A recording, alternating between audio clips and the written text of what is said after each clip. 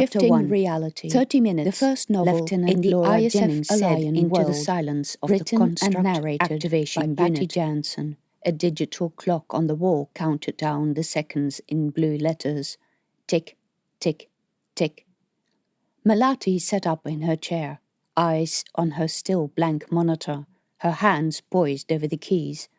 I'm ready. In the ward, 9 cribs stood in 3 rows of 3, and within the cribs lay 9 boys, each surrounded by banks of equipment. The glow from the little LED lights in the machinery made a multicolored fuzz over their peachy skin.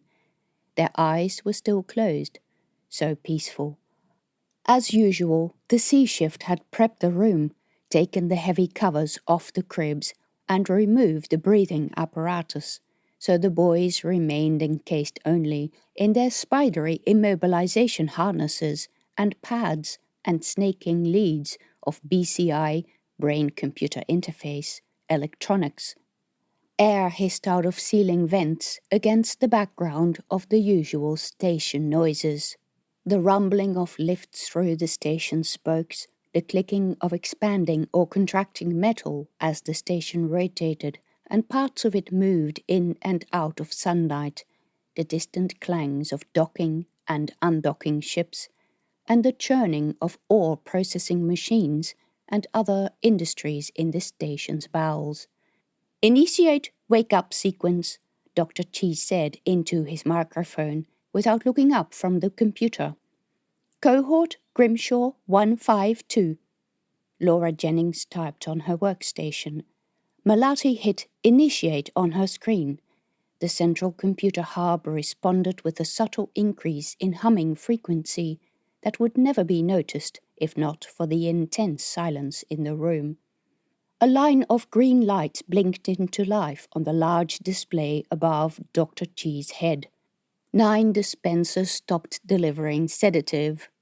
9 slow waves on the screen became intermittent, wriggly waves. 9 heart rate monitors increased their soft beeping. 9 heartbeats in perfect unison. Melati loved that moment when heartbeats synchronized for the first time. Some people believed it was the moment a construct cohort truly came alive, and the 9 children became aware, thinking humans. 40 beats per minute. 9 brain activity sensors recorded spikes of activity. 9 pairs of hands twitched. Chests went up, down, in increasing frequency. In her mind, Melati already saw these boys in her classroom. Young Grimshaw constructs were usually boisterous, couldn't sit still, couldn't stop talking, had to do stuff with their hands. 50 beats per minute. Data streamed across the screen, large blocks of mind-based code, in verb, noun, shorthand, organized in neat blocks of lines roughly the same length. Melati understood many of the lines, since she had written a lot of the scenarios that the code was based on. This was the prep module, everything the boys needed to know about their situation at awakening. Their names, that they were 6 years old, that they were students, that they had 8 brothers, that they were male, and that they were to be ordnance specialists. 60 beats per minute. Wait, one monitor was 2 beats ahead of the others. No, make that 3 beats. No, 5, 9. The boy already had his eyes open. He stared at the ceiling, blinking. Melati's monitor showed a spike of activity in one of the 9 columns. His heart rate was almost 100 beats per minute, and the mind-based modules that scrolled over Melati's screen were irregular and full of long and short lines. She definitely had not written these scenarios. Laura, have a look at this. There's something odd going on with this module. Melati spoke softly, because too much noise disturbed the constructs at waking time. Laura frowned, pushed her screen back into the recess, and rose. While she crossed the room in Melati's direction, the boy raised a hand and pulled at the heart rate sensor taped to his chest. It wouldn't come off, and his fingers found the corner of the tape that held it down and started pulling at it. Laura went to his crib and pushed the boy's hand away gently. "Shh, you can't take that off yet." The boy raised his head and looked around. His eyes met Melati's. He frowned. Laura said, "Doctor, can you come here? There's something wrong. Hey!" The boy pushed her away and sat up, but stopped halfway because he still had most of the BCI patches stuck to his head, and the leads weren't long enough for him to sit. He twisted around, his face a mask of frustration. The drip tube attached to his arm was too short for this action, and the stand wobbled ominously. "Doctor," Laura said again. "Quiet," Dr. Chi said, lifting one half of his headphones where he had been listening to recorded procedural instructions. His voice sounded calm and authoritative. He glanced at the boy and went back to his work. "Dial up the sedative." Laura did. But the boy had already ripped the tape from around his wrist and yanked out the drip. So much for the sedative. He pulled at the BCI patches stuck to his head. Clumps of soft cherub-like hair came out. Laura groped around to stop him. "Hey, leave that on. Stay down. You're not ready yet. Get assistance, Melati." Melati half rose, hesitated, and looked at Dr. Chi. She'd been allowed to watch this procedure under specific instructions not to interfere with the med staff. Dr. Chi slipped his headphones off and rose quietly, taking an injector gun from the bench against the wall. Melati mouthed, "Do you need help?"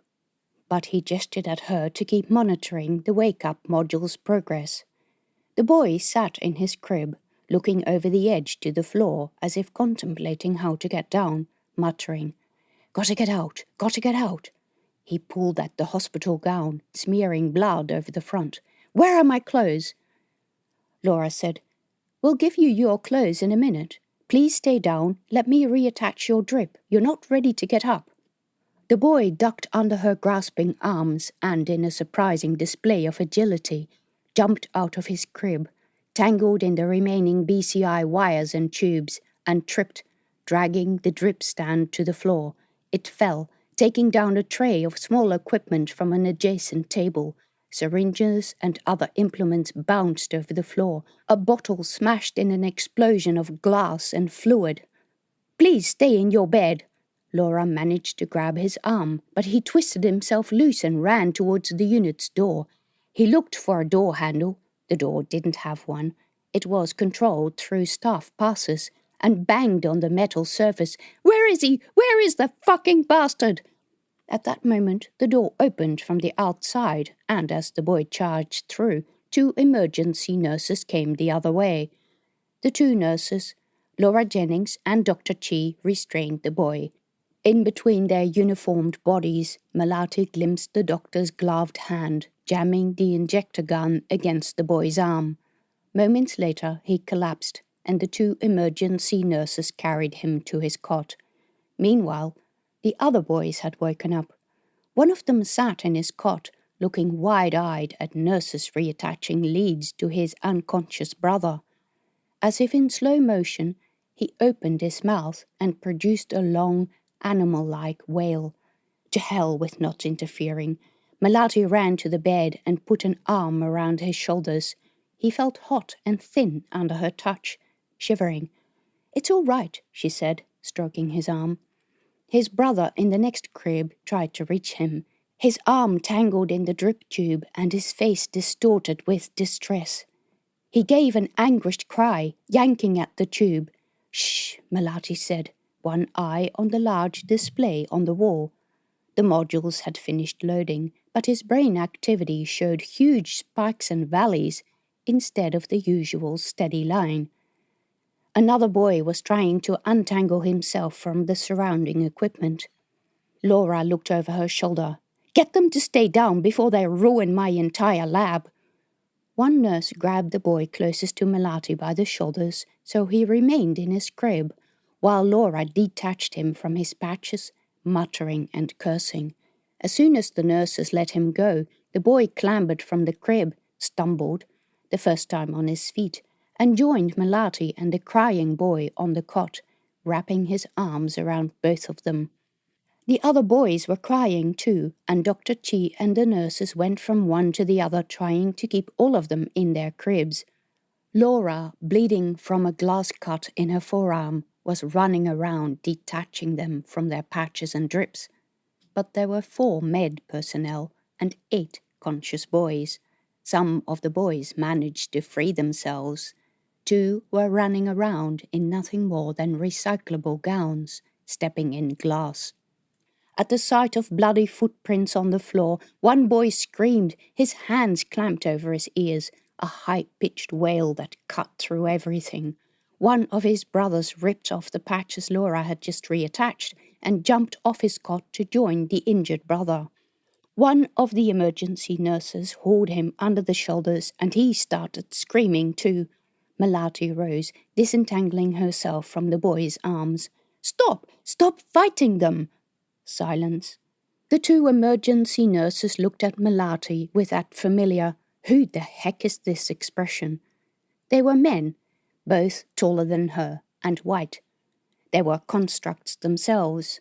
She saw that in their perfect faces, if not the cohort patches on their uniforms. Up until now, they had simply disregarded her, like they would disregard a cleaner shuffling about after end of shift. She pushed away irritation and continued, "You can't treat them like this. They're vulnerable. They'll remember."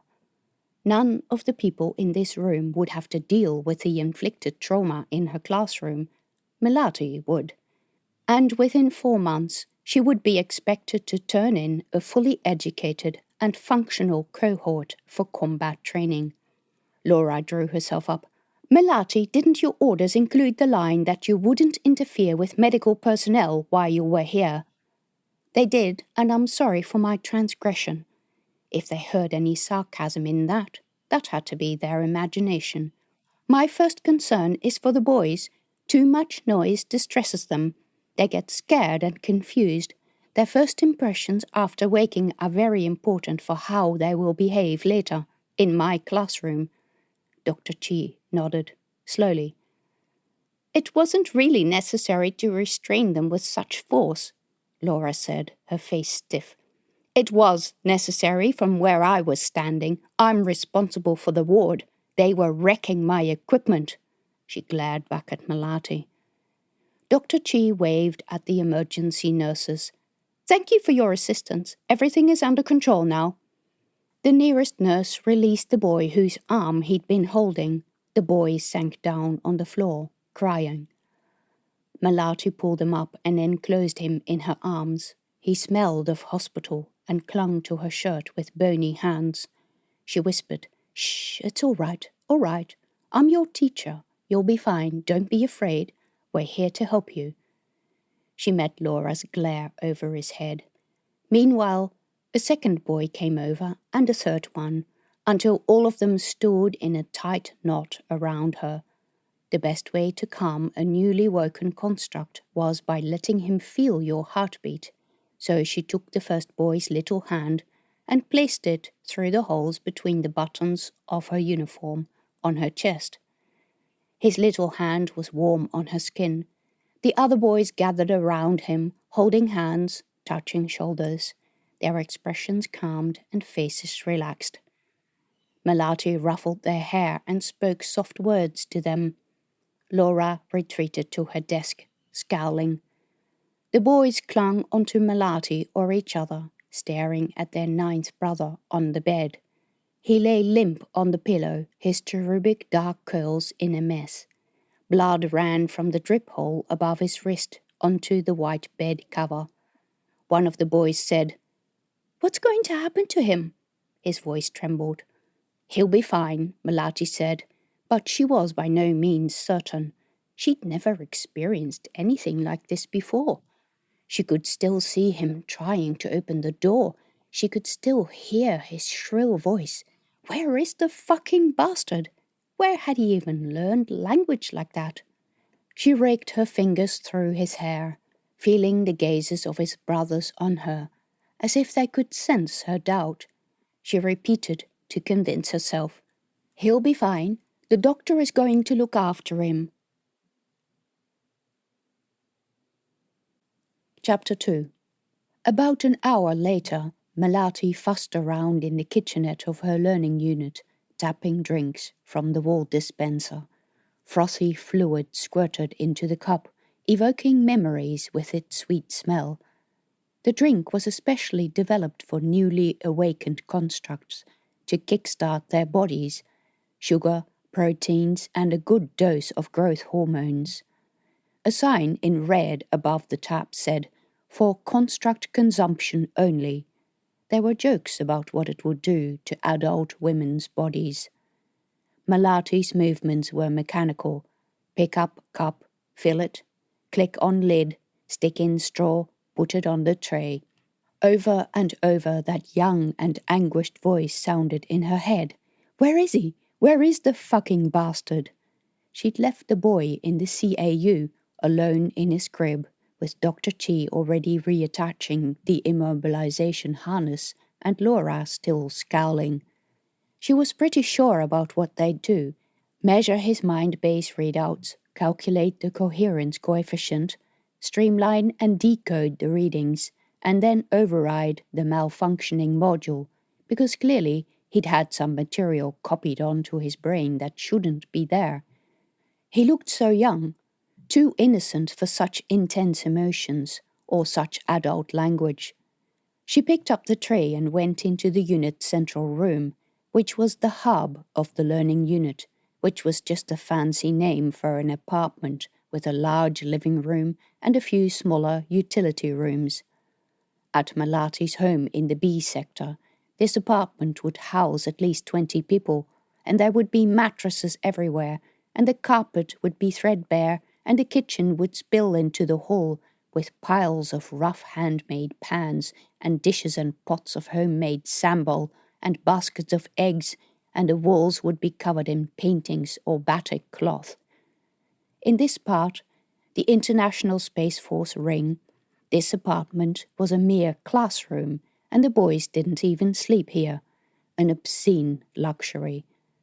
The room had a new carpet, comfortable seats, low tables with built-in desk screens, every corner and sharp angle covered with protective film, so the boys wouldn't injure themselves if they were clumsy.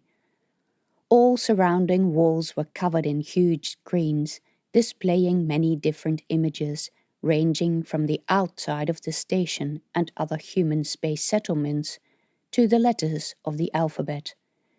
There were pictures of happy, smiling families, of men and women in white ISF uniforms, chatting and laughing, of the central hall in the station, of the stations outside, and a view to the soft green gas giant Sarasvati and its 63 pale blue and grey rings.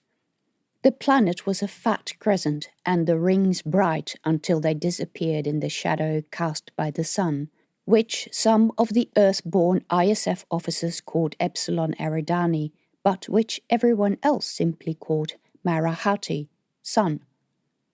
The image also showed the other elements of the system closer to the sun, an asteroid belt and a small, desert-like rocky planet that people called Anak, the child. Melati would change this image selection every day as the boys grew and learned more about the world around them. Immediate post-waking images were always gentle. They were about locality and identity. Where am I? Who am I? And what else is in this universe? That sort of thing.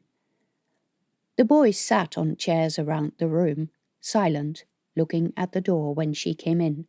She went around with a tray and they each took a drink container. One of the boys put the straw in his mouth and others copied him. Of course, one of them had to blow instead of suck, and the resulting rude noise brought a brief smile to his face. Then another boy had to copy him, and soon they were all blowing into their drinks, giggling softly. Melati only had to put down the tray for them to stop giggling and look at her again. 3 sets of blue or green eyes and 5 brown. 3 of the boys had dark hair, 1 blonde, 2 ash and 2 brown. 2 were lanky and tall, 1 was more cherubic than the others, 4 had curly hair. The one thing they had in common was the tag on their jumpsuits, Grimshaw 152, their cohort. It meant that they shared the same mind base, a basic human set of mental functions and skills and character traits derived from one of the original construct templates. The mind bases were named after the very first man who donated his body to be immortalized, Stephen Grimshaw. There was a picture of him on the wall screens, too, a short-haired, military-looking man with an intense grey gaze. He wore an archaic uniform of the type that hadn't been used for at least 50 years. Then again, he'd been dead for more than 100. Earth years, too. She sat down. There were 10 chairs in the room, and 8 pairs of eyes stared at the chair that remained empty. None of the boys spoke a word. She brought up their ID list on her screen. "I'm going to read out your names. Tell me when I read out yours." And she was going to come across their missing brother's name. "You understand that?" Nods all around. "We have Tika," nod. "Carrie," nod. "Essie," nod. "Keb," nothing. She looked around, meeting their pained expressions. Keb was her missing student. She highlighted the line in red and read out the other names: Zax, Simo, Shan, Tyro, and Abe. They all replied with silent nods, although she noted some activity from the boy named Simo. He was looking around at the images on the walls, his dark eyebrows knotted in a frown. He had the curly dark hair that was so common to construct boys, and hazel eyes. "Do you like those pictures?" she asked. He nodded. His gaze lingered on the picture of Stephen Grimshaw. The boy named Essie was swinging his legs so hard that his heels hit the bottom of the chair. He was one of the light-haired ones, with green eyes and a long, straight nose. She bet he'd be quite tall when grown. "When is he coming back?" Simo asked. His gaze had gone back to the empty chair. All the others looked at Melati, Essie's heels going thud, thud, thud, thud against the bottom of the seat. "I can't tell you exactly, but he should be back soon. Or so she hoped, although most likely not today. She'd had minor module failures before, and usually the CAU kept those children overnight. Meanwhile, we will not waste any time and start on your learning modules." "We can't start without Keb," Simo said. Yes, he was developing into the cohort's leader. Nods all around. "That's blue," said Zax. More nods. Blue, the color of discomfort and unease between people. "We'll have to make a start on our work," Melati said. "I will make sure he catches up when he comes." "No, I want to help him," said the boy named Shan. Brown, straight hair, mousy appearance. "No, me," said Taro. Thud, thud, thud went Essie's heels against the bottom of the chair. "Don't worry, boys. We'll all help him." Nods. All was good. They understood. All. Essie shifted and put his feet on the floor. "That's pink," whispered Simo, and a few others nodded. Pink was good. Pink was happy.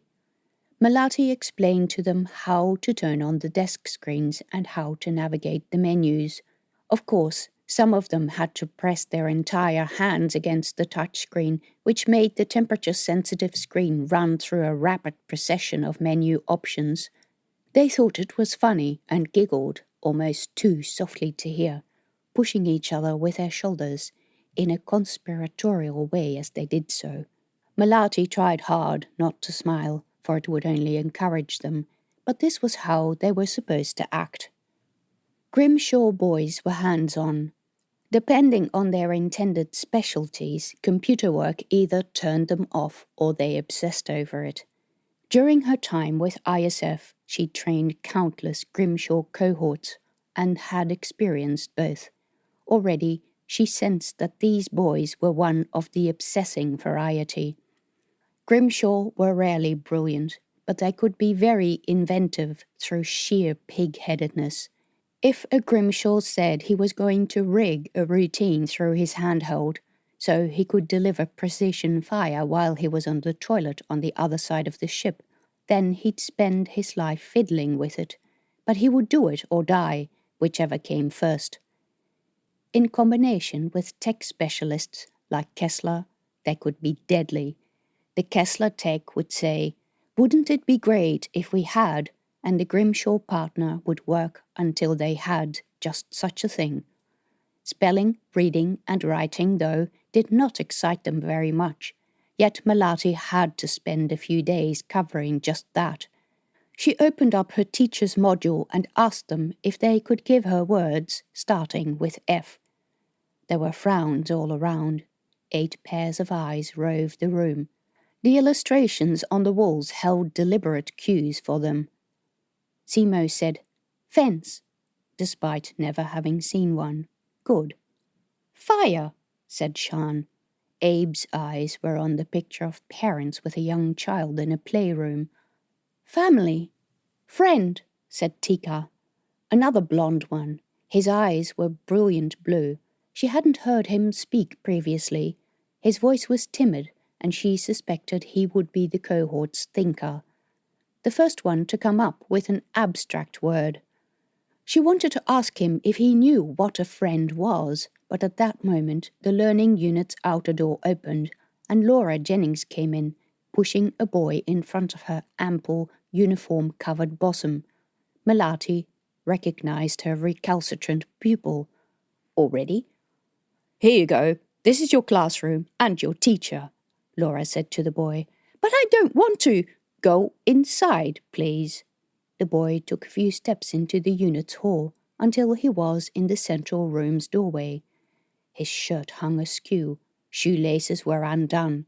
Defiant hazel eyes met Melati's from under a too long fringe.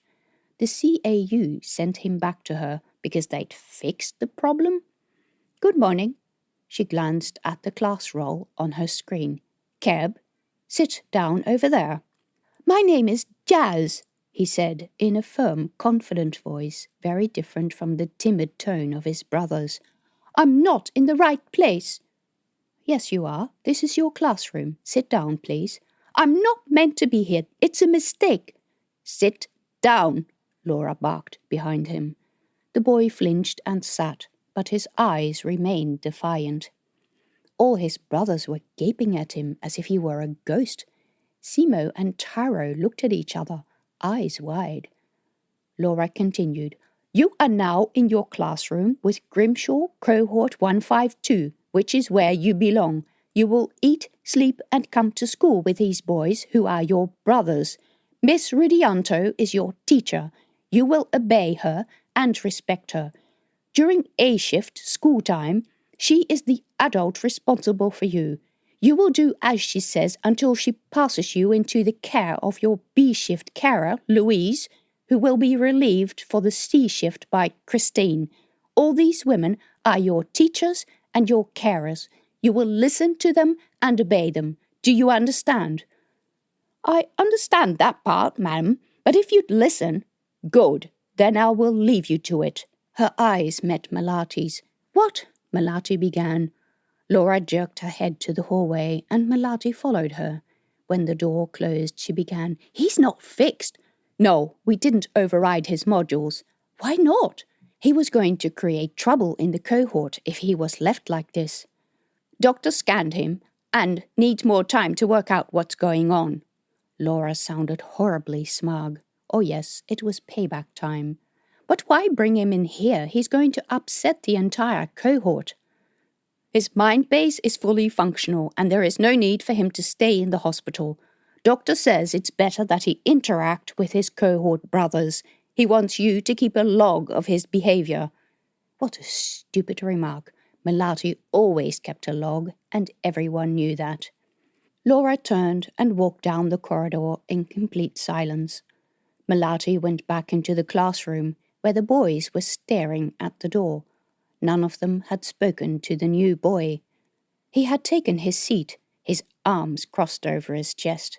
He leant back with his legs apart like the sexed-up Tier 1 enforcer cads who sometimes came to the B sector bars. His gaze measured her, from under his lowered brow. It gave her the chills. None of his brothers looked at him. Tyro and Shan whispered in the corner. Essie was swinging his legs again. Thud, thud, thud, thud. Melati sat down. "Welcome to the classroom, Keb. Jazz!" "Your desk screen is folded away on the side of your chair. Zax will show you how to retrieve it and turn it on. If you open the work program on the first page, you can see the letters of the alphabet. Don't worry if you don't recognize them all." He opened his mouth. "You will be quiet. You are now in the classroom and your military training has begun. I am employed as your teacher, and you are a newly awoken construct and not mature enough to hold the rank of private. Remember that. Remember to put up your hand when you want to speak." Shan's hand went up. "Yes, Shan." "Why does he call himself Jazz? His name is Keb." A very good question, since the construct names were all supposed to have been included in the pre-awakening module that had been transferred to all of them. "I'm Jazz," he said, and tightened his arms about his chest. "Keb," Simo said. "Jazz." "No, Simo is right. It's Keb," said Shan. "Jazz! Keb! Boys!" Melati didn't need to raise her voice to get their attention. They fell silent immediately. The new boy still held his arms crossed over his chest. He looked at her from under his unruly curls and reminded her of one or two of her natural-born nephews. He ignored his brothers. It chilled her. The boys within a cohort were supposed to be inseparable and attentive. She had never encountered any who had a disagreement within the first day of waking up. Then Tyro said in a small voice, still looking at Keb, "Do you know any of our names?" Keb was silent. He stared at his knees. Essie's heels went thud, thud, thud, thud against the bottom of his chair. "No," he said after a heavy silence, a harsh bark of a word that vibrated with anger. One or two of his brothers flinched. Melati could only guess how this blunt confession hurt them. Knowing each other's names and personalities within a cohort was essential to constructs. Simo patted his knees. "That's all right. We can tell you our names. I'm Simo. Shan. Tyro. Carrie. Tika. Abe. Zax. Essie." Thud, thud, thud. Keb said nothing. He glanced at Essie's swinging feet. His lips twitched. "I don't belong here." "Yes, you do," Shan said, his voice wavering. "I don't mind that you don't know my name. You can learn." Nods all around. Anxious looks. They needed him to belong. That was how their minds worked. Keb said nothing. His lips twitched. "Come on," said Simo, holding out his arms. "Yes, come on, hug him," Melati said, and put her arm around Simo's bony shoulders. Keb got up from his seat, his face impassive, and settled himself on Simo's lap. All the other boys piled around them. Looking out over their heads, Keb's eyes met Melati's. The look in them chilled her. His expression said that he was doing this for Simo's sake, under sufferance, that he considered himself below such childish stuff. "You'll be fine," Tika said. "Yes," added Simo. "We'll help you." Keb nodded, but didn't convince Melati at all. Things weren't fine, not by a long shot. "Come on, boys, let's do some work." The tangle of bodies unknotted, and they all went back to their seats. Melati continued with the words that started with F.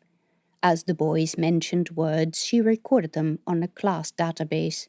She would feed this into the learning program, which would then, over a period of a few days, make a map of their understanding and knowledge, and would give her a picture of how the mind-based transfers had taken in their brains, and she would use standard files to find out in which areas they needed extra training. The process of imprinting billions and billions of minuscule currents in brain synapses was becoming more and more refined, but was rarely perfect. That was why the constructs were awakened as boys, not adults, like they originally did. A single line scrolled across her screen. I know a word that starts with F.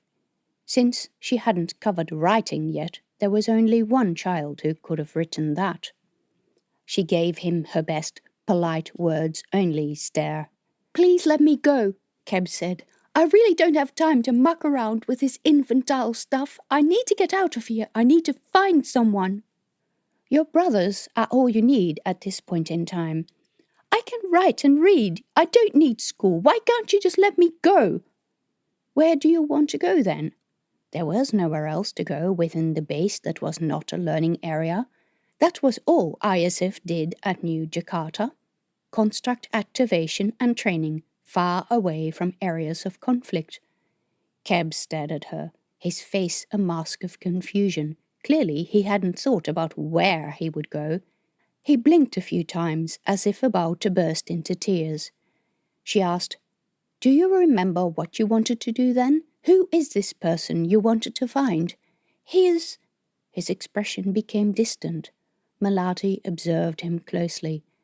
If she could get him to display break behavior, like sudden displays of irrational anger or crying, that would help Dr. Chi in locating the problem. But he remained composed, maintaining that defiant look. "I need to go. You're not allowed to leave the base until you've completed your education and grown half a meter and learned the basics of behavior in society." "Listen," he said, grabbing her arm. "I'm not joking. I need to get out of here." "You can't. There is nowhere else for you to go. This is a closed base." "I have to leave. Why don't you fucking listen to me?" "Keb." Silence. All the boys were staring at him, one or two with eyes shining with laughter. Essie, still as a statue, held up his hand, as if he wanted to say, "I know something that starts with F." Melati's heart thudded against her ribs. She'd slipped up. She shouldn't have raised her voice, but something was very, very wrong with his boy. "My name is Jazz," he said in an icy voice.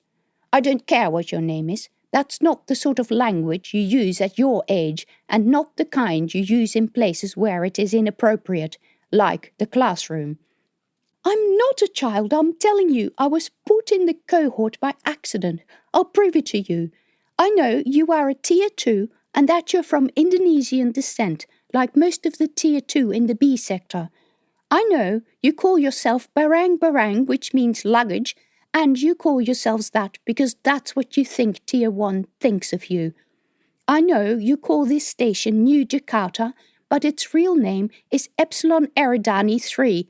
I know that the planet out there is called Epsilon Eridani B, but everyone calls it Sarasvati.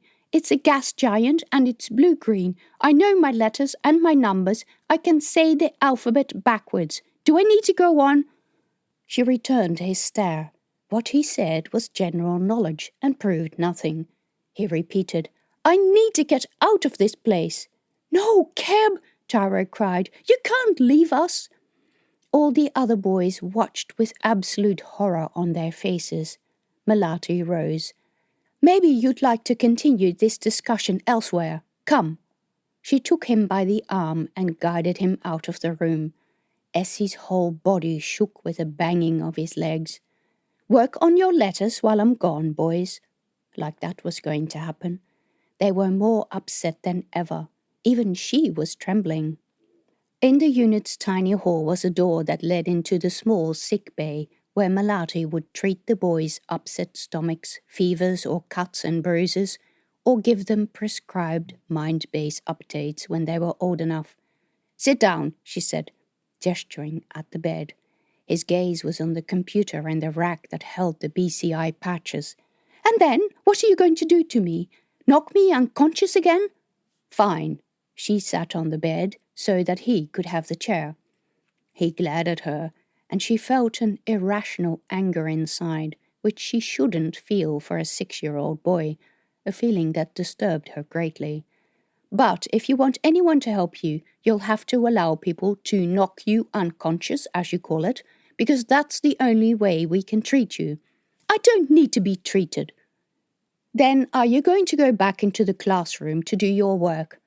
Even the fact she needed to argue with him over this was wrong. Newly awakened constructs were always quiet and obedient. He said nothing, crossing his arms over his chest. Then let me help you. Melati rose and went to the bench, where she picked up the headset with electrodes of a simple scanner. She could use some tranquilizing routines. The treatment would wear off, but would allow him to function better and not mess so much with the rest of the cohort. She turned on the MySat machine. It blinked at her. Attach electrodes to input 125. She plugged in the headset, but when she wanted to put it on his head, he pushed her in the chest. No one is touching me with those things. The force of the blow made Melati stumble. She fell back. Her thigh painfully collided with a bench. Right, that was it. She put the headset down. Wait here. She left the room, trembling. Never had any of the constructs attacked her, let alone such a young one. She used the wall comm at the control hub near the door to call up the hospital. 2 male construct nurses arrived not long after that. The boy took one look, saw the men in their hospital uniforms, and his eyes widened. No, I'm not going with him. I don't want to go back to the clinic. One nurse put his big hands on Keb's shoulders. Come with us. We'll have you fixed up in no time. Keb squirmed and kicked backwards, trying to hit the nurse in his knees, but he was too small and his efforts too feeble. He screamed, It's a mistake. I'm in the wrong body. Please don't let them take me. I need to find this bastard that's taken off with my body, please. The nurse winked to Melati. The doc will be in contact, I'm sure. Thank you. Then they were off, Keb still screaming. His voice grew softer as the group proceeded down the corridor. Even though Melati knew she could not have done anything else, she felt sick. He'd mentioned Indonesia and barang-barang. There was no way he would know about these things unless at least the memories he saw were real. Chapter 3. Melati found the boys in the room talking softly to each other. Simo had his hand on Shan's shoulder, and both were staring at the image of Stephen Grimshaw on the wall. Melati produced the best careless smile she could manage.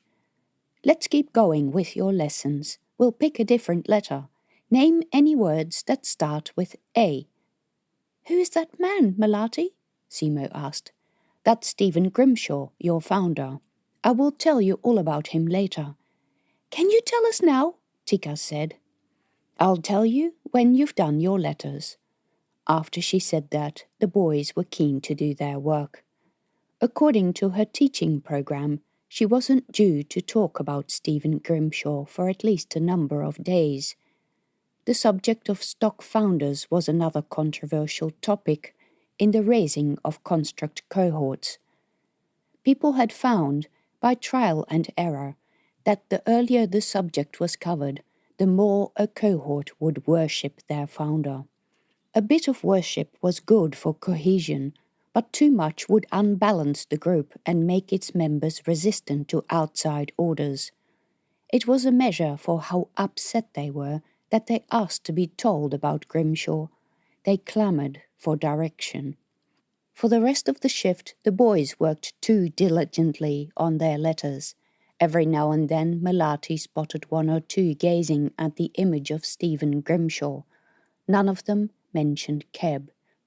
They were still subdued when the end of shift gong rang.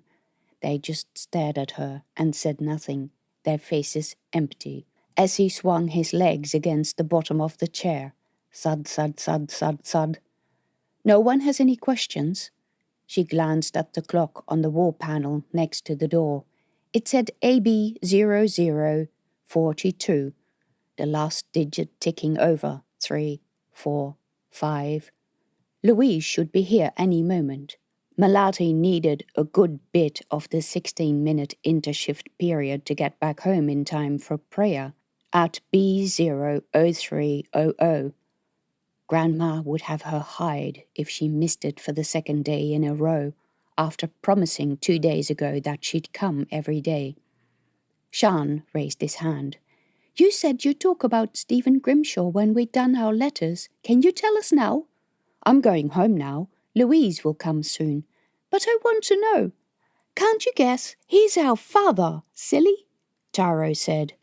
Sean turned to his brother. But then why isn't he teaching us? Because we were blue and we lost Keb. Nods all around. Was that what they thought? No, boys, that's not true at all. You've been very good today. She could see the thoughts churning behind Sean's eyes. Good is pink. He shook his head. But then what about Keb? Kari said. What happened to Keb has nothing to do with you. He will be back, I promise. You promised he'd be better too, Abe said. Yeah, but he wasn't. He doesn't even know our names, Sean said. Taro said in a soft voice, what if he doesn't remember anything from before? Playing in the park together and other memory scenarios Melati had written out, and the lab had programmed for her wake-up modules. Melati was sweating under her uniform. This was starting to look very, very bad. The door rumbled and Louise, the B-shift carer, came in. Hi, Melati. Hi, boys. She smiled her usual broad-faced and freckled smile and then frowned when there was no response. Looked at Melati. Anything wrong? She looked around again.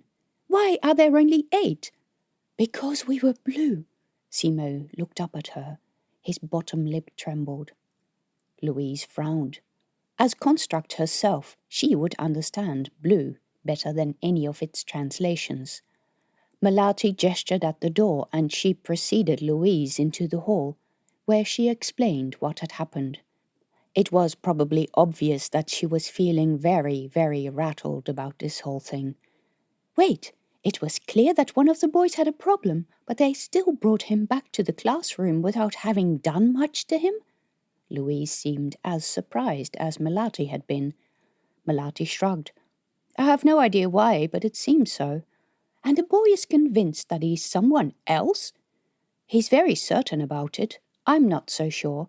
He knows some stuff that he shouldn't, about the station, but it's general knowledge, nothing a general search wouldn't turn up.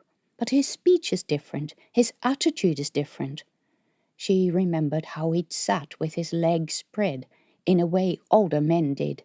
Not barang-barang, because they were too polite to take up such a rude pose, but Tier 1 enforcers, construct employees of the Taurus Army, who were the administrators of the civilian part of the station. Louise asked, Does he have any shared parameters with the other boys? Does he know their names? He didn't know their names. He seems uninterested in them. But that's like cruelty to them. They need each other. Louise's expression went distant, and Melati could almost feel the cold horror that went through her mind. Louise, cohort Azinger 9, would know and understand much better than Melati ever could. The bonding and connecting process was deeply important in a construct's life. There was no natural equivalent. Not even the bond between mother and child was that strong. They've been asking me to talk about Stephen Grimshaw. Louise nodded, her expression still distant. Did you talk about him? Not yet. I didn't want to risk it. Louise nodded again.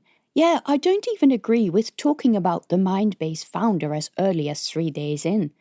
When I went through it, my teachers never talked about Laurie until much later, and then they covered all of the founders, all the way down from Landau. Yes, but at the same time, a lot of mistakes were made in Louise's generation. The construct program had seen constant surges of progress, followed by errors catching up on new processes and causing procedures to be revised. Do you know where the missing brother's mind base is? Louise asked. Melati shook her head. That was a question she hadn't considered yet, and something only a construct would ask. I'm not sure. It could be installed under the rogue material. That said, 6-year-old brains didn't have the capacity to hold 2 complete mind bases. Either the odd memories were fragments, or the intended mind base had not transferred at all. You were there when they were activated, weren't you? Didn't you witness the downloading?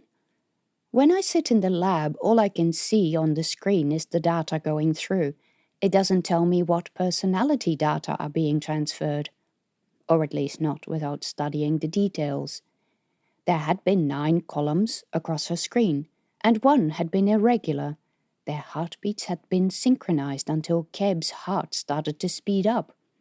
At that point, something had happened to cause his activation to diverge from the others. "You must find out," Louise said. She gripped Melati's arm and met her eyes with an eerie intensity. "Imagine if he is wandering around the system somewhere." Melati touched Louise's hand briefly. "Don't worry, even if he is still in the system, he won't be wandering around." Mind bases without bodies were just large files stored on a computer.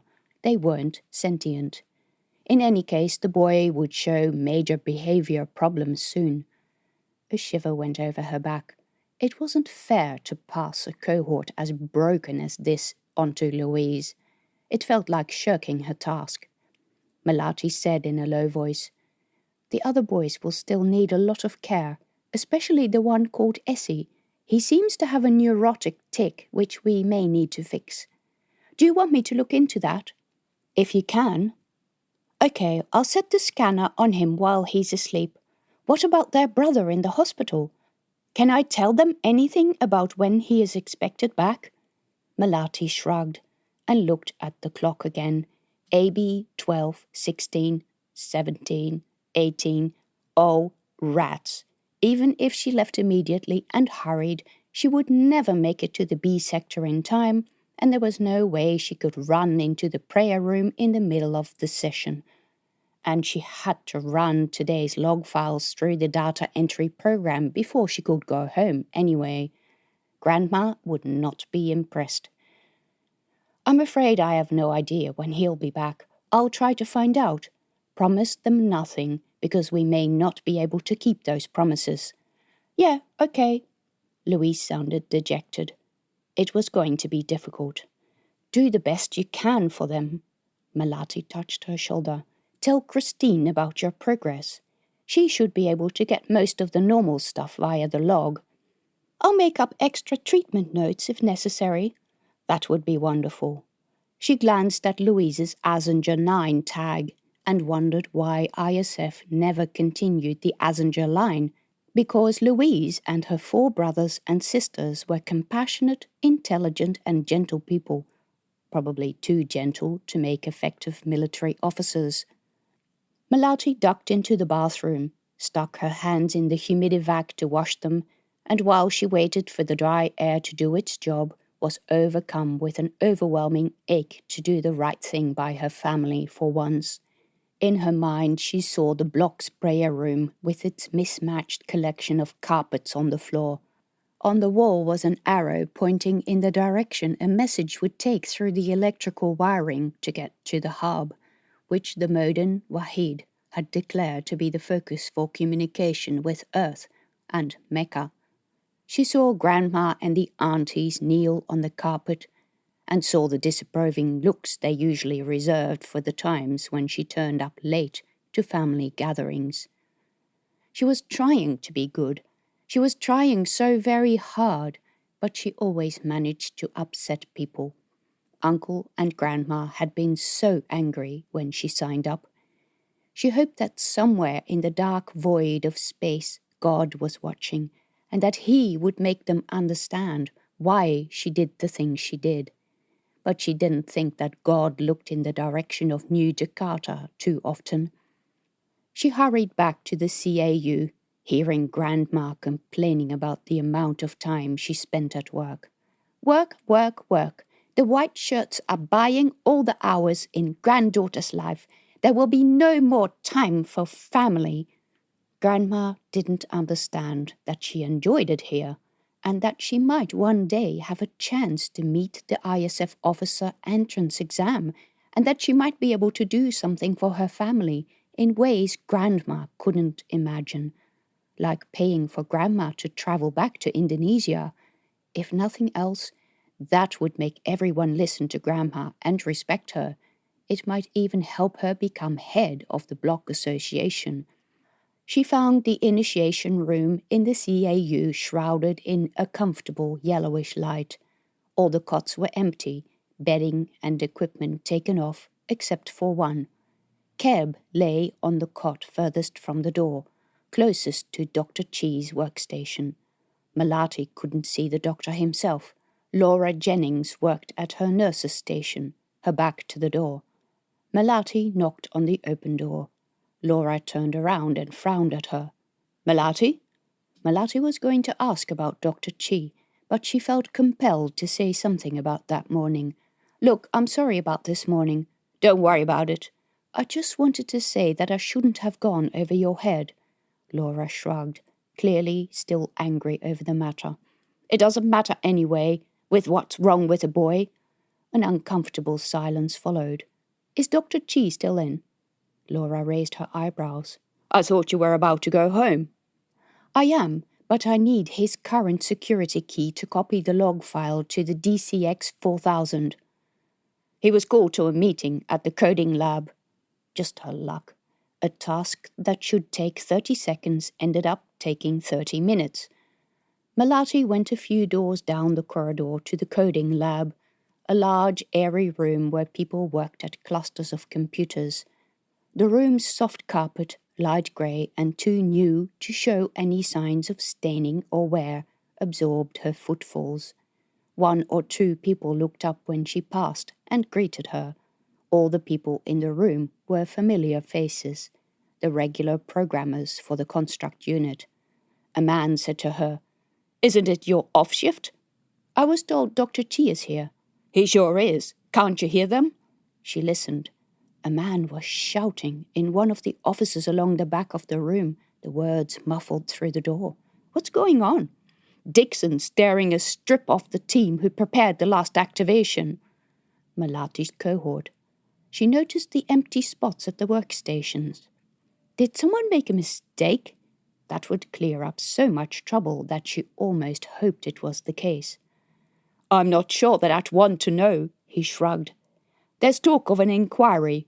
Go and listen in if you want. No need to go into the office. You can hear them yell outside." He was right.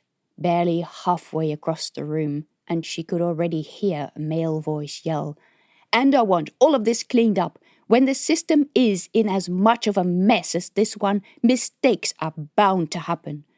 That was Major Dixon, the head of the activation department and their boss.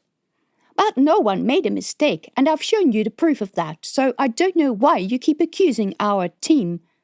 The female voice of Rosalie, the system administrator. "The system froze up. How do you explain that?" Dixon again. "Because we are forever working with second-grade computers that are not up to the job. We were promised new machines by the end of last year. Where are those upgrades?" And so on. Melati had heard all the arguments before.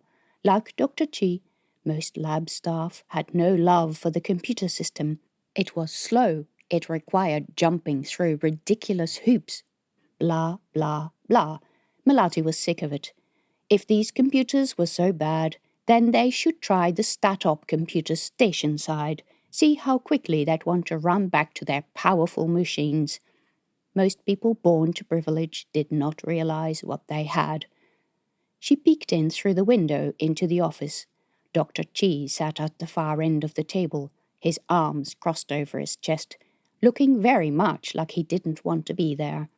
His eyes met hers. He said something to Major Dixon, who nodded. Dr. Chi rose and came out, accompanied by a waft of sweat-scented air, and shut the door behind him. "Melati, anything wrong?" "No, I need your security key for DCX 4000. "I'll come." "Don't you need to go back?" He could easily give her today's code. In the office, Major Dixon yelled, "I'll take this all the way to Kokaro if necessary." He grinned. "I excuse myself. I can't see the point of staying for this sling fest. We're just the front end of computer operations, and they talk about a lot of stuff I know nothing about. My time is better spent in the ward." Dr. Chi led her across the lab floor, where people looked up as they passed, maybe hoping for juicy snatches of gossip about what was going on. Does anyone know what happened? Not a clue. Everyone claims they did the same things they always do, but I read the boy's mind base after you sent him back. I'll show you. See what you think. They entered the lab, walked past Laura Jennings's office, and into the activation room. The boy had his head turned to them. His eyes blinked amongst snaking leads of the BCI pads. That was strange. I thought he needed to be unconscious. Dr. Chi shook his head. Not when I'm only reading his memory modules. Was that all he was doing after the boy had attacked her? In his office, Dr. Chi pulled a chair from an adjacent workstation and gestured to it. Melati sat down, and she was thrown back a few years in time, when she'd often seen him in here while she was studying. He'd aged a fair bit in that time, because when she first met him, his hair had been as black as hers. Dr. Chi punched the login command into his computer and navigated through the menus. I haven't needed to knock him out because there is no need to fix him. His mind base is highly coherent. But he attacked me. I know, and I also know there is something odd going on. But in this lab, we fix the construct's coherence problems and we give them knowledge. We don't tell them what sort of person to be. A feeling of shame made her cheeks feel hot. Of course, that was the first commandment of all professionals working with mind-based technology. They were working with people, not slaves. Mindlessly obeying half-human robots were the domain of a lion, and the people on Mars could attest to what evil they were capable of inflicting. Heart-thudding, she glanced at the screen. Is that the data? Yep. It took me enough trouble to get that far. The computers have not been cooperative today. I had to restart my coherence calculations twice, and then the entire lab environment collapsed, and I needed to restart everything. Rubbish system. On the screen were blocks of code in the verb-noun shorthand that was EPV, electric pulse verbalization. Tiny electrical differentials across brain synapses translated into language. All mind-based modules she saw and altered regularly had a strictly ordered appearance. All the lines were of similar length, each representing a thought or concept in verb-noun shorthand. If they looked artificial, it was because they were. Someone had physically written the code. The block on Dr. Chi's screen consisted of lines of varying length, usually a sign of piggyback junk code which was sometimes generated by the coding software, and which was why mind bases always needed to be checked by a human before transfer. However, the code was not junk. The lines shown on the screen still passed, but many of the thoughts and concepts had been modified with nested verb-noun combinations. She knew the signs. This is an adult mind base, she said. Only someone with experience would have the maturity to modify a concept like do not lie into do not lie to people you want to trust you. Labs didn't make adult mind bases. There had been far too much trouble with that process. To have an adult body with a juvenile mind did, in general, not work well. The split-off of the Taurus army was proof of that, when a single error in a mind base, copied across an entire army, had led to ISF losing control over a force of 7,000. They'd been lucky that the fault involved feelings for a woman rather than war thoughts, and that the Taurus army had become independent mercenaries under that woman's leadership. Things could have been so much worse. An adult mind base indeed, Dr. Chi said. See, Keb said from the bed, even he says it. You have to believe me. The low light from the monitors reflected in his eyes. While Melati went to the bed, he twisted his head to wipe his cheeks on the pillow. There were wet tracks across the skin. She sat down next to him and took his hand in hers on her lap. Yes, it seems part of your mind base is adult. All of it! His eyes were intense and burning, and she had to look away. You have to believe me, I'm not Keb. He looked at Dr. Chi, who returned his look, and something said they'd had a number of arguments over this already. Who do you think you are, then? Who is Jazz, and where does he live? A worker somewhere in the labs? Although security in the mind-based programming labs was very tight, and if one of Rosalie's programming team had made a mistake, it would have shown up in the form of nonsense code. I live with my brothers. What are their names? His expression became distant. There's, cohort. He didn't reply. Where are they? Melati tried again. Another tear welled up in his eyes. His lip trembled. See, I'm turning into a little boy. I can't remember anything. He burst into tears. Melati stroked his hand. She met Dr. Chi's eyes. The doctor punched a command on the screen behind him, likely delivering the same calming routine that Melati had tried to administer. The boy's sobs slowly became less until his eyelids started to droop and then closed. Dr. Chi went into his office and Melati followed him after gently putting Keb's arm by his side. What can you do to help him? She felt more distressed than she wanted to admit. If constructs had faults, they always behaved in a clearly non-human way. This was different, more disturbing. Dr. Chi sighed. It's hard to say without knowing what is wrong with him. That is going to be the first step, finding out where the material came from. Unfortunately, we're racing against time. The longer it takes us to locate the material, the more the mind base will have adapted to his body and the less he will remember. As Keb said, he was turning into a little boy. Have you checked for anyone by the name of Jazz in the base or programming lab? That's what I was doing there when Dixon turned up demanding that I come to that useless meeting. There is no one. I've also checked the entire processed mind base archive. We've never had anyone by that name. Do you think the Jazz part of his mind real or fabricated? I suspect it's real. His mind is highly coherent. Apart from his distress at the moment, do we need to worry about this? I mean, if the mind base is going to adapt to his body, the problem will go away with time. Dr. Chi shook his head. He doesn't want to be here. That emotion is strong enough that I don't think it will change, just the reason for it. Now he thinks he has to look for someone. Later he might think that he has extra brothers outside the force. He still won't want to be with us. His eyes said he'll suffer psychotic episodes and we'll lose him, and with him the entire cohort. The boys would be written off before they even started their military training. Sometimes the Taurus army would take on failed ISF cohorts that were not too badly damaged and let them do mundane jobs station-side, but it would be a dreary existence. She had never failed a cohort.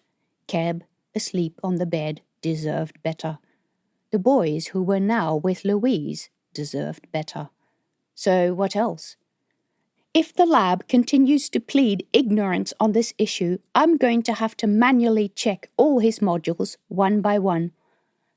The only other alternative is to deactivate him, to do a complete dump, run diagnostics and reactivate, but without any behavioral parameters. We're going to be stabbing in the dark, so I'd like to avoid doing that, because it might make things worse than they are now. He looked at his hands, folded in his lap. Much worse. Yes, when that happened, they might as well swap the mind base for someone unrelated. It was a routine procedure to transfer an entire mind base. Fiddling with individual components was much harder. They could simply put an entirely new personality to replace the current one, but it would leave the cohort damaged. It would leave him alone. Constructs did not function well alone. He sighed. We might still need to do that. But what I want from you, Melati, is to get as many behavioral notes and memories from him as you can before he has a complete meltdown, because faults were much easier to detect after a meltdown. Will a meltdown happen in time for him to recover his full functionality within the cohort? Dr. Chi blew out a breath through his nostrils. I hope so. Chapter 4. With that, Melati was finally able to go home. She trudged from the CAU through the clean and newly carpeted corridors to the change room, where only a few women still chattered with each other, the tail end of the shift change. Melati walked past them to her usual corner, and none of them paid much attention to her. Two were fellow teachers, both Kesslers, and a third was a Brown, who she thought worked in support and maintenance. Her back to the room, facing the mirror, she shed her uniform like a fake skin, peeling white cloth off brown skin, like an inside-out fruit. She caught a few glimpses from the other women. It was sad and funny how they made such an effort not to look at her. She opened her locker. She shook out the sarong, thin fabric billowing like a pink flag, wound it around her and tucked it in at the front. Then she put on her kabaya, a pretty cream-colored one with small embroidered flowers in real silk thread. She put on her armbands and earrings, let her hair out of the regulation bun and plaited it so it hung black and glistening down the middle of her back. By that time the other women had left in a gaggle into the base's crew quarters, where they all lived. Melati eyed herself in the mirror and whirled around, earrings glittering. Quite acceptable, if she said so herself. She thumbed the door panel, and when it beeped at her, she said, Melati Herman Rudianto, leaving the base for end of shift. The light flashed. The lock hissed open and let her through into the lift foyer, guarded today by Desi, tag Fitzinger 102. She looked gangly and awkward, but the reason Fitzingers had guard jobs was the firearm they carried at their side. Melati had trained a cohort of them once, and they were the most dedicated and focused people she had ever met. Sharpshooters. Most of them were female. Desi smiled. Home time, huh? Sure is. She used her pass to open the lift door, and Melati stepped in. As the door slid shut, Desi said, See you tomorrow. The lift took Melati diagonally down into the adjacent ring of the station proper. The lift doors opened into the station's main hall. The ISF guard stationed by the side of the door lifted his hand and smiled. With her being the only person from station side working at the ISF base, his job must be incredibly boring. The hall was a modern 3-story cavity, lit in soft bluish light. It was the hub of all arrivals and contained the main lift shafts to the docking and industrial rings, as well as being the sole entry point to the ISF ring. The lift opposite was disgorging a bunch of mining workers into the large open space. Men and women in dirty overalls who had spent the past 7 hours gathering and crunching ice at Sarasvati's rings. Melati knew many of the miners, at least by their small brown faces. In the wake of the group, the musty smell of the humid air inside the ships lingered. The smell took her thoughts to an unused cupboard in her unit, where one such suit hung, untouched for more than 15 years. She could see the man who used to wear it coming into the unit, and a much smaller version of herself run up to him. Puck! He would lift her up, and she'd smell the rank old mining ship stench on his overalls, and tell him, You stink! And he'd laugh. And then she'd tell him never to leave again. Sometimes he would tell her, I'm working so that my child never has to be a miner. She shook the memories from her mind. No, Puck, I have never become a miner, but that is about the only thing I have never done. If only he were still around to listen to her, then maybe half the things she'd done would never have happened. She filed out the entrance hall with a stream of miners. mixing with passengers from a shuttle that had just arrived. By the look of the people, mostly constructs, she guessed they'd come from the interstellar beacon station on the edge of the solar system. A group of women had the appearance of academics, with their finely cut suits and intelligent wheeled suitcases that trundled after them like little doggies. The passage out of the hall into the BC block, a commercial area between the main hall and the B sector, bled into another huge hall, this one showing the station's age, darker, with dank yellowish lighting, scuffed walls, floors worn smooth with a passage of many feet and light fittings that used to be white. You could still see the black lines where they had taken apart the old entrance to make room for the hall and access to the ISF base, an additional ring which sat on top of the older residential ring, making the whole thing vaguely resemble a child's stacking toy. The main station was 80 years old. Melati remembered the ISF coming to New Jakarta when she was 16. There had been a lot of panic about the new constructs in the station. They'll rape your daughters. They have no morals and no beliefs.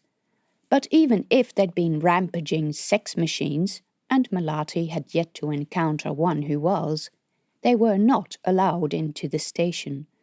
The base had turned out to be self-sufficient.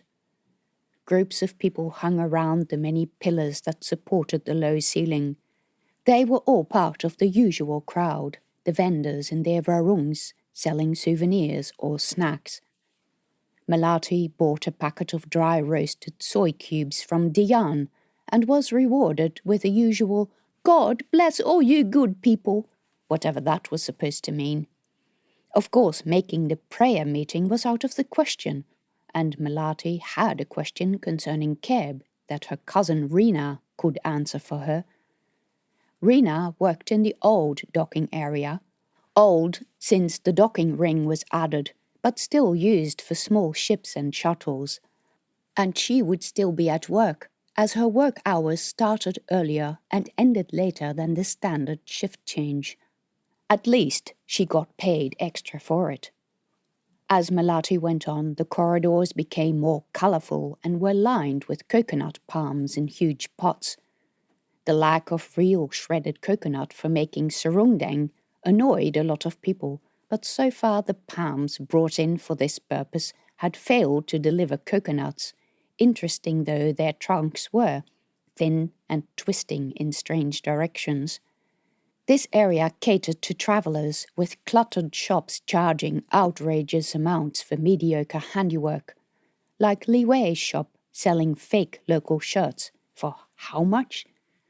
Li Wei stood in the doorway, his dragon-tattooed arms crossed over his chest, his beady black eyes watching the passers-by like a predator.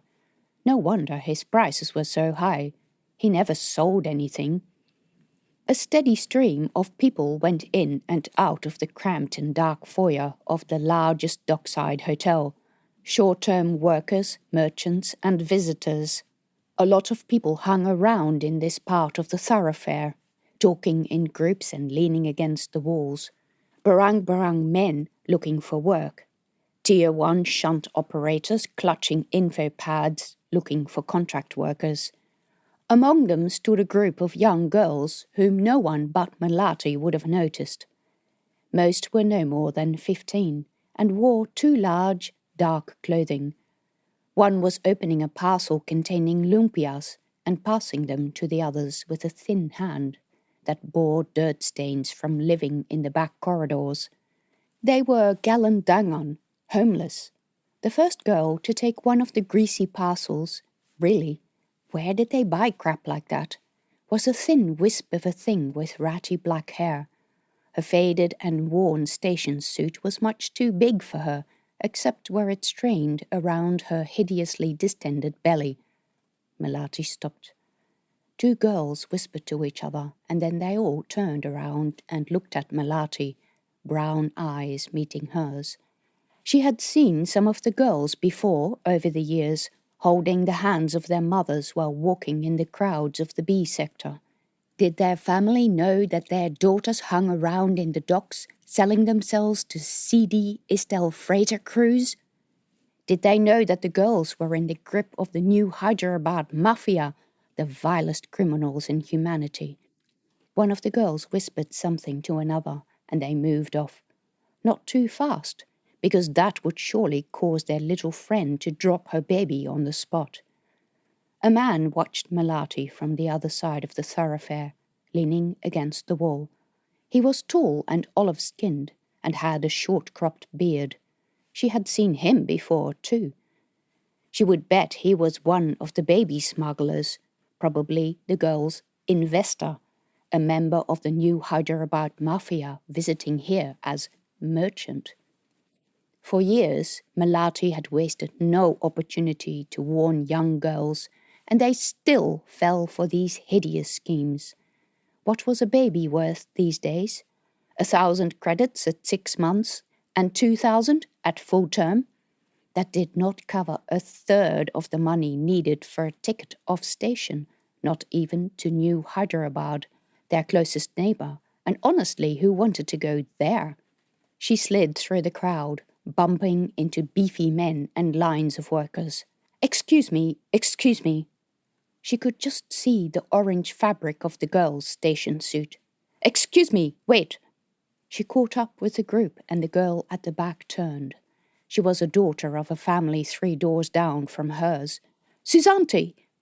The girl gave Melati a cold stare from under a ragged fringe of dirty hair. Why can't you leave us alone? I care about my nieces and sisters, Melati said.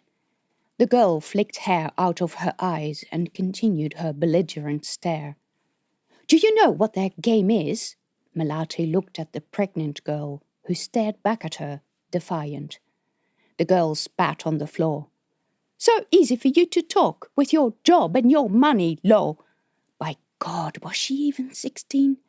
They'll take your child when it is born, and they won't give it to other people like they tell you, but they'll kill it and use it to make clones, 5 to each baby.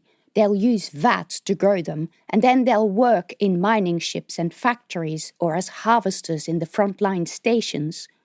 They'll be lucky to reach adulthood. You'll never see them, and they'll never know you exist. That's what will happen.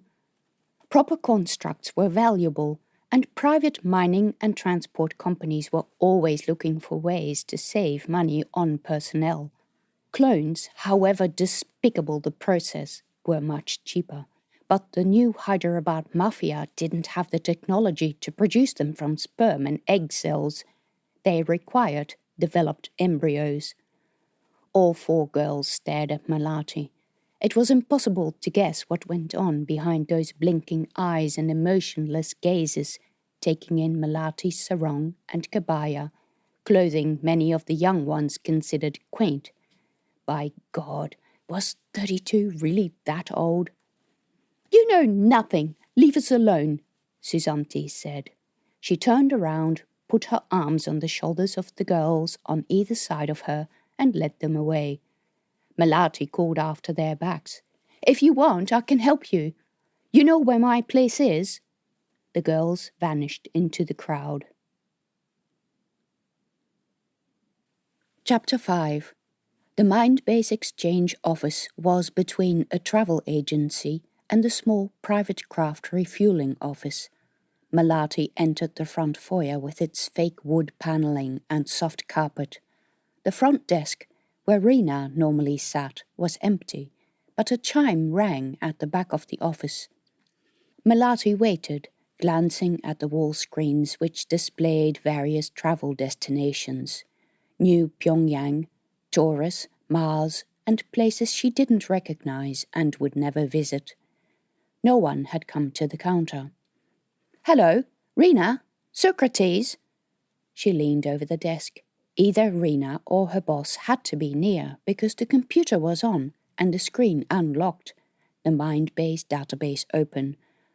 All the time she'd come here to pick up Rena after work. Closing the Mindbase program was the first thing Rena did when leaving the desk, for security reasons. Apparently, the stat-op enforcers loved doing spot checks. "Anyone here?" she called again. There was no sound. Strange. Really strange. Behind the desk, a door led into the back of the premises, where the labs were. Melati walked around the desk and looked into the corridor with its gleaming, polished floor. Signs on the ceiling read, Lab A, Lab B, and Emergency Exit. The light was on in the office at the very end. "Hello, is anyone here?" There was no answer, so Melati padded into the corridor, into the ever-present scent of hospital and the soft hum of equipment. The doors to the labs on either side were closed, but each had a small window looking into labs shrouded in semi-darkness. Pinpricks of light blinked green. In those labs, people's bodies were kept alive and breathing, while their minds travelled on the faster-than-light bullet probe to their swap body. The lit room at the end was Socrates' office, with comfortable meeting chairs and a wall screen displaying a field with flowers that changed to mountains with snow as Melati looked in. "Socrates?" There were a number of computers on the desk, all showing scan entry screens. On the desk stood a container with a half-eaten lumpia, and a cold food smell filled the room. This was weird. Back in the front office there was still no sign of anyone. A message light blinked at the bottom of the screen on Rena's desk. "You have 12 messages. 2 are urgent." Now that was kind of creepy. The business with Keb was also kind of creepy. Melati didn't like creepy things, especially when they happened together like this. Melati walked around the desk and bent over the chair so that she could read what was on the screen. Several menus, lists of available contracts, requests for visits to certain places. She tapped her finger on that link and the list came up. Luna, wanting to visit Europa. New Pyongyang, wanting to visit New Jakarta. That sort of thing. Of course, New Pyongyang was close enough that you could get there via normal ship transportation in less than 2 weeks, faster than the bullet probe to Luna, but mind-swapping was far less expensive. It had no life support costs. There was a list of names containing people on station. These were people wanting to travel to certain destinations, usually for family reasons. It was Rena's job to pair them up with a swap body at the destination. Socrates and the medical staff provided the actual swap. Most of the would-be travellers were barang-barang, but also some Tier 1. Melati knew some of the construct men did this as a joke, a holiday. All sorts of lewd stories circulated about going into the body of a woman, and about how you could trick the mind-base exchange into accepting a male-to-female exchange. All just silly stories, including the ones about the rampant sex. She glanced at the clock. Why was no one here? Seeing as the database was open, she could, of course, check the system herself, and no one needed to be any the wiser about her inquiries. The notion that Keb's mind-based fragments might have come from here was ridiculous anyway, since there were no computer links between the station proper and the ISF base. It was just what Keb had said. Looking for someone else who'd run off with his body sounded a lot like what the mind-base exchange did. She sat down at Rena's desk and studied the options on the unfamiliar screen. Waiting list. Probe queue, outgoing. Probe queue, incoming. Lists of completed transfers. That sounded interesting. One touch on the screen brought up a long list of names, most of them barang-barang. She scrolled a number of days back, but the only Grimshaw she could find was someone named Troy, and he had travelled back from an exchange with Mars Base. Melati was about to get up when there were footsteps and voices outside the office, a hand on the door handle. She gasped and jumped up from the desk.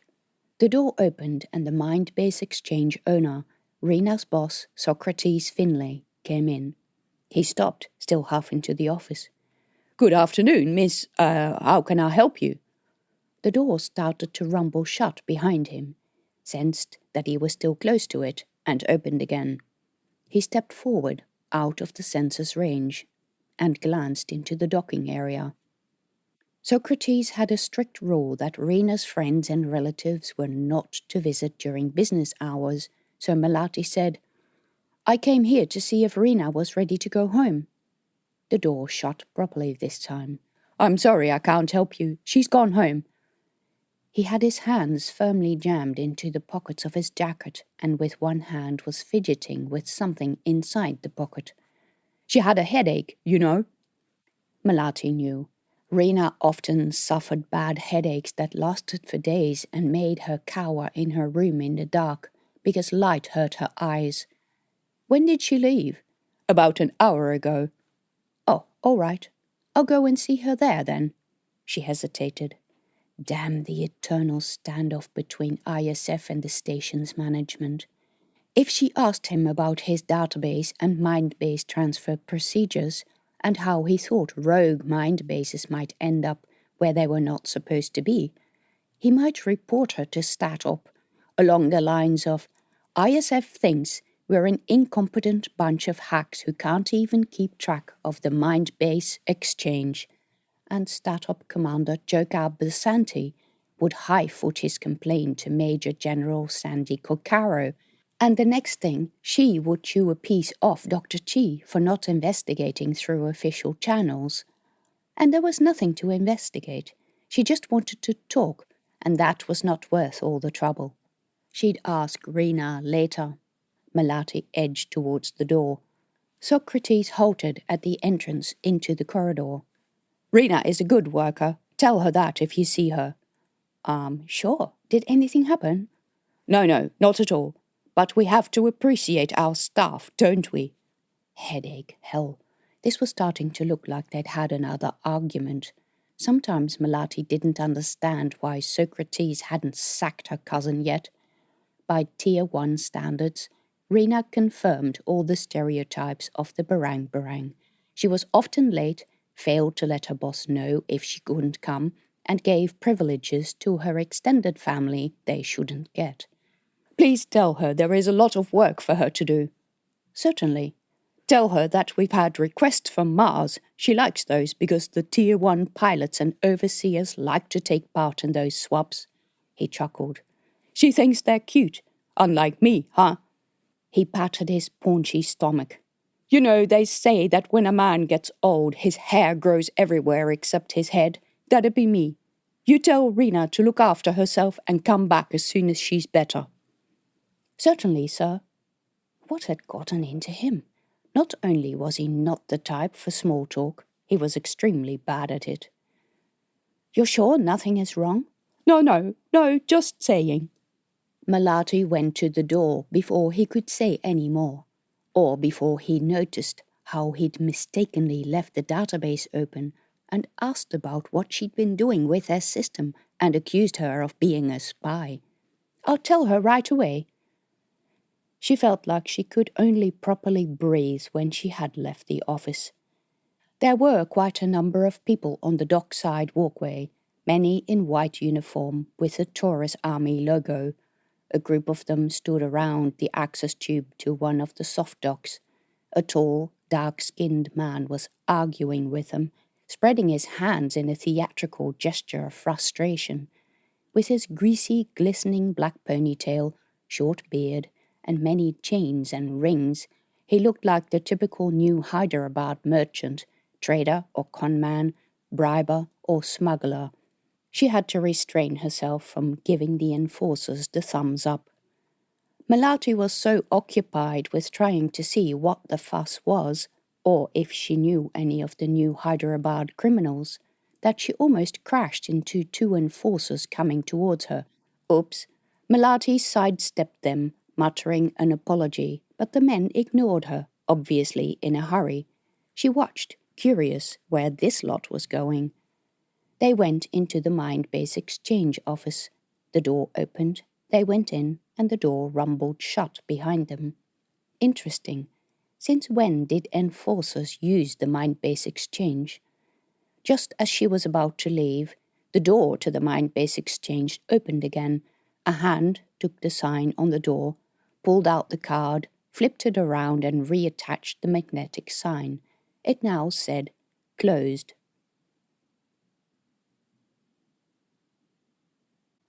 Chapter 6. What the? Melati stared at the closed door, feeling like something important had just slipped through her fingers. Should she have alerted Socrates that the database was left open? Was he now in trouble with the enforcers because of her? In the back of her mind she heard Uncle's voice. Do not get involved. They do not care about you. They do not understand us, and we don't understand them. Yet one thing she understood better than Uncle or most barang. Socrates was Rena's boss, and Rena needed her job to avoid a fate like all other girls. Love or hate the Tier 1 constructs, they provided solid work that was fair, gave people real opportunities for education, didn't line the pockets of some criminal Chinese-run racket, and took its rules and regulations from proper ISF law and not the say-so of the new Hyderabad mafia. But even if she were to get involved, what could she do now? If Socrates was in trouble, it was too late for her to change anything. From the docks, she continued towards the B sector and found her way blocked by a crowd, mostly miners in dirty overalls. Now what? Melati wasn't tall enough to see what the hold-up was, but glimpsed white Tier 1 enforcers' uniforms at the heavy fire doors between the BC block and the B sector. Hey, do you know what's going on? Muttered one of the miners waiting near her. Checkpoint, his mate replied. Went up this morning, about halfway through the shift change. Everyone has to show ID. You're kidding. What about the workers who don't have ID? Can't work, eh? But what's the point? Do enforcers ever have a point? Good point. They both laughed. It's not funny, Lo, a third man said. My son, he doesn't have ID, and they told him he can't work anymore. The boss is not happy, and neither is his wife. They allowed him to go to the registration office, but there they told him there's a 3-week wait. He can't survive that long without working, so he complained to Wahid. The other man snorted. Yeah, Wahid says he'll bring it up at the next start-up meeting. He shook his head. He's trying way too hard to please the Tier 1 bullies. Living in their pockets, more like. Melati bit her lip while shuffling towards the checkpoint. People always thought Wahid just needed to complain to start-up, and that would magically fix all their problems. Never mind that the start-up council had other members representing all groups at the station. ISF, the Taurus Army, and the independent constructs, mostly retirees from the Taurus Army. Besides, Jokar Basenti, head of the Startup Council, was not known for either being fast or compassionate. At the front of the line, she presented her arm. The enforcer scanned it mechanically, without speaking or looking at her. His machine made no protest, and she was allowed into the B sector. In the central corridor, or Jalan Jakarta, or JJ, the air enfolded her with the smells of cooking and spices. The walls were scuffed and scraped, decorated with the graffiti of 4 generations of Tier 2 worker-class people. There were no harsh commands issued in standard here. Instead, the air hummed with the soft words and syllables of B3, Bahasa Barang. People were everywhere. Men and women in grubby mining suits just returned from the daily flotilla to Sarasvati's ice rings. Men in sarongs, mothers in kabayas, children in bright batik shirts that, if you looked closely, were just recognizable as regulation shirts from station stores. A grandmother was carefully applying melted batik wax to a shirt in preparation for dyeing. A group of young children ran up shouting, "Hey, Melati!" They held out grubby hands, palm up. The old woman shook her head and muttered something about the youth of today. "Melati, Melati! Cousin, bring any napkins, sachets or sweets?" Those little items she took from the soldiers' mess were always popular. Not today. Sweets are bad for your teeth. Only yesterday all staff at the ISF base had attended a General Assembly where Base Commander Major General Kokaro had ranted about pilferage from the ISF stocks, pointedly looking in her direction. Because everyone knows that small brown people steal. "Get along, Melati, who cares?" "I care." The children giggled and ran off. Of course, the boys would never get bad teeth from anything she brought. They sold whatever she gave them to the black market shops of JJ, that she could see all around her, displaying bags of chicken feathers, bits of broken electronics, sheets of the blue plastic used for packing Istel cargo, anything they could lay their hands on, mostly illegally obtained.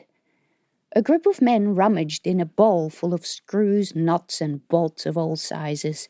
If she looked close enough, Melati could probably tell by the type where they had pilfered the material. She didn't look that close. She'd rather not know. These people were her family. Many small brown people did steal because they had no other way to get what Tier 1 took for granted. Up ahead, Uncle's Rumak came into view. Like other Rumak owners, Uncle had his supplies stacked in the thoroughfare so as to fit as many tables and chairs as he could into the tiny main room of what was normally a residential unit for one family. People queued up outside Uncle's place, further holding up the traffic in the already crowded passage of JJ. Some of the waiting patrons held bunches of carrots or eggs or pastry by way of payment for the meal. That was how things worked. Where they got the carrot plants and the chickens, well, nobody asked about those either. Melati pushed past the line, into the murmur of voices and the tangle of tables in the semi-darkness, punctuated by feeble lights dangling by illegal wiring from the ceiling. There was barely room to move. The air was heavy with the sense of cooking oil and sweat. The room only had spots for 25 people. Most were locals, mining families, and 3 hypertechs dressed in customary black and wearing gloves, their faces covered by VR masks and veil, who spoke to each other in low voices. The light on the back wall reflected in the headpiece of the hypertech facing Melati, a flicker of light playing across the insectoid visor. Melati wondered what they saw inside their visors, but you could never find out unless you became a hypertech, and then they couldn't tell anyone.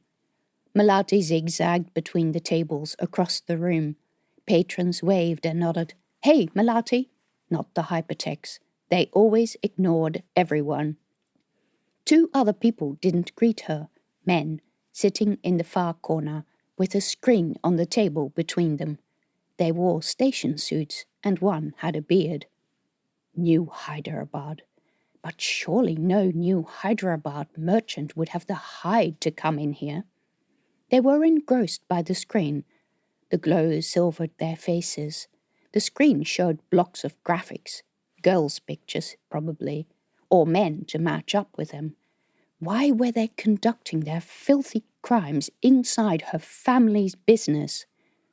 Melati turned away, tears of anger pricking her eyes. She wrestled her way into the kitchen, into the smells of cooking, and, from pots dangling from ceiling wires, coriander and lemongrass that the station ventilation was never designed to cope with. Uncle turned as if sensing her. His head brushed the bottom of a pot that swung close enough over his head for its breeze to move his hair.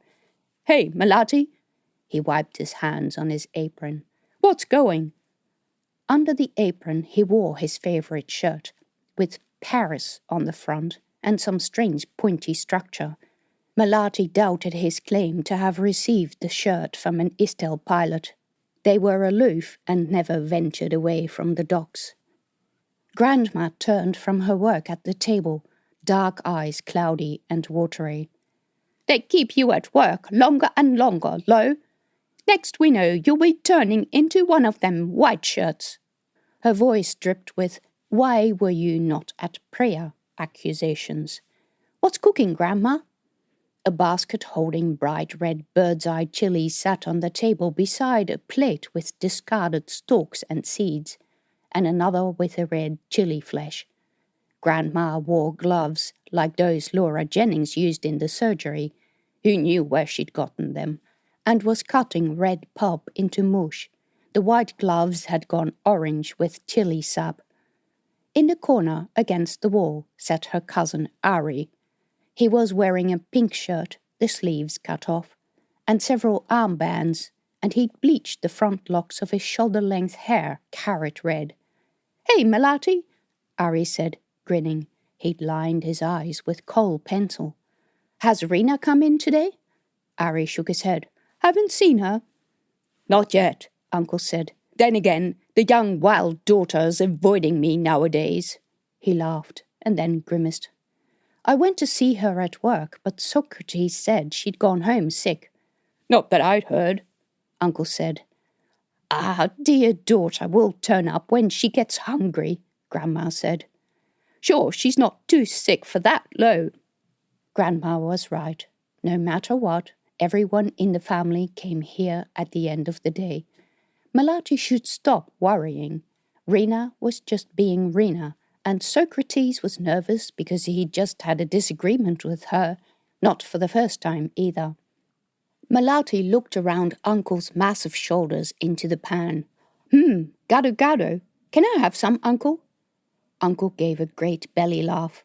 "Can't forget my food in the squeaky wheel with all your white shirts, huh? The best cooking in all of JJ. He waved the spoon at the table. A glop of sauce flew off and landed on his ample belly. "Sit down." Melati cleaned her hands in the humidivac cubicle on the wall.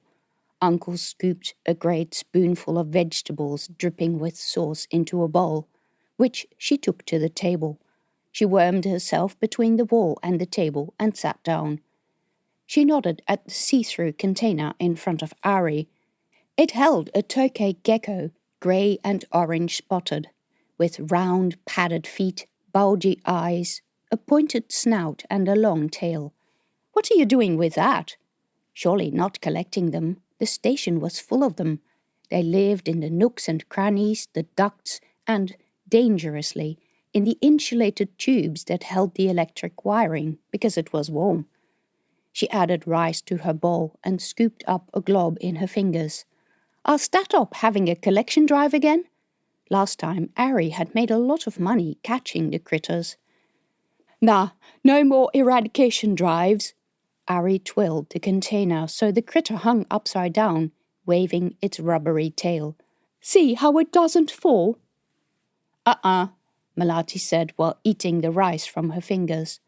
"No matter how much poison Statop uses, and no matter the hermetic seals, these crazy things always find a way in, right?" This time Melati had her mouth full. "Well," Ari said, puffing out his chest, "I figured we'd make use of them." "We tried. They taste like shit," Uncle commented, stirring the wok. "Can't you think about something besides food, Uncle?" Everyone laughed. Melati asked, "Well then, how are they useful?" "We'll make them valuable." Another big belly laugh. "Impossible. Not even someone who bullshits out his arse as much as you can trick anyone into buying a gecko, Ari. They're everywhere. Like barang barang, invisible, everywhere, and impossible to kill." Grandma said without looking up, "Grandson's best new scheme is to sell ground tokay poop to New Hyderabad as the best and most exclusive new coffee." Everyone laughed, but Ari. "We tried that too," Uncle said. "Remember the enforcer's face when he drank it?" Ari's face twisted. He twirled the container and the gecko tried to keep its balance. The Tokay gets through really small gaps that makes them good for snooping on people. Stick a tiny camera on their back and send them into the room to record what's happening. People would pay lots for that, especially Rumak owners. Uncle would be interested. Uncle turned away from the stove, gave Ari a wide-eyed look, and then started laughing. Me, there are much better ways of finding out the neighbors' recipes. Uncle, I'm not talking about that damn cooking. What about the creditors? Uncle stopped laughing. Ari, please do us a favor and do something safe. Like mining? Ari said, flicking his head and batting his coal-rimmed eyes. Uncle sighed again. Grandma said, Uncle's too soft, young nephew. He should take you out the back and cane your naked buttocks. Messing with creditors is a fast track into jail. For you, not them. God knows you've come close enough already, huh? She scraped her knife on the cutting board louder than necessary. Maybe it's time to come and help Uncle here and stay away from those. She didn't say the word sekong. She never had, but everyone knew what she meant. Grandma and Ari had constant disagreements about how he dressed and what that meant and who his friends were. Not that it would ever be resolved. Ari was sekong, like so many young men of the Barang-Barang. Melati had seen him drinking and talking and flirting with other men often enough. Ari flicked his coal-lined eyebrows and provocatively raked his hair behind his ear. His nails were painted pink. I don't care what you think. Nobody appreciates my ideas anyway. I'm interested, Melati said, but I see some problems with using Tokay for spying, not least because that people would kill the things if they could. What sort of problems? I mean, look at this. Ari turned the container upside down again. The Tokay ran to the other side, sticking to the plastic upside down. Then he opened the lid and tapped the bottom of the container hard, so the animal fell onto the table. Hey, no creatures in the kitchen, Uncle called out. Ari grabbed the lid and deftly scooped the animal up. They tended to drop their tails if you tried to catch them, and set it on the wall. It ran up the smooth surface to the ceiling, and then, still on the ceiling, into the other room where the diners sat. And now, Melati said, even with a camera on its back, it's a dumb animal. It won't act on command. Ah, but that's where you come in, with your mind-bending machines. I'm sure you can nuke it with some magnets or whatever, and then control it with a remote. Melati laughed, but by the rings of Sarasvati, it would be wholly possible to write a code to control the animal's motor function. Tokays were instinct-driven, so higher brain functions wouldn't conflict with external programming. In fact, someone must have tried something like this. There had to be papers on the subject. It probably wouldn't work for larger animals like monkeys or dogs, but a lizard might be low enough. Even cameras small enough to fit onto its back would not be a problem. The whole idea chilled her. By God, this was dangerous. She shook her head. Even if it would work, I have no access to those machines. She'd need to use the MySat and BCI-X scanners, and they needed to be calibrated for a tiny animal, if that was possible. The B sector's emergency medbay MySat scanner, used on a lizard, would return a lot of rubbish code in lieu of missing channels. The A sector medbay had BCI-X machines, but they were bolted to the wall and calibrated for Tier 1 constructs. She'd need a research-style machine with a wide calibration range, which no one had station-side, and if Ari thought she'd take Tokay into work, he needed to think again. The ISF ring was, mercifully, still free of the things. Ari said, What do you mean, if it would work? Of course it would.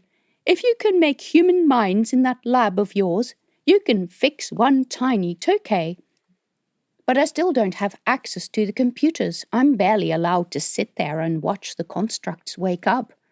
And with all their science and equipment, ISF sometimes failed even there, like with Keb. Damn it. Uncle glanced over his shoulder. No, he didn't like where she worked. He didn't even like what Rena did. In the older generation, working for anyone except Barang Barang, even working full stop, was frowned upon. If a girl wasn't a minor, she was supposed to be a waitress or work in the recyclers. Most girls would have a host of children by the time they were Melati's age, and of course, she'd stuffed up in that department well and truly. "I could get computers," Ari said, eyes intense. "I know someone who could get me to the scanners." "Where? And will all the computers be illegal or just some of them?" He shrugged. "I was thinking the ones in the biolab. They're not very busy." "Ari, that is the stupidest thing I've ever heard. You don't muck around with a biolab with your own stuff. Besides, you don't belong there. It's not me doing it. I don't care it's stupid and you know it. First, they won't have what you need. Second, it's about the only thing that enforcers will actually hurt you for if they catch you. Third, they have to be that strict because the biolab controls our life support, and I'll report you if I catch you meddling with their computers, and I'm serious. And fourth, who is this poor friend you've roped into risking his job?" They glared at each other. Stupid. Ari and his friends were monumentally stupid and bored, and quite smart with equipment, but permanently locked out of good jobs to use their skills, and so they did this sort of stupid stuff, which was actually very smart. She sighed and let her shoulders slump. "Come to my apartment tonight, and I'll see what I can do." God help her. Every day Ari spent fiddling with Tokay he didn't spend in the Mallam parks gambling and smoking, or in the docks smuggling and catching sexually transmitted diseases from sleazy enforcers and Istel pilots. Or worse, making stupid deals with new Hyderabad merchants. He smiled, his face so open and genuine that she almost believed he meant it. "Thanks, Melati. I knew you'd help." She rolled her eyes.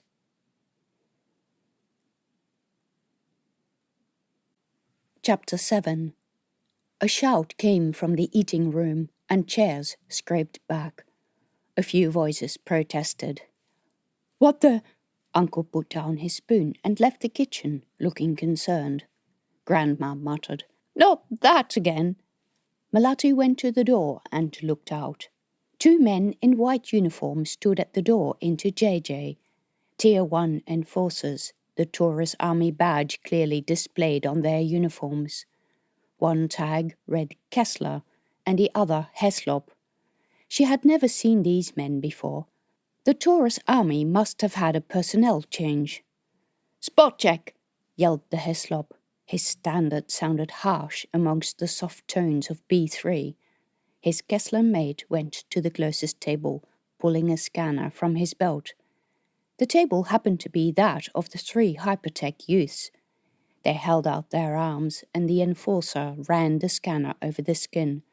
Lights flashed green. Text scrolled over the scanner's tiny display. The enforcer said something to one of the youths, who looked up. The light from the kitchen reflected in the mirror-like googly eye goggles. The enforcer grabbed the strap and yanked them off. The youth's black veil came off as well. "Hey!" The hypertech was not a him, but a her.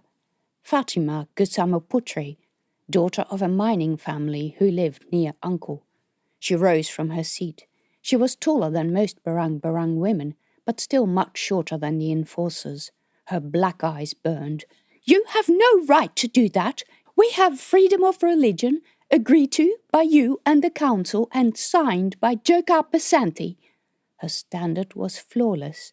"We take to the veil in the name of God, and if you want to know who we are, our ID tags will suffice." She yanked the veil from his hands and rewound it about her head. Her friends also rose. The enforcers backed off in a moment of tenseness. "Hey, what's the need to disturb my customers?" Uncle said. He spoke B3. Melati rarely heard him speak Standard. The Heslop enforcer strode between the tables and flashed his enforcer tag, a small badge that lit up in the darkness. "Show us your ID," in Standard. Grumbling, Uncle held up his arm. The enforcer ran a scanner over it and nodded. His colleague was doing the same with the other two hypertechs, who submitted silently to the procedure and sat down afterwards, their manner radiating anger. Whatever came up on the screen must have been fine, because the enforcer moved on to the next table without a word. The people there, a JJ family, already had their arms out, eyes wide. "What's the need for this?" Uncle asked. The man didn't even acknowledge the question and asked in Standard. "Anyone in the kitchen?"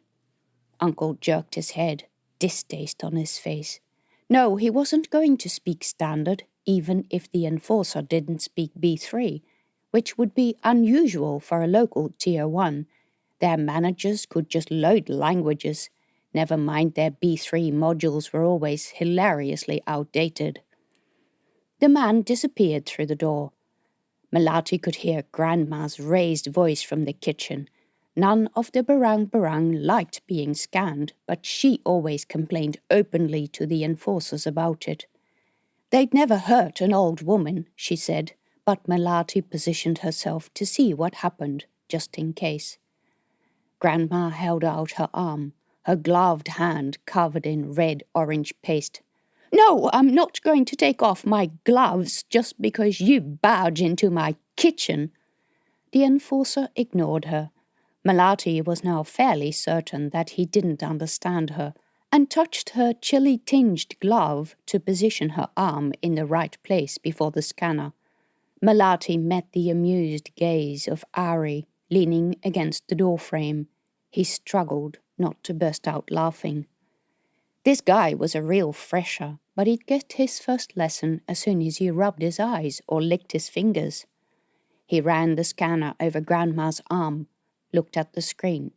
What he saw seemed satisfactory, so he squeezed back out the door, looking at Ari, who returned his stare with his coal-rimmed eyes. The enforcer was a head taller, and looked Ari up and down, barely hiding distaste. "And what were you laughing at?"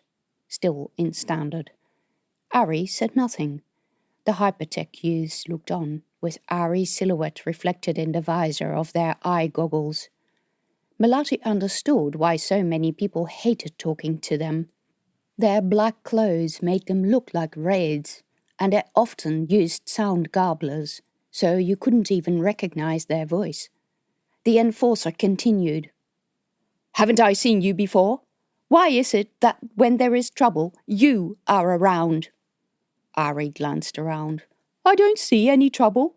In Standard, his tone ice cool. By God, when had he learned to speak in such a broad station-side drawl? "Smart-ass, let me see your ID." Ari held out his arm. The enforcer scanned it, nodded, and grimaced at the screen. "Smuggling, stealing, embezzlement, falsification, tampering with equipment, all before the tender age of 19. Could have told that from that name, Rudianto. Troublemakers, all of them." Uncle stuffed his hands in his pockets. He rarely got angry, but when he did, it was not a good idea to be around. "Can you just tell me what you're doing here?" Ari said. "You're upsetting Uncle's business. If you want to charge me with something, then charge me, but I've done nothing wrong. You've scanned my tag 3 times already today, the latest barely an hour ago. Do you think it will have changed in that time?" "Ari," Uncle said, "shh." He glared at Grandma as if it were her fault. Ari did take his defiant stance from Grandma, and that was maybe why she pretended to dislike him. The new Hyderabad strangers on the table in the corner looked up. Their faces remained impassive. One looked at her, but she saw no guilt in their eyes. The bastard. Why didn't the enforcers question them instead of fixing themselves on Ari? "Can I have your ID, miss?" the enforcer asked. Melati reached out her arm. He passed the scanner over it and glanced at the screen. Froze, met Melati's eyes. He turned to his colleague, who raised his eyebrows, and the other one whispered in his ear, loud enough for her to hear, ISF. His colleague glanced Melati up and down. Those characters in the corner are child smugglers, Melati whispered. He nodded, but did nothing. Come on, she whispered. Ask them for travel documentation and boarding tickets. I saw them looking at pictures of girls earlier. You should investigate these people. We're on a different operation. What the hell, different operation? She fought to keep her voice down. The guys are here. Ask them. You know what they do to children? To the girls they farm for babies? We have no warrant to question them. That's never stopped you before. She glared at him, and he glared back. He had grey eyes and the usual aquiline features of a construct. Ma'am, if you please. Melati glanced around. The men in the corner were getting up from the table. See, I'm right. They have something to hide. Stop them, before they ruined more lives. The men were now making their way between the tables towards the door. One nodded politely to Uncle. The enforcer protested. We're not. Stop them. They're criminals. The two enforcers eyed each other, and then one clipped his pocket screen back onto his belt and jerked his head at the door. The smugglers were already there, and the next moment had disappeared into the JJ crowd. The two enforcers went after them at a run, jostling aside the first people waiting in line at the door. Good. At least someone was doing something useful today. Uncle stomped into the kitchen. Ari and Melati followed him. Grandma had started on a new pile of chilies. I'm getting really sick of these guys, Uncle said. They've been hanging around all day, making everyone nervous, asking everyone for their ID. That makes all the customers run. Haven't had a day as bad for a long time. Only the men who ran had already paid, Melati said. What is there for you to be angry about? Uncle glanced at the corner table. The seats had already filled up. What I want to know is, she went on, what were they doing here? Do you know who they were? Uncle rolled his eyes and heaved a deep sigh. Will you just stop it with the crusading, Melati? I'm trying to keep my business running. I'm not in the business of judging them worthy to come in here as long as they pay their bills. Crusading, huh? Is that what you say to the girls whose lives are ruined? The ones who can never live with a family out of shame? The ones who have injuries, like me, huh? Where everyone pretends nothing ever happened, that I can just get a man and I'll have a lovely family, huh? Silence. Grandma chopped chilies, not looking at Melati. Ari didn't look at her either. He fiddled with the lid of the empty container. Melati wrestled the flood of anger. They didn't want to talk about this. Well, tough, because she wasn't going to let it rest. Because of their apathy, she had almost died. Because of their apathy, she would never have a family. Because they were afraid, either of the smugglers or of losing their standing in the community. Afraid to lose customers. 15 years after she'd almost died, girls like Susanti were still snared in these vile schemes. Uncle spread his hands as if he were going to say something, thought better of it, and dropped them again, heaving a sigh. Ari patted Melati on the shoulders. His eyes said, Leave it. Melati dropped on the bench beside him. She would damn well not leave it. Not until the smugglers were caught and girls got decent education and birth control and decent hospitals, no one had to fear visiting for moral backlash. Not until no more girls died in back alley rooms giving birth. But her seething anger would have to stay under the surface a bit longer. Rena still hadn't turned up when Melati finished eating and the customers left. Melati tried calling Uncle's unit while dancing over Grandma's sweeping broom. Her call wasn't answered. Uncle told her not to worry, that Rena might hide in darkness in her sleeping cubicle for days, which was true, but still. When Uncle and Grandma left for their apartment, Melati made her way through JJ, where shop owners were all cleaning up and moving furniture, ready for the next shift of workers to use the rooms. At this, the quietest time of the day, JJ roughly resembled the neat thoroughfares found in other parts of the station. A corridor curving endlessly upwards, whose gleaming linoleum floor reflected the ceiling lights set at regular intervals. Except the floor here was metal, and smooth from the passage of many feet, and a fair few of the ceiling lights no longer worked. When she turned into the lift foyer, she ran into a crowd, all of Ari's age and younger, talking, laughing, smoking, drinking. She made her way through the loud music, the yelling and friendly jostling, the couples kissing, and she managed not to say anything about the boys smoking. The smoke set off the fire alarm, and if the enforcers caught the smokers, they'd present their parents with a bill.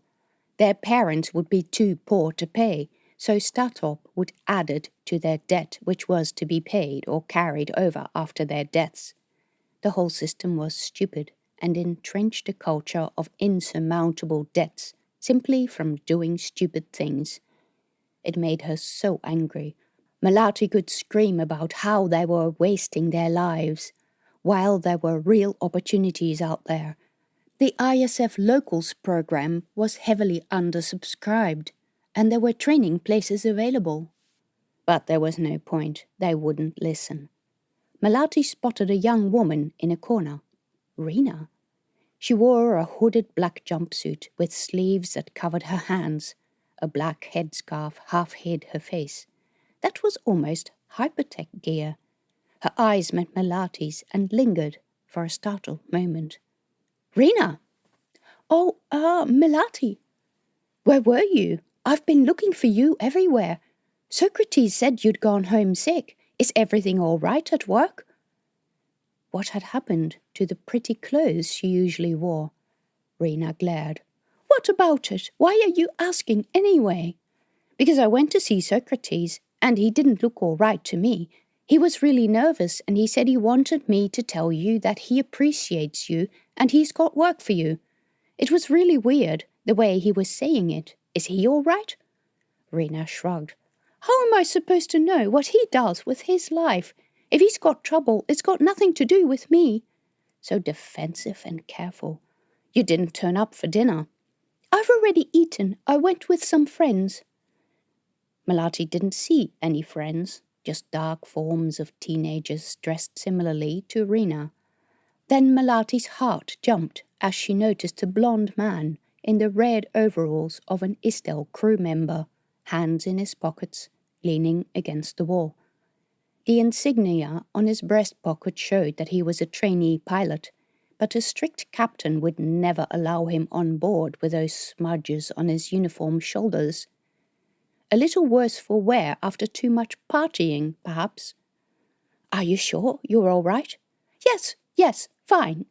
A distinct pause. Why the need to ask, Lo? Melati shrugged, spread her hands, looked pointedly at the man behind Rena's back. I don't know. Something doesn't feel right, that's all. It's okay to tell me if there is trouble. I won't tell anyone else.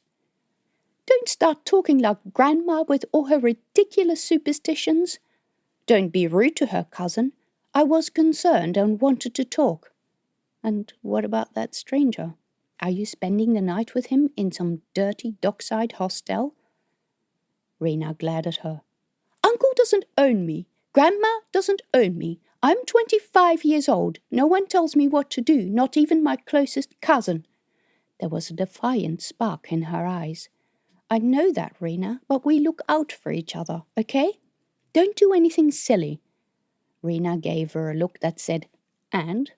Melati bent closer and whispered in Rena's ear, Rena, they may pay real money, but they ruin a girl's life. Melati's throat felt tight. If Rena came into these vile men's influence, like those poor girls she'd seen in the docks, Melati would never forgive herself. I'm okay, Melati, really. Then can I come visit your work tomorrow? What, at work? Yes. A flighty glance to the side. Melati couldn't identify at what. What's this about? Nothing special. I just wanted to ask a question. It's not really important. It's to do with work. And it's nothing for you to worry about. Can't do it here. Not without the mind-based database. Oh. Reina's gaze grew distant. Okay then, tomorrow?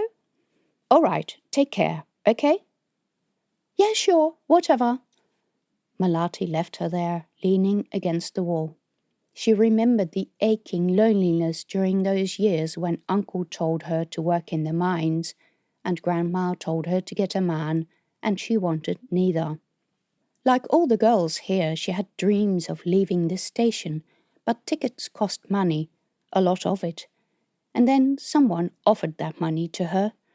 And that's how she had gotten into trouble, because money comes with a price. 15 years back, no one was looking out for her, and no one had understood what those New Hyderabad men did, and they denied it when they found out, because reality was too awful. Melati still felt the bars of receiving the money. For a young woman like Reina, with the impossible dreams of youth, the lure would be great. The only thing the smugglers asked was a premature baby, right? Reina was 5 to 10 years older than the smugglers' perfect target, but that didn't make her any less susceptible. In fact, with those clothes, she might already be pregnant. And that while she had a decent job. Why, Reina? Why? No, Melati would not let her slip away. She'd go to see Reina at work before the start of the A shift.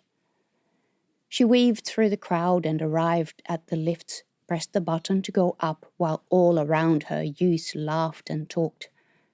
The lift had just pinged when a young man in the crowd raised his voice. Melati didn't catch what he said, but people stopped talking. Between the press of bodies, Melati spotted a glimpse of white uniforms. People pressed towards Melati, waiting for the lift. The foyer had no exits, except the lifts. She caught shards of agitated talk. Second time they've been here. I've no idea what they want. They keep asking for ID. I gotta get out of here, man. I don't have any ID. What do you think about the rest of us, huh? I got 2 chips against me, and that was just today. There were many mumbles of agreement. The lift doors rumbled open, and Melati was swept inside with a great rush of young people. Squashed against the back wall, she could barely move. Any more room? Someone yelled at the front. Several voices replied, No! Fuck, I gotta get out before they catch me. Take the next one. Someone inside the lift yelled as the door shut again. The lift moved up. Someone said, in strong Sekong B3 slang, Next time they try this trick, we should try what Beno just did. Just tell them we got no ID and see if they dare punish us in front of everybody. Did they punish him? Too scared. There were a lot of us and only 3 of them. Everyone laughed. And then another young man said, It's no good just giving them what they want, lo, 'cause they'll keep screwing us again and again. Next time any of you gets recycling duty, chuck a few jars of inorganics in with the organics. They'll punish us. If they do, we fight. If we occupied the biolab, they'll have to deal with us. They'll shoot us. Then we shoot back. With catapults, huh? We got better than that. You'll see, brother. Rumours of smuggled weapons in the B sector were common, but not even enforcers carried weapons that did more than stun. When all that separated you from death by asphyxiation was a thin wall of metal, shooting projectiles was a bad idea. ISF officers carried arms, but only when on guard or when they left the station. Whatever the enforcers' reason for this constant checking, it was not helping the situation. These people had nothing to lose. They didn't care about the station, about the mining operations, or about some far-off interstellar war.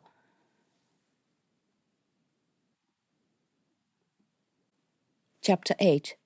The lift doors opened and everyone streamed out, around the corner and into the main upstairs corridor, nicknamed Jalan Nusantara. There were no shops.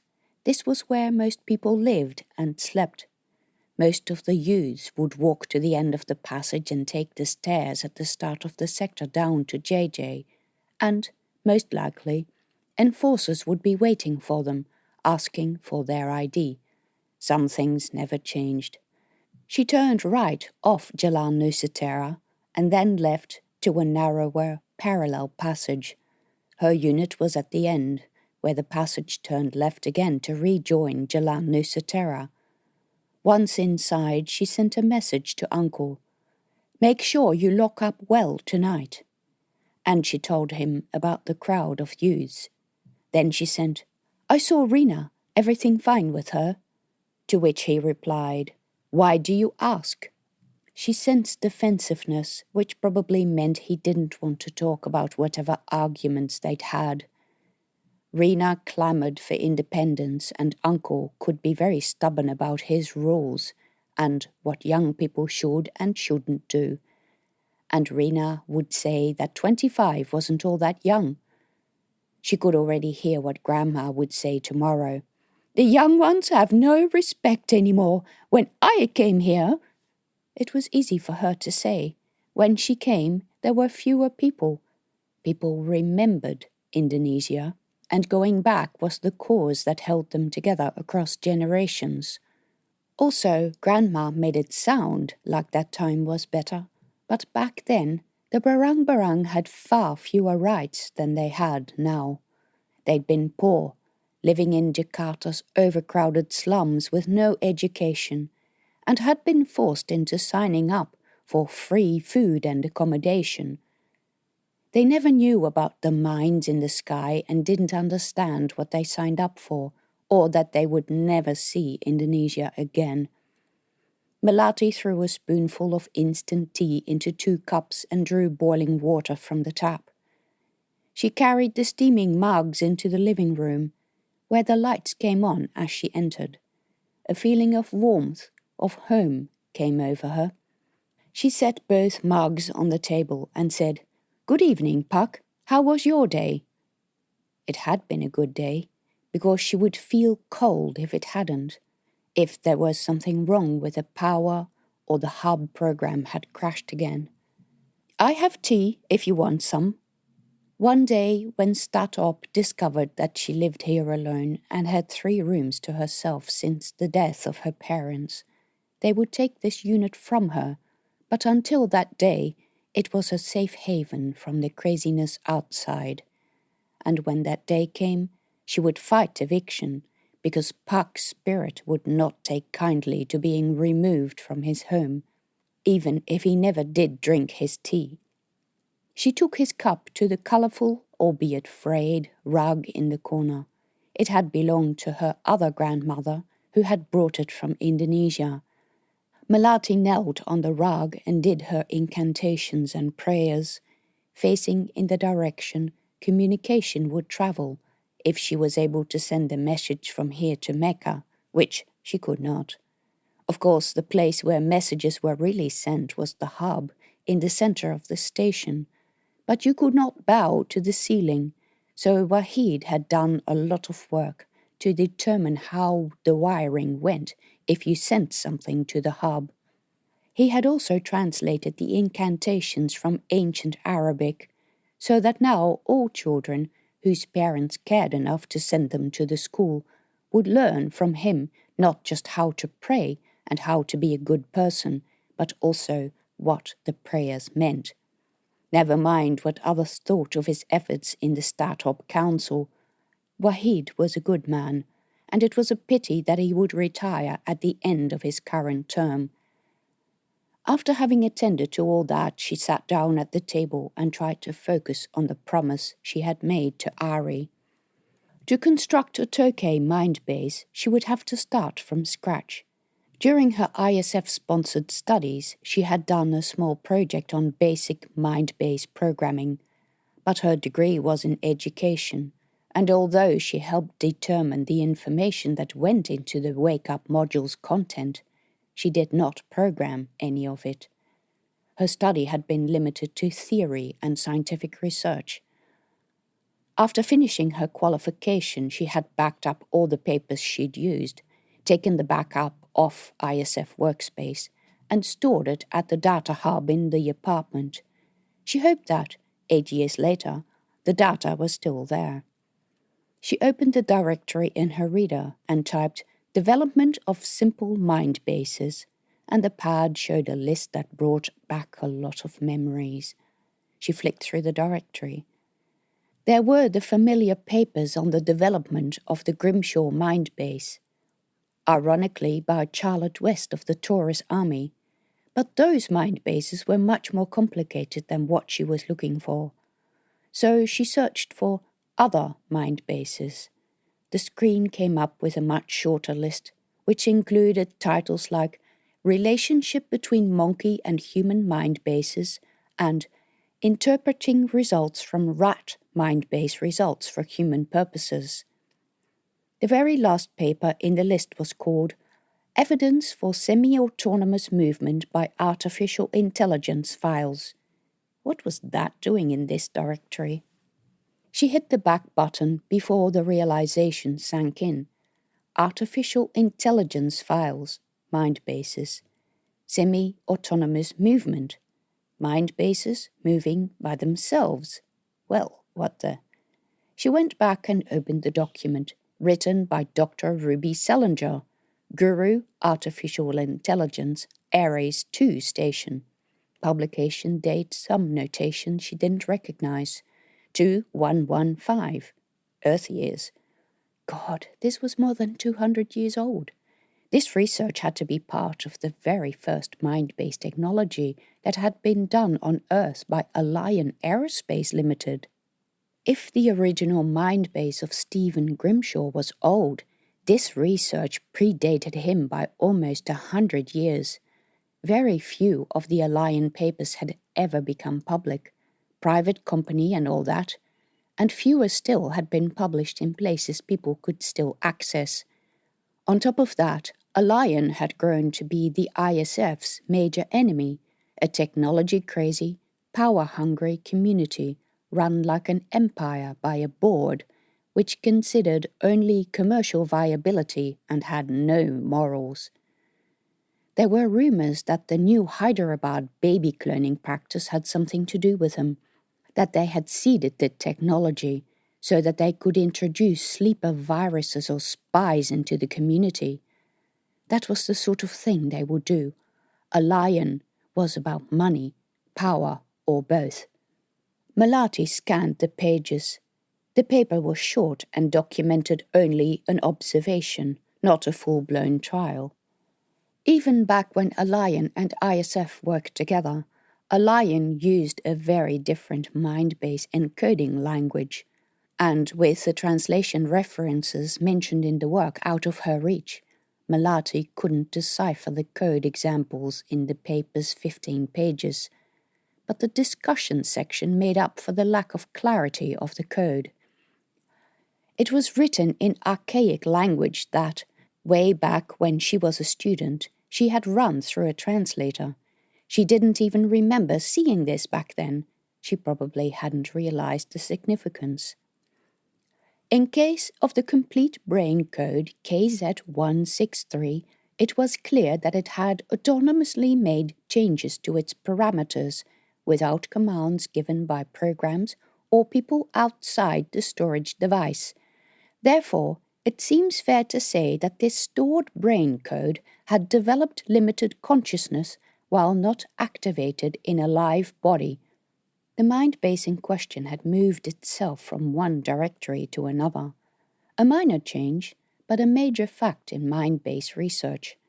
How could she or anyone work with him if the modules were prepared for a wake-up sequence and overnight the mind bases rearranged themselves? Could that possibly have happened with Keb? She felt cold.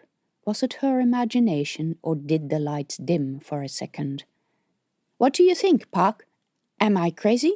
No one seems to have a clue what's happened. The door rumbled aside. Melati gasped and turned around. Working late, Melati?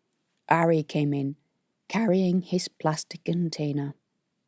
You gave me such a fright. Her heart was hammering. Had he heard her talking to Park? That would be so embarrassing.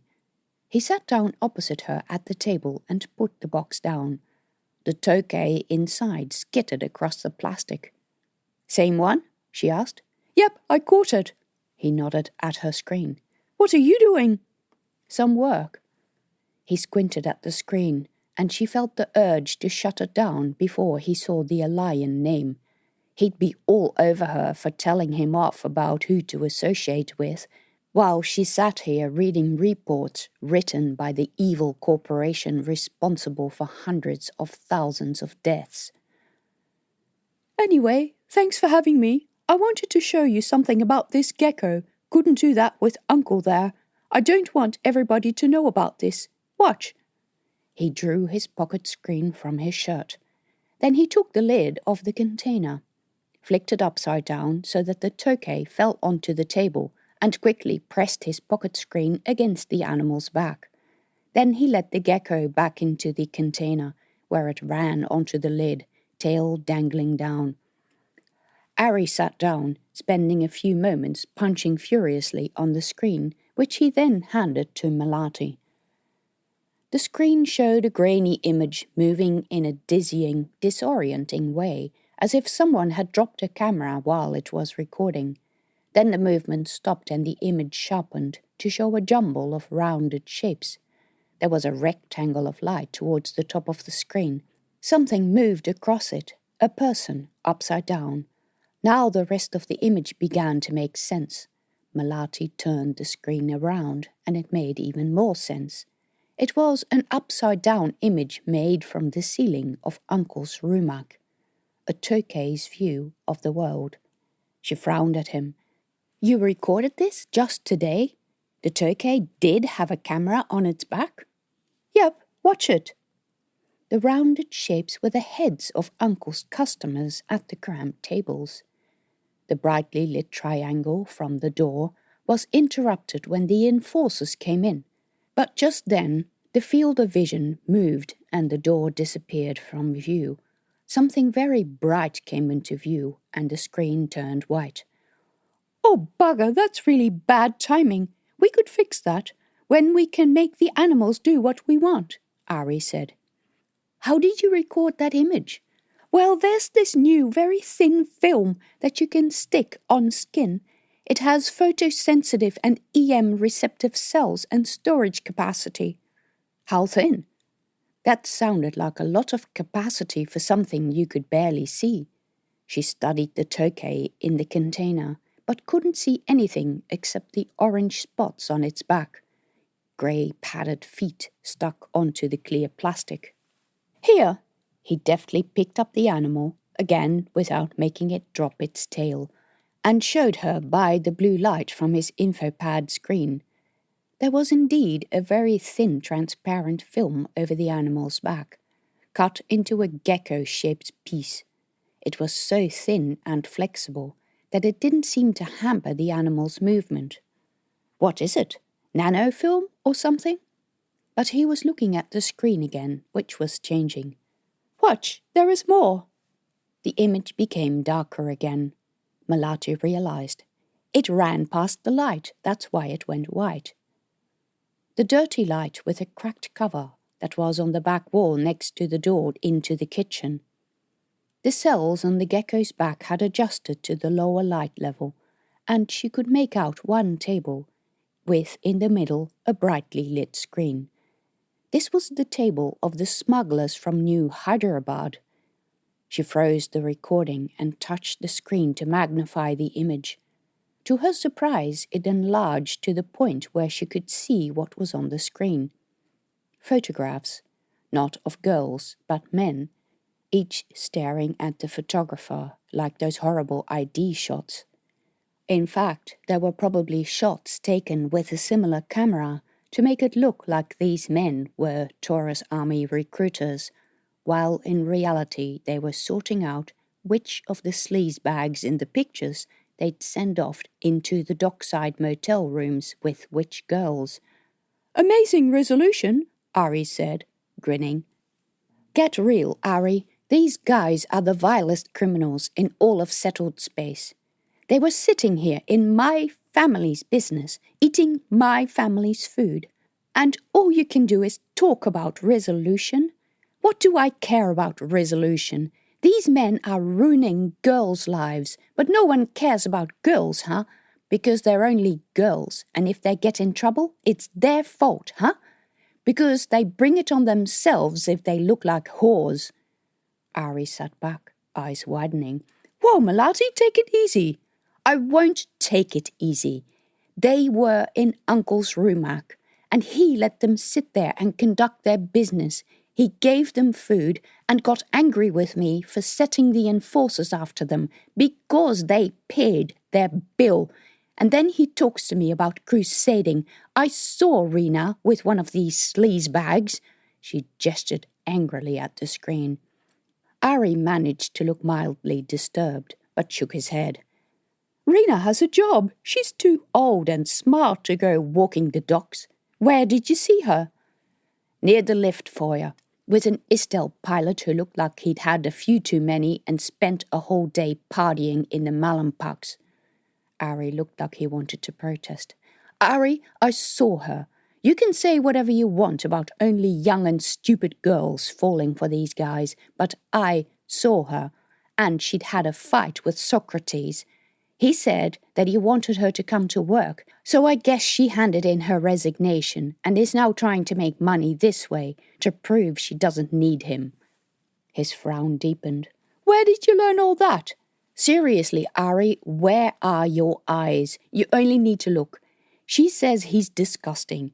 He says she's unreliable. She misuses her position, but instead of sacking her, he enjoys watching her make out with Tier 1 mind-based travelers, probably wishing it would be him.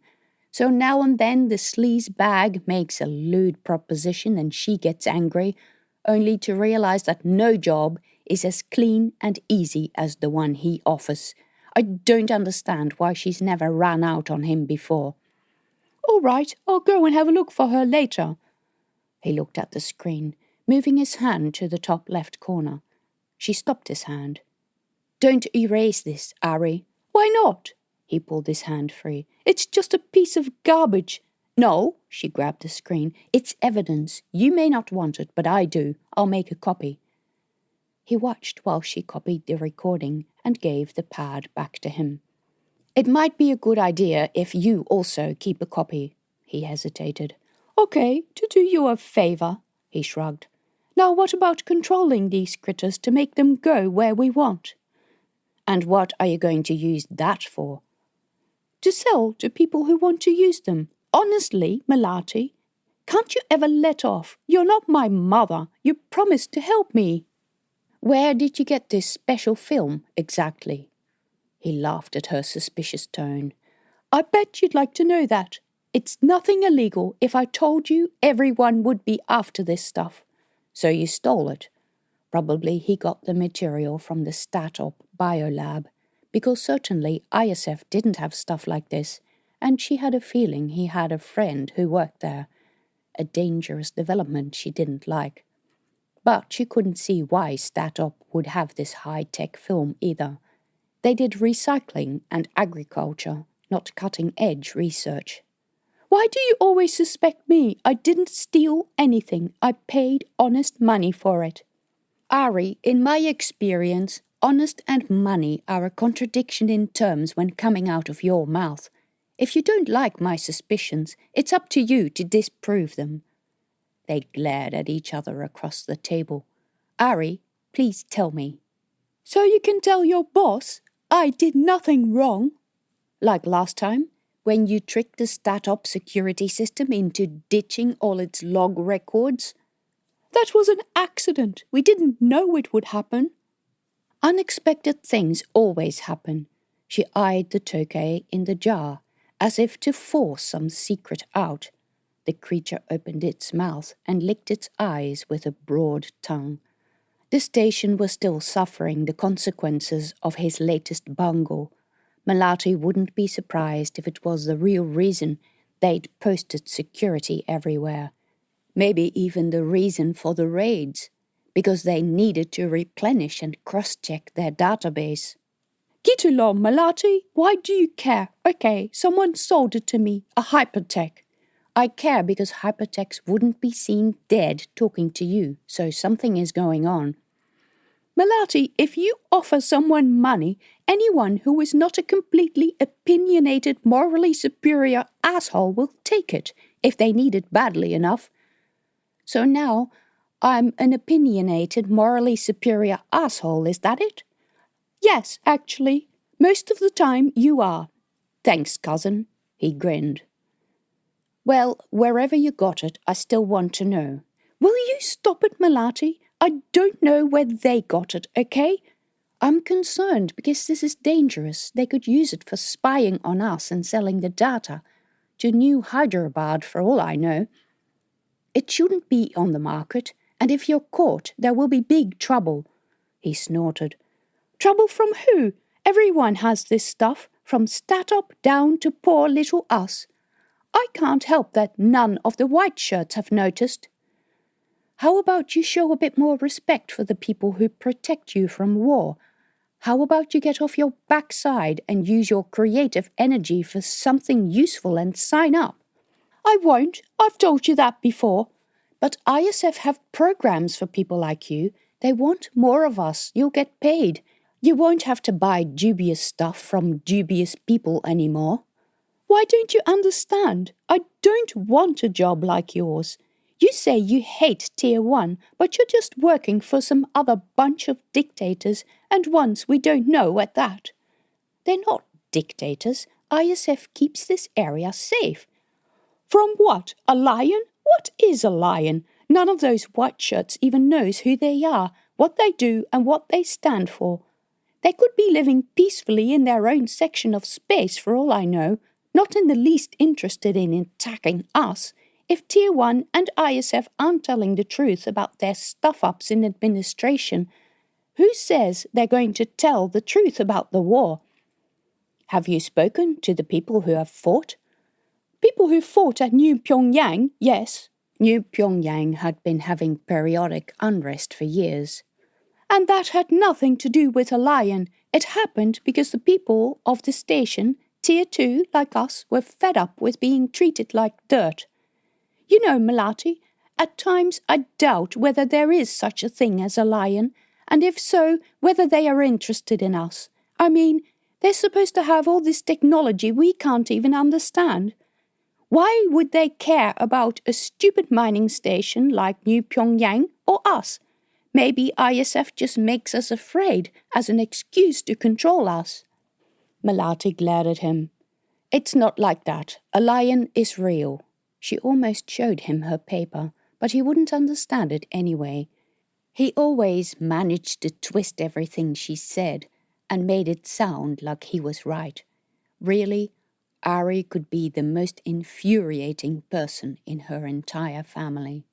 That said, she had never met anyone from a lion either, and there were times she had wondered if the threat from some nebulous enemy was a justification to keep the war machine going. Heck, there were even times she had heard those opinions in disgruntled ISF recruits. How could you fight an enemy you couldn't see, and one that hadn't engaged in direct conflict for many years? Major General Kokaro said, if, in a space war, you can see your enemies, you are way too close to fight them. Ari snorted. You don't know either, Madame Soldier. You get told what the big boss says is true, but is it? Melati said nothing. There was only one reason she had joined. ISF had saved her life. Anyway, just be careful, will you, Ari? If you help me, I can be careful. So she did, and he was family, so she would always help him. She explained the basics of mind-based technology, although from the way he played with the buttons on his shirt, she suspected that not much of what she said was new to him. She asked him when he'd studied these subjects, but he didn't answer the question. On station, the only source of this sort of information would be the hypertext. But when were hypertexts seen talking to any of the seconds?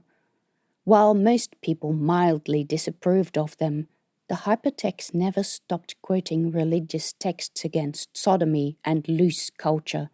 So did this mean they'd changed their minds? She asked, but Ari said nothing had changed. Then she asked about Rena's outfit, and he was pretty sure that Rena was not in the slightest considering joining the hypertext.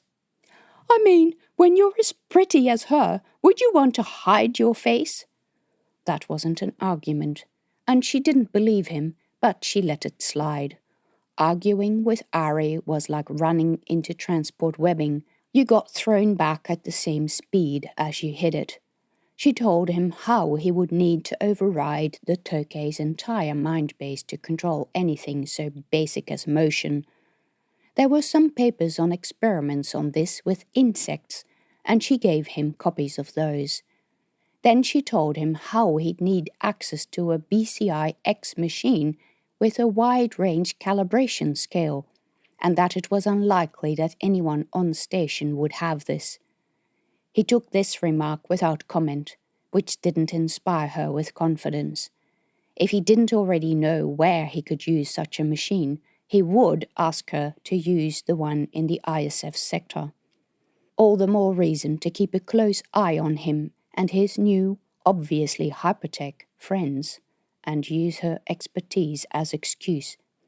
But hypertechs were a sensitive point with both StatOp and ISF administration, since they frequently managed to break through firewalls, steal passwords and entry codes. ISF command would have a fit if they knew that someone in her family was close with them. Either that or they'd ask her to spy, and neither prospect filled her with happiness. That said, if she could write Ari a working mind base to get the gecko to do what he wanted, she could use it to spy on these new Hyderabad merchants, and could finally prove what they did. Then she would personally take the information to StatOp Chief Jokar Basanti, and wouldn't rest until he got rid of these people for once and for all. After Ari left, Melati viewed the recording a couple of times and enlarged the photographs as much as the resolution would allow. The smuggler's screens had displayed 6 images of men, and unless she was mistaken, 2 of them were StatOp enforcers. She didn't even know that StatOp had any constructs who were fertile. The fact that these criminals were no longer using only Istel crew was a worrisome development. Melati thought that they used Istel crew because they, like Tier 2, were natural-born people. Unlike Tier 2, they were said to have passed strict genetic testing for suitability to their unforgiving job, which made them genetically superior to other people, definitely genetically superior to constructs. Was the shortage of babies so large that any fertile man would do? Were New Hyderabad criminals now playing the role of pimps as well as baby smugglers? Chapter 9. It took Melati a long time to go to sleep. She lay staring at the ceiling, listening for sounds of fighting from elsewhere in the B sector, listening for Ari to open the door and tell her that Rena was home and asleep. Ari was right. Rena wasn't stupid, and she was much too old to be a prime target for the smugglers. Susanti and the other 16-year-olds were the ones they were after, the ones for whom white foreign men still held a lure. Still, what had Rena been doing with this man in Istel uniform? Was it necessarily bad that she seemed fascinated with pilots? Rena had never shown a sign of wanting to leave the station, either alone or as a bought wife. She tossed and turned, hearing the hum of the tethers reconfiguring, during the BC shift cycle and wondered if she should give up trying to sleep and go to work early. It wasn't as if she had nothing to do there. The poor boys were in all kinds of trouble, and she only hoped that Dr. Chi would be able to make a temporary fix until he could find out what was wrong with Keb. All of a sudden, an alarm was blaring in the hall, and Melati lay sweating under too many blankets. She sat up with a shock, shivering and feeling sick. The lights had come on, still in their muted morning cycle, but unreasonably bright to her eyes. The clock glared C6:21, which meant she had precisely 39 minutes to have breakfast, get changed, and get her backside to work. The alarm was always on, but she'd never needed it. She always woke up before it could go off. Melati pushed herself out of bed, and her movement shut the infernal thing up. She stumbled to the hall on stiff legs. There had been no messages overnight, not from Ari nor Rena. While trying to decide whether this was good or bad, she pulled on her clothes and set out for Uncle's apartment, around the corner of the block in Jalan Nusantara. The passages teemed with miners on their way to work, a progression of worn and stained overalls, all locals, greeting her as she passed. In the back of her mind, she registered that the fights she had anticipated last night had not happened. There was, however, a Hansip member on the corner, standing straight with hands clasped behind his back, looking smart in his new dark grey uniform. "All well?" she asked. She knew this man vaguely. He sometimes came into Uncle's rumak. "As well as can be expected." "No fights?" "None major. Quiet morning, all things considering." Easy for him to say. Where had the Hansip been yesterday when trouble was about to break out? Wasn't that why Statop had allowed Tier 2 to organize their own civilian wardens to stop trouble between enforcers and young people? Uncle shared an apartment only slightly bigger than Melati's, with grandmother, Rena and Ari and 2 small cousins. When Melati arrived, the door was opened and voices came from inside. It sounded like a couple of members of the block association discussing some person's debt to the association. "It's a genuine home country table, and she should get a good price for it." That sounded like one of the aunties. "I don't think she should be able to sell it at all. What if some foreigner buys it or Li Wei? Then its stories are lost to us forever." Grandma. "But then we have to raise the money and lend it to her, and you know how she is with debt. Still, I'd rather have that than that she sells the table." Uncle stood in the hall stirring in a pot over a burner. Through a doorway behind him, Melati could see Grandma, Auntie Dewi, and Auntie Gemma, both ancient, wrinkled, and stooped over, another uncle and 3 young cousins.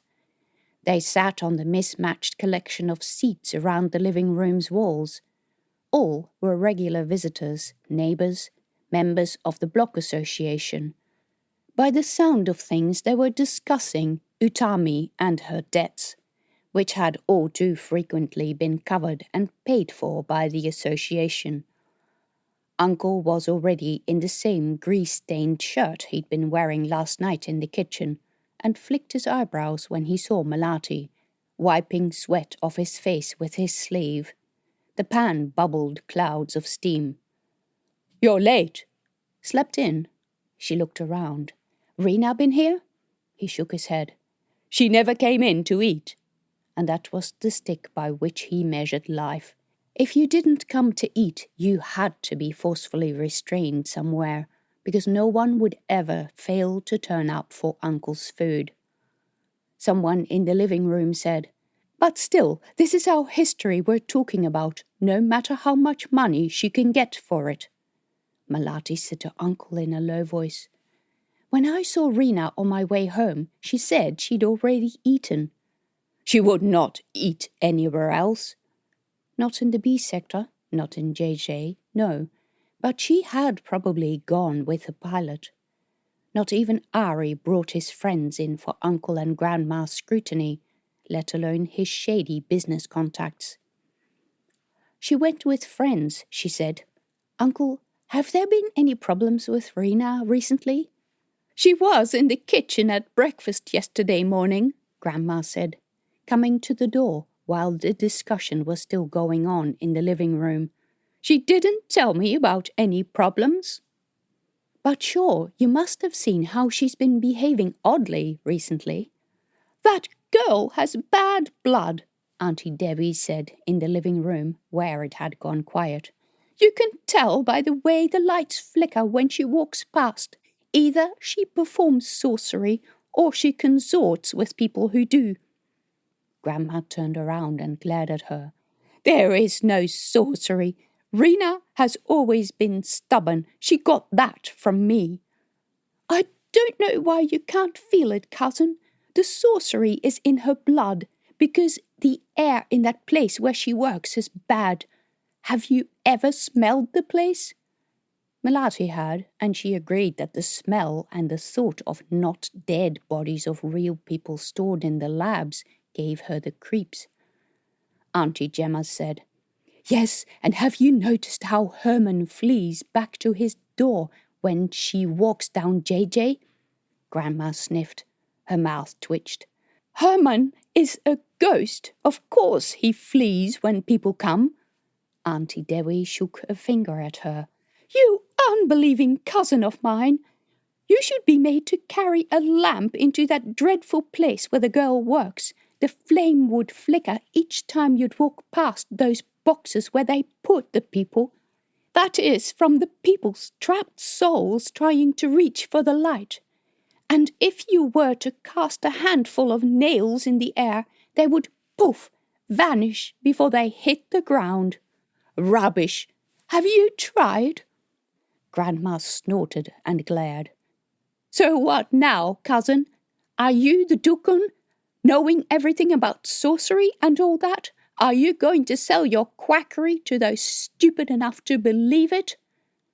Grandma had conveniently forgotten that she regularly warned Melati not to sit with her back to the door, or the non-existent ghost of Herman would foul her so that no man wanted her.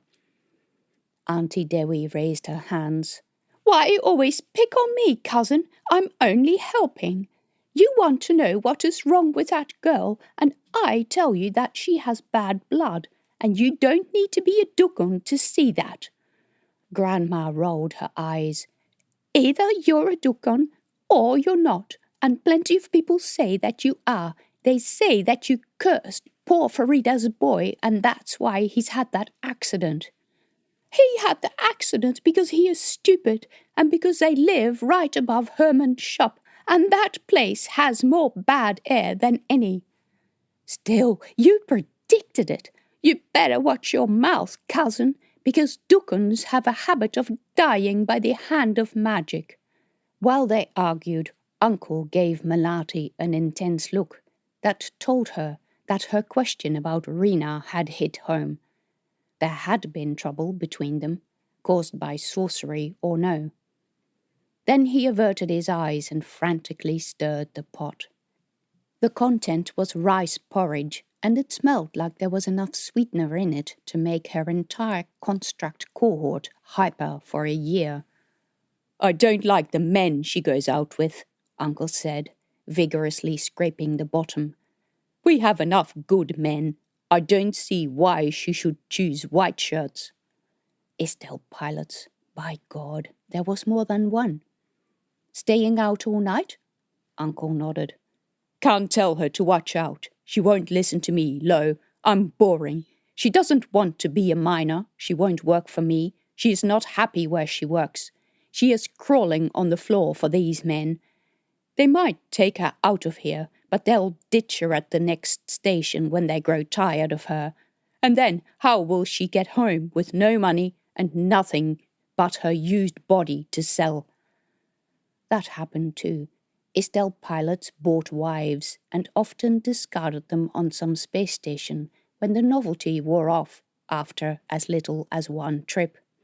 Space travel was really boring, and a year was a long time to be stuck with someone in a ship. Often also, transport ships didn't have enough anti-grav couches for extra crew, and the girls were never heard from again. They either died on the trip or became too brain damaged to remember who they were, and then died from neglect at their destination. Frustration clawed at Melati's mind. She fought so hard to make sure none of the younger girls fell in the same trap she had, and they did it anyway. Why, when they knew what had happened to her? "It is time someone listened to our concerns and something is done." This was a male voice from the living room that Melati didn't immediately recognize. She peeked into the room. In the corner that had been hidden from view sat Hato from 2 doors down. He rose when he saw Melati and came to the door. He cut a prim figure with round glasses and a thin beard in a neatly cut goatee. He wore neat dark grey pants and a crisp shirt of the same colour, with Pertahanen Sippel, Hansip, printed on the chest in yellow, plus a couple of stars on his chest which indicated his position as the civil guard's leader, self-appointed and, as he loved to point out, self-funded. He'd made his money selling small shuttle parts and maintenance. He went on, "It is important that Statop abandon this stupid system of accrued family debt. Either that or they must give us jobs that pay enough to reduce our debt." What was he on about? "We weren't talking about the accrued family debts," Melati said. "But we were, and you'd have to agree that it's a big issue for many families. No one should have to sell family heirlooms to pay for their children to get medical treatment." "As long as they sell within the barang, it's all right," Grandma said. "It's not family heirlooms they're selling, but our ties with the homeland," Auntie Dewi said. "She's right. How else are people going to save money, Lo? If we keep it in credits and leave it in the Statop computers, they will take it off us to pay for our family debts before we can spend it on important things like weddings. Selling is all right, as long as no one sells the white shirts, because then we lose our culture, because they never sell it back to us." Hato puffed out his chest and said, "Anyway, I will argue for abolition of the accrued debt system." Ah, right. Hato was slated to take the spot on the Statop Council when Wahid retired. There was to be an election, but there was usually only one candidate, who was elected or re-elected unopposed. "Bah, Statop will never agree to do that," Uncle said. "How are they going to replace the income they get from charging us interest on our family debts?" More accurately, how was Statop going to justify writing off millions in debt and make that work in their accounting and justify it to their off-station bosses? Still, it was an interesting idea. Melati liked and respected Wahid, but he was old and had grown gentle and complacent. Maybe with someone new on the Statop Council, things would improve. She said, "I'd be interested in what you intend to do about the new Hyderabad Mafia." Hato fixed her with his beady eyes, as if for the first time really seeing her. "What about them? Far more new Hyderabad merchants are honest than our conmen, and they bring us things we need. If they do illegal things, that's what the enforcers are for." "The illegal things they do affect our people more than anyone else on the station, especially our girls." A flicker of distaste went over his face. Ah, so he was one of the girls bringing it on themselves variety. "As I said, the enforcers will deal with any illegalities. I can't see. I can prove what they do, and I can prove that there are more than just a few doing illegal things.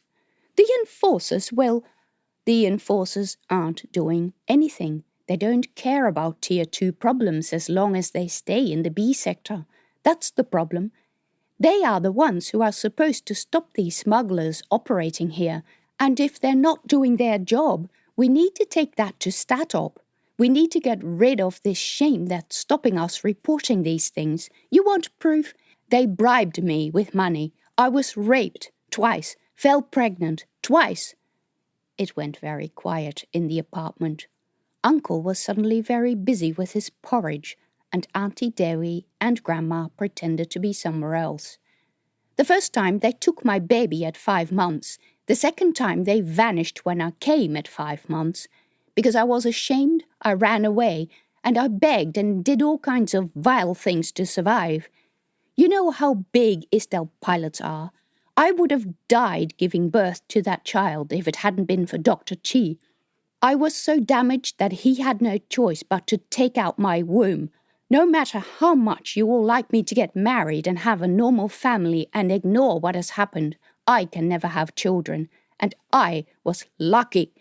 She had to stop to catch her breath. The only sound in the room was the hissing of air out the ceiling vent and the sputtering of porridge. She continued in a lower voice. We need to band together and stand up to these criminals. Harto huffed. You'll just end up upsetting the many honest ones, and they won't bring their goods. We grow our own food. What do they bring that we can't do without for a short period? They're our main suppliers of electronics and technology. So, we don't upgrade for a bit until we learn to make our own or buy elsewhere. But what? But they've bribed everyone in our administration lower than Wahid. They've bought our shops and keep increasing rents and make threats to those who can't pay. Why don't you do anything with a handship? Last time I heard, you had plenty of volunteers who wanted to join up so that they could parade around in their pretty uniforms. Why don't you actually do something? Don't you care about the struggling business owners? Are the lives of these girls worth nothing to you? Don't you... Uncle raised his hands. Whoa, can you leave the politics in the corridor? But Melati was too angry to care. Politics does not stay in the corridor when crimes are committed. It doesn't matter if you change leaders if the new leader is more of the same, only more likely to tread on the toes of people we should keep as friends. People like Tier 1, whose only crime was ignorance. While the young cousins looked on with wide eyes and Auntie Dewi muttered that no Tier 1 person was a friend of hers, Harto managed to look disturbed. So is that what you think, Lo? That our main problem is not family debt but the new Hyderabad mafia? I think the main problem is that we always want to blame someone else for our failure. Family debts are a problem, I agree, but the problem is not that we have them, because Statop would find another way of getting money out of us, but that we think and tell our children that we have the debt because Statop imposes their evil rules on us. In reality, we have large debts because we've done stupid things, not just one or two, and we continue to do stupid things, sometimes for no good reason, and sometimes because we can't see what we need to do to get out of our situation. And what is that? Get an education, learn to speak more than a few words of standard. By its own laws, ISF has a program that requires bases to accept and train a certain number of local people. Why am I the only one who has signed up for it? He shrugged. That is up to the young people to decide. Melati turned her back, anger burning inside. Words. No one ever did anything. They just made promises. Harto didn't care about girls dying. Uncle didn't care about girls dying as long as they were not in his family. And since Melati was still alive, he'd long forgotten what had happened to her. And Auntie Dewi blamed it all on sorcery. She put her mug on the table. Auntie Gemma looked over her shoulder. What, Melati? Not staying here? I'll have to go, or I'll be late for work, she said. And there was no time to go and see Rena, as she had promised yesterday. But you didn't even have any breakfast, Uncle said. No time. In all honesty, she wasn't hungry anymore. By God, her family infuriated her sometimes.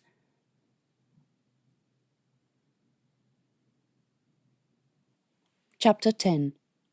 Melati ran through the corridors and held her arm out for the enforcers at the checkpoint under the watchful eyes of a couple of men from Harto's Handsip.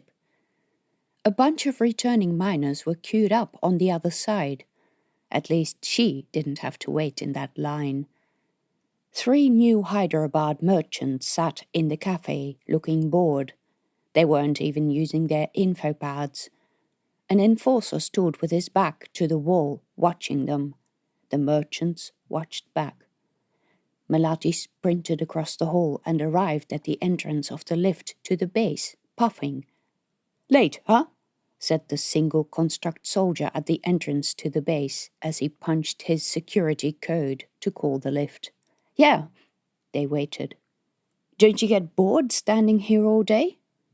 The light above the lift doors zoomed along the slide, showing the progress of the cabin. "No, it's been entertaining today." "How?" "A couple of merchants staged a sit-in protest to be allowed to leave the station." "Leave the station? Why can't they leave?" "Station operations discovered some sort of crime racket and has slapped a level 1 alert onto civilian departures, and now they need to open their entire inventory to inspection prior to departure. The merchants said that would take too much time, and they didn't have the authority to do it, so they protested." That explained the mood of the merchants in the cafe. "Anyway, after they had been dragged off, we had our weekly visit from Jakarta Basanti." "Jakarta Basanti? What did he want?" "I don't know, the usual. We are the fault of everything that goes wrong in the station. I think it was the computers this time. I picked a number for whose turn it is to deal with him and shipped him off." He laughed. "He's still inside." Yes, everyone laughed at him, but one day, when something serious happened and Jakarta Basanti had a real reason to complain, no one was going to listen to him. The lift doors opened and let Melati into the clean, airy ISF base with its modern fittings, soft, muted lighting, and decorating that was both tasteful and simple. Auntie Dewi, who always talked about bad air, would love it here. In the change room, she took off her civilian clothes and got into her uniform. She went to the door, pulling up the zipper of her uniform, as the clock jumped from C6:59:59 to CA0000. 1, 2, 3. Her tag flashed, just in time. She hurried through the white corridors of the base with the tail end of the shift change, coders scurrying into the coding lab, nurses and other teachers readying themselves for a day of learning. But before she could reach the dining hall, a siren rang and wall screens flashed. "All staff to the assembly hall for a briefing by Base Commander Kokkaro." What now? Melati stopped. A couple of people behind her made surprised noises, turned around and made for the assembly hall, which Melati had just passed. The screen said all staff, not all military staff, so this announcement applied to her as well. Such announcements were usually for meetings well in advance. This had never happened since she started working here. When Melati entered the base's large assembly hall, it was already a sea of people, with more streaming in through the doors at the back and sides.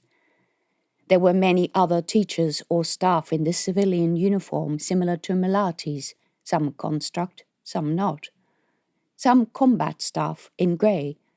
A couple of construct cohorts who had finished training and were waiting for transfers off station. Maintenance staff in blue overalls. The crew of a warship in dark grey with a ship's emblem on their chest. Two of them, a man and a woman, sat directly behind her. Melati looked over her shoulder. The woman met her eyes. She was of slight build. Her hair was short, spiked up, and black with flecks of grey. Her tag said Lieutenant J. Hasegawa from the SS Felicity, which was the largest of the destroyer-class ships in the system. Like Melati, the woman was natural-born, probably from the Jupiter system, where all the rich people lived. That family name said enough. The Hasegawas owned most of Europa and Ganymede. They probably thought of signing up with ISF as community service. At the front, Major General Sandy Coccaro strode into the room. Guards on either side of the door saluted and stood at attention. People fell silent or hushed others to do so. She went to the table at the front, pulled out the middle chair and sat down. Since Melati had last seen her, she'd had a haircut and her hair was now shorter than that of most of the constructs, grey and spiked up. Her gaze roamed the room fleetingly, but her face betrayed no emotion. She put an info pad on the table before her. Her assistant, Marius Vorchak, followed her and sat next to her, also with an info pad.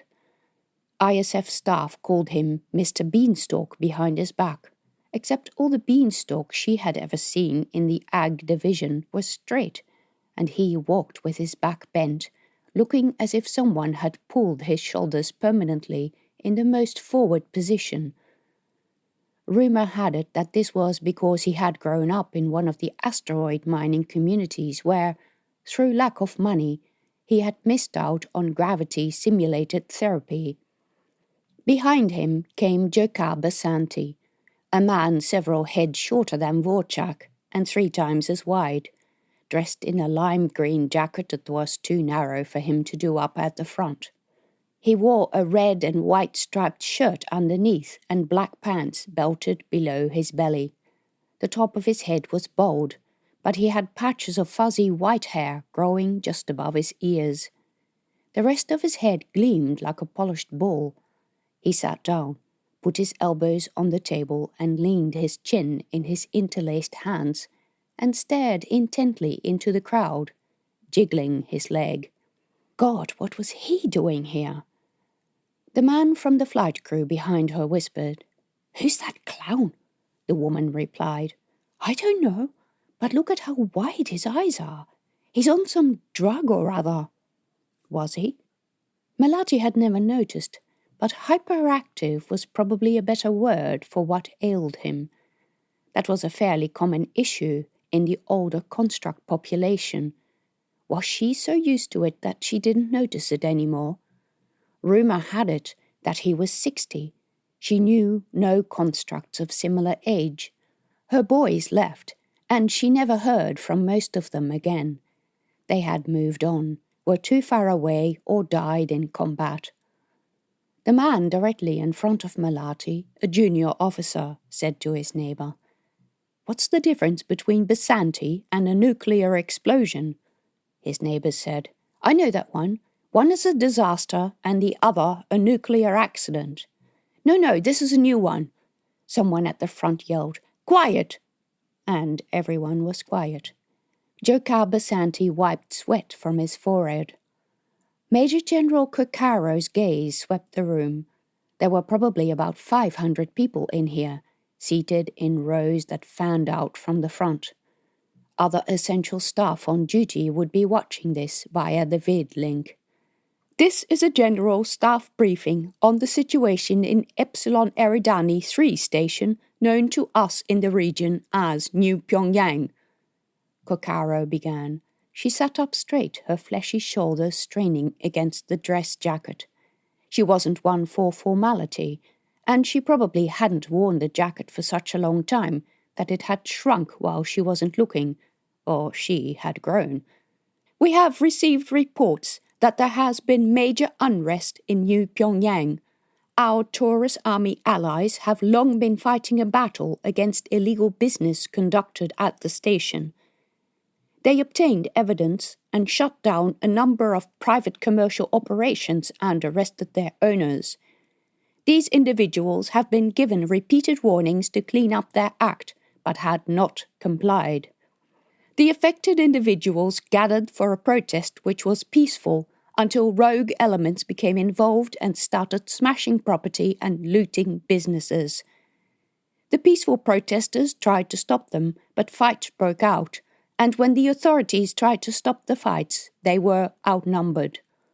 They could not use their usual crowd control measures because some elements in the worker populations managed to get hold of prohibited firearms. Mobs of looters set fire to the offices of the administrative center. There was a large explosion in the station's number 2 power hub, and the station's hull was breached. The fire doors closed off the sector, but safety escape hatches were blocked and did not allow everyone to escape. Melati shivered. Imagine the chaos and fear of those people. If a fire happened in the B sector, would those large fire doors even close? Would the safety escape hatches operate properly, or would they be gummed shut with gecko shit? The main doors were tested regularly, but she had seen no tests on the smaller ones for years. There probably hadn't been any.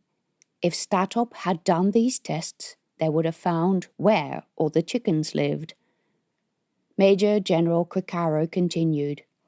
New Pyongyang is live, but limping. We understand that they have a skeleton crew of 10 in the control area.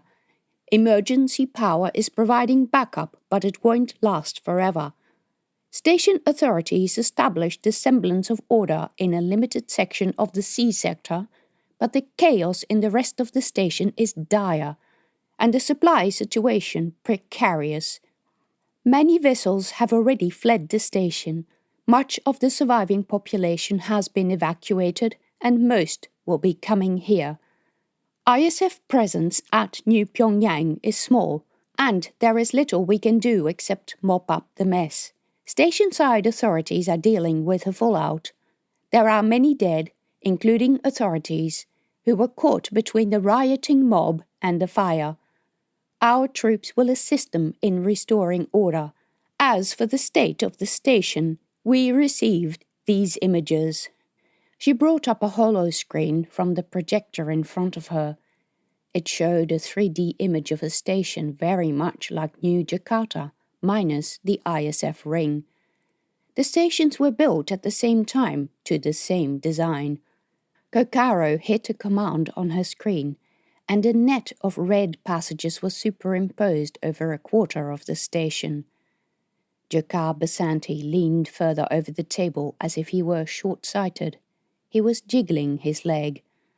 Kokaro said, There is little external damage visible at this distance, but the lines in red show which corridors have closed themselves.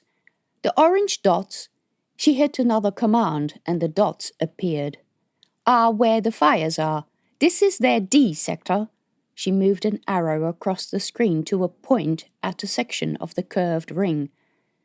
Where the hull breach is, their A and B sectors are unaffected by fire, although rioting has taken place throughout the station, notably in the docking area. She pointed at another part of the ring. Another difference, New Pyongyang didn't have a docking ring.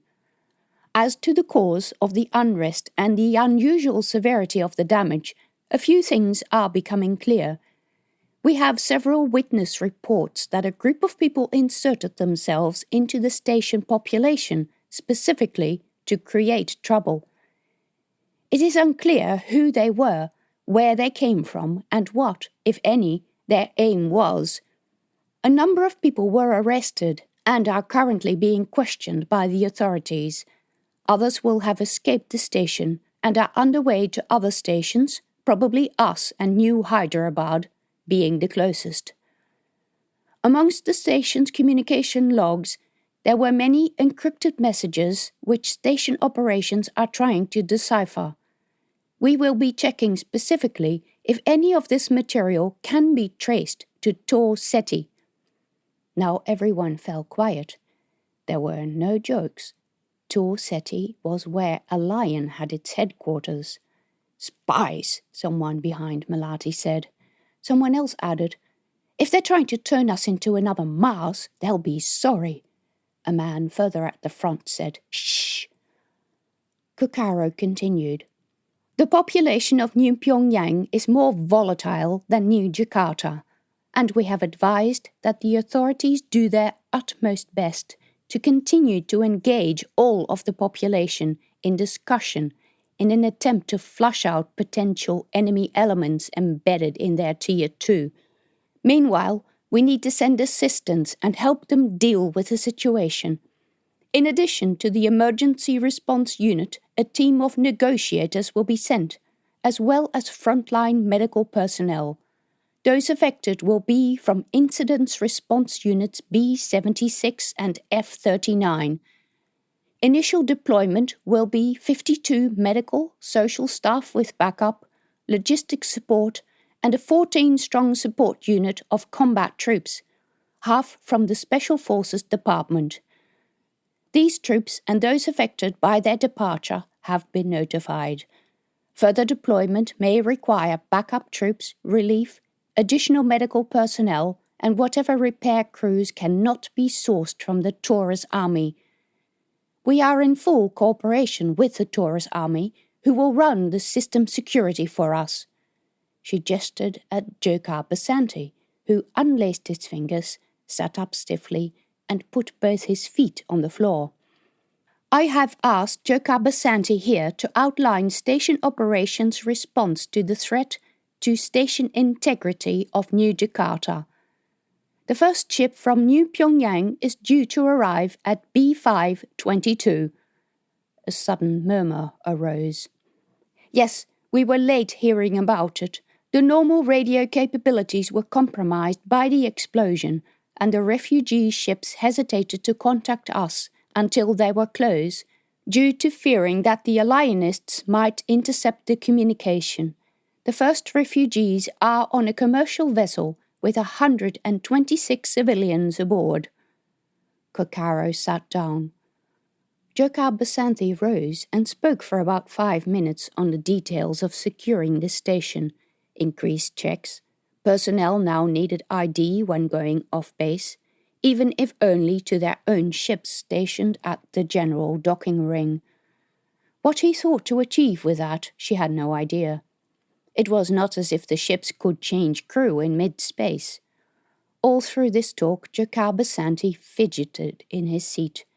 His behaviour was so much like Essie that it creeped her out. The intense look, the need to keep a body part constantly moving. When Basanti finished, Kokaro spoke about the base now being on yellow alert, which meant no visitors and no inessential trips. Thankfully, going home, classified as essential, but at orange alert Melati would not be allowed to leave the base anymore. A chill went down her back. When she signed up as a local civilian member of the force, they'd given her long documents that spelled out all her rights and obligations. She'd read the impenetrable language of the part that said peacetime operations. She merely glanced over the section that said wartime operations. When Kokaro asked if there were any questions, Melati rose, and people around her gave her frowns. Major General Kokaro's eyes met hers. Yes, Miss Rudianto? I have a question for Jokar Basanti. The silence deepened. The man in question stopped looking at the ceiling and frowned at her from under his bushy eyebrows, while fingering the buttons on his jacket. Are the blockade and repeated inspections in the station related to the trouble at New Pyongyang? Several people around her muttered. Jokar Basanti asked, Blockade? Level 1 alert relating to merchant operations, whatever you want to call it, and the checkpoint that stops people from the B sector getting to their work. It's loosely related to this issue. We were tracking undesirables even before this trouble blew up. Those undesirables can only potentially be found in the B sector? Well, who suggests that? He jiggled his leg. Enforcers have been systematically turning over the B sector since yesterday. Well, there's not much to check in the A sector, is there? The people from New Pyongyang who are a danger to us would be the illegal merchants. They are not Tier 1.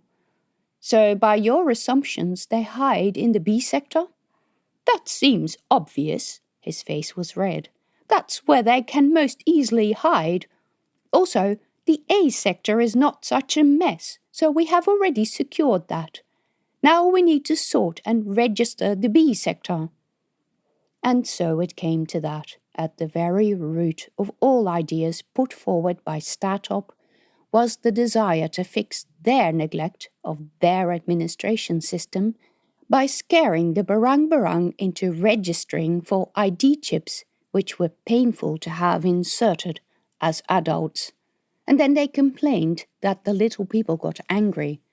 She said, "If you're looking for criminals, it seems more logical to me to start with the dockside hotels." We did that. Then why don't you move the checkpoints to the entry into the station from the docks and stop anyone who does not live at the station coming in? Check us once and then leave us alone. He gave her a blank look. His leg went jiggle, jiggle, jiggle. She felt such a strong urge to yell at him, "Sit still!" He was a grown man, not a young construct boy. Those checkpoints inconvenience mining workers going to their jobs. They are not effective anyway because they target only Tier 2. And what about the constant raids? The mining workers cannot work when the checkpoints are where they are now. They're already getting angry. They are not inconvenienced if they have ID. Statop has accepted for years that many of them don't. All of a sudden, these people find themselves unable to work at a time when stability of the worker population is important. I thought the threat came from outside the station. Targeting Tier 2 is useless. His face turned red. He pushed himself up from the table. His chair fell over. "Now that's what I call an accusation, madam." He shook a finger at her. Some of the people around Melati sniggered.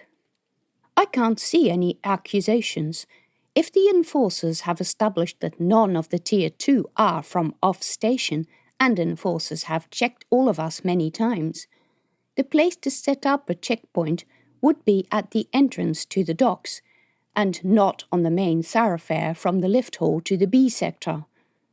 "I don't need to be told how to do my job." "The question is fair," Kokaro said. She scratched her head and frowned at him in a sort of "do sit down, we disapprove of theatrics here" way. "Can you outline to us how your side of the station is going to deal with the inevitable influx of refugees, shady or not, from New Pyongyang? How is the safety of the station going to be upheld, in particular the integrity of the station's worker section? It seems to me that you'll need help from them to manage the situation." Joka Basanti went into a long rambling discussion about the new Hyderabad Mafia and their way of mingling with Tier 2, and this was why the checkpoints were where they were, all of which was nonsense, because the new Hyderabad Mafia rarely ventured out of the BC block. He went on about the Statop computer systems and how they could never be breached, while Melati knew that Ari and his friends could get into anything, especially if they had the help of the hypertechs. She didn't even understand why he believed his own ramblings. She didn't understand why Kokaro believed them. In the end, the checkpoints just came down to the usual stuff. He didn't trust or like Tier 2, and therefore all problems originated in the B sector. Because they were criminal. True. They pilfered things. Also true. And their very essence was to fight Tier 1. And that was not true. All the barang-barang wanted were opportunities tailored to suit them, to help them start legitimate businesses, to send their kids off-station for education. What they wanted was an equal chance to become something other than a criminal or whore, mother or miner, or a combination of all those. Was it a wonder they were angry? Why didn't he see that his attitude made things worse? God, they should replace him on the council, not Wahid. But arguing had little point, certainly not in this hall surrounded by people who neither knew nor cared about New Jakarta. Major General Kokaro closed the meeting with, "I want all of you to be vigilant. Any outside contact must be viewed as suspicious, any incoming vessel as a potential threat." People got up and made for the door in groups. Melati rose, realizing that she had almost forgotten about the troublesome cohort, and wasn't sure if this was a good or a bad thing. At work, she expected to be away from the chaos of the station. Anyway, she had better go to the learning unit to relieve Christine and see if the boys... "Wait, Miss Ridianto." Melati turned to see Major General Sandy Kokaro coming towards her. "If I can have a quick word, please." "Ma'am?" Melati had never seen Sandy Kokaro this close up. She dwelt in the base's admin offices and spent her days on the observation deck talking to captains of rotating warships and other places where Melati could never dream of going. She looked older than she seemed from a distance, and stockier. Her arms were twice the width of Melati's, and her bosom, did they even make bras that size? She had taken off her uncomfortable-looking jacket and carried it over her arm, with a string of decoration ribbons facing Melati.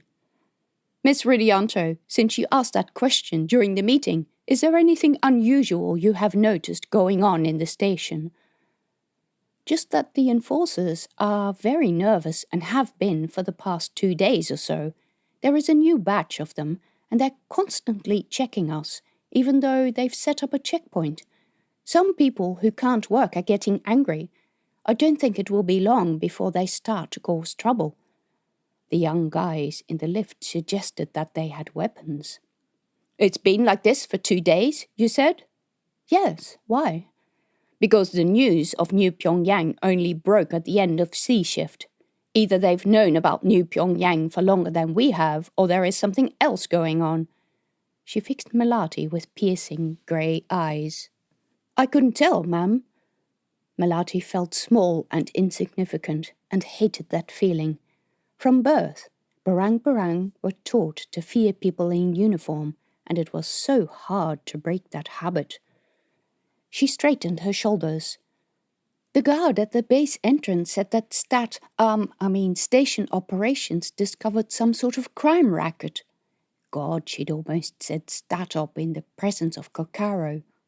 "I don't know any details, but it's been going on for more than a day. They checked me at my uncle's business. They seemed upset that I was ISF and left soon after. My cousin said it'd been checked 3 times. They wouldn't say why they were there. I had no authority to demand their reason." Kokaro just nodded, but her expression was grave. "I want you to keep your eyes open on our behalf when you go station side." "Anything you want me to watch in particular?" What was this? What did she know? "In all confidence, I doubt Basanti's story that they've taken these security measures because of New Pyongyang. I think he's been slapped by his supervisors about being too lenient to criminal interests." "That makes sense. Except the enforcers yesterday hadn't seemed keen to go after the smugglers. They said they were on another mission. Whatever is happening station-side, at the moment we can't afford to stir people up, especially if we get a lot of refugees. Basanti has given me the assurance that once the enforcers have made the checks they need to make, they'll ease off. But I have no way of checking that. I don't think this is the time for his people to catch up on any lapsed administration work.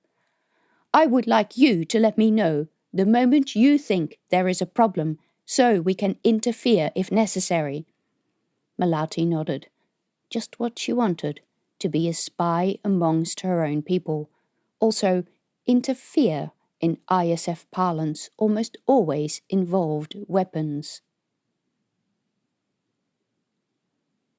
Chapter 11. In the cavernous breakfast hall, all the basis constructs sat at long tables, one for each cohort. Most were children of various ages, but others were almost ready to leave the base for military training. The air hummed with voices, primarily male. Grimshaw and other low-ranking constructs often were, because they filled frontline combat roles. The Kessler tech specialists and pilots were usually female, but the base did mostly Grimshaw, workhorses.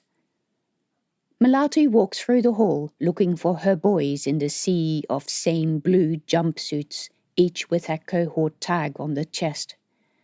An older male construct in ISF uniform pushed a trolley through the aisle, collecting plates.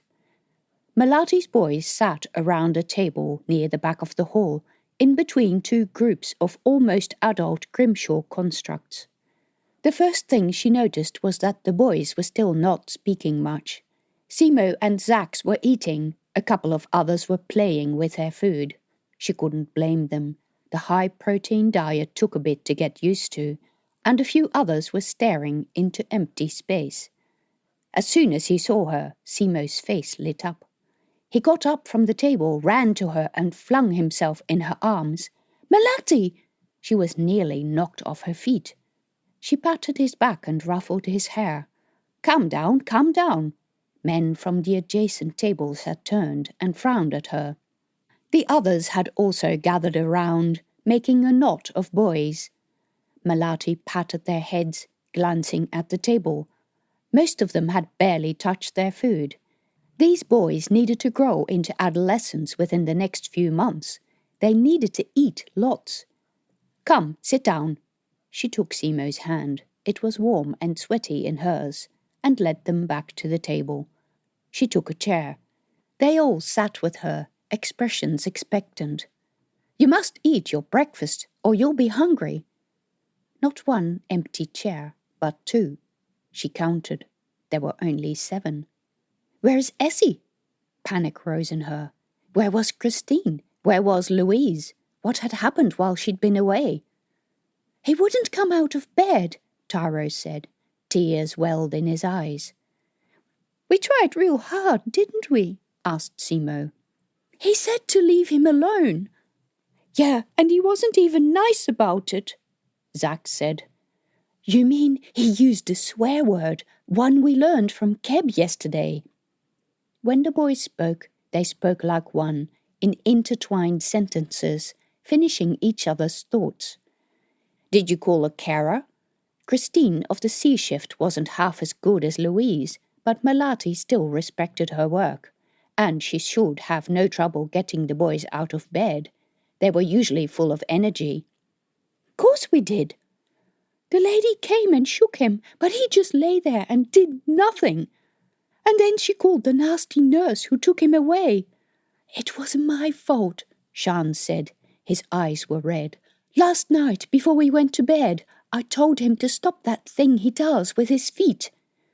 Yeah, he's kicking the chair all the time. Bang, bang, bang, bang." "Yeah, he wouldn't stop it, and it was really annoying," Kari said. "Really annoying, yes. You were right to ask him. We should have done that before, like in class yesterday." "I don't think it was you, Shan. It was that nasty lady." Melati's heart jumped. "What lady?" She should have stayed here last night, not have left them alone. "What did she do?" "I don't know what she did," Simo said. "She went into the room with Essie, but he wouldn't talk about it later." "She asked questions," Taro said, self-importantly. "I know, 'cause I listened at the door." "You shouldn't do that," Kari sounded outraged. "No, that's bad," Shan said. Taro's face crumpled. "That's okay," Melati said. "What sort of questions did the lady ask, Taro?" "All about Keb, about coming here with us, and why Keb would want to be called Jazz." "Yeah, and then he wouldn't reply and the lady got angry." "And Essie screamed, didn't he?" They all nodded. "Which lady was this?" "The one who came yesterday," Shan said. "I don't like her at all," Kari said.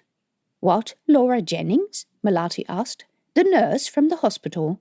Melati didn't like Laura, but she was not stupid. Simo shook his head. The one who came to get us after class. Louise? Surely that was a misunderstanding. Louise was the kindest person Melati knew. Taro nodded, his face grave. I don't like her. No, I don't like her either. Me neither. But Melati was astonished. What did she do wrong? She asks stupid questions, like she has no feeling at all. She doesn't listen, Tika said. And then she started asking all these questions about Keb. Yeah, like, why didn't she ask Keb the questions if she wanted to know these things? Simo asked. He's in the hospital, she can go there. Isn't that obvious? He isn't Keb, Tika said, his little face bright. I don't know why you can't feel that. He was definitely the sensitive of the cohort. Silence. A couple of them nodded, uncertainly. But then who is he, and where is Keb? Zax asked in a small voice. Shan shrugged. Where we were, before. Before? Melati watched him intently. Construct spoke of before when referring to memories transferred to them in their pre-awakening module. Most of them eventually worked out that those events weren't true, but the boys were too young for that. It was nice we never had to do any work. We played all the time. Outside. Several of their faces took on a dreamy expression. Yes, said Zax. Before is pink. The boys nodded. Pink was good. I want Keb back, Abe said. Yes, said Shan. I'll go back to before and I'll bring him, because he was there, I remember it. And Essie. I want to come to before too, Tika said. Wait, Melati said. You're saying that Keb was there with you? Of course, there was no way they could go back, since before consisted of artificial memories. Yeah, and I think he got left behind, Simo said. He told me he was coming with us, Shan said. In the park when we were playing. Tika frowned. There was a man at the park and he talked to Keb. Yeah, I saw him too. What sort of man? Melati's heart was thudding. None of the memories she prepared contained any adults, and certainly not men approaching the boys in a playground. The man was kind of sad, Tika said, his dark eyes large. He stood there all alone, watching us while we played. Zax kicked the ball and it rolled near his feet. Keb went to pick it up, and then the man spoke to him. Did you hear what he said? Tika shook his head. It was too far away. I was on the swing, and when I finished, he was gone. And what did Keb do then? Tika frowned. Shan's brow knitted. Simo raised his hand to his mouth. He wasn't there. Did you see him?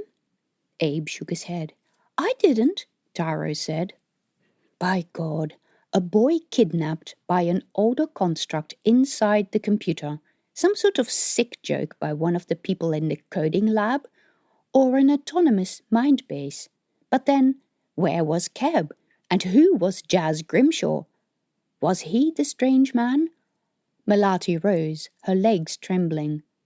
Come, let's go and see if we can visit Keb and Essie, but first you'll have to eat your breakfast. Simo smiled. See Keb and Essie? His eyes were bright. You promise? I promise, but only if you eat all your breakfast. But I'm not hungry. No, me neither, Kari said. You have to eat to grow, Tika said, his eyes wide. Does it mean if we're not hungry that we can't see Essie and Keb? Put like that, it sounded stupid.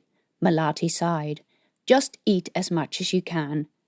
She waited while they picked at their food.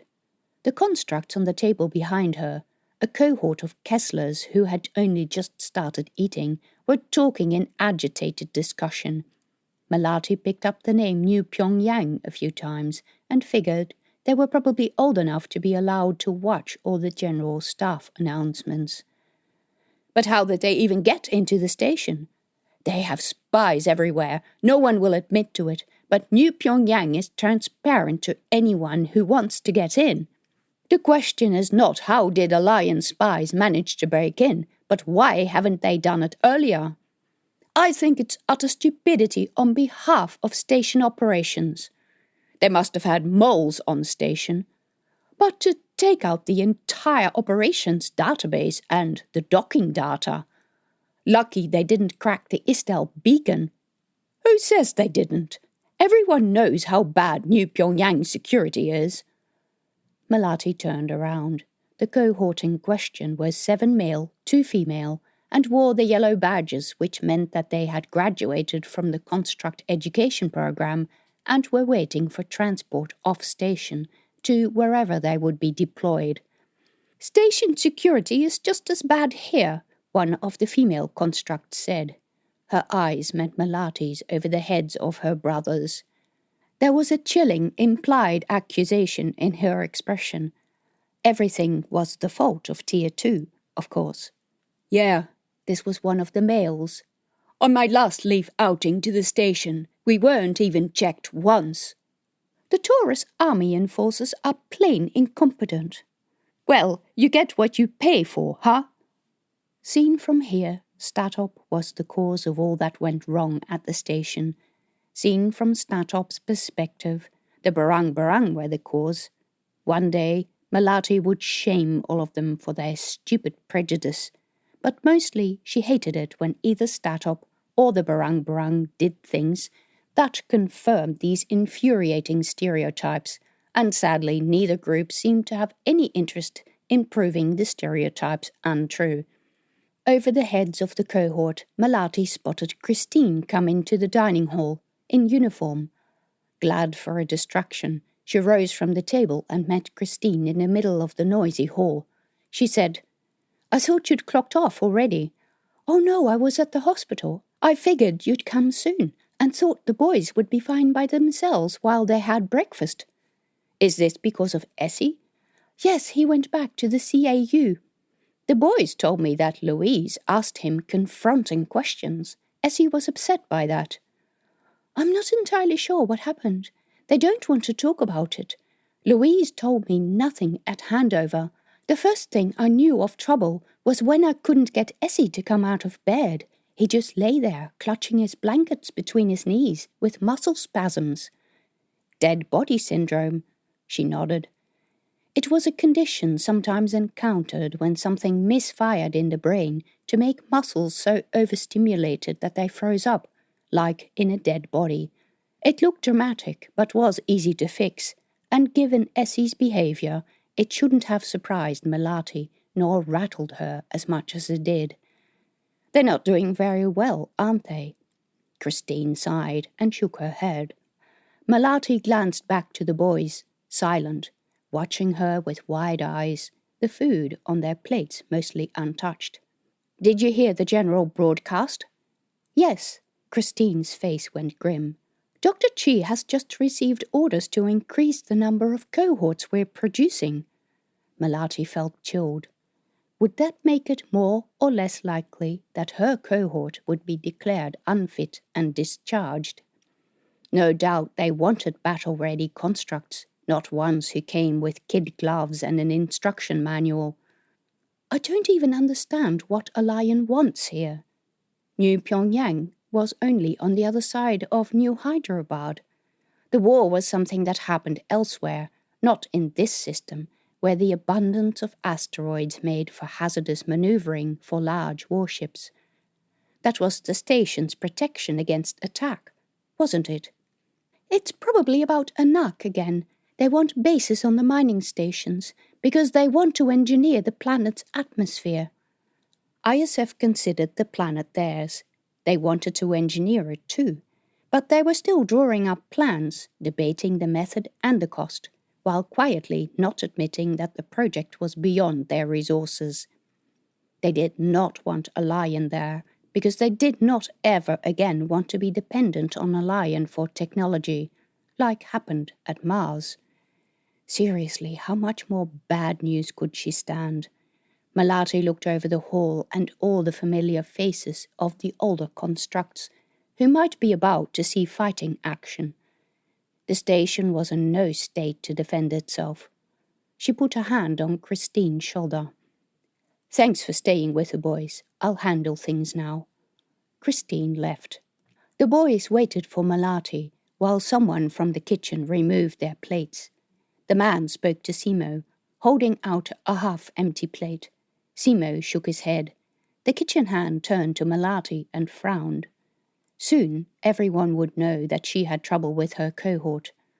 At the same time, there would be pressure to churn out more cohorts, and Simo and the boys might be retired before she'd had the chance to help them.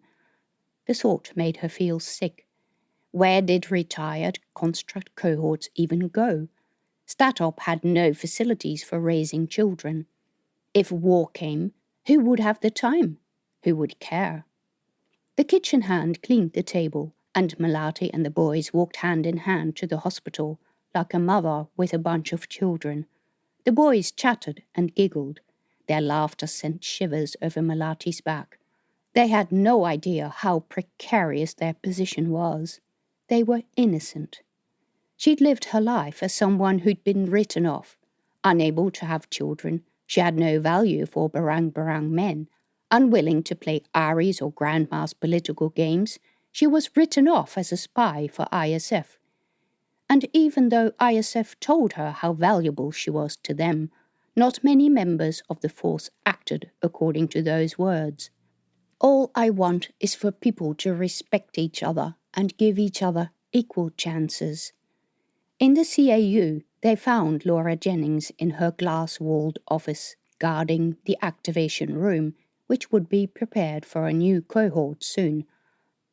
She looked up when Melati knocked on the door and eyed her up and down as she stood in the door opening, holding the hands of Shan and Zax, and the rest of the boys clumped around her. "I've brought the boys to see Keb and Essie," Melati said.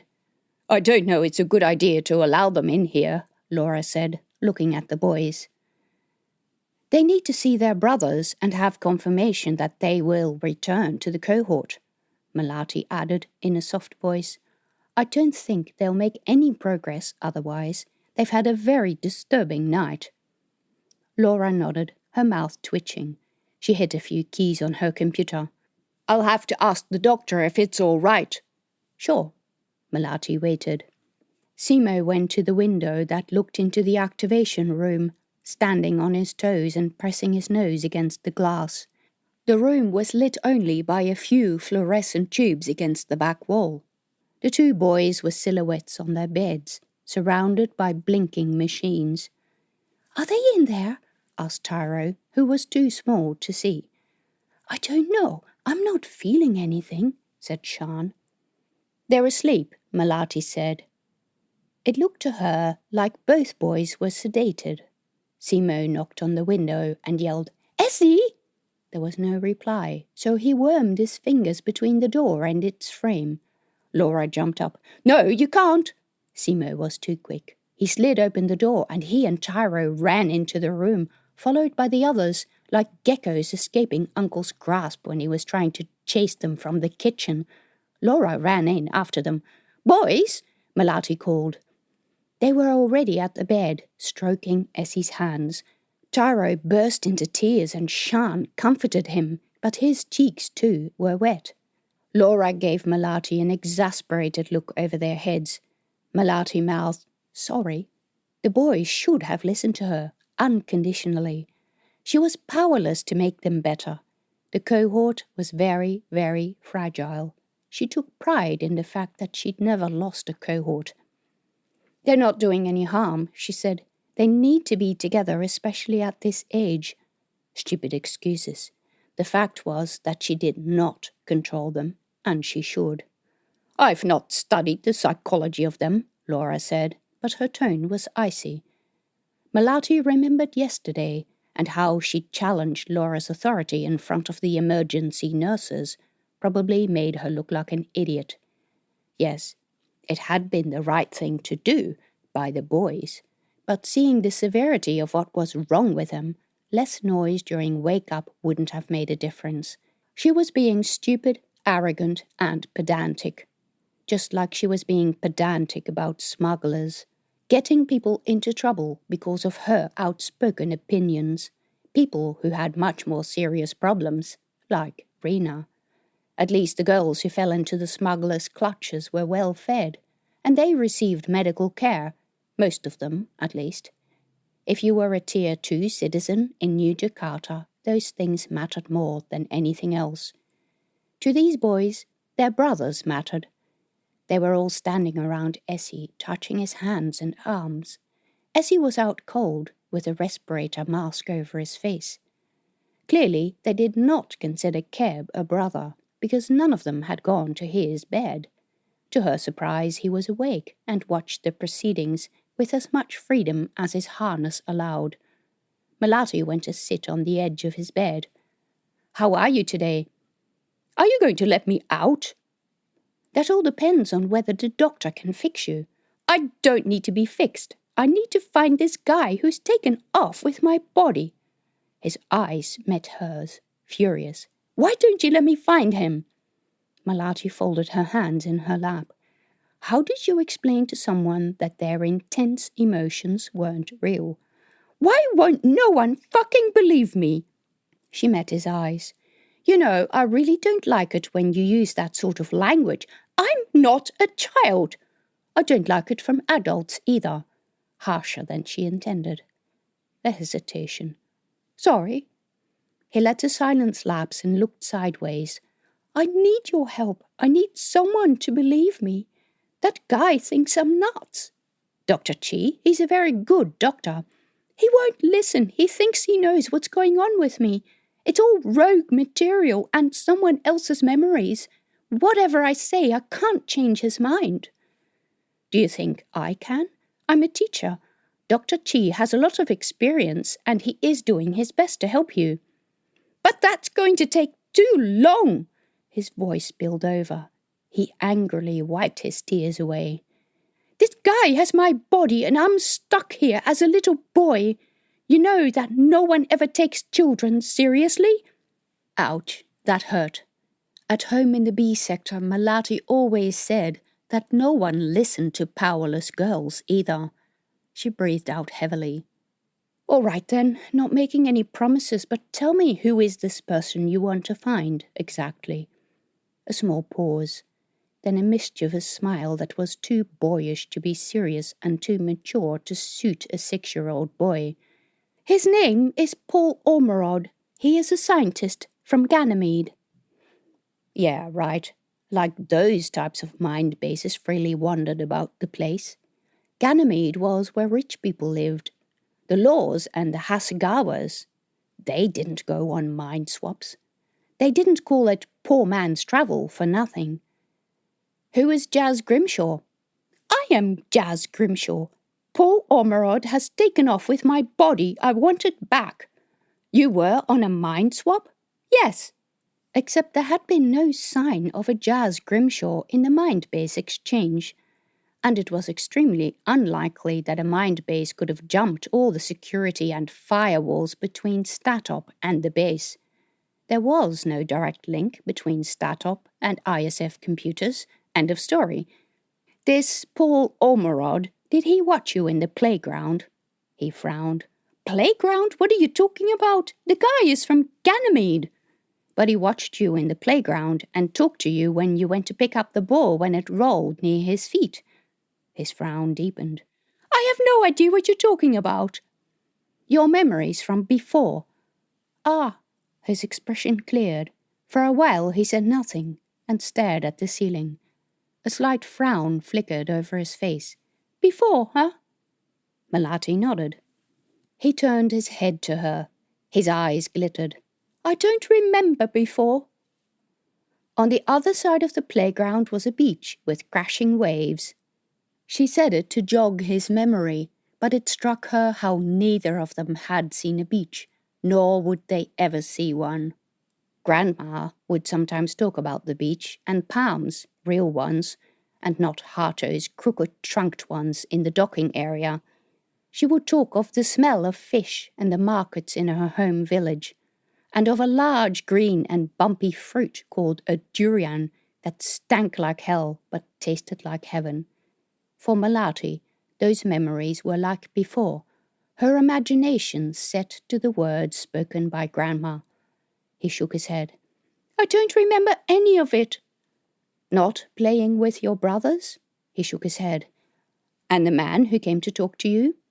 He kept shaking his head. A tear leaked out of his eyes and rolled over his cheek. See, I'm turning into a little boy. You have to help me find this guy before I forget everything. Melati took Keb's hand. This was by far the strangest thing that had ever happened to any of her cohorts, and she hoped that someone, somewhere, soon, found out how to fix it. And though he had no proof for any of his statements, his sincerity disturbed her deeply. She said, I'll help you sort it out. But she had no idea how.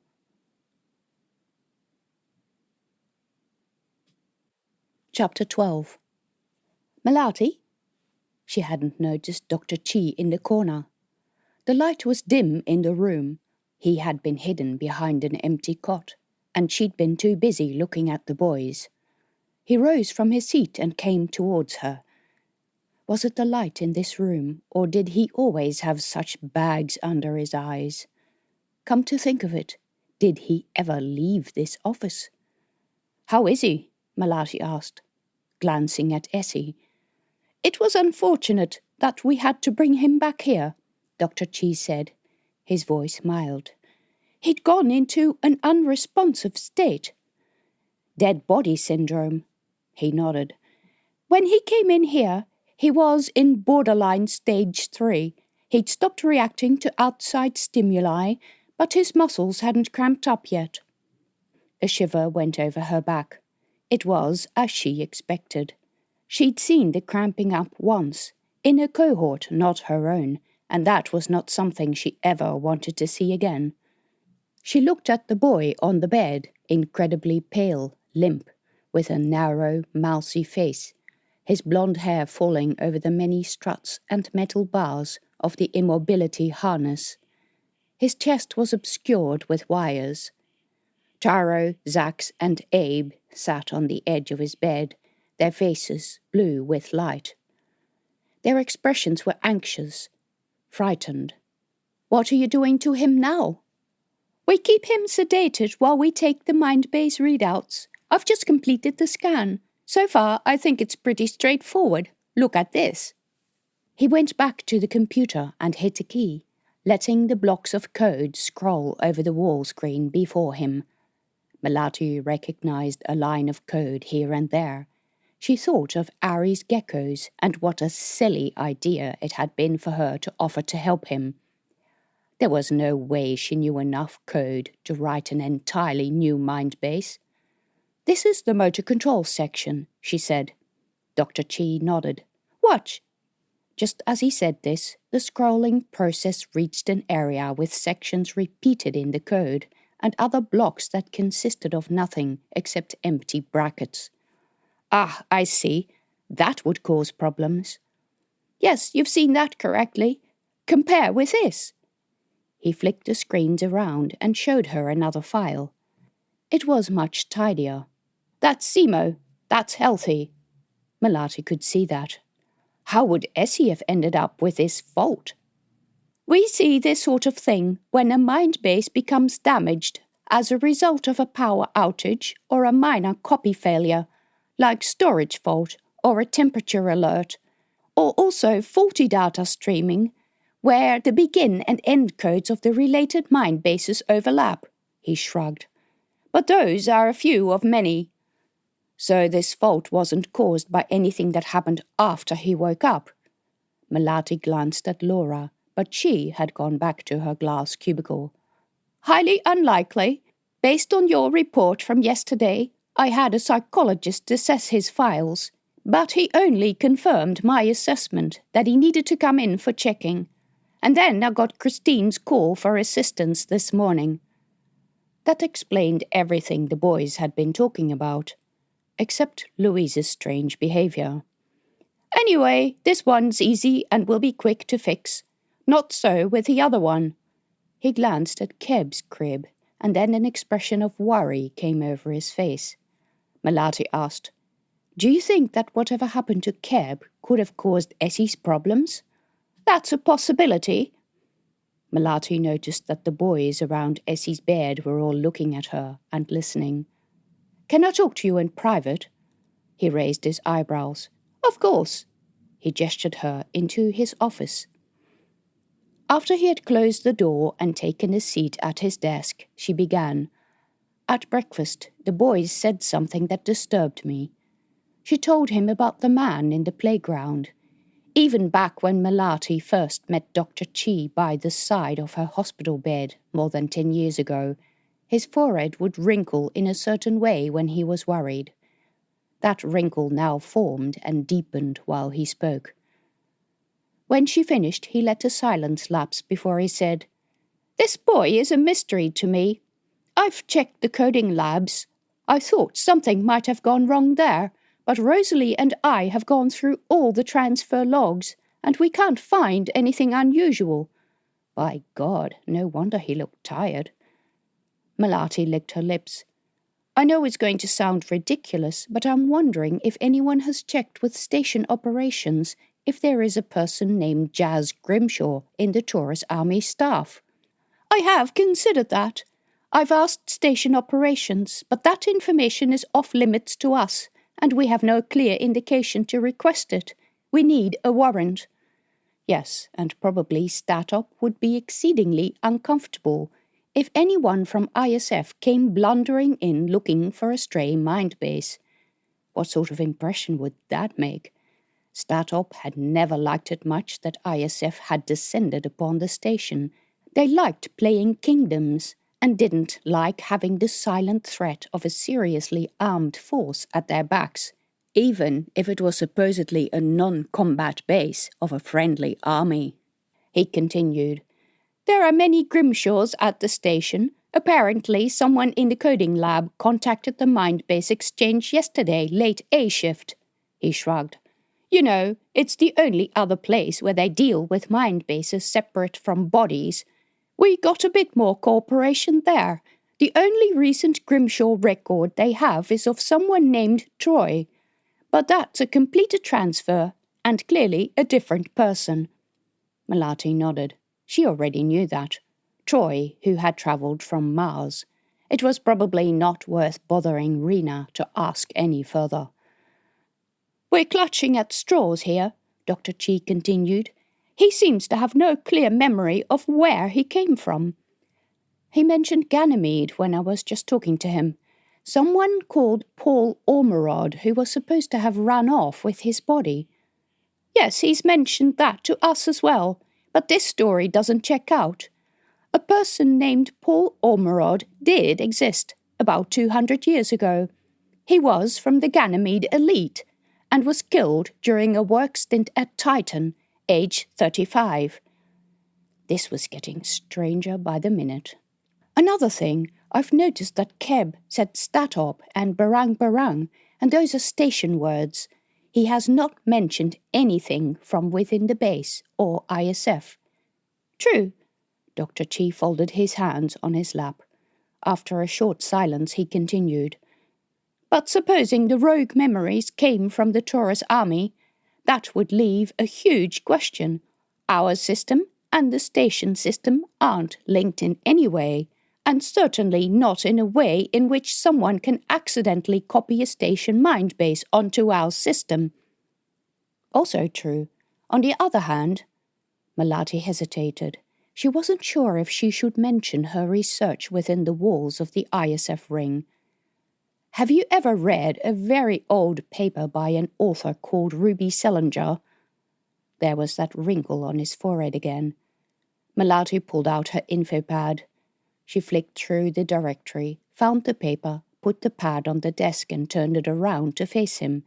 He read the paper's title. Evidence for Semi-Autonomous Movement by Artificial Intelligence Files. His eyes widened. Where did you get this? A very far corner of the library way back when I first came here. I've had it for a long time, since I did my research course units. I never used it because it wasn't relevant to my work, but I was impressed that the library had something this old, and I thought it was interesting. I bet. Look at the main author, Ruby Selinger, Alliance Aerospace Limited, Ares 2 Station. Do you know she worked with the original Ares team that put the first ever people on Mars? I'm surprised that this is freely available. What level security clearing do you have? None beyond the CAU. Anyway, I think it should be available. Alliance did a lot of research on mind-based technology long before ISF could do anything like it. Sure, that's why we had the Mars Revolt and all the deaths there, because of their disposable soldiers. We don't want to go that way ever again. Mars, not that again.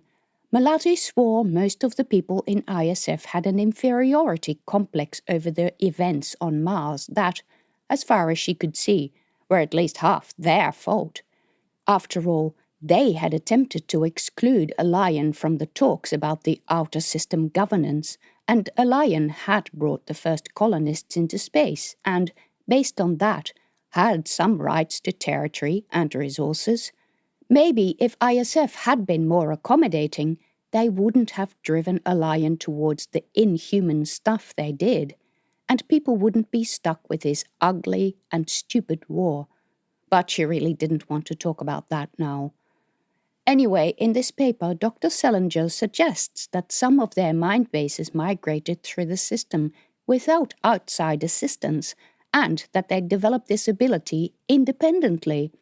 It suggests that there are other papers, but I can't find any of them. That's because the veracity of Alliance-based data was called into question. Our own mind-based technology took a huge leap when scientists discovered that a number of Alliance research papers we'd been using to piece the work together were elaborate fakes designed to set us off in the wrong direction. This is why all Alliance material was removed from research libraries. If you found this in our library, in the unrestricted section, you should report it so that it can be destroyed.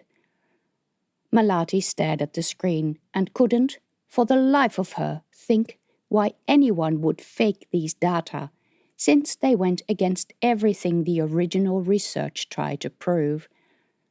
I don't believe that this is a fake. I mean, these results. No, just no. You don't understand, Melati.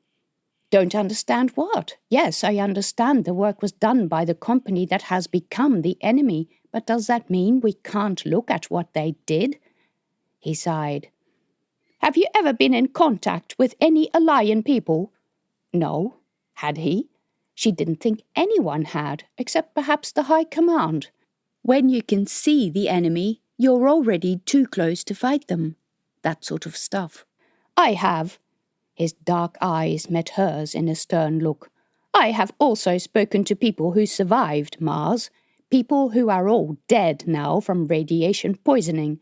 Alliance destroyed the Mars domes when we wouldn't agree to their outrageous demands. They killed thousands of innocent people. It was all done with bots.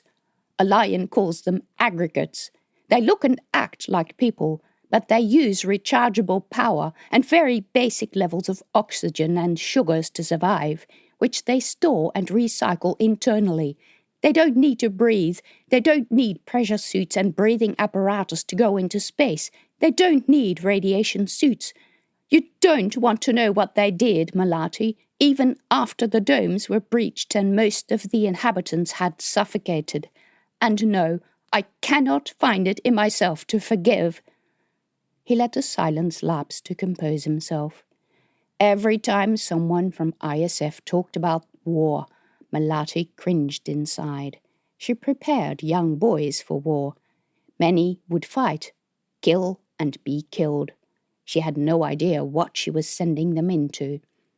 Life in the B sector was seedy and dangerous, but considering places like New Pyongyang, where Tier 1 was shooting at people, New Jakarta was a holiday. I still don't understand what Mars has to do with this old research paper.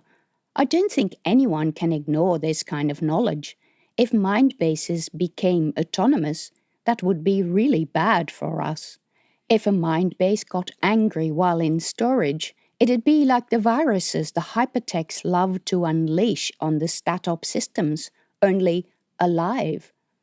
We should ignore the paper because it's rubbish. A lion no longer fight directly. They'd be wiped out if they did. Instead, they seed fear. That is the intent of the paper. Constructs going out of control. Mind bases moving themselves across systems. It is rubbish. Hocus pocus. When you're in the system, you're dead. Many people have tried to look for signs of autonomy. None have found anything. People like perpetuating the myth, like those who believe in ghosts. Melati felt like telling him about Park in her apartment and Herman in the unit a couple of doors down from Uncle's Rumak, but it was pointless. You could not see ghosts unless you believed in them, just as you could not be helped by God unless He was in your heart. She had never found anyone within ISF who talked about belief, or who was aware of the spirits around him. ISF people ignored the spirits, even though most of the spirits were good and could help you. Melati, promise me that you will report the paper and forget about it. She said nothing. These people were so different from her. They didn't get the way she was at peace with the spirit world. Such impoverished lives they led. He continued in a milder voice. A lion wants us to panic. That's the way they work. Then, when we're at wit's end and unable to solve the problem, some mysterious agent presents a solution to those affected, which, surprise, surprise, radically opposes everything we've been doing so far, so that we discard our research. Or a solution works very well, but introduces some kind of cyber bug in our systems that allows them to eavesdrop on us, or something similar. A lion are so smart at technical and social manipulation, none of their victims even know they're being manipulated. As far as I'm concerned, that's what they've done at New Pyongyang. They've stirred the population into revolt and withdrawn to watch the fighting. He raised a finger. A lion has always been like this, fighting through sneaky technology, avoiding straight conflict, causing conflict rather than engaging in it. They don't have soldiers, they have infiltrators and spies. A Lion Aerospace were the first to put a human on Mars, the first to establish an independent space colony, and then they betrayed humanity by setting us up against each other. They were the first to start an interplanetary war and were responsible for more loss of life than anyone else in the history of humankind, even though they never fired a shot themselves. I will never, ever accept anything of theirs has value, and if no one else had done this either, humanity would be a lot better off. Melati stared at the screen. Saying anything when a conversation turned like this was unhelpful. The career military, the ISF-born majority, were natural humans from rich merchant ships or mining families from the outer Sol system. To them, the war was a heroic thing, defending their ancestors. He was right in a way. It was not her personal history. She didn't identify with events centuries ago on an Earth she'd never visit. Nor did she care about the revolt on Mars. She was with ISF because they saved her life. She even had to admit that she looked at those old photographs of the first Mars landing with a sense of wonder. A tiny figure in a vacuum suit in a vast and lonely red landscape under a pink sky. The first human to set foot on another planet. More than 150 years after a man stepped onto the moon, the planet said to represent the male psyche and god of war was conquered by a woman, and one who worked for a commercial company at that. But to Melati, the most amazing thing was that Chandra Lee was, like her, small and brown. Back then, Lion Aerospace seemed to understand something that ISF did not. ISF career soldiers were all from the richer parts of old Earth. The constructs were mostly male, and most of them were white. She had often wondered why people never created any constructs with colored skin. It was said that most Alien people were dark-skinned. Most of them were female, too. They said Alien got men to do their dirty work, and that they grew babies in vats, and that they made people who were half human and half machine. And if they'd done mind-based research way back then when people first went to Mars, maybe all those rumors were true. By the way, Melati, Major General Kokaro came in to see me yesterday. She asked me about you. Apparently she received a complaint of your interference with the Enforcer's work. They said they don't appreciate being spied on by undercover agents. Would you care to comment on what caused them to make such a report? It concerns me. Totally different subject. God, this was about last night in Uncle's rumak. But she'd just spoken to Kokaro. Why hadn't she said anything? I don't know what's going on in the station, but the enforcers have been going crazy.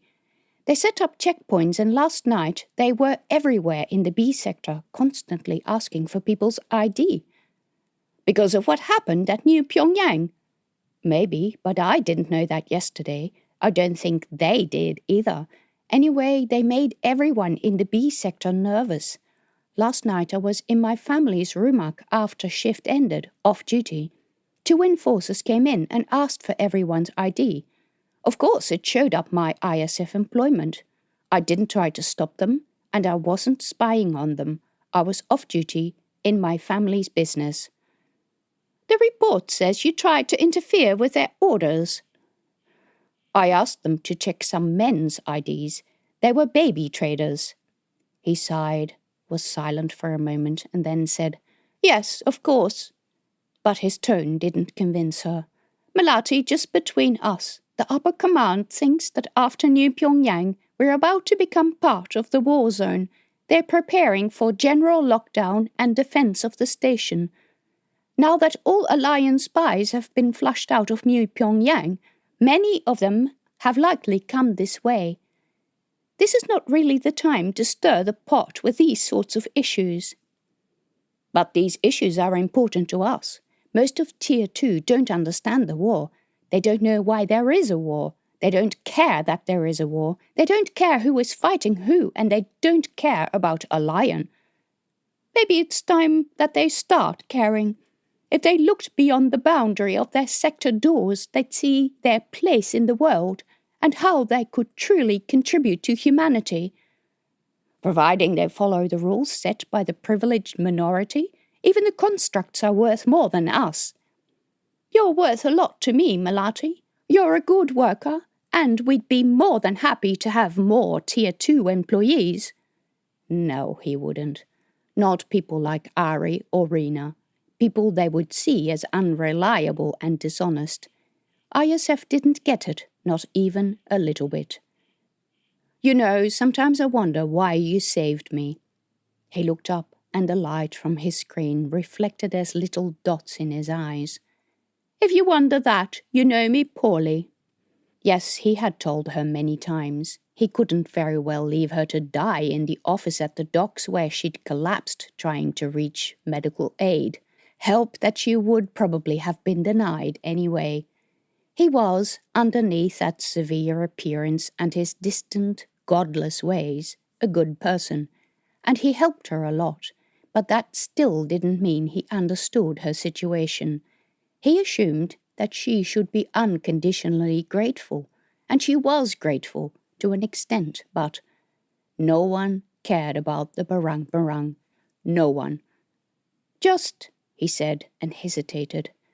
I don't want any harm to come to you. I do care, even though you may think I don't. And I want to know how you are coping, because I know a lot of people in your family give you a hard time. Melati swallowed a brief burst of emotion welling up in her. How easy would it be just to cry and let him in on her troubles with her family, and the way Rena would not listen to her, the way she was afraid that Ari would end up dead or in jail, or both. but Uncle hadn't raised her that way. "I'm fine, really. Nothing untoward happened last night. Nothing whatsoever. The enforcers seemed nervous more than anything. They were ones I haven't seen before. I think a new batch arrived on station, and that made the nervous situation even worse. You have the right to ask them for ID, you know." "I know." But it was easy for him to say when he was not small and brown and not tier 2 and not facing someone with a weapon.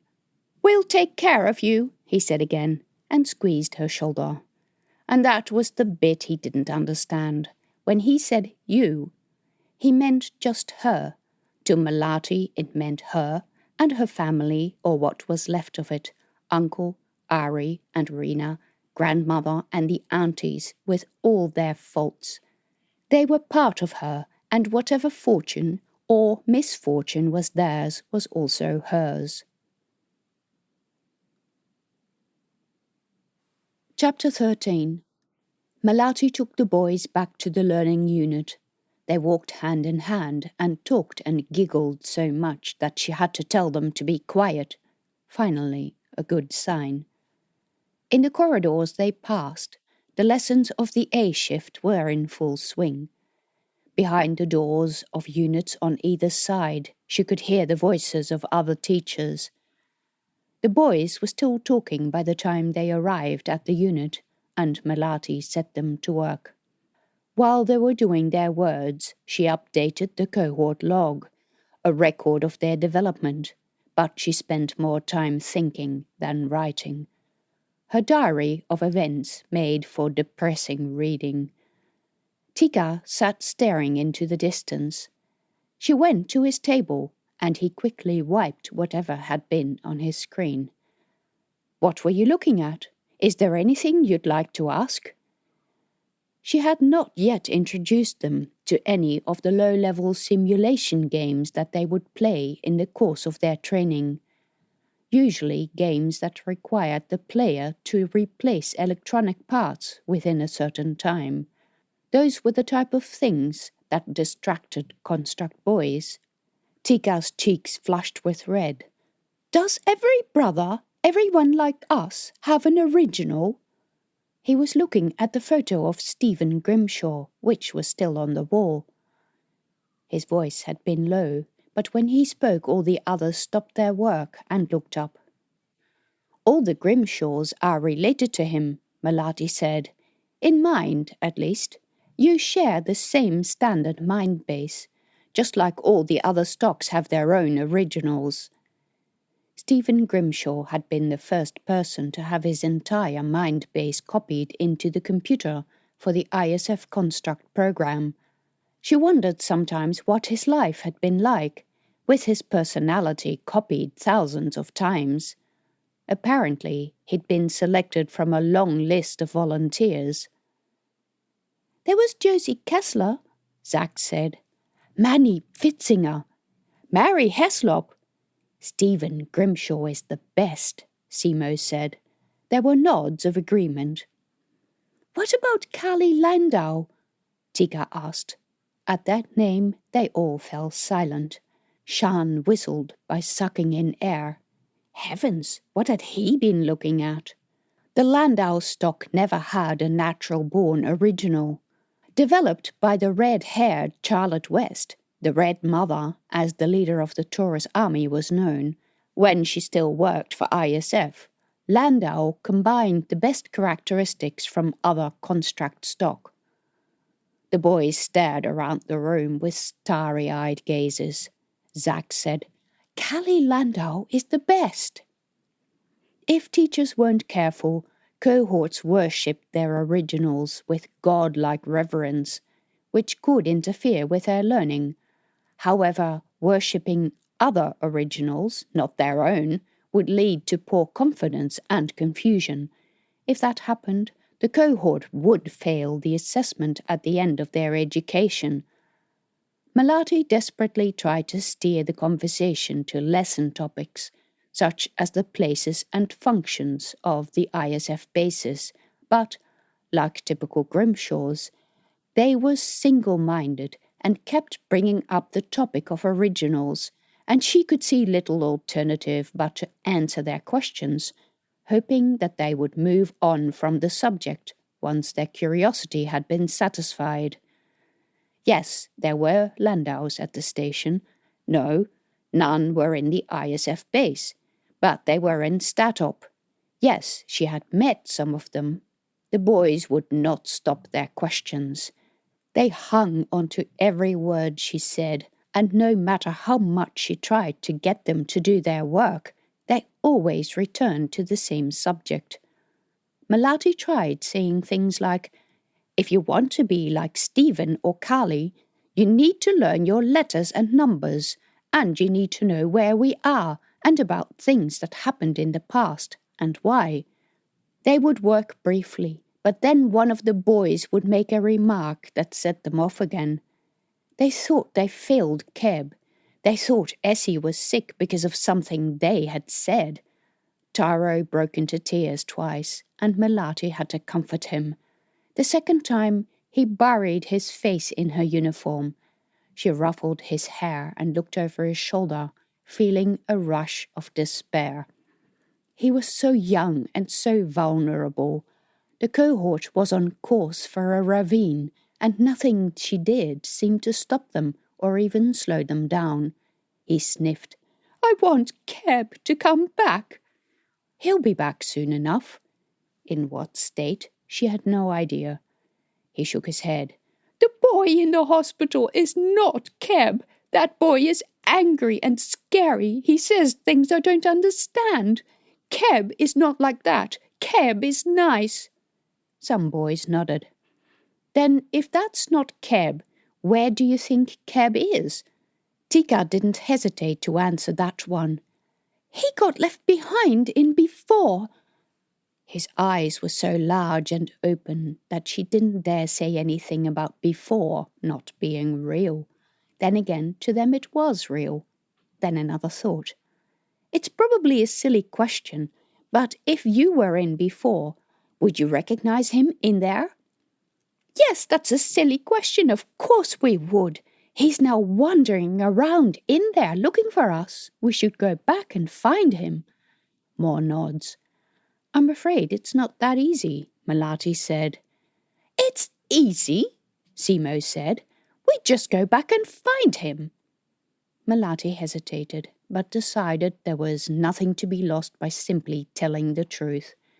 Her regular program was failing these boys miserably.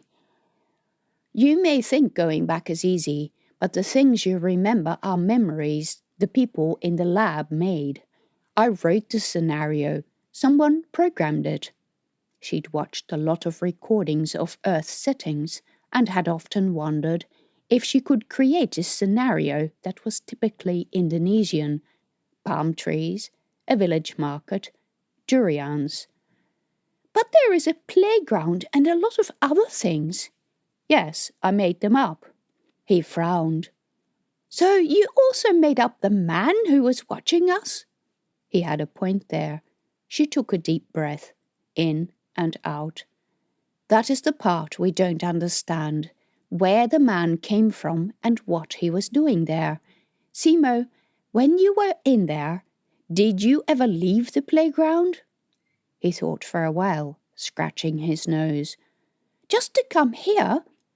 But Tyro said, "I went behind the bushes. There is sand on the other side and water." "It's a beach, silly," Abe said. "What's on the other side of the beach?" Drops of sweat collected on Melati's upper lip. Taro knotted his eyebrows together, but Tika said, "There are rocks, and then there is another beach with a little creek, and there is a house." "Did you go there?" He should not have known anything other than the playground and the beach, certainly not a house on the beach. "Just once. I was looking at the water and how it makes a noise and does the foamy thing, and I saw Keb at the end of the beach. I went after him, but by the time I got there he was gone. So I climbed up the rocks and I found the other beach and the house. I went to the house and looked in through the windows. No one was there, Not even Keb. God, that wasn't in any of the memories Melati and Dr. Chi had prepared. Then another thought. This couldn't possibly be the first time that the constructs made up new experiences before they had even been activated. Probably no one had noticed because no one had reported any mind-based problems with cohorts. How long had constructs been developing this ability? She felt cold. Back at the start of the construct program, a single copy fault had led to the split of a large group of constructs from ISF and creation of the mercenary Taurus army. If she wasn't careful, this would lead to a similar disaster. So, Tika, tell me, if you were to go back there, do you think you could find Keb? He bolted upright, his eyes widening. Could I go? Really? Well, I don't know. Once the constructs awakened, they were rarely deactivated unless major problems existed, and that hardly ever happened. On the other hand, the mind-base exchange did a lot of similar work, and it was a safe procedure. She could probably have one of the boys deactivated, but what good would it do? He'd just be a large file of stored data on a computer. Not even Dr. Salinger's paper, which she had no intention of reporting or destroying, suggested that autonomous mind bases could do anything as complex as searching out and recognizing another mind base. So no matter what the boys thought, sending one to look for a missing brother was frankly ludicrous. Furthermore, deactivating one of the brothers would damage the cohort even more. Then, an idea. The logs she kept on cohorts would be run through software that extracted thought patterns and typical behavior that was unique to the cohort to devise a cohort key, a code sequence that could be used to identify the group. With the 7 functional brothers, she could calculate a rough cohort key. It wouldn't be anywhere near as accurate as her regular calculations based on months of data and 9 children, but it might be good enough to find the missing mind base, if it was indeed somewhere in the system where it shouldn't be. Come to think of it, she didn't understand why the coding lab hadn't suggested this, unless they were convinced that the rogue material had merely appended itself to the mind base which had been transferred. But if that were the case, the boy should show much more serious behavioral problems. She said slowly, "Boys, I think I know a way we might find Keb." They all looked at her with hopeful expressions, and she decided to hell with a prescribed learning program. These boys deserved the truth. She explained that the program made statistical analyses of the boys' micro-behavior to form a picture of the cohort's mental makeup. This involved things such as how they were likely to react to certain impulses, what they were likely to think, and how statements affected them. The cohort key definitely gets better with each bit of data we feed into it. The more we know about you, the more likely we can find Keb's mind base. 2 of them helped her check the data and feed it into the spool. They were eager to work and did not disturb her once, unlike her little cousins. Melati formatted the results and booked computing time to run overnight. All too soon the bell chimed and lights dimmed for the end of A shift.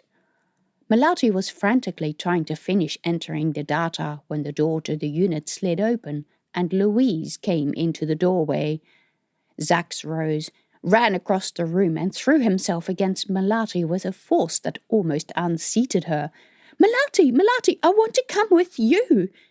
All the other boys followed his example. Boys, look at what you've done." She'd put her hands flat on the screen and typed an entire page of nonsense. "Oh!" Tika looked at the screen, raising his hand to his mouth. He giggled. "I'll fix it up for you," Abe said, and in 3 keystrokes got rid of the text. They were learning quickly, just not in the prescribed way. Louise remained in the doorway, looking awkward.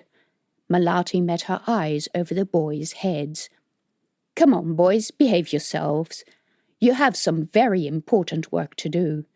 "But we don't want to do it here," Shan said. "Yes, can we go back to the hospital and stay with Essie?" "Wait, what?" She frowned at Louise. Melati hadn't seen that expression on her face before and couldn't place it. "Why don't you want to stay with Louise?" "She's yellow," Zemo whispered.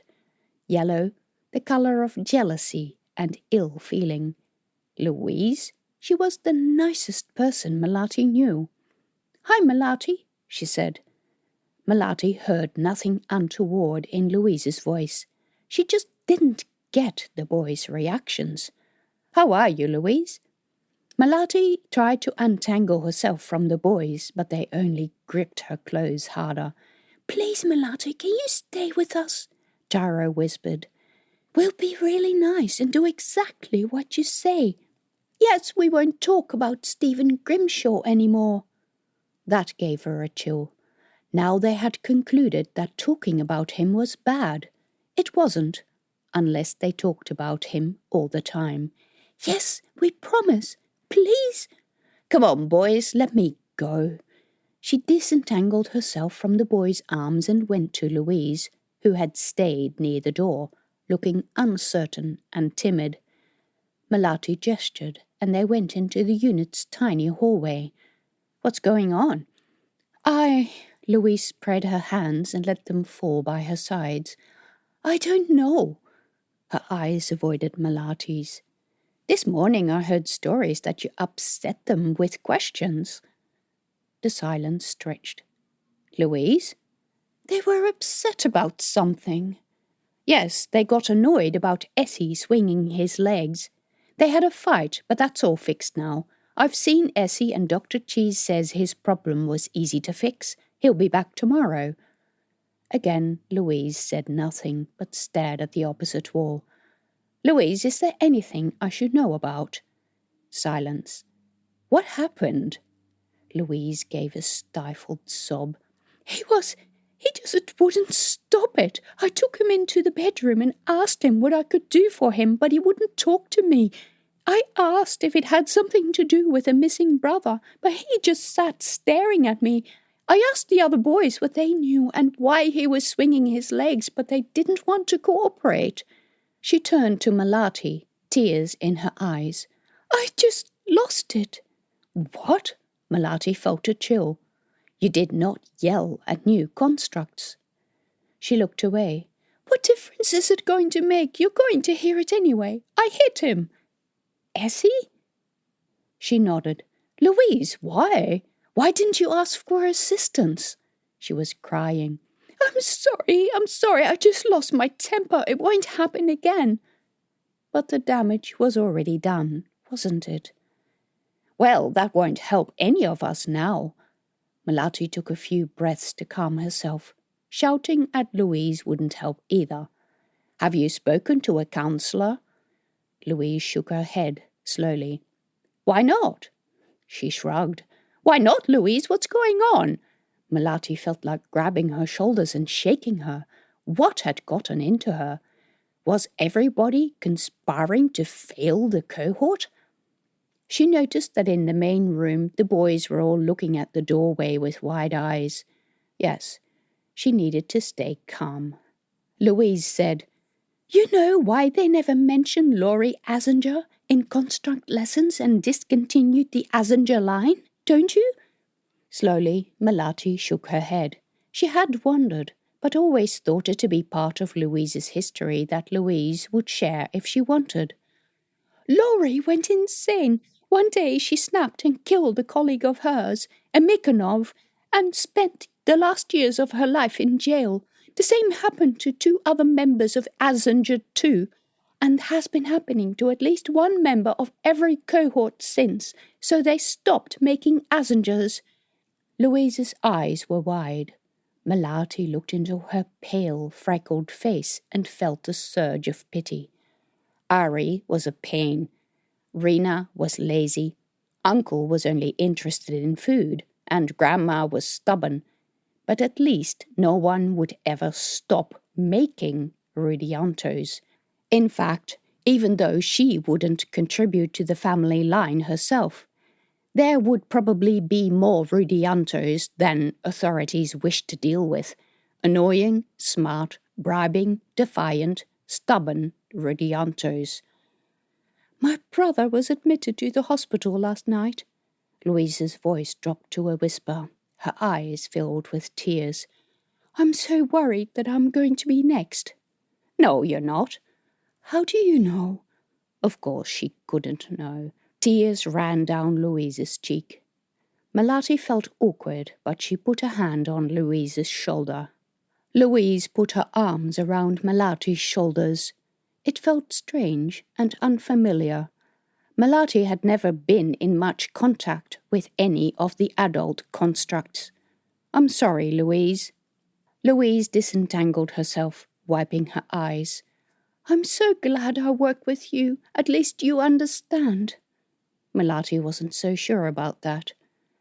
Louise went into the living room and got the boys ready to go to dinner, while Melati finished the last touches on the file that they had compiled that afternoon. At first the computer wouldn't read it. Typical. The computer played up just when you were in a hurry. The clock had already ticked over into the B shift. Maybe she should excuse herself permanently from prayer. She'd do it when she got home. That's what Puck used to do anyway, whenever he came home and whenever she was home as well. Together. He used to say, it's all very well having different rooms for men and women, but that's not how we live. My women are part of my family. And not much later, Wahid started having joint prayers as well. The stupid computer finally read the file on the 5th try and took almost 20 minutes vetting and approving it. Any more of this nonsense, and she would start to sound like Dr. Chi. But finally it was done, and she started the program. Projected runtime, 7 hours, 21 minutes. Seriously? Chapter 14. Melati went to get changed and left the ISF ring via the lift. She found the large hall eerily empty except for a couple of bored enforcers hanging around at the lift doors. A sign above the lift said that a shuttle from the Interstellar Beacon Station was due in 2 hours, and then the first ship from New Pyongyang just before the change of shift. The calm before the hordes of refugees came in. Where would Statop house them all? Not in the disused and dilapidated BC block. She found many of the miners in the next hall, queuing up to get through the checkpoint. The crowd hummed with unhappy voices. It's getting worse, a woman said behind her. My sister said they asked her for ID and imprint. They haven't caught the criminals then yet, another woman. Someone further down the crowd made a comment about enforcer incompetence, and everyone laughed. This is about what has happened at New Pyongyang, a man said. A heavy-set woman in front of Melati said, Nah, it's just an excuse to keep checking us. My son's been out of work for 2 days because of this.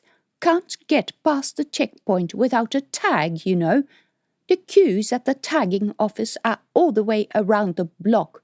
There's no numbers, no appointments, so if you leave the queue, you lose your spot. It's ridiculous. While standing in the crowd, Melati messaged Ari to meet her at Uncle's Rumak. Typically, he had not replied by the time she arrived there.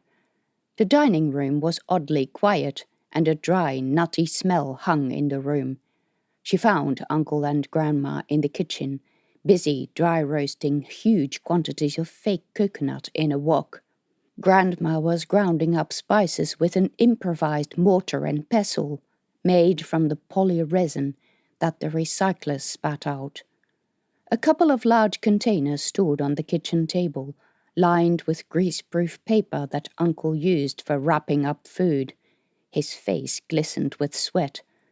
"What's going on?" Melati asked. Uncle only wrapped up food when there was a party. "Harto's giving a slamathon to announce the marriage of his daughter." His expression was full of meaning. His daughter's marriage would be the excuse, entered into the permission request that had to be filed with Statop. Rumor was that even when Grandma left Indonesia, few people still had the traditional feasts. Too expensive, relatives living too far from each other, but they had resurrected the ancient custom to circumvent Statop's restrictions on political meetings. "He's going to officially announce his candidature for the council," Melati said. Uncle nodded, his expression grave. "Likely." "Who is going on our behalf?" "Grandma." "I think you should go with her, Uncle," Melati said, while scooping rice into a bowl. "I think this will be important." Uncle shrugged. "It's a formality. Wahid's too old, and he's chosen Harto as successor." "Yes, but what do you know about Harto's relationship with a hypertext?"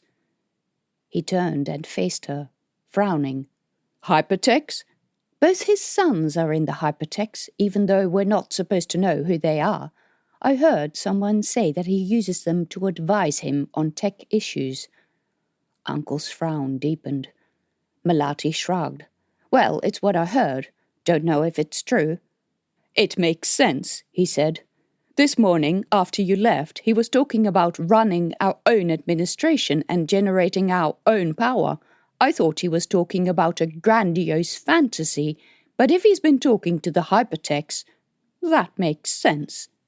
"So what does he want? A separate administration for Tier 2? "Presume so." "Where would the money come from?" "Don't ask me. Business interests, he says." But Melati knew. Handouts from Tier 1, for the part of the administration that was honest. Bribes from the new Hyderabad Mafia for the part that was not.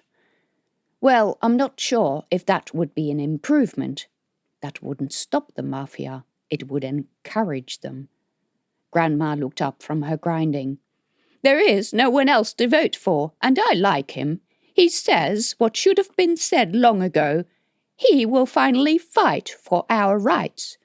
"We already have the right to leave the station." "Yes, dear granddaughter, but no one can afford it. We do all of Tier 1's hard mining work, and they get all the money. They own all the machines." "The equipment belongs to the station." "Rats! They get to say how it's used. We should own it. We could mine precious metals and sell those. You want something, you have to fight for it low." She stomped the pestle in the bowl with vigor. This talk, plus the mention of hypertext, made Melati feel uneasy. She liked Wahid and his intelligent and gentle manner. She understood why people were unhappy with him, why they thought he was selling them out to the enforcers. She'd faced similar accusations many times. But he was not an idiot. Far from it. And he considered his actions and their potential consequences carefully. Being the interface between two groups wasn't easy. It wasn't a matter of shouting what you wanted and expecting the other party to agree. Habits had grown over time, and sometimes they were easy to change, but sometimes they were not, especially if a lot of administration was involved, or if authorities couldn't act without approval from elsewhere. She thought that Wahid did a reasonable job. He had respect from everyone on the council, including Jokar Basanti, and had made no major enemies, which was more than could be said about his predecessor. But she wasn't going to have another argument with Grandma over this. She took a bowl and went to the stove, where an overflowing pan of nasi goreng exuded wonderful smells. She couldn't see a spoon, so she used the bowl to scoop some up. "Have you heard from Rena?" she asked when the silence lingered. "Haven't heard a thing," Uncle said. "What about Ari? Has he seen her?" "Haven't heard. You know Ari?" Yes, she knew all too well. He still hadn't responded to her message. "Have you heard from Socrates?" "He said Rena went home sick, but I think they had a disagreement. Did she go to work today?" Grandma said, "She's better off not working for that man." "Uncle, I'm worried about her. What do I need to do to get you worried as well? Tell him Rena was sleeping with Estelle pilots in the seedy dockside hotels?" Except he probably knew already. Uncle picked up the wok with the corners of his apron. "I'm too busy to be worried. She'll turn up. She's done this before." And sadly, that, too, was true. He plonked the wok in the middle of the table. "And when she turns up, we'll worry about what needs worrying about." The scent from the freshly made serundeng was heavenly, fresh and spicy, despite the fake coconut. Melati took a handful and sprinkled some on her rice. Uncle slapped her hand with his spatula. "Now, either help us or go." "Going, going." She picked up her container of food and left. He was right. Rena would turn up. She would apologize, and then all would be fine again. Until the next fight with Socrates. In JJ, many people, dressed in their best gear and carrying food, milled about in groups, waiting for others to join them to go to the slamathon. It was to be a big one, and maybe she should go if Uncle didn't want to, because after her argument with Harter this morning, and hearing about the hypertext, she didn't think he was simply going to take over Wahid's position. His self-important rise as head of the Hansip should have been a warning. He wanted power. He would annoy the other members of the council, and if you wanted something done at the station, Jakarta Basanti was not the man to turn into an enemy. Then there was the issue of the hypertext. It was fine for hypertext to do as they pleased, but to run the Tier 2 administration? Then another thought. Was the fact that they had sold this nanofilm to Ari part of their new commercial phase? Attempts to prove that they could make money? The thought made Melati shudder.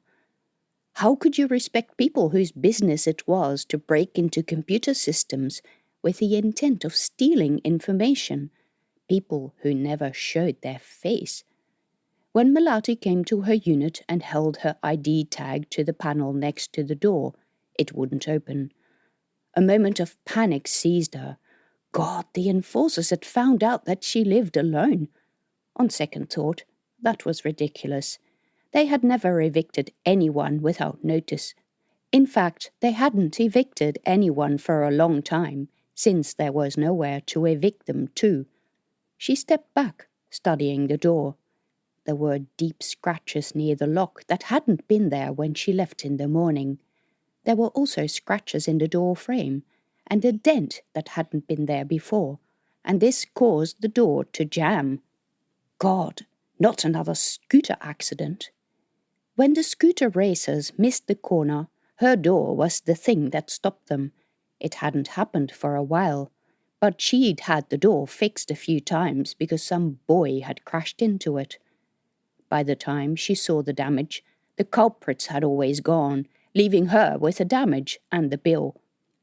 Within the B sector, she could barter for repairs, but this looked bad enough to require stat-op maintenance. Oh, sod it, just what she needed. She put the food parcel down and hit the door with both her fists. She tried the control panel again. The mechanism hummed and the door vibrated, but didn't open. Then she kicked it and tried the control panel again. This time the door moved a hand's width. She grabbed the edge with both hands and heaved. With much creaking and groaning, she managed to make the opening big enough to get through. Then she picked up her nasi goreng, went inside, pushed the door shut again, and kicked the dent from the inside. Slid the door back in its frame. Still stuck. Another kick. The wall shuddered with her force.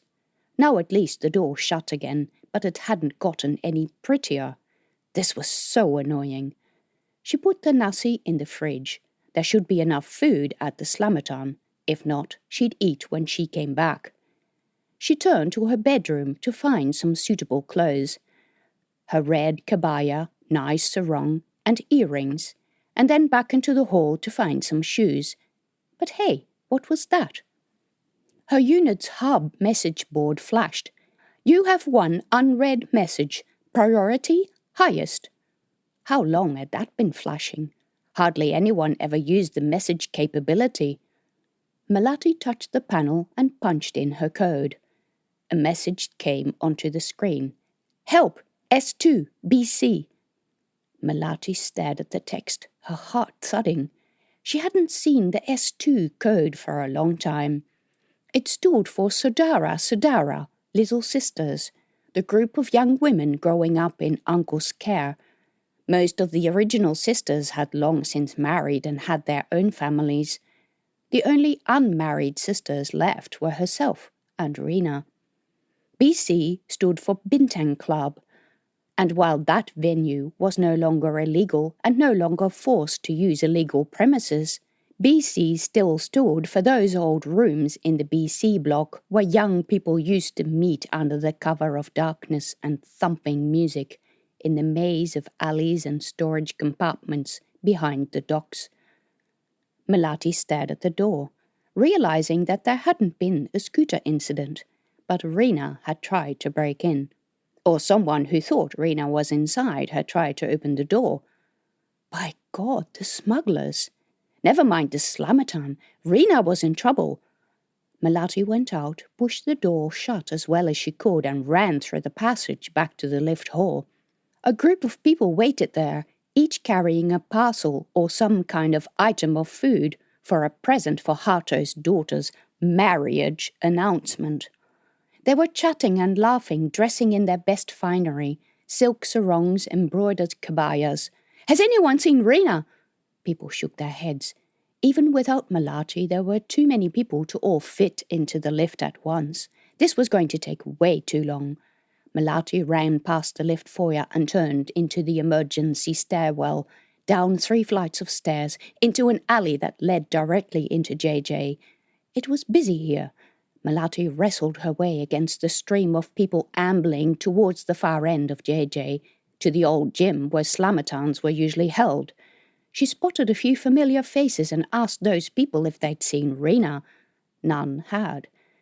Down in the passage, she came to the fire door that was the end of the B sector, and the enforcer checkpoint. 4 enforcers stood with their hands behind their backs, managing not to look bored while doing absolutely nothing, in a way that only constructs could. 2 Hansip members were in the corridor before the checkpoint, both older family men. One said, "Going to work again?" His tone grated, full of implied judgments. She shouldn't work. She shouldn't work for other people, and ideally she should get married and be a good wife and a general busybody and gossip like so many of the women. "Have you seen my cousin Rina?" They shook their heads and continued to stand there. She felt like screaming. "I know I work for ISF, but is that a reason you can't offer to help me?" What were they guarding anyway? She hated how judgmental they were. For Ari being Sukong, they judged the family. For her and Rina working outside the B sector, they judged the family, and even judged Grandma as if it were her fault. One day there would be an argument, but only when she'd found something to do with her anger. One day when the time was right and her actions would be more than venting. One day when she could actually help people. So she passed the checkpoint, polite and smiling, like a good little girl. The station's BC block was the business centre. Apart from the arrival hall, it held the commercial and administration offices and the main entry to the docks. At one point, the alleys off the main thoroughfare had been used for storage, but the docking ring now performed that function, and the previous storage compartments had been empty for many years, in need of repair and an upgrade. There had been debate over expanding the B sector into this area, and while this slow process was taking place, Wahid had been negotiating about getting adequate power and safety precautions for the area. Squatters regularly took possession of whatever units they could crack. One such, when Melati was younger, had been the Bintang Club, where teenagers came to listen to very bad and loud music and drink themselves stupid in drinking games.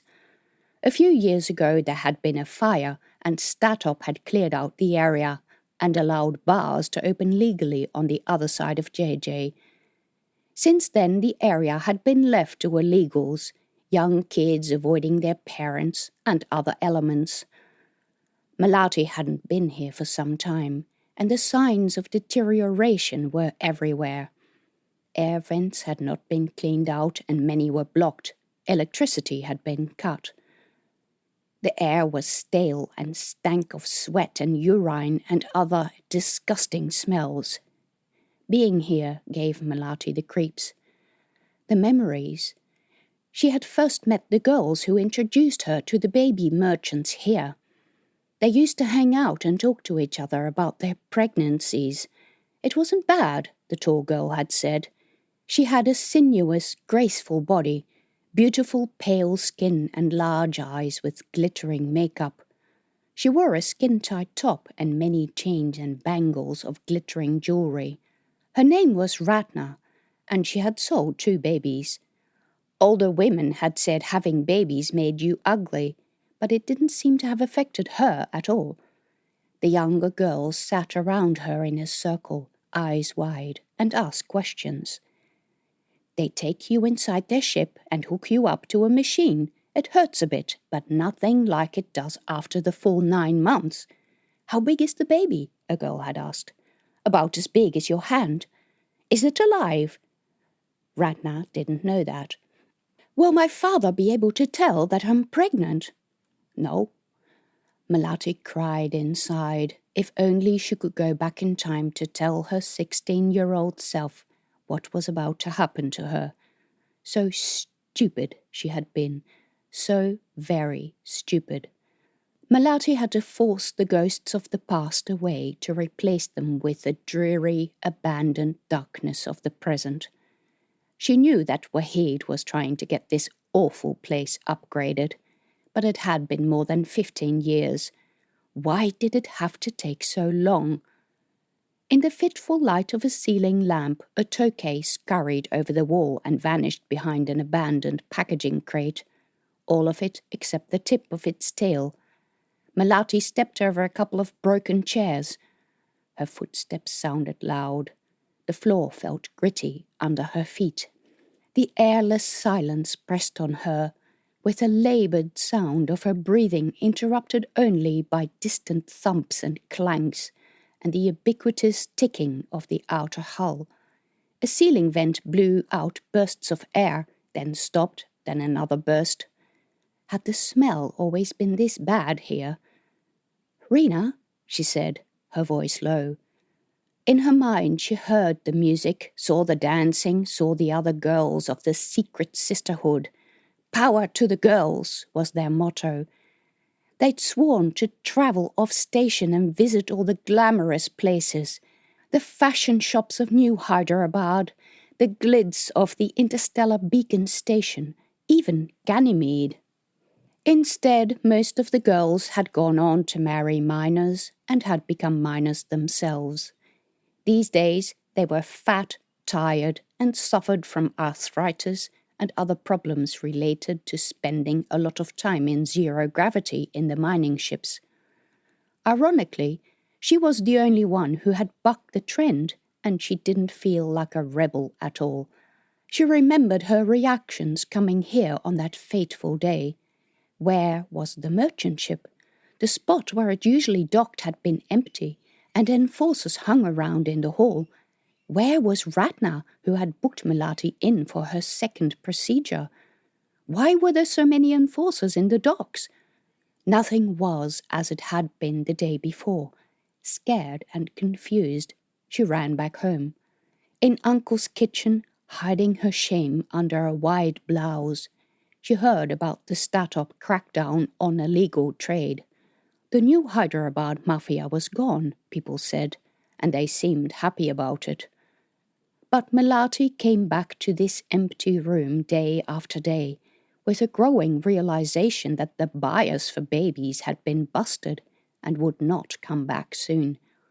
Uncle and Grandma would find out that she was pregnant. No one wanted the bastard child she carried, least of all the jerk of a pilot who was its father. He'd hurt her so much that she'd had to put on makeup on her bruises. When she could no longer hide her shame, she'd run from home and lived here, doing little jobs for dockside businesses, growing increasingly wary with this parasite child inside her. Her back ached. She couldn't walk 2 steps without being afraid to piss herself. And then, one day, God, she wanted nothing to do with this horrible place. Nothing, ever again. There was a small sound in a room off the main passage. In the illegal club's heyday, a large and constantly changing group of youths used to sleep here, some during the day shift, some at night, some sleeping off hangovers, some half passed out with drugs. Melati peered into the darkness, half expecting to see people on mattresses. "Rena, are you here? Come out, please, it's Melati." Rena knew how much she hated it here. Her heart was thudding so much that she could barely hear anything else. Maybe the sound had been a rat or expanding metal. Maybe it was one of the homeless kids. Back then, she would have hidden.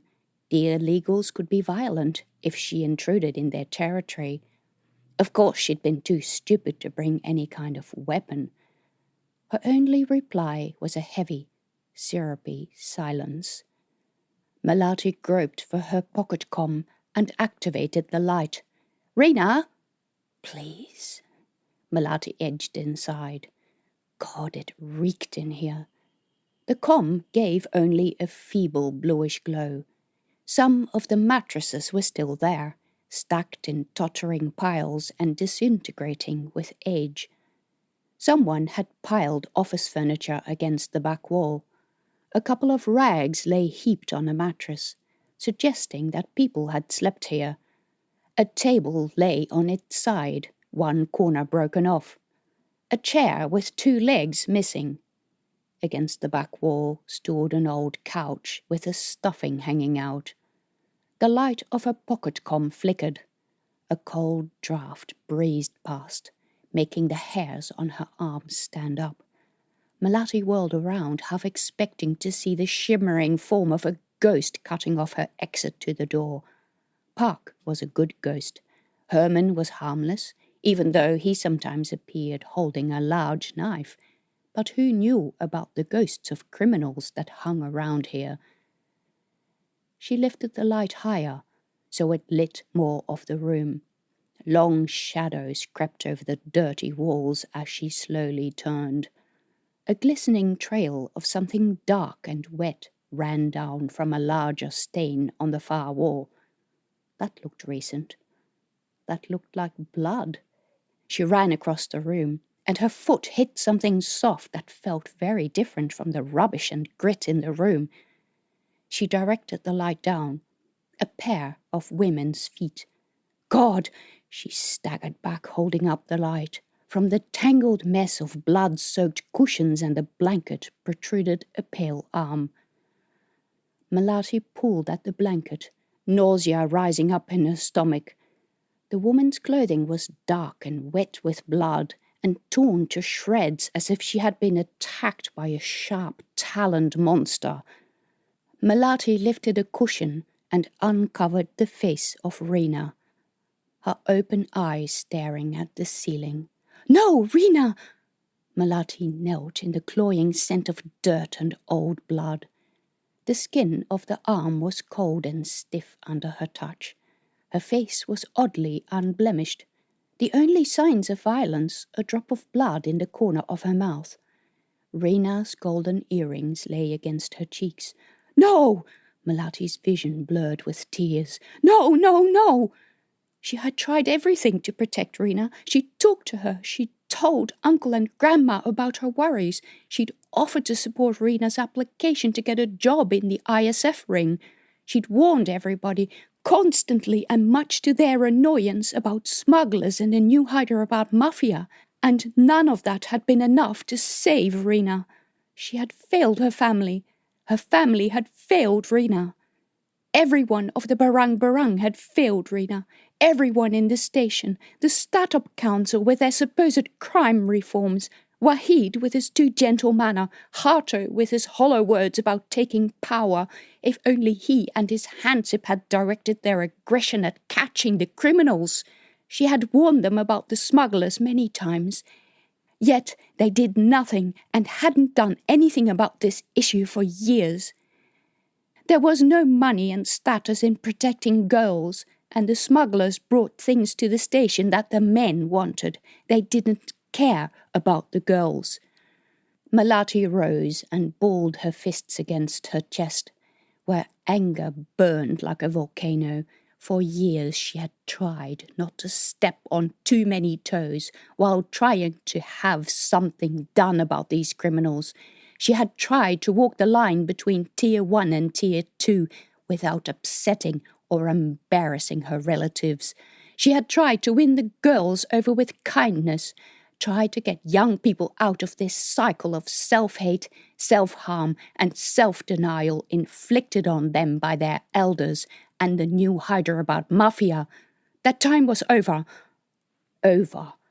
She was finished with trying to be polite, finished with trying to balance her family's corruption with her work, finished with the entire stinking mess that was the black market in JJ, and if it would put people in jail, then so be it. They'll pay for this, she said. Do you hear me, God? They'll pay for this. Whoever they were and wherever they were hiding, you'll pay for it if I have to come and kill you myself. Her words sounded muffled in the stifling silence. After taking a few calming breaths, she put her thoughts in order. In her anger, she remained strangely clear-headed. Unlike when Park died, she had knowledge and power now. She was no longer the frightened little girl she had been back then, nor was she the naive teenager who had let herself be bought by the new Hyderabad mafia. Right, what to do next? What would the killer expect her to do? How did vile minds like that even work? In the mess of blankets lay Rena's comm unit. The battery was flat, but she hooked it up to her own. It chimed as soon as she turned it on. Several messages came up on the screen, a couple of unanswered calls from Ari, Uncle, and herself. It looked like Rena had kept the unit off during the last few days. Because someone had told her not to use it? Melati checked the logged calls, conversations with friends, herself, Ari, and Socrates. Nothing out of the ordinary, at least, for as far as she scrolled back. Oh, Rena, why didn't you tell me what your problems were? Worse, would anyone care? Every year, a number of kids were found dead either here or at the other end of JJ. Those deaths were usually kept quiet. No one investigated, no one found the killer. It was assumed to be the kids' own fault for going with a bad crowd, and people went out of their way so as not to embarrass the victim's family. There would be a funeral with all the trappings, and neighbours and relatives would come to the Slamerton afterwards. Wahid would talk about beautiful young lives lost, and nothing more would be said about the manner of death. God, how stupid was that! A murder was a murder, and in her book, criminals deserved punishment regardless of how much the victim had asked for it or had been courting bad spirits. The station had laws. It had a courtroom. every few weeks a judge would visit the station, a shared position with New Pyongyang and New Hyderabad, and preside over whatever cases had been brought in the previous few weeks. That courtroom was where these criminals should go, to be accused according to international law and paraded across the news screens of all people, Tier 1, Tier 2, ISF, commercial employees, constructs or natural-born, friendly or enemy. So, she was not going to run to Uncle or Wahid or Harto. This was a matter for the Stat-Op enforcers. This was what they were for, to look for clues, to arrest the killer, let them do their damn job for once. Chapter 15. The upstairs corridor of the administration block of the C sector was quiet during the off shift, and Melati's footsteps echoed loudly in the empty corridor.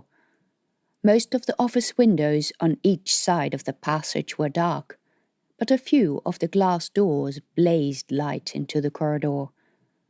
A bored construct worker sat behind a desk at the station maintenance office.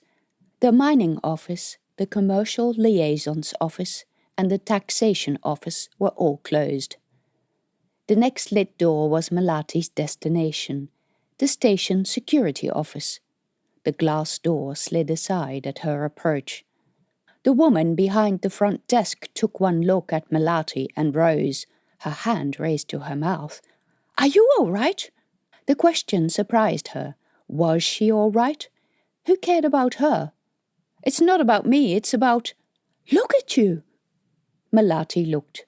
The front of her sarong was dark with blood.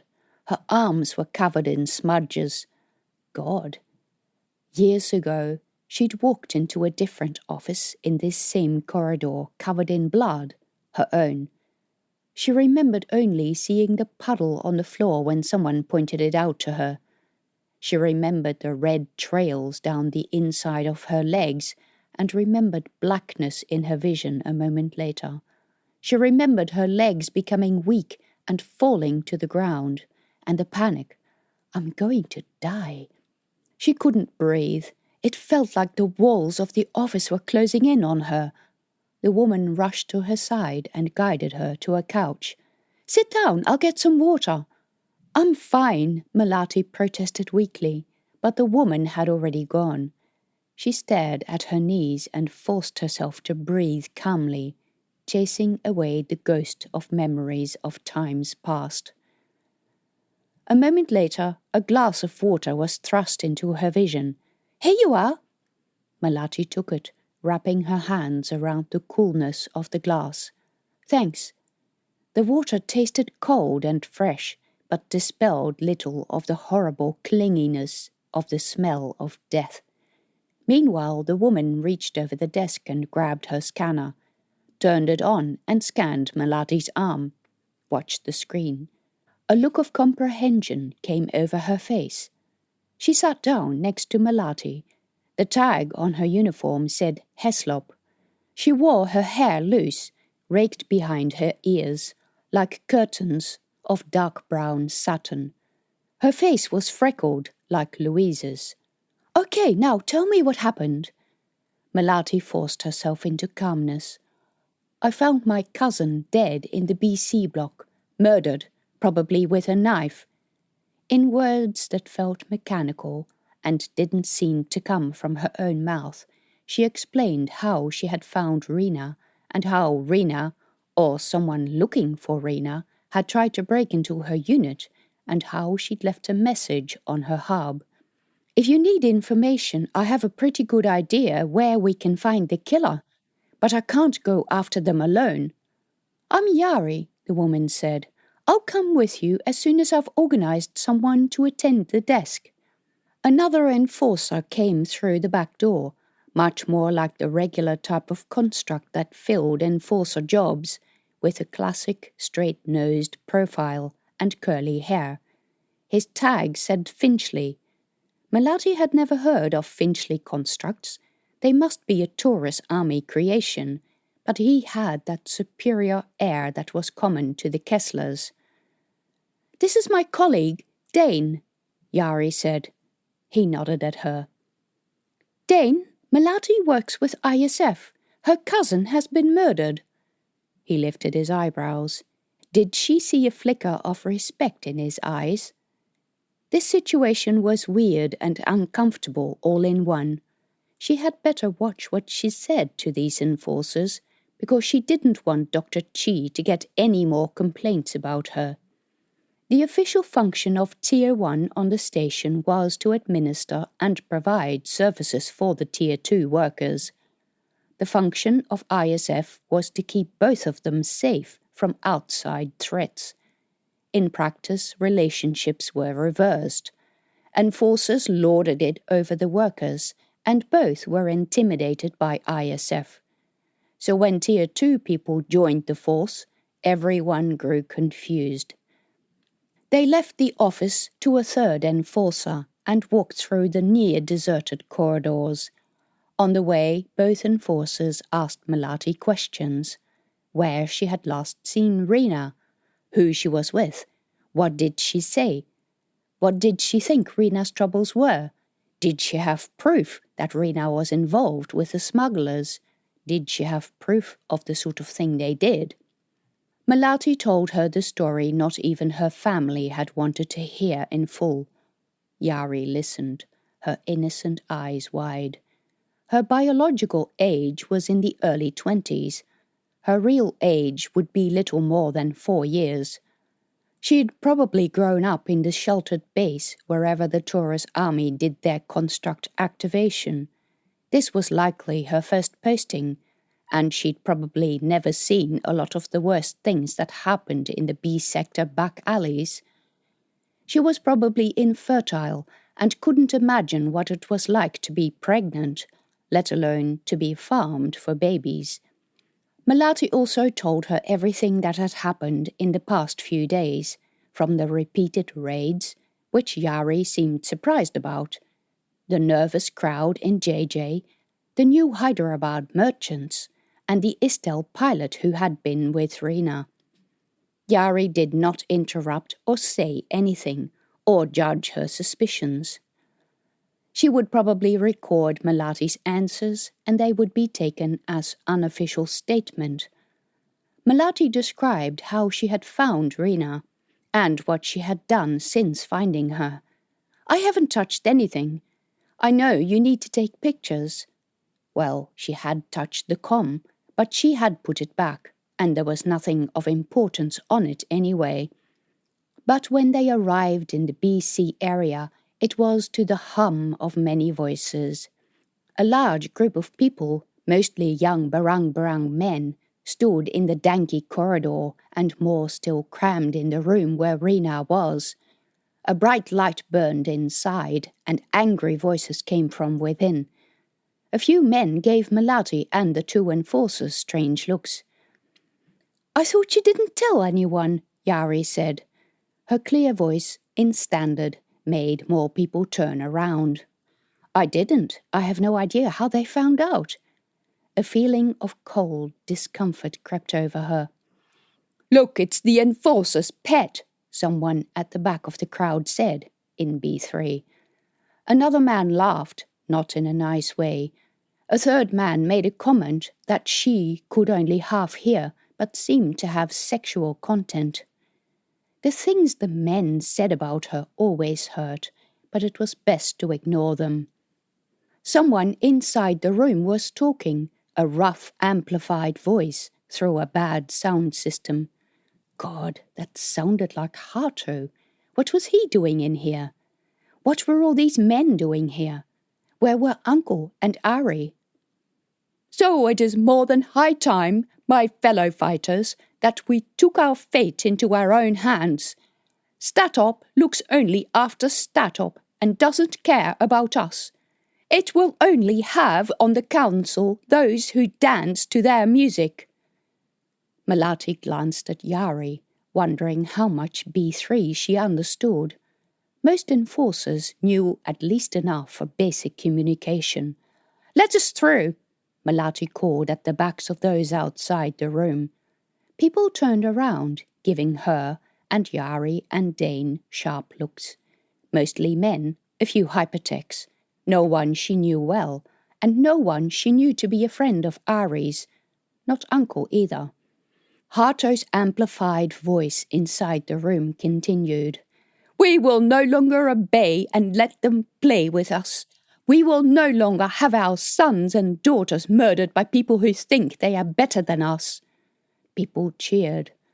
Melati caught a glimpse of Harto with a megaphone in his official finery, no doubt straight from the Slamatan.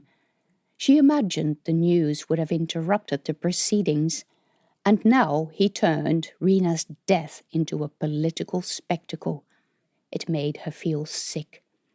Melati turned to Yari and said in a low voice, in standard, I understand if you want to wait for backup, but I'm going in. Even to her own ears, her voice sounded strained.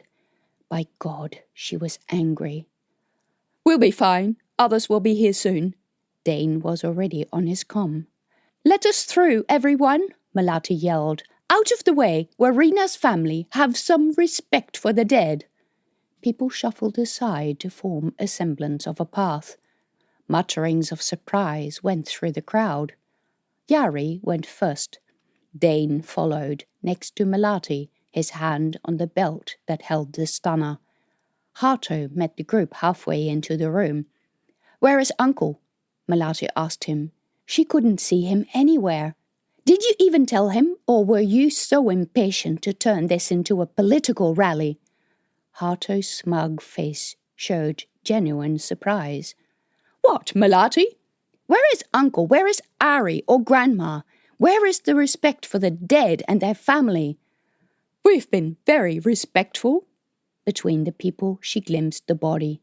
Someone had put Rena on a stretcher and placed a cloth over her. They'd wiped the blood smears off the wall and put the blankets in a heap. She couldn't see the pocket comm. Melati turned to Harto. What have you done? You should not have moved her. And have enforcers touch her? It was disrespectful to her to leave her like that. You removed all the evidence. And she's my cousin, not yours. Harto stood with his hands planted at his sides, giving the two enforcers a belligerent look. Did you bring them here? Who cares who brought them? They're here to investigate and find the killer. Someone laughed at this. They don't care about our dead, a man said. Melati whirled to him. They will never care if you don't tell them about the crimes against these girls. I want this before the court, because that is the only way they will know. How can I get a formal conviction if you've removed all the evidence? Yes, bad things needed to be covered up, shoved out of the way so that people didn't see them, exactly as had happened with her. After her operation, only Uncle had ever visited her in the ISF hospital, because it was bad luck to visit a badly ill person in hospital or to talk about murder. How frustrating could these people get? Yari probably didn't know enough B3 to understand the conversation. She went to the stretcher, but a huge hypertech stepped in her way before she could lift the blanket. He said nothing, and she said nothing. Everyone else sank into an expectant silence. Next to Melati, Dane tensed, his hand on the hand grip of the stunner. Don't do anything stupid, Melati whispered to him. There was no way to see what the hypertech was looking at behind the reflective visor. He didn't carry any weapons that she could see, but he didn't back down either. He was taller than Yari, which was unusual for one of the Barang. Melati considered the tall people she knew, but drew a blank on who this could be. A couple of his mates looked like goggle-eyed monsters amongst the onlookers. Yari didn't back down either. She looked up at him, her face impassive. I'm Yari. I'm here to help you find out who did this. Her B3 was passable. We don't need you. The man's voice sounded rough. Melati felt like yelling, "Excuse me, whose cousin are we talking about?" The hypertext had never done anything for her or her family except ridicule Ari, and now they wanted to help find the murderers. Excuse the sarcasm, but what ulterior motive did they have? He crossed his arms over his chest and turned his head, oh so subtly, sideways. One of the other hypertexts in the crowd made a hand signal. Melati didn't know what it meant, but their attitude made her feel cold. If they decided they wanted a fight, things were going to get very ugly.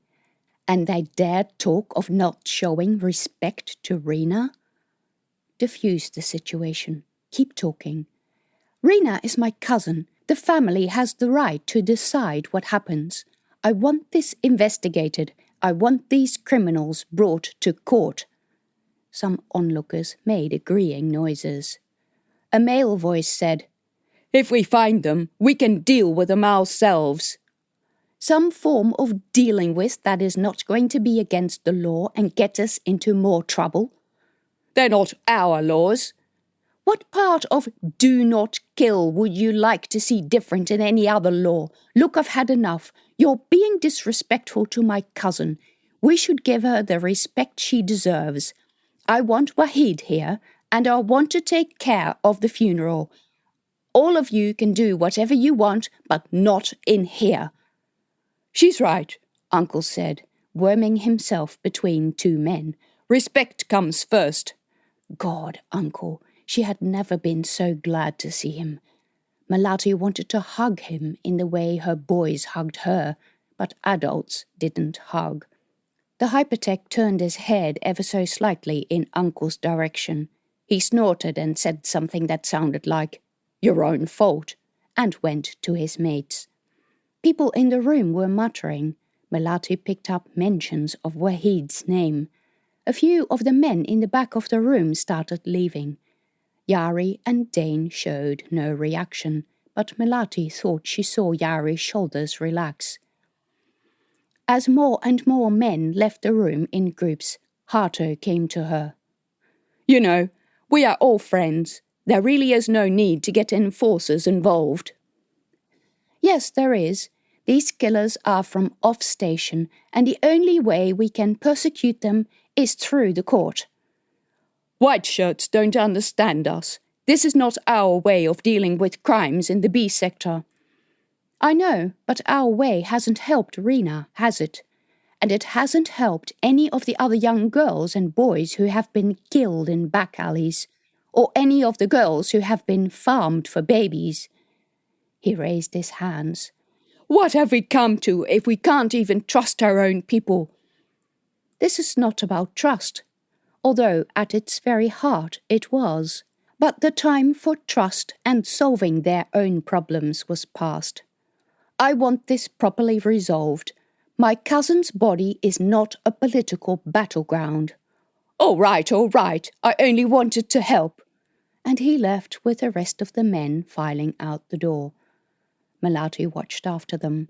Probably not such a smart idea, making an enemy out of Hato. He'd be their voice on the Statop Council for many years to come. While Melati had been talking to Hato, Dane had gone to the broken couch and had taken pictures of the scene as it remained, without the body, and much tidier than Melati had found it. He picked up the comm in a gloved hand and fiddled with it. "Nothing," he said. Melati said, "I looked already. There were some conversations on it. Unanswered calls. They were all from family members and Socrates. Nothing unusual." "No, I mean there is nothing on the comm." "There is. I just saw—" Dane showed her the screen. The history log was empty. Melati stared at it, feeling cold. Someone was playing games with her. Another realization came to her. The comm. She had switched it on, and she remembered noticing that it had been off for some time. Of course, the signal it had made when she had turned it on had pinged the hypertext, Hato's sons amongst them. That's how they'd known so quickly. Why had they set an alert on Rena? God, were these people in with a new Hyderabad mafia? Was Rina already a hypertech member? Uncle had corralled a few younger cousins into the corridor, who were getting ready to take Rina's body to JJ. Wahid also stood there, talking to Uncle. His white hair almost glowed in the greenish light from the tubes in the ceiling. At some point, Ari appeared. He came into the room with the other cousins, avoiding Melati's eyes. This was how they dealt with loss, ignoring it or pretending it didn't exist. She had known that all along, yet hoped that something had changed since she'd nearly died. Was death so common that you couldn't allow yourself to get attached to people?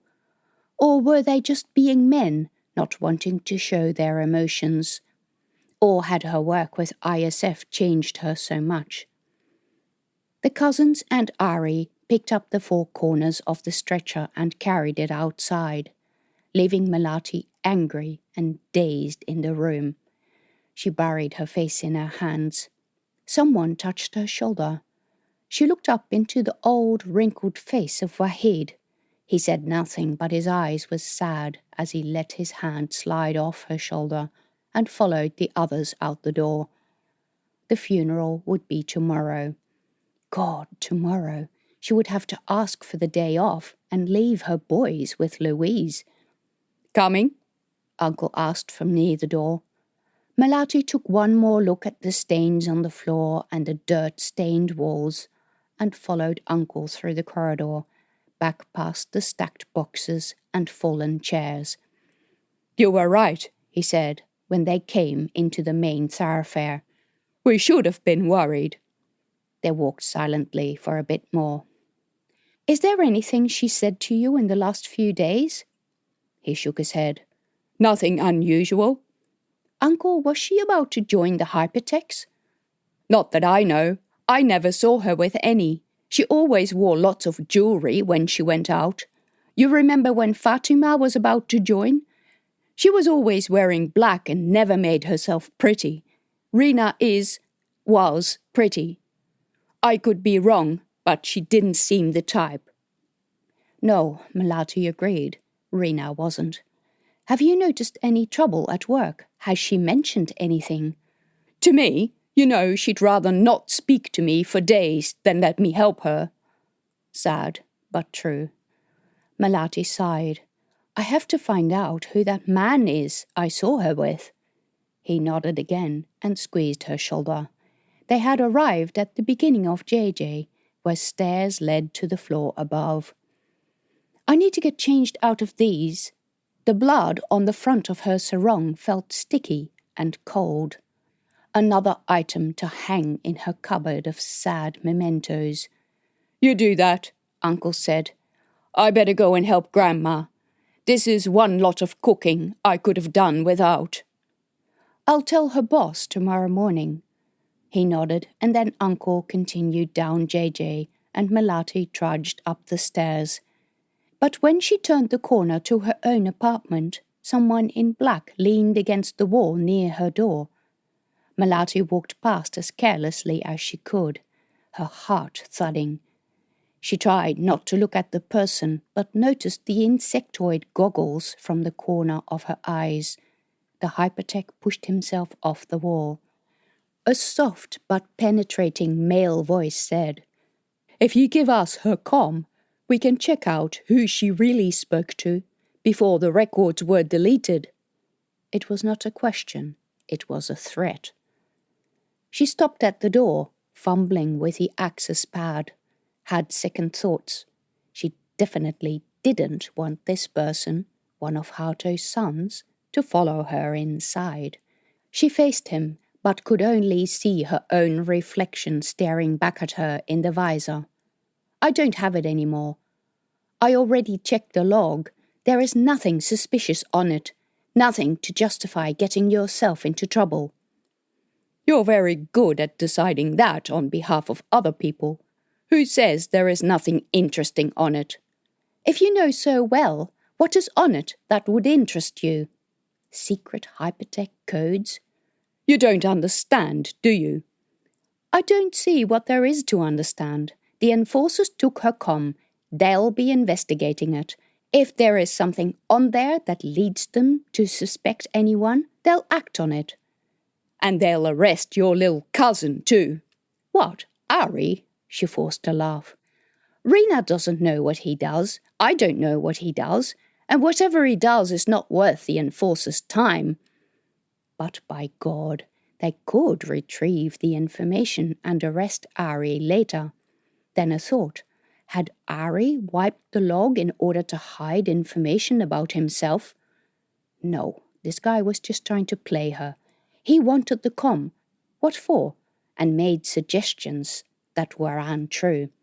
Ari didn't speak to Rena about his projects any more than he discussed them with Melati.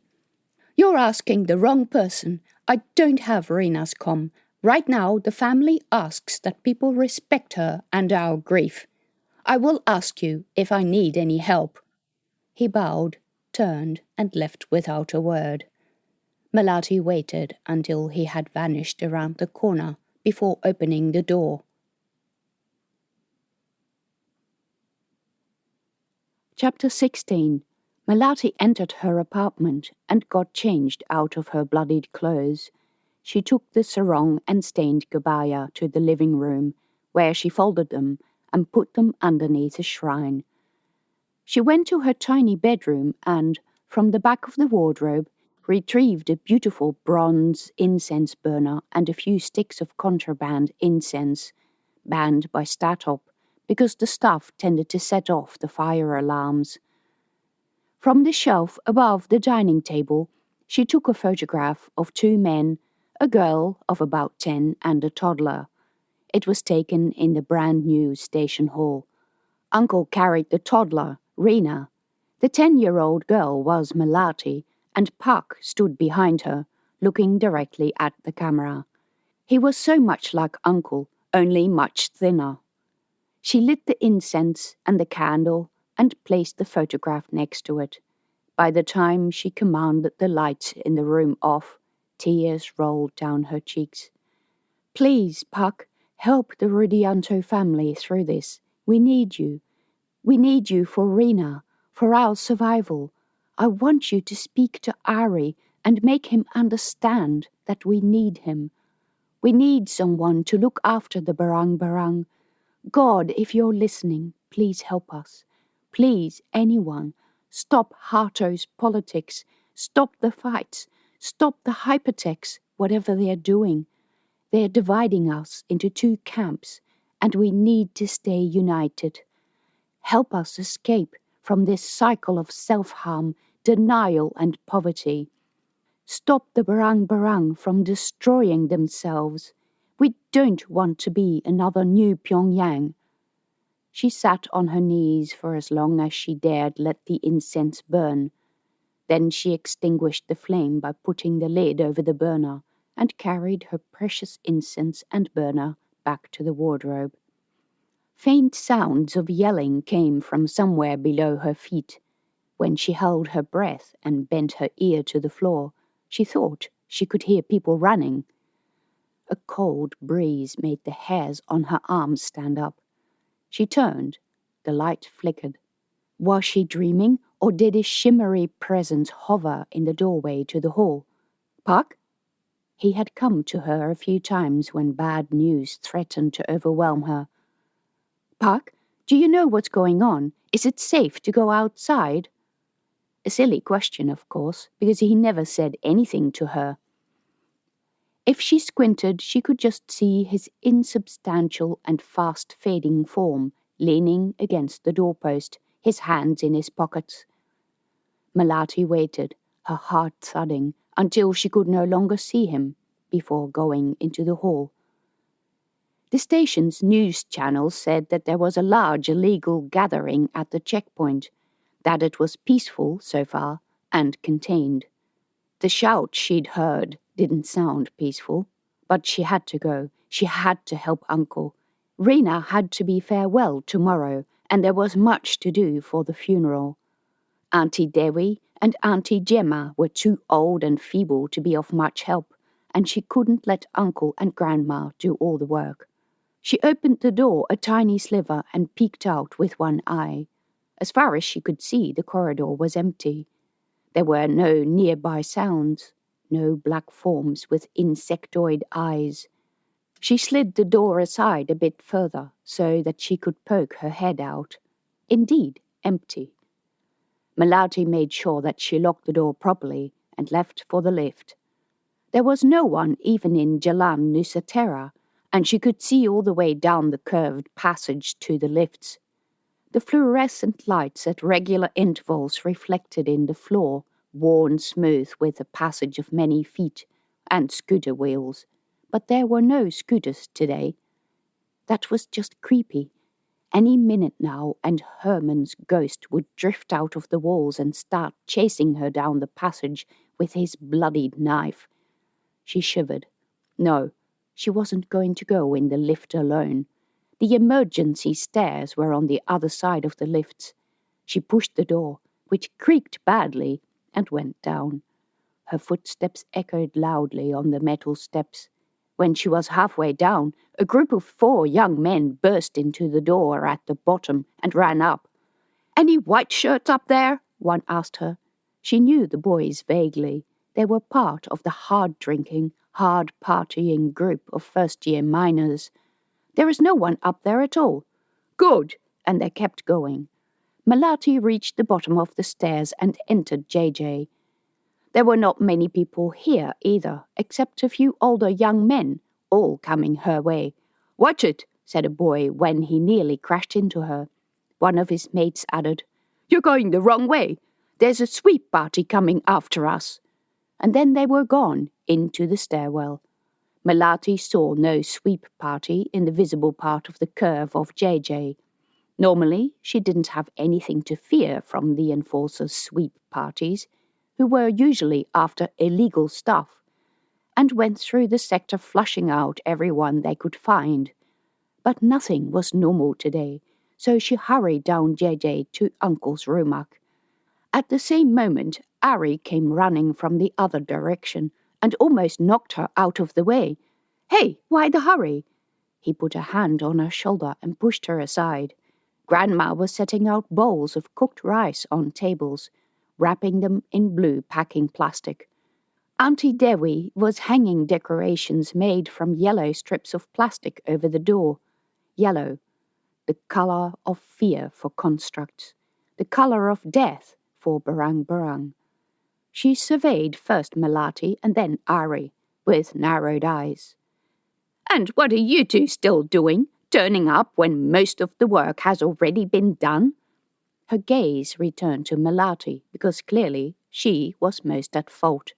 "I had to get changed," Melati said. Ari was breathing heavily from running. Only now did Melati notice that he had a bleeding cut on his cheek. "Ari, what happened?" "They've all gone crazy. We were just standing around in the lift foyer and talking about things, you know, Rena, and what could have happened. And then all these enforcers came and started yelling for ID and that we should go home. We were doing nothing wrong, just talking." She could imagine the Sikong's brand of just talking. It would probably feature loud music. "I mean, it's got to stop, Melati. Many of my friends can't work because they don't have ID, and the enforcers won't let them through the checkpoints. Either Statop gives everyone ID or they stop harassing us. And now this has happened to Rena. There's going to be a lot of trouble." "The murder had nothing to do with that. It is the doing of the new Hyderabad Mafia." "Why do you keep saying that? How can you be so sure?" "I saw her with the Istel pilot. I know what they do. Statop has put up the checkpoints because they are afraid of spies from New Pyongyang. That also has nothing to do with Rena." But one thing didn't add up. The checkpoint had been up before the news broke of New Pyongyang. Ari spread his hands. "Whatever. People are angry. They're running out of money. Their friends are running out of money or out of patience to cover for their ID-less friends." His eyes met hers in an angry glare. This was the part where she would normally say they should get a chip. and he would reply with some rebuke about how those people didn't want to be tagged, but she didn't have the energy for that argument today. Ari breathed in deeply through flaring nostrils. We didn't do anything. We were just standing there talking, and the enforcers were only there to bother us. Before, all the people without ID would escape through the lift, but it wasn't working, and then Benny started arguing with him. He doesn't have ID, so the enforcers arrested him, and were going to drag him off, but people got angry and someone threw a knife. God. It didn't hit anyone, but the enforcers went crazy. It turned out there was a whole bunch of them around the corner, and they came in with their stunners blazing. I saw at least people carried away. I only just managed to get out. Melati felt cold. Shades of New Pyongyang. Please, Ari, watch out what you do. The enforcers are on alert because of New Pyongyang.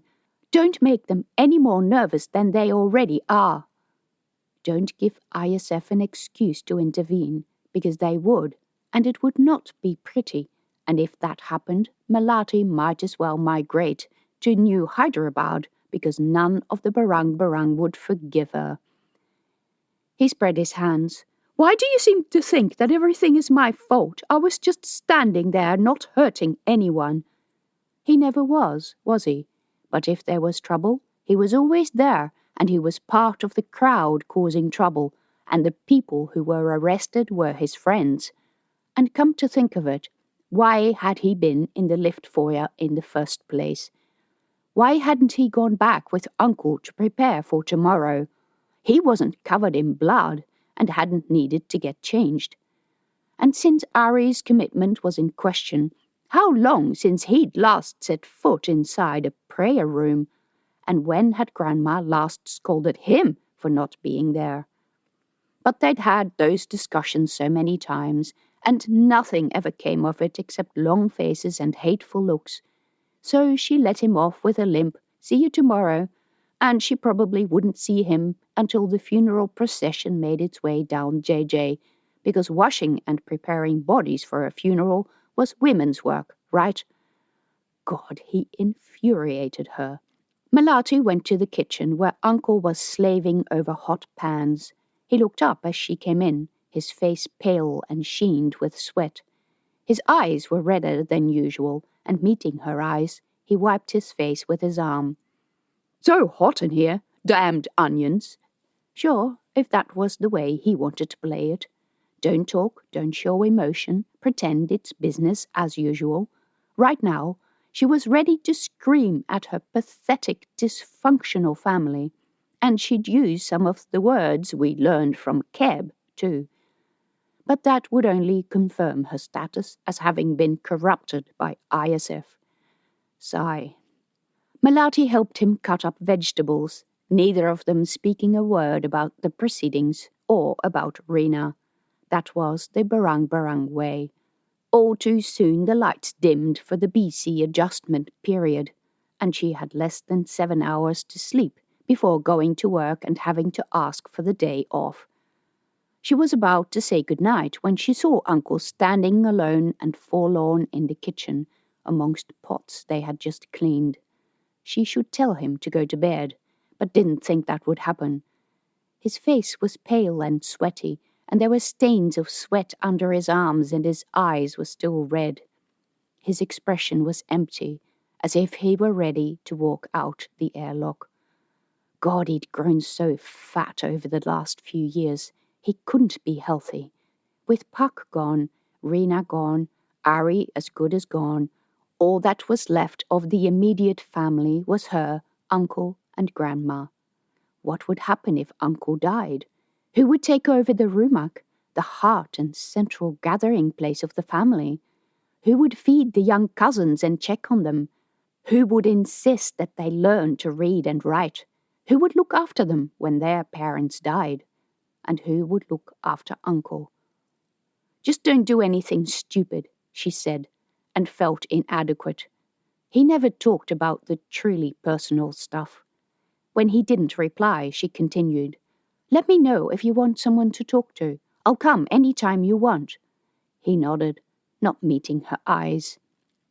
Melati was about to leave when he said, his voice rough, "It's my fault that she's dead. You were right. I should have worried more. I should have stopped her going out. I should have—" His chin trembled. Melati crossed the kitchen and put an arm around his shoulders. They felt soft and meaty compared to her boy's. "It's all our faults, not yours. I saw her that night. I should have dragged her home." "She would have yelled at you." "Yes, she would." "Uncle, Rena was an adult. I don't think anyone could have made her behave differently. God knows I tried my hardest." "Yes," he cleared his throat. "You did, Melati." And then he said nothing again for a long time. She was about to release him and go home. She really needed her sleep when he said, "Melati, when we get through all this, will you promise me one thing?" "That depends." She frowned at him. He'd say, "Get married to a man who can protect you," or "Get out of the white shirt brigade," all of which they had discussed previously, and there was no way she'd promised to do those things. "Don't look at me like that. I'm not going to ask you anything I've said before." He took a deep breath. "I want you to stand against Harto in the Statop Council elections."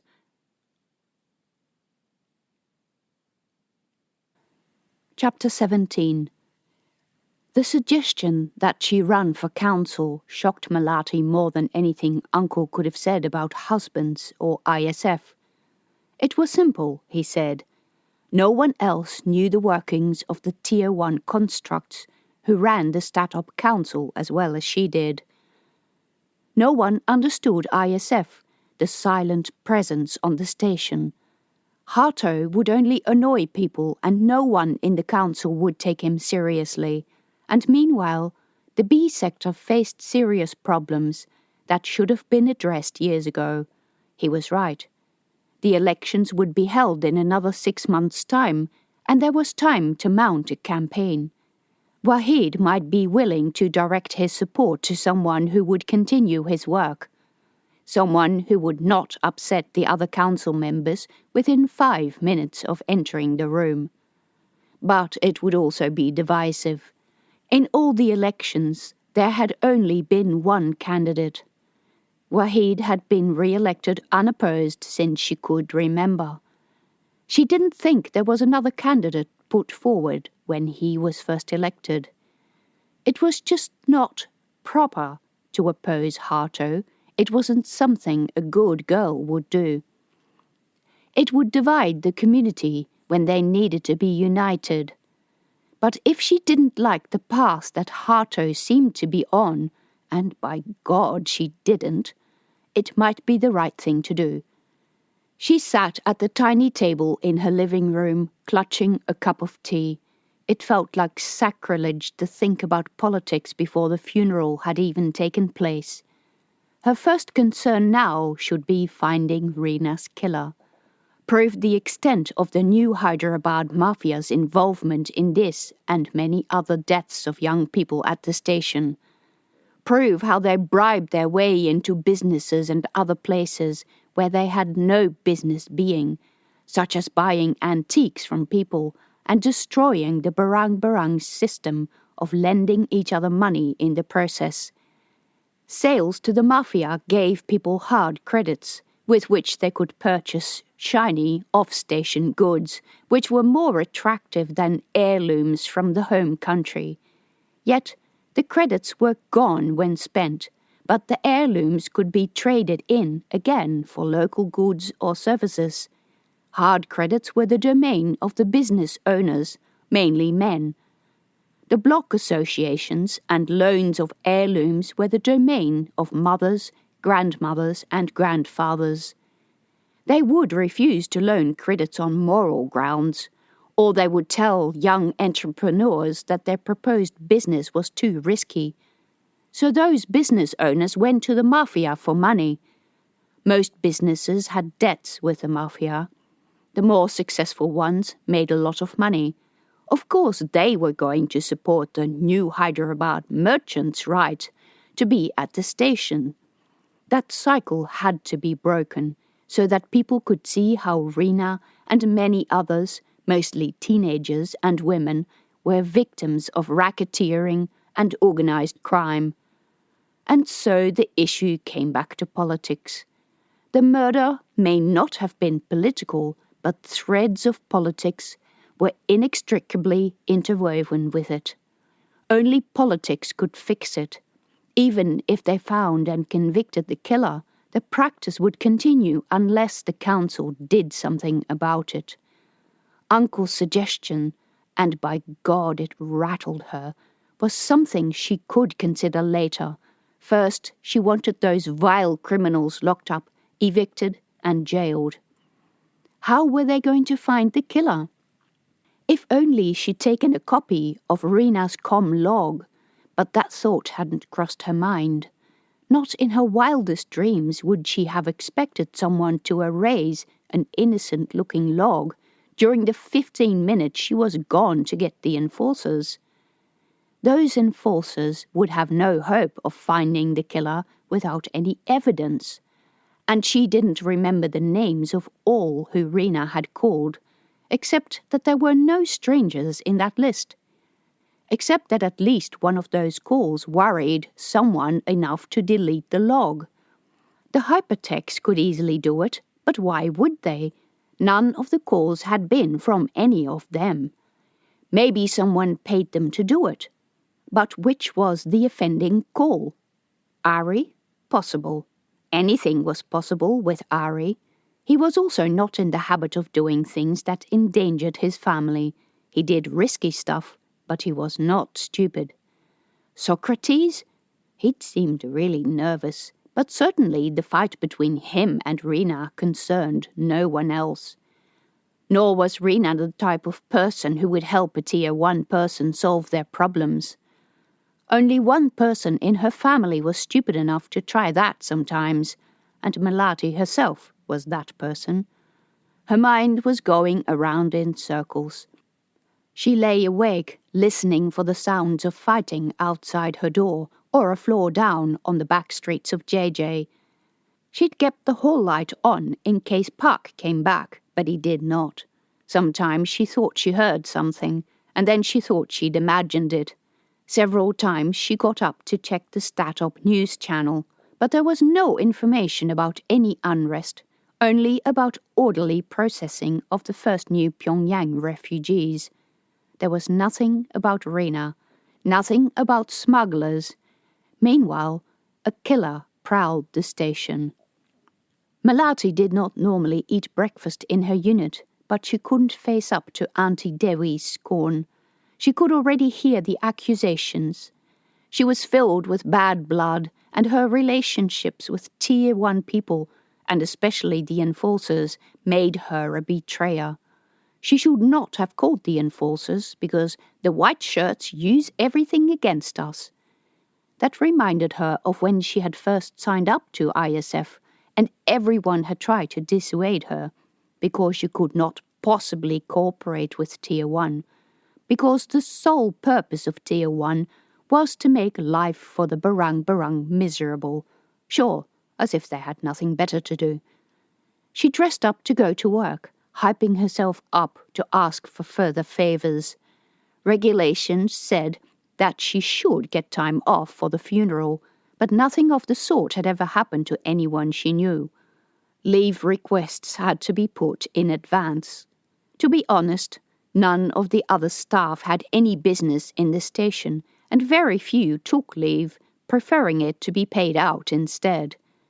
But first, she'd have to visit Socrates, and that was going to be traumatic enough. Poor man. The situation in JJ was business as usual, but there were more enforcers at the checkpoint than there had been, even though most of them appeared to be doing nothing except standing around with their hands in their pockets. An increase in enforcers also meant an increase in Hansip members. At least some of those made themselves useful by cleaning scrawled messages off the walls, left there by last night's protesters. A lot of enforcers also prowled around the passageway that led to the docks. Melati was happy to see the area of the BC block closed off with tape. So at least someone was investigating the murder. Maybe they took her seriously because she was with ISF, but in any case, it was a good sign. The enforcer's interviews with people who had last seen Rina would lead them to the dockside hotels and the new Hyderabad mafia, who were stuck on the station because of the lockdown. For a change, they had a chance of catching the bastard, and she would do everything she could to help them. After the tension at the checkpoint, the activities in the docking area were strangely normal, even considering the lockdown and the fact that no one was leaving the station without extensive administration, and the queue at the admin office was something to behold. A couple of Tier 2 technicians were working on a Chinese merchant ship, and they watched Melati with keen expressions.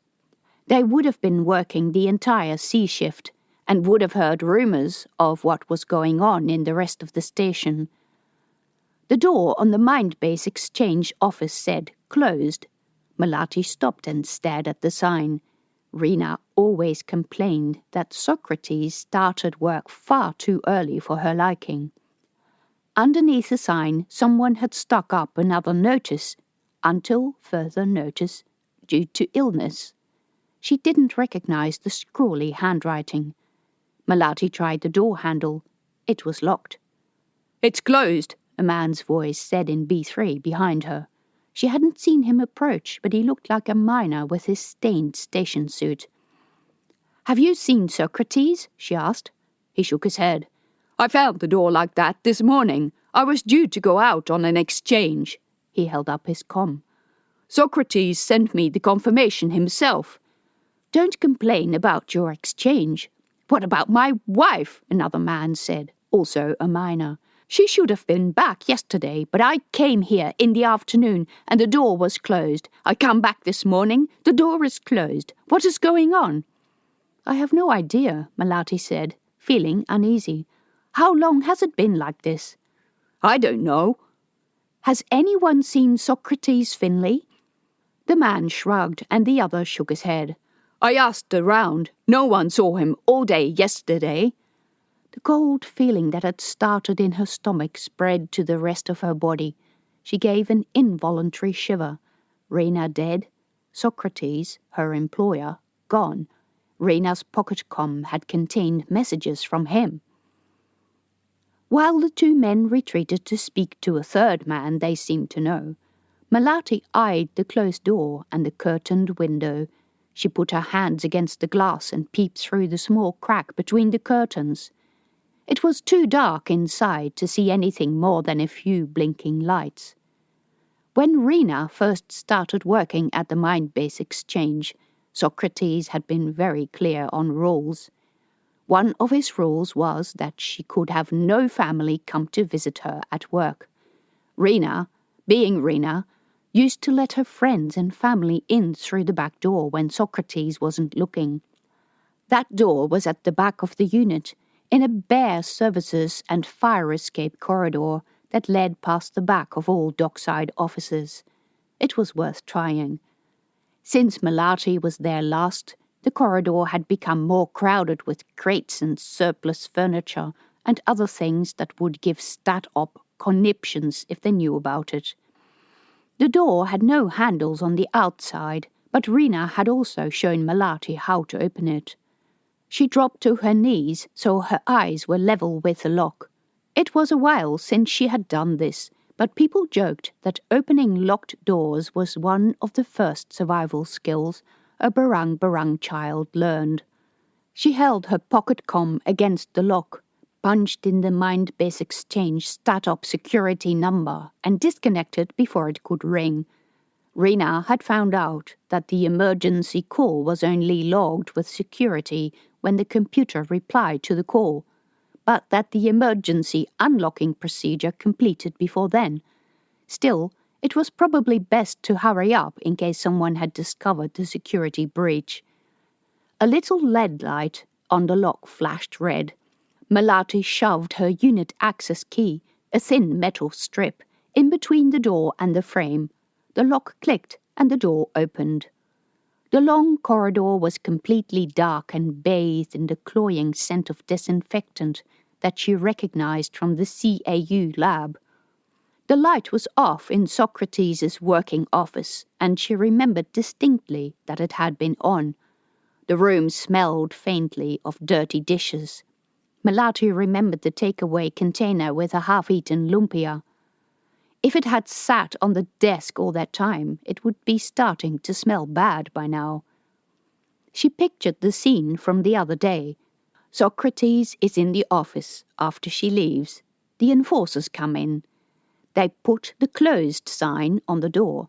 They ask him questions. What about? Something he'd done. But Melati had no idea what it could be.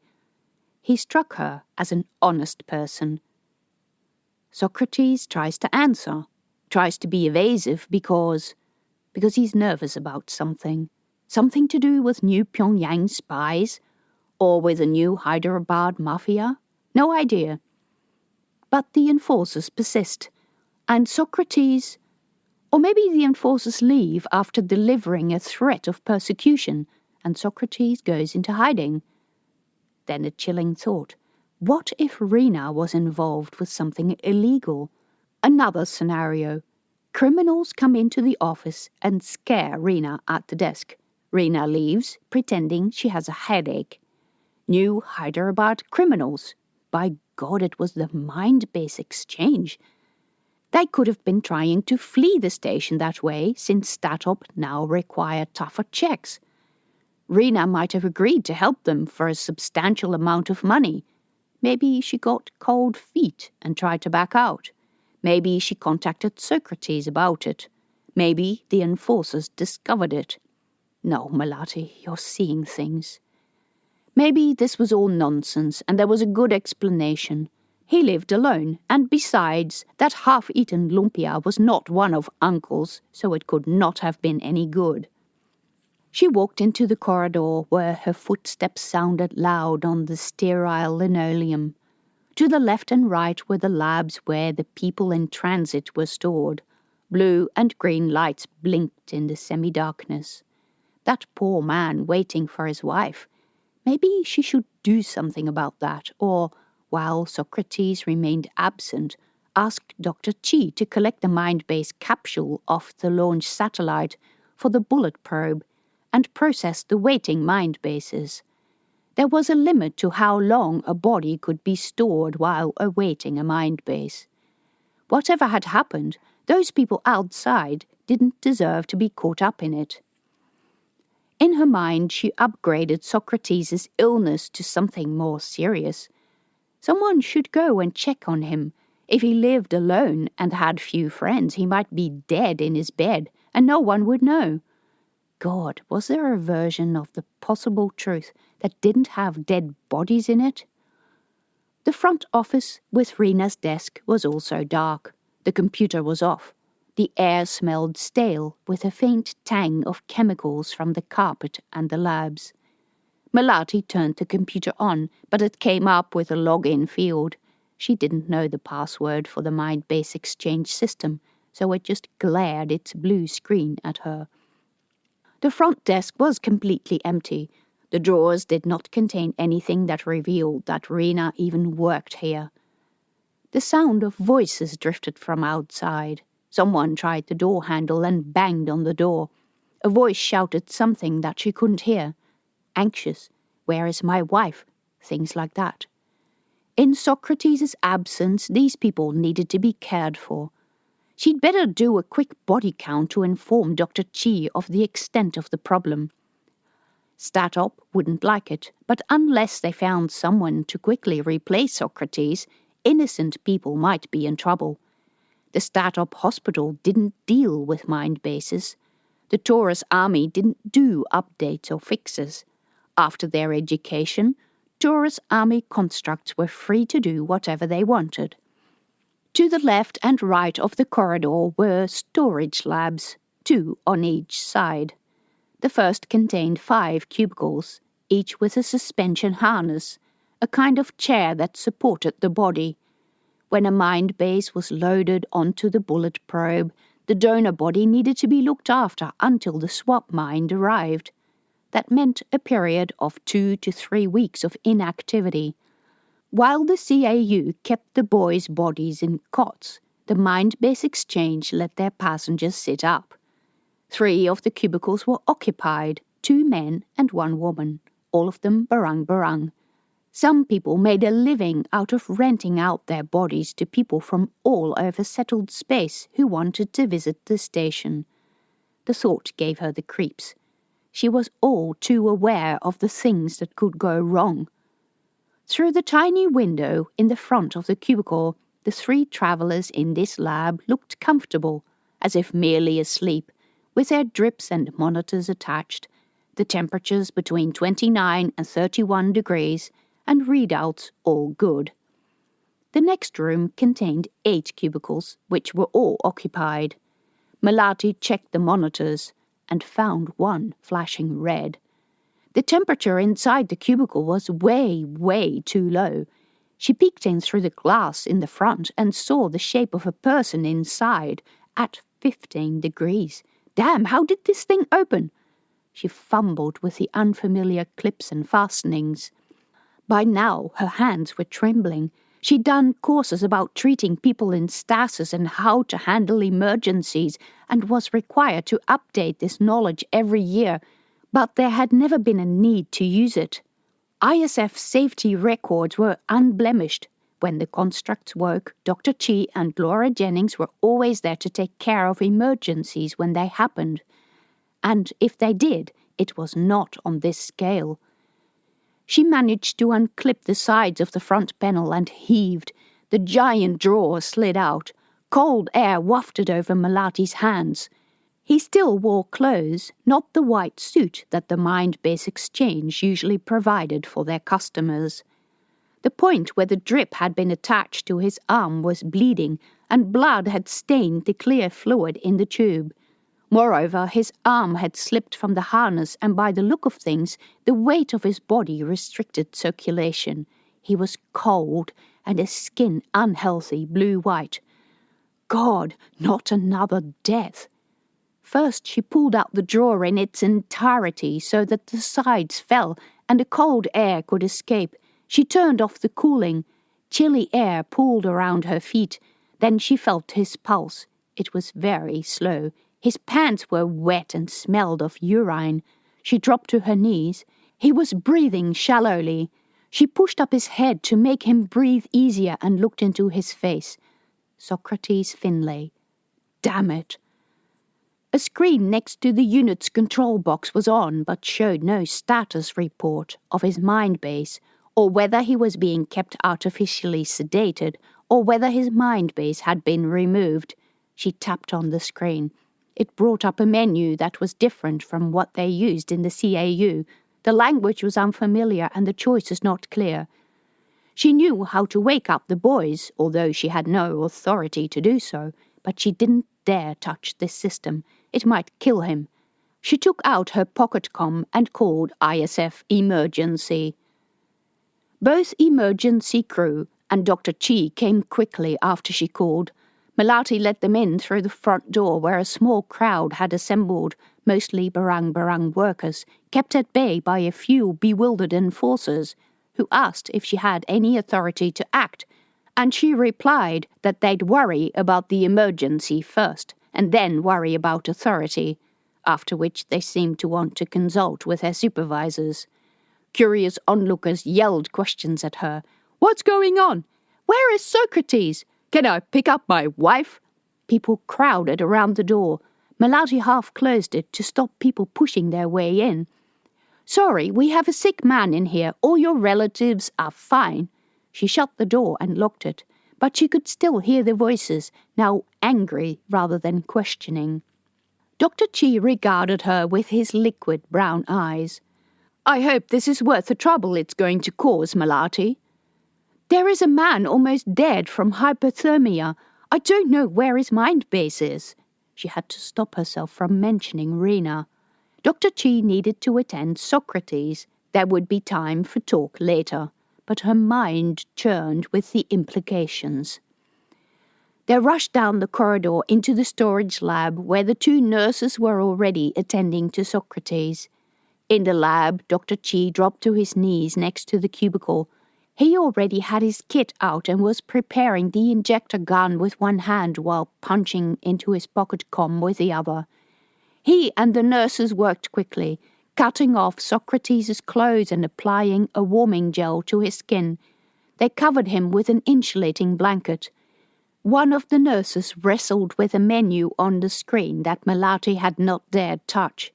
"I can't find what happened to his mind base," he said, without looking up. "This is the mind base exchange owner, isn't it?" "I'm afraid so." "I'm going to have to take him for internal warm-up," Dr. Chi said, rising to face Melati.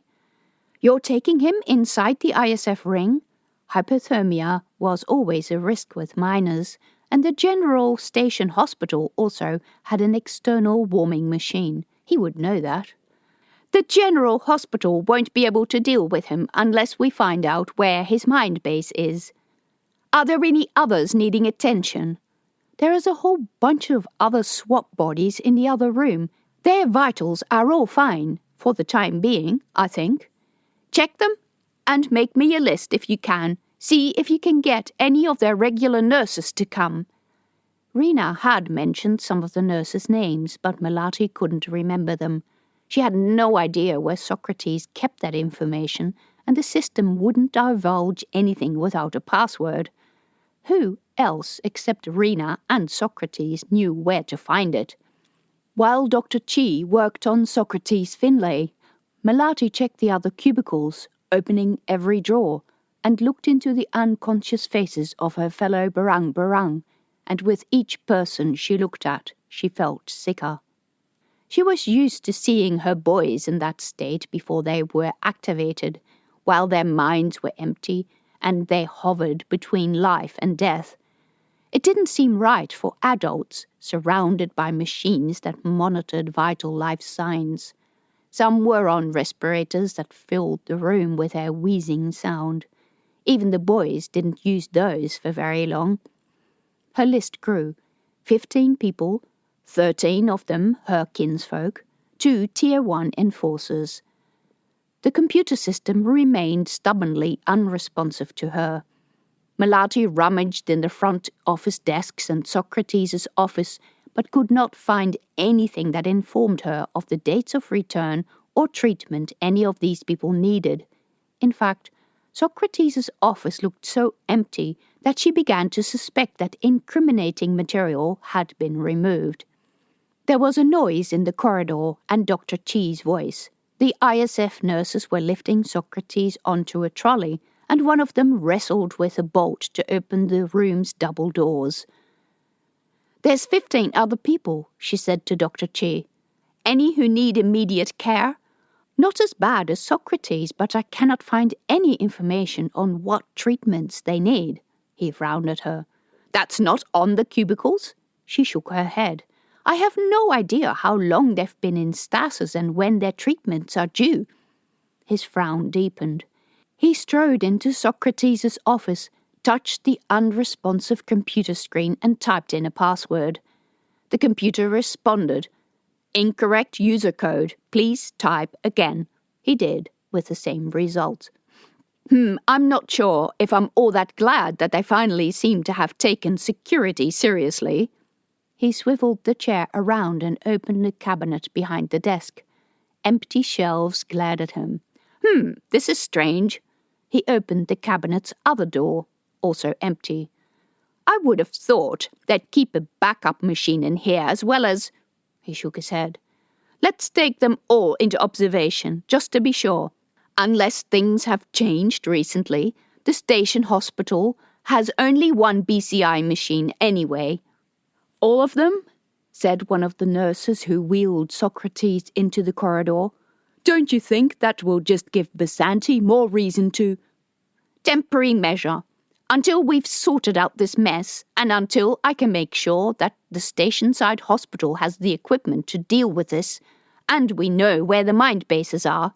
Saving lives is more important. If Basanti has a problem with that, you can send him to me and I'll chew a piece off him." "Fair enough. The man grinned. I'd love to see that. The two nurses continued with the trolley, through the front office and out the door, where the crowd had grown. Several of the onlookers outside recognized Socrates, and calls about their missing relatives grew louder. We'll sort everything out, although it may take a few days, Dr. Chi said. Unfortunately, he didn't speak B3, and most people wouldn't understand him.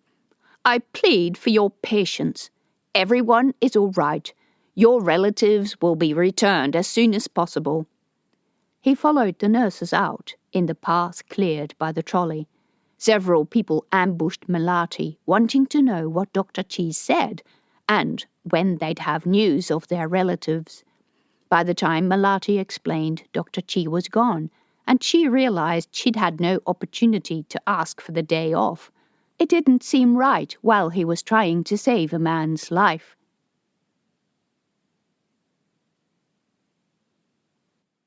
Chapter 18. Melati left the office at a trot, through the crowded passage, the low-ceilinged market area, into the station hall, where it was almost empty. The enforcers had cordoned off an area with ropes and rows of chairs. She supposed to keep a passage clear for the incoming refugees. A couple of bored guards hung around near the lifts, which were unused, the doors yawning open. The mining shifts had started more than an hour ago. The display above the doors said that the ship Felicity from New Pyongyang was due in an hour and a half. Felicity was a huge ISF vessel. Where were they going to put all those people? She hadn't even noticed yesterday's arrival, but this would be different. A chilling thought. There was only one place to put them, in the BC block, where Rena's ghost still lingered. That was why it had been marked off with tape. Silly her, she'd actually assumed they were investigating the murder. Desi, at the entrance to the lift, informed her that Dr. Chi was already inside, and that a team had gone out to retrieve the other people in the mind base exchange. Melati hurried into the change room, deserted. By God, even the sea shifters had long gone, and pulled on her uniform. First, she would need to look after the boys, but with every second that the clock ticked over, her family would become more impatient. She found the boys in the dorm, where half of them were in the bathroom, the other half huddled under a blanket on a bottom bunk. She could hear their voices busily chatting. Christine was there too, straightening beds and putting away nightclothes. Hi, Melati. Nothing about why she was so late. Melati shut the door behind her, still breathing heavily. I'm sorry I'm late. She wondered how much Christine had heard of events in the station. Have the boys been out to breakfast yet? Yes, they didn't eat much and weren't interested, so I let them come back here. That focused her attention back to the problem with the cohort. The boys needed to pick up on the eating, or their bodies would start to waste. They were programmed for quick growth after waking up, and would start their hormonal injections soon. Within a few months they would have to grow to adult size. What are they doing under there? She asked, glancing at the blanket. Christine shrugged. I don't know. They've been doing that most of the time since they woke up. They won't tell me. How long have they been like this? Did they sleep much? Her heart was thudding so hard that she could hardly hear herself speak. On top of everything else, they were losing the cohort. Not much. They were very upset when I arrived, still awake and hiding from Louise. They spent most of the shift being uncommunicative to her, as far as I can understand. Poor Louise, I don't understand it. Anything serious happened? Beyond the standoff, not that I can trace. Did you send Louise to a counselor? I mentioned it, but I'm not sure she did anything about it. Not she. You will have to do this for her. She won't go unless someone forces her. To be honest, I'm not sure I would either. We have to convince her that she needs to go. Louise simply couldn't work like this, like a ticking time bomb, ready to go off at the most inconvenient moment. And Melati was going to have to ask her to take care of this very fragile cohort. Look, Christine, I better be direct with you. I have to leave again. Some dreadful things happened in the station overnight. My cousin was killed, and I have to leave as soon as possible to go to the funeral. Do you trust Louise with the boys today, or is there anyone else free who can help us out? Christine's face had taken on a horrified expression. Melati, that's so dreadful. I heard something about that. That girl who was killed, that was your cousin? Melati nodded, biting her lip to keep her composure. Her whole world was falling apart around her. It had gone very quiet in the room. A little voice under the blanket said, Melati? The blanket moved aside. As soon as he saw Melati, Taro climbed off the bed and ran to her. Melati, don't leave us any more, please. The other boys joined him, and once again she was surrounded by hugs. She ruffled hair, tears pricking in her eyes. She didn't want to tell them that she needed to go. The bathroom door opened and the remaining boys came out. There was Zax, Simo, Essie, and Keb. No, he was still Jazz. She could see that by the look in his eyes. When did you come back? She asked him. She thought Dr. Chi would keep him for a while until he found out what had happened. Nurse brought us back here last night. Night. Station people would say that. ISF only spoke in shifts. That was Jazz talking. He's been talking to us about Ganymede, Zax said. Melati frowned. Ganymede? And then remembered what he had told her yesterday about a scientist from Ganymede having taken off with his body. Keb met her eyes, his expression challenging. I went there. He's been talking about all the pretty buildings they have there. Zax crossed his arms over his chest as if daring her to challenge. She didn't. She was getting an ever stronger feeling that Rena's death, Socrates' misfortune, and the strange situation with her cohort were somehow related. If only she understood how and why, and if only she could find proof. But she didn't have the time. I'm very sorry, boys, but I'm going to have to leave you today. Several boys wailed, No! I have to go to a funeral. They all went quiet. Simo looked at her with huge eyes. A funeral? Who died? My cousin. Melati fought to keep her face straight. Emotion was oh so close to the surface. How did she die? She was killed. Melati had to close her eyes. She saw the body amongst the pillows, the blood stains on the wall. She smelled the cloying scent of beginning decay. She steeled herself. I won't be here for most of the day. I may have to ask Louise to come back. The horror in the boy's eyes was evident, but none protested. I want you to pretend that whoever looks after you is me. I want you to listen to this person, and I want you to show this person your very best. Can you do that for me? There is no need for anyone else to come. This was not Keb. His expression was sincere, too mature for his age. I can look after them. Simo's expression was hopeful. Yes, Jazz can do that. Please, Melati, he's been teaching us how to make racing cars. Only now did Melati notice that they had a computer on the bed and an assortment of bits of metal, screws, wheels, and bits of electronics, which she assumed to be an engine. Yes, Essie said. It goes around the room real fast, but we hid it from Louise because she said she would confiscate, Taro said. Yeah, that. What was this obsession with model cars? She supposed it was better than doing nothing, but they should be doing their lessons. This was very odd, but possibly the cohort was holding together better than she thought. I'll tell Louise not to take anything from you. We don't want Louise, we want Jazz. There has to be an adult supervisor. How about I send Louise and you just pretend that the one really looking after you is Keb? Jazz! 8 voices yelled as one. All right, Jazz. Then I'll go now. She rose and went to the hall with Christine, giving her instructions on where the learning files were and how much, or rather how little, they had covered. By now she was very impatient to go. She should have been with her family, like an hour ago. Then Christine said, "By the way, Melati, do you know what's up with the computer?" She had to make an effort to focus on Christine's face.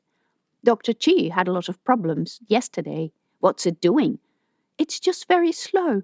I couldn't get into the log file at first, but then I saw that it was writing a huge file into the data log. I was going to delete it, but I thought I'd ask you first." "Ah, the results from the search worm with the cohort key." "No, don't delete it. I need that." "All right, I just wanted to check with you." Then Melati could finally leave the room. She hurried down the teaching wing, pushed the door to the change room. "Melati!" "What now?" She turned around. It was Laura Jennings. "Yes." Melati's courage sank with a severe look in her eyes. Something had happened and she wasn't allowed to leave. The base had just gone into orange alert. Some important data had come out of Dr. Chi's work with Keb and needed to be dealt with immediately. She wanted to yell, "I need to go to a funeral." The aunties would be preparing the body and she should be there helping them. "Don't look at me like that. I'm not going to eat you. I heard what happened to your cousin. I know we have a lot of differences, but I'm not a monster. You know, my mother died a number of years back. It was quite sudden. She lived with my brother and his wife at Luna Base. I was here and could not go to the funeral." Her eyes were intense. "We'll manage without you." Then what? Why were these people holding her up? "Kokaro has asked me to make sure you have a couple of guys with you each time you go out." "What? A bodyguard? Why?" "We're concerned for your safety. Things are not stable in the station." "But I'm a local," Laura said. "Think of it this way. ISF has invested a lot of money in training all of us. They want to protect their investment." It was true, but Melati still didn't like it. Fancy showing up at Uncle's Rumac with 2 armed soldiers in tow. But arguing was futile, and she had no time for it besides. "It's really not necessary. I'll be safe with my family. I understand where the trouble is. I'll be far from where the refugees arrive, and the fights in the B sector are about ID and permits. Nothing to do with me." She stopped. Even when speaking to her colleagues here, she talked down the problems of the Barang Barang. How could anyone take them seriously if they didn't take themselves seriously? The trouble was about a lot more than permits. Never mind that armed guards would make her stand out even more, and would possibly even attract violence.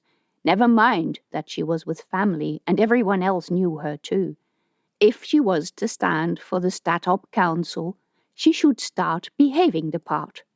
She straightened her back. "All right." Laura gestured behind her. Melati noticed 2 people standing a bit further down the passage, waiting. J.O. Kessler and Desi Fitzinger. God, she sent a sharpshooter. What information did Kokaro have that she didn't? Chapter 19. Melati got changed first, since she was certainly not going to a funeral in her ISF uniform. Her suggestion that the 2 constructs do the same met with blank looks.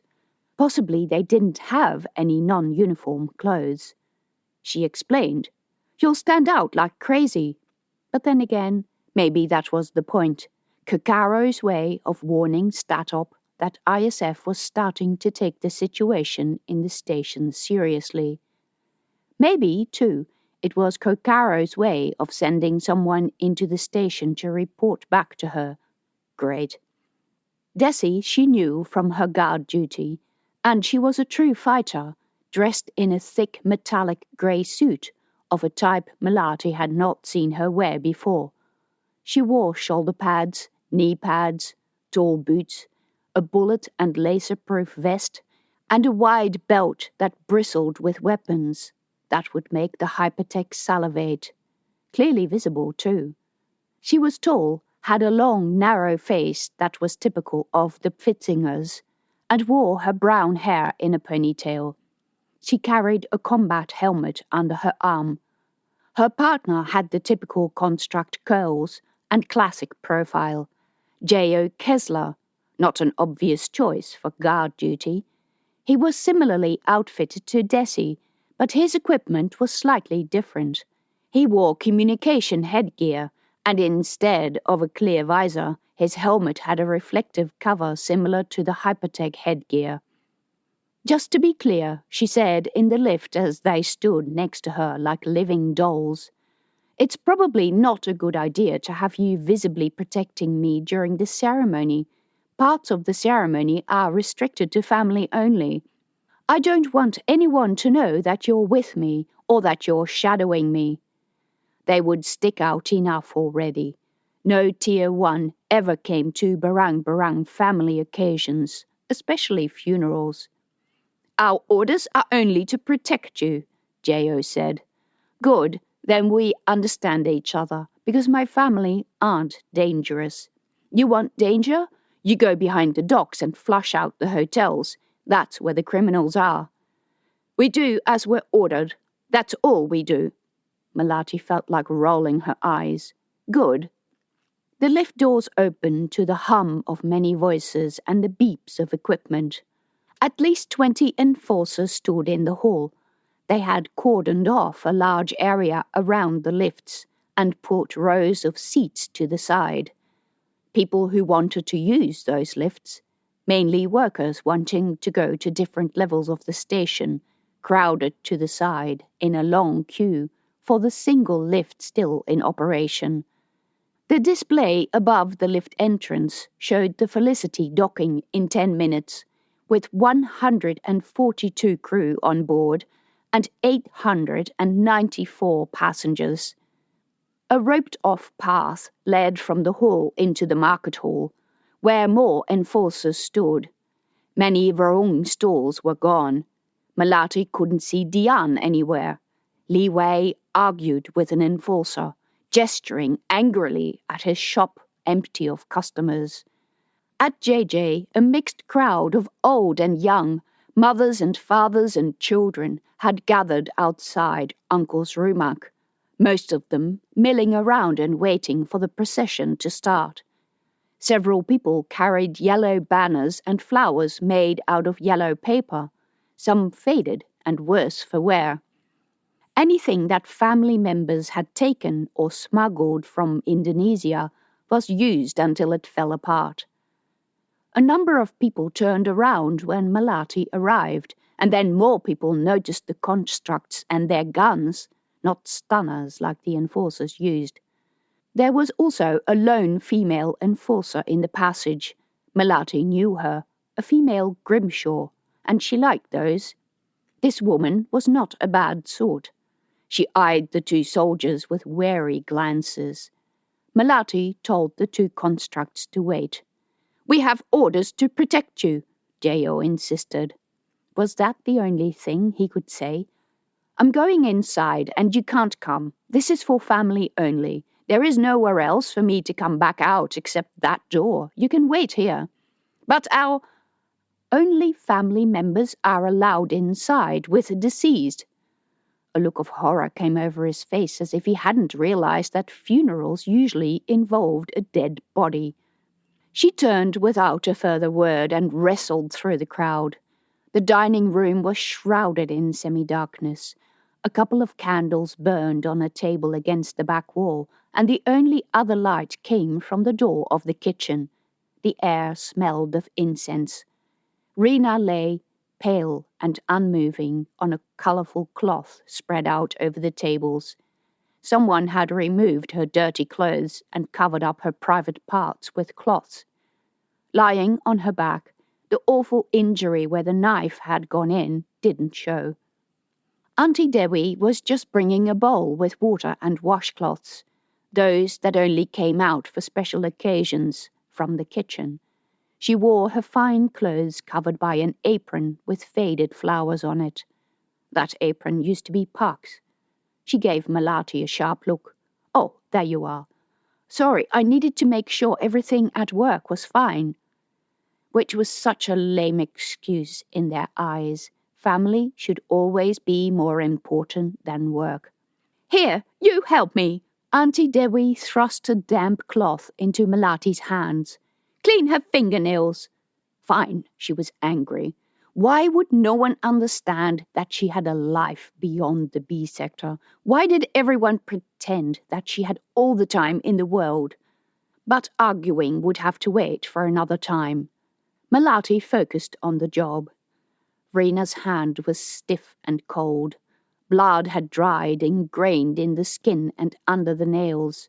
2 of her fingernails had broken. Melati could only imagine Rena's last desperate moments. In her despair, she had come to her family for help. She'd been unable to break into Melati's unit and had run into the first hiding place she found.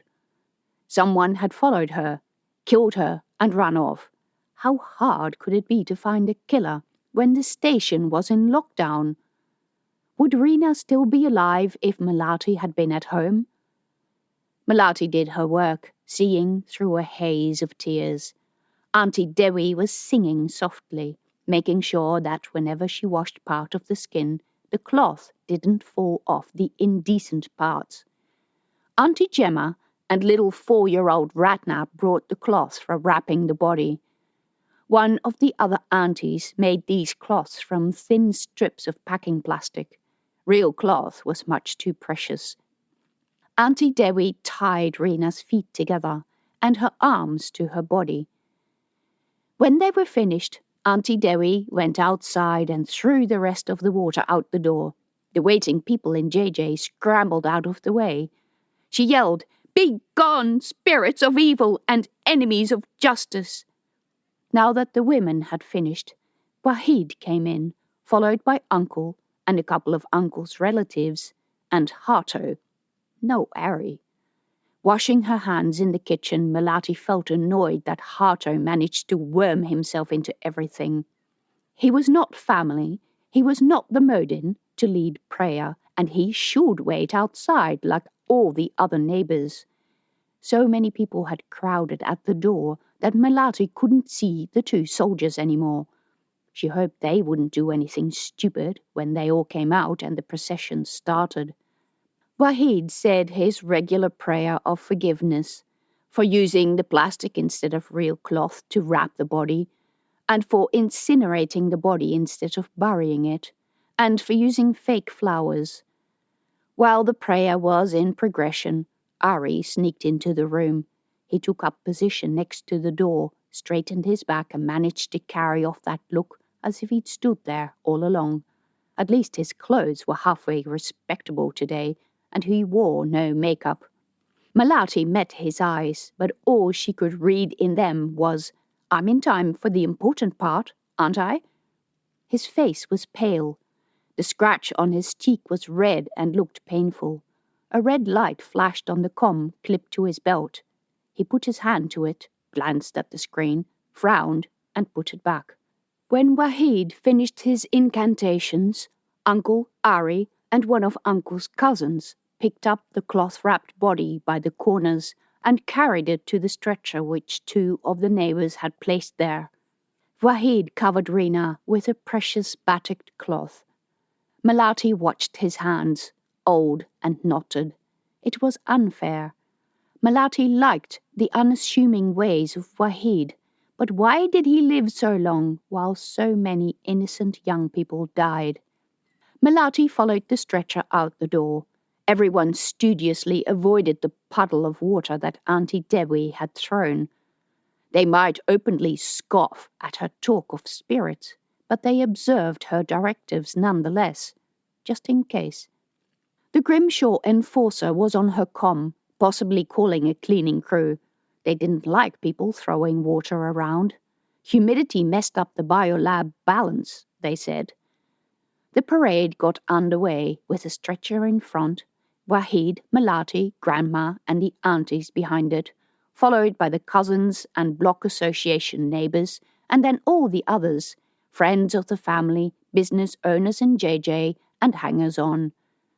The red light on Ari's comm flashed again. Someone really wanted to contact him. The two soldiers rejoined Melati at a distance, and the single enforcer followed, not far behind them. All along JJ, people came out of doors and watched silently when the beer passed, but it was an angry kind of silence. Ari held his free hand balled against his thigh. His comm now flashed with 3 messages. Melati checked over her shoulder to see if the soldiers were still following her. They were right behind her, and was dismayed with the size of the crowd. Hundreds of heads all along the curved passage. It looked like every one of the onlookers had come out of their shops and joined the procession. The sole enforcer had been joined by a few others, all with emotionless, observant faces, eyes constantly scanning the crowd and relaying the happenings to others via their comms. Hato was not far behind Grandma, flanked by 2 hypertechs with their buggy-eyed face masks. Looking further back, she spotted at least 3 others. The procession went out of JJ to the checkpoint, where the enforcers watched the oncoming procession with widening eyes. Wisely, they didn't bother asking anyone for ID, because a riot would have broken out if they had. Then into the low market hall, where the few remaining Varung operators and the line of enforcers awaiting the refugee arrivals watched, into the passage towards the main hall. The column grew long and narrow, where the enforcers had cordoned off half the passage width for the refugee arrivals. Across the cordon, small groups of people trudged in the other direction. Small people with black hair and barang-barang eyes, pale skin and round faces, families, older people, groups of younger men, all with a wiry build of miners. Many carried bags, some were injured. The glazed, emotionless looks on their faces chilled Melati. Somewhere behind her, a male voice yelled, "Victory!" Some of the refugees looked up, black eyes searching the barang-barang crowd for the speaker. A young refugee man held out a balled fist, and one of the hypertechs slapped it. There seemed to be some kind of meaning in that gesture, but Melati had no idea what it was. The station's hall was full of people, enforcers, refugees sitting on the chairs in the cordoned-off area and spilling over onto the ground. Statop officials sat behind a processing desk. ISF had increased the guard on the base entry point to 2. There was also a new checkpoint in the entry to the C sector, the station's administrative hub. The procession stopped there. One of the enforcers said something, and one of the cousins at the front of the stretcher made a reply. Wahid went to the front of the line and spoke to the enforcers. They checked screens. They made hand signals to a couple of colleagues further down the passage. One disappeared into a side door. People behind Melati started to fidget. "Why is it taking so long, Lo?" Grandma muttered. Hato pushed himself past the stretcher bearers and joined the discussion. With all the voices echoing in the hall, Melati couldn't hear what was being said, but Wahid spoke to him several times while raising his finger, as if telling a child to be quiet. "They say they have orders to scan everyone, and people without ID have to stay here," Uncle said. He stood a bit closer to the checkpoint, holding his corner of the stretcher. "They can't be serious," Ari said, looking over his shoulder. "All these people, it's a funeral procession." But it wasn't, really, was it? A lot of people in the procession didn't know Rina and were no friends of the Rudianto clan. Many of Ari's Sekong friends were in the crowd. They were marginally related, even if Grandma didn't like it. But there were also lots of hypertechs who definitely weren't friends. Ari met Melati's eyes. "I wish they got going. I know it's a bad thing to say, but this stretcher is quite heavy." At the front, Hato shouted, Whose fault is it that we don't have ID? You charge too much for it. Of course, poor parents didn't have their kids done. Someone yelled from behind, "Stop arguing, we just want to get through." This was a fellow Sukong, tall and willowy with long hair and fake eyelashes. He wore tight pants, a bright pink blouse, and big dangly earrings. Wahid put his finger to his lips. Hato said, "Why do we need ID to move within our own station anyway?" There were lots of agreeing voices. "Ridiculous! Let us through! It's a funeral, you morons!" Melati turned around. The hall was big enough to show the curve of the floor, and she could see the entire floor from her position. A huge group of barang-barang spread out behind her. Enforcers watched from their posts, guarding the refugees or behind their desks. The refugees watched from the cordoned-off area. One of them, a young man, balled a fist. A black-gloved fist went up in response somewhere at the back of the funeral procession. There was that sign again. It chilled her. She turned to J.O. behind her and said to him in a low voice, in standard, "I think it would be a good idea to order those enforcers to let the procession through." "We don't have that kind of power in the station. Basanti will be even angrier if this gets out of hand," Desi said, looking over her shoulder. "She's right. There's some subversive current going on here." He scanned the crowd. A few barang-barang men shouted at the refugees. An enforcer was speaking into a comm. "Guess so." He jerked his head, and he and his partner moved towards the checkpoint. Desi spoke to the enforcers. She was taller than both of them. They argued about something. The enforcers' faces were closed. One shook his head. Another was on his pocket comm.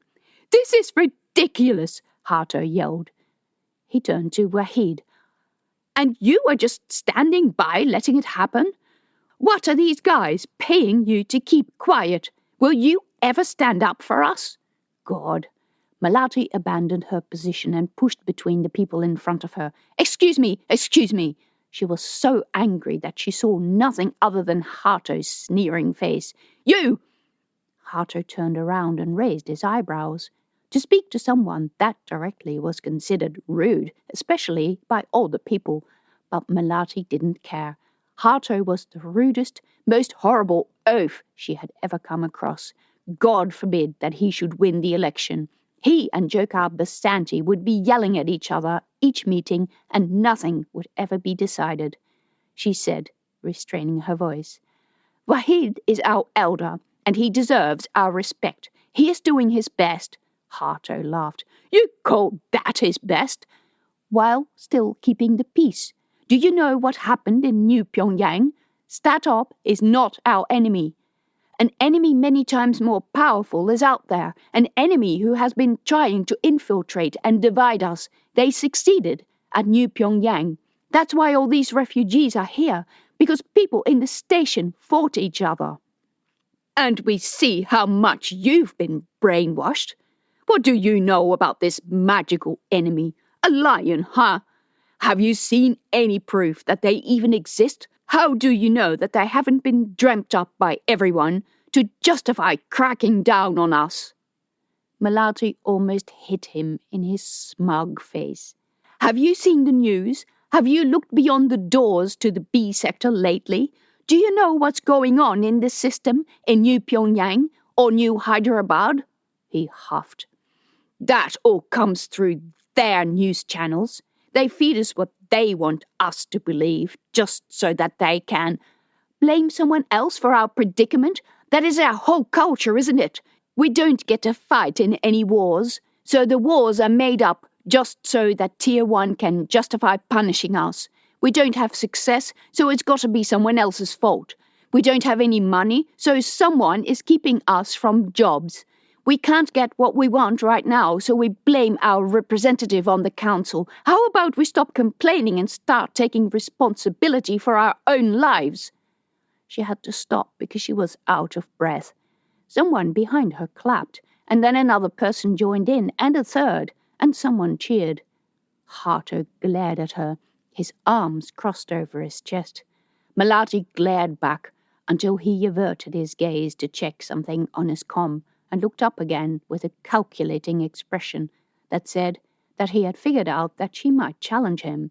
He knew that she would be popular. Out of all the things Harto might be, stupid wasn't one. He knew to shut up while he was in front. He backed away. Anger made Melati feel hot. Once in power, this man would destroy what little Wahid had built up. Desi and Jo still negotiated with the enforcers. One of them protested. "We need to get authorization from our supervisor." "Who is going to tell you to let them through?" Desi said. "According to the manual of crowd control, I presume you took the course." The enforcer looked like he was going to argue with her, but Melati stepped between them. "There is no need for accusations." Desi backed off. The enforcer gave Melati a sharp look. "You own those thugs?" She spoke softly. "Just let the people through who need to go to the funeral. Everyone is angry enough about this murder already. You do not want a riot to break out." The man glanced over the crowd in the hall, from the group of curious refugees gathered behind the rope to the hypertechs who stood at the back of the funeral procession. His face twitched. "All right, but anyone who is not a relative will need to register." It made sense, but it was going to make a lot of people unhappy. Wahid raised his voice and explained to the waiting people. "We want everyone to go through, but we want our station to be kept safe." People behind Grandma hushed others, and silence spread out towards the back. "This young woman did not die because one of us was violent. She died because of people from off-station. We want the enforcers to catch those people. This is why they have checkpoints everywhere." Someone yelled. "Let them give us passes to work." "I'm discussing the matter of ID with the Statop Council, and there will be some sort of solution, just not right now. For today, and in respect for the young woman and her family, I want everyone to remain calm. For now, the enforcers give their word that no relatives of the deceased will be arrested for not having ID. The enforcers will take your names and give you a temporary permit." "Does that mean they're going to stop making a fuss over last names?" someone behind Melati asked. Others laughed, but the situation was not that funny. One of the reasons that ID permits was a tricky situation was that some families stubbornly held to the old Javanese tradition of giving their children one name only.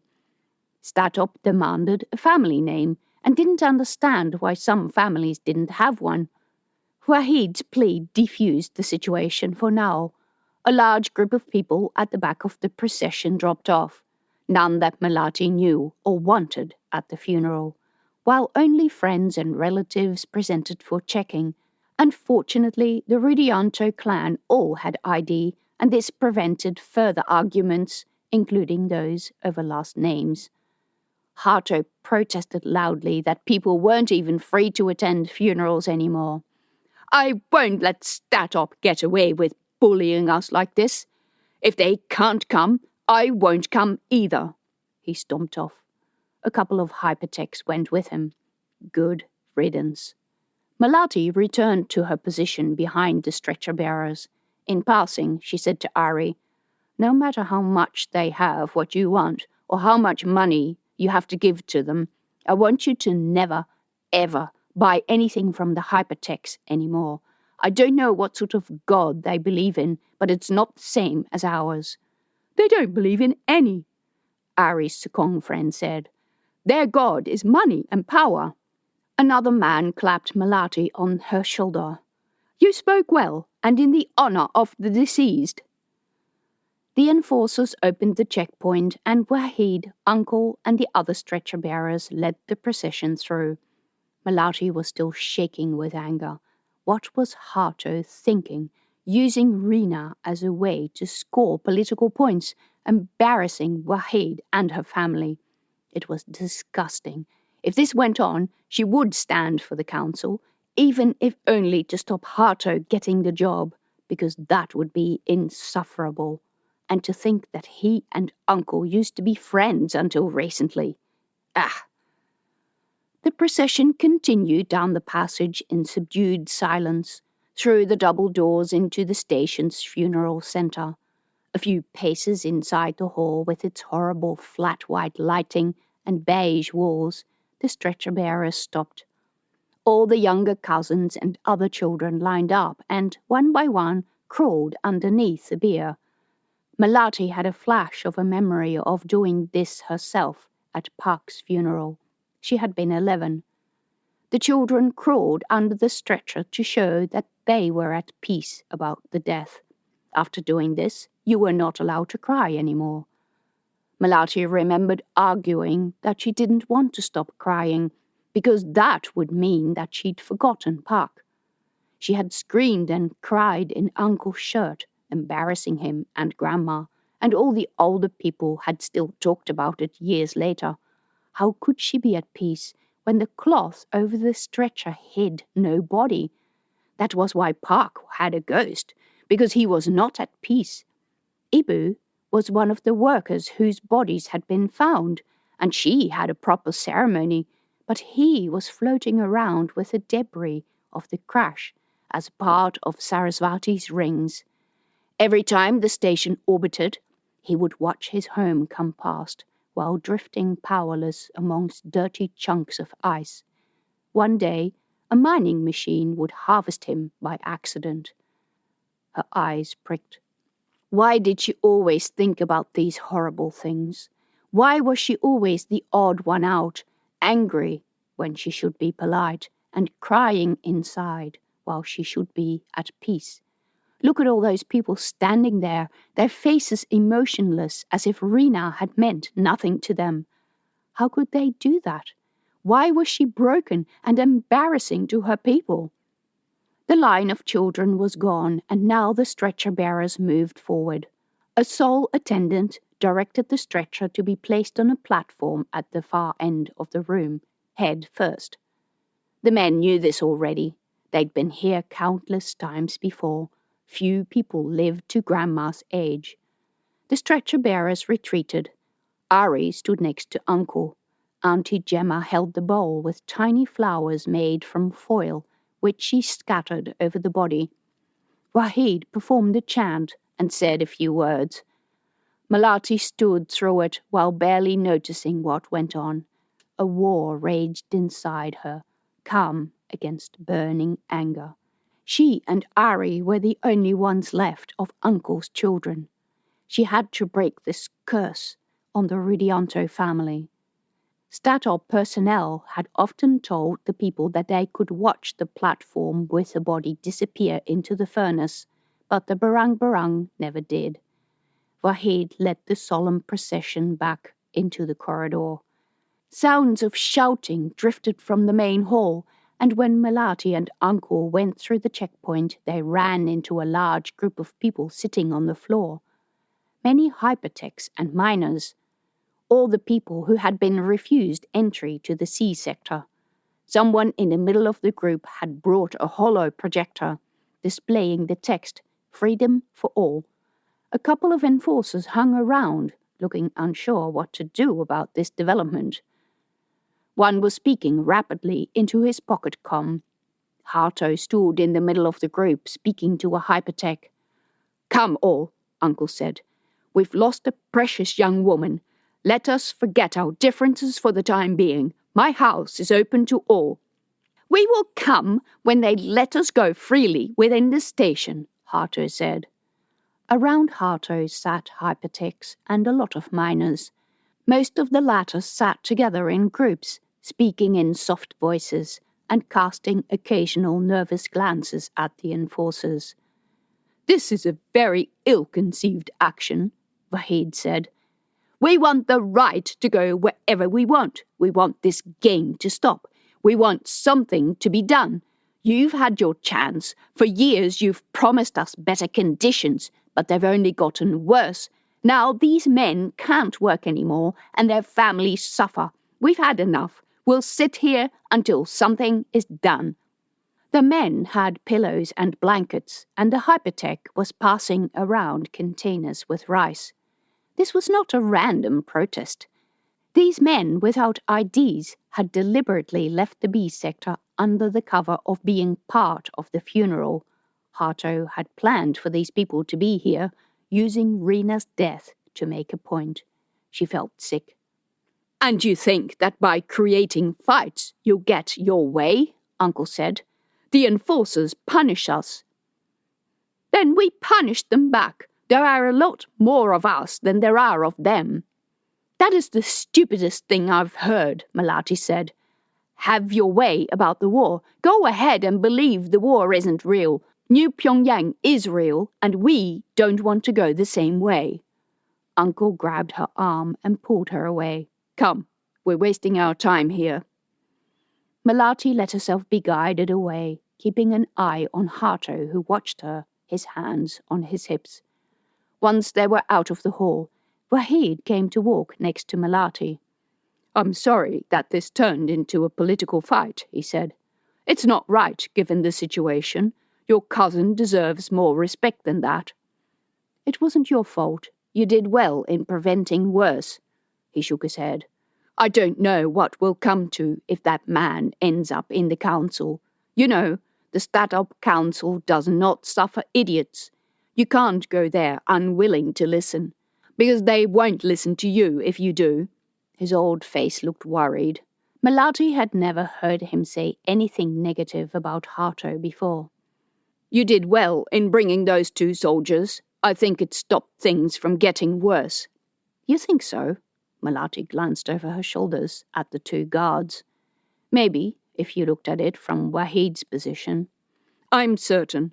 No one wants to be seen stirring up unrest in front of ISF witnesses. Most people haven't a clue how to talk to ISF." They walked in silence for a bit, surrounded by others discussing what Hato wanted, why he associated with hypertechs, other than the 2 who were his sons, wondering what the hypertechs wanted, other than to hack into StatOps systems, and why they suddenly showed an interest in politics, where they had never done so before. Finally, when everyone crowded to get into Uncle's rumak, Wahid said to her, "If you want to talk about things, you know where I am." Melati nodded, wondering how the word that she might stand against Hato had gotten out. Uncle, probably. Inside the rumak, Auntie Dewi had cooked up a feast. People brought their gifts to the family. Melati nodded and smiled and said thank you at the right time, but she felt mortally tired. Also, after his brief appearance at the funeral, Ari had disappeared again.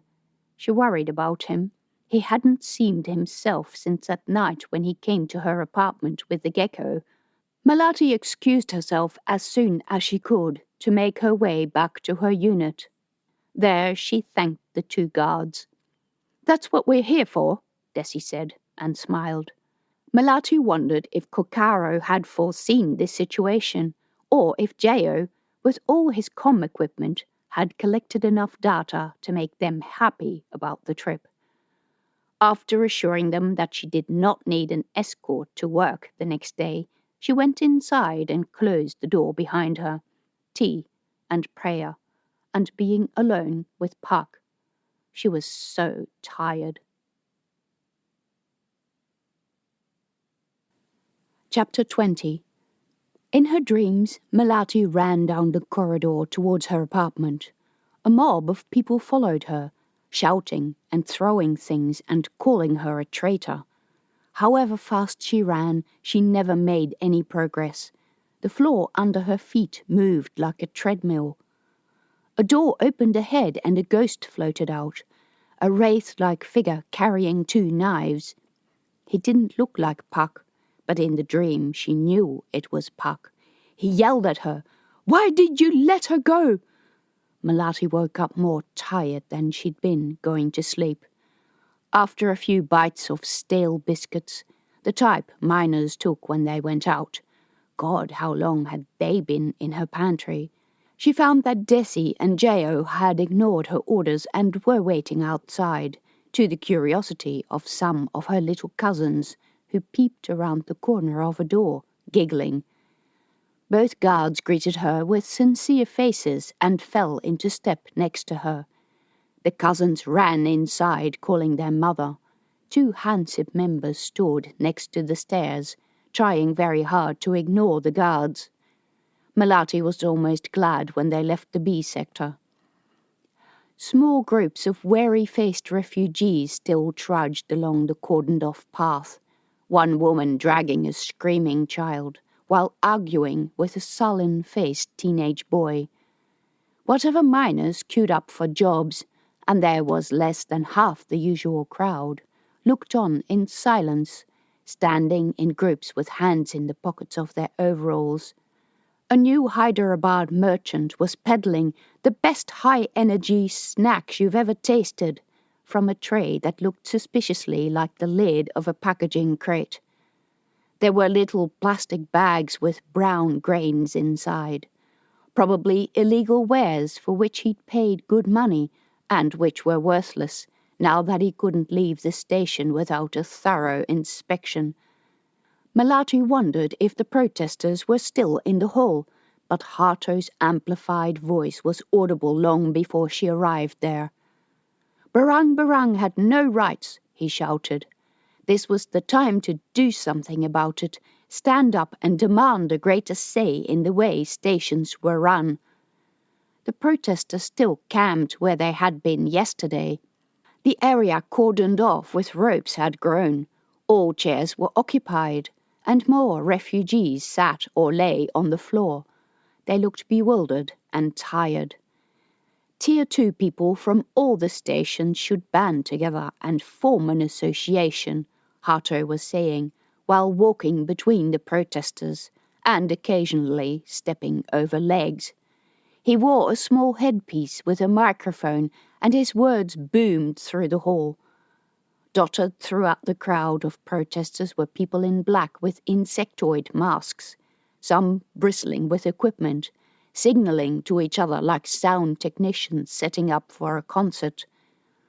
Harto's rant seemed to be addressed to the refugees rather than his own people, but they just sat staring passively into the distance, their faces empty. As far as she knew, the majority of the Tier 2 of New Pyongyang spoke only Neo-Korean. When Harto spotted Melati, he made a snide remark about lack of trust. But if he was hoping for another confrontation, he was out of luck. When Melati came into the CAU wake-up room, Dr. Chi had Socrates Finlay sitting up in bed. His eyes were open, but he had that same distant look in his eyes that was common to the constructs immediately after waking up. Melati stopped at his side. "How are you feeling?" "Hey, aren't you the brown gal from the office?" He squinted. "What are you doing here?" "I'm not Rena." If she sounded peevish, then that was fine by her. No one, except other Tier 2, was allowed to call her brown. He peered at her, his white and bushy eyebrows furrowing. "But you—" "I'm not Rena. Rena is dead. We had her funeral yesterday." He frowned more deeply. "But you—" "There are 2 of you?" "Rena is my cousin. I'm Melati." She had to restrain herself from shouting at him. "He's still very confused," Dr. Chi said from his office. "It will be a while before he'll be back to normal." Melati left the bedside and went into Dr. Chi's office. He sat at his desk, working at the screen and muttering. He hit a key with unnecessary force and glanced up at Melati. "Damn computer again." "What is it doing this time?" "It's so goddamn slow. I let the coefficient analysis run all through the C shift, and it still hadn't finished by the time I came in." Did that mean he'd worked both A and B shifts? "But it normally takes less than an hour." He snorted. "Yes, I've had Rosalie in here 3 times in as many days, and even she can't figure out what's going on." Melati shrugged. The lab's computers were there to be used, and if they didn't work, you got someone to fix them. That's as far as her knowledge went. She shut the door behind her. Dr. Chi turned away from his screen, facing her. "How are you after yesterday?" Melati dropped into her usual chair. The same way you would normally feel when a young person is killed and people use the funeral as a political rally. A flicker of disturbance crossed his face. "I heard about that group. Are they still in the hall?" Melati nodded. Worries about the station going the same way as New Pyongyang didn't need to be spoken. They showed on his face. After a silence, Melati asked, "How are all the other people we took from the Mindbase exchange?" "Fine, they've all gone back." "Has he been awake long?" she asked, glancing at the door. "Not that long," Dr. Chi said. "We got him here and warmed him up all right, but I had trouble finding his Mindbase." "But you found it." She felt guilty. Looking for all these people's case data and Mindbases must have been a major undertaking. "Did you contact the nurses?" "Yes. I managed to get 2 of them to come. That was the easy part. All those people's data were on the Mindbase exchange system where they should be. Some are still in transit, waiting for the next incoming probe. I let the nurses take care of them, and I finally found this particular one in the outgoing queue for the bullet probe. There was no incoming." His eyes met hers. They were normally a rich brown, but in this low light they had darkened to black, with little spots of reflected light in them. He looked worn out, his skin pale, with dark circles under his eyes. "That would have meant his death," Melati said, her voice soft. "Or something very close to death. She had heard of a depository on Europa for biologically living bodies where the Mindbase had become lost. It was an awful place, controlled mainly by lawyers who decided who had the right to a body. It was not so much a problem in ISF, because everyone who signed up also signed a clause that gave the med staff the right to do whatever was needed to return a soldier's function, including installing a completely new Mindbase. But it was so much harder with civilians." "It sure would. This is a criminal offense, and by putting him in storage, someone obviously didn't want us to find out that they'd knocked him off until they were well clear of the station." "Clear of the station?"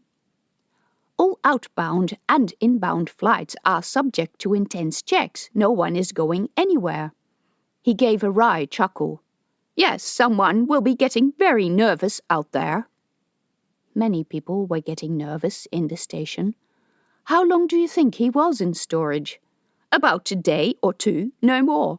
The probe log shows his Mindbase being entered here at B132 2 days ago." She had visited in the afternoon, which meant that she was probably the last person to have seen him, save the 2 uniformed men who had gone into the office after her, enforcers. "Have you asked Socrates how he ended up in this position?" "I have, but he's not well enough yet to remember much." "Really?" He looked pretty alert to her. "I'll ask him something to jog his memory, if you don't mind." "Sure, go ahead." She went into the main room where Socrates sat on the bed. Dr. Chi followed her. Socrates had been watching something on a pocket screen, which he put away. He sat up straight, as if he expects trouble. "Do you remember anything about how you ended up in that cubicle? Who put you there and why?" He gave her a suspicious look. "They already asked me that. Who do you work for?"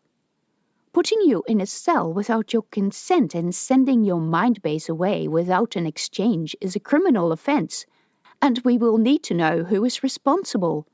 Yes, I understand. I don't remember, though." The hesitation in his voice was enough. He was lying. "Surely you remember something. That afternoon when I came to the office, 2 enforcers came to see you after I left. I saw them go inside. What did they ask you?" He frowned. I don't know. Did anyone come to my office? I did. You remember me. He blinked at her. You're not Rena. I don't know your name. No, you wouldn't have known it anyway. I'm Rena's cousin. I came to see Rena, but she wasn't in.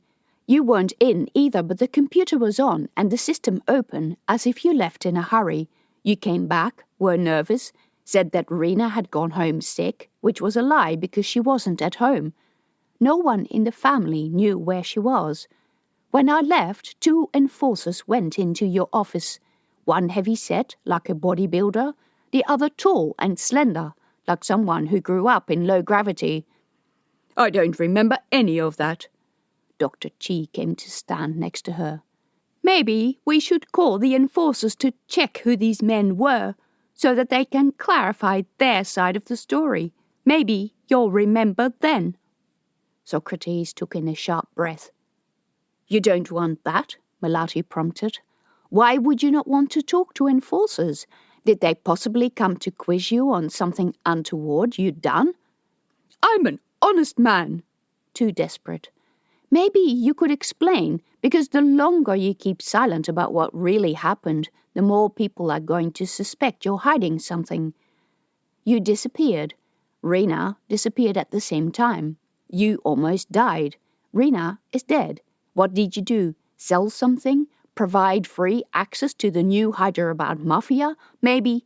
Her mind churned. Maybe they were so desperate to get some criminal off the station that they thought to use the mind-base exchange. Maybe you offered to do it for a substantial payment. Is that it? And maybe they threatened to kill you if you went to the enforcers, but the enforcers found out anyway and came to your office. And maybe you gave them some information that led to the lockdown of the station. And maybe you were so scared to either face the enforcers or the new Hyderabad Mafia that you hid inside one of the cubicles. Never mind that he would probably have done a better job at storing himself than that. Maybe the enforcers got impatient with you and decided to take you out of the picture without killing you. His eyes widened. He licked his lips, looked at the door, and licked his lips again. It had nothing to do with enforcers. Yet they were in your office. There was perhaps half an hour between my seeing the enforcers enter your office and your mind base being logged for transport on the bullet probe. It takes our fast computers at least 10 minutes to read a mind base. I cannot imagine the older equipment at the mind base exchange doing it much quicker than that. Either those men knocked you out and put you in storage, or they or you let in someone else who did it soon after. You can tell us which of these things is true, or we can find out, but we will find out. He looked at her, his throat working. He blinked a few times. Then he whispered, They'll kill me. They almost did, yes. I'm guessing they killed Rena. But you're here, under ISF protection. You don't understand. ISF protection, I understand that very well. It's the best protection you can get around here. They will get me anywhere. His voice was a mere whisper. His eyes were unfocused and drops of sweat purled on his forehead. You think you're safe behind your firewall, and I tell you these criminals have already breached it. All right, enlighten us then, Dr. Chi said, while sitting down on the edge of the bed. It looked like he was a quiet listener, but Melati was sure he was recording the conversation. Socrates let a long silence lapse before he started speaking. A few days ago, a man came into my office. He looked like Tier 2, dark skin, short beard. He was probably a bit taller than most Tier 2, but not so much that I thought him odd. Except that most barang men don't have beards. Melati could see where this was going. New Hyderabad smugglers. By God, how had they become so sophisticated? Some do, Socrates said. Thin ones only. Never mind the beards, keep talking, Dr. Chi said. Being of Chinese ancestry, he didn't have much of a beard either. The man offered me a very large sum of money to fix something for him. You see, Socrates looked down at his hands, folded on the blanket. I needed money because I had started a business in New Pyongyang, and it was wiped out by the continuing conflict there. I had debts coming out of my ears. How did this man know about that? Socrates shrugged. Gossip, perhaps. Could be so many ways. They would only have had to check the damage reports from New Pyongyang and target people whose business interests were destroyed.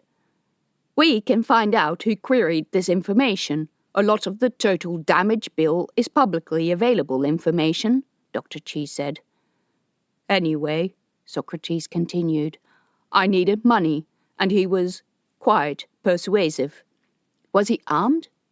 I don't know, probably. It was simple, he said. He only wanted to know which person on station had received the mind base of a swap request from Ganymede.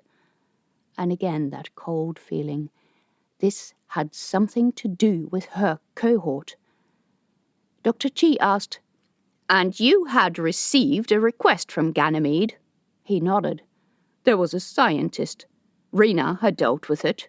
I'd seen it, and I remembered thinking that it was odd, but I presumed he wanted to visit for mining interests. We get people like that sometimes. A scientist. Another fact that checked out. Dr. Chi said, From Ganymede? You don't just visit Ganymede, let alone go on a mind-base exchange there. They don't call mind-base exchange poor man's travel for nothing. Socrates shrugged. Well, maybe not that, but academic types come here quite a lot. He sounded defensive. Academics probably visited a lot less often than he suggested. Did you give this guy the information he wanted? Melati asked.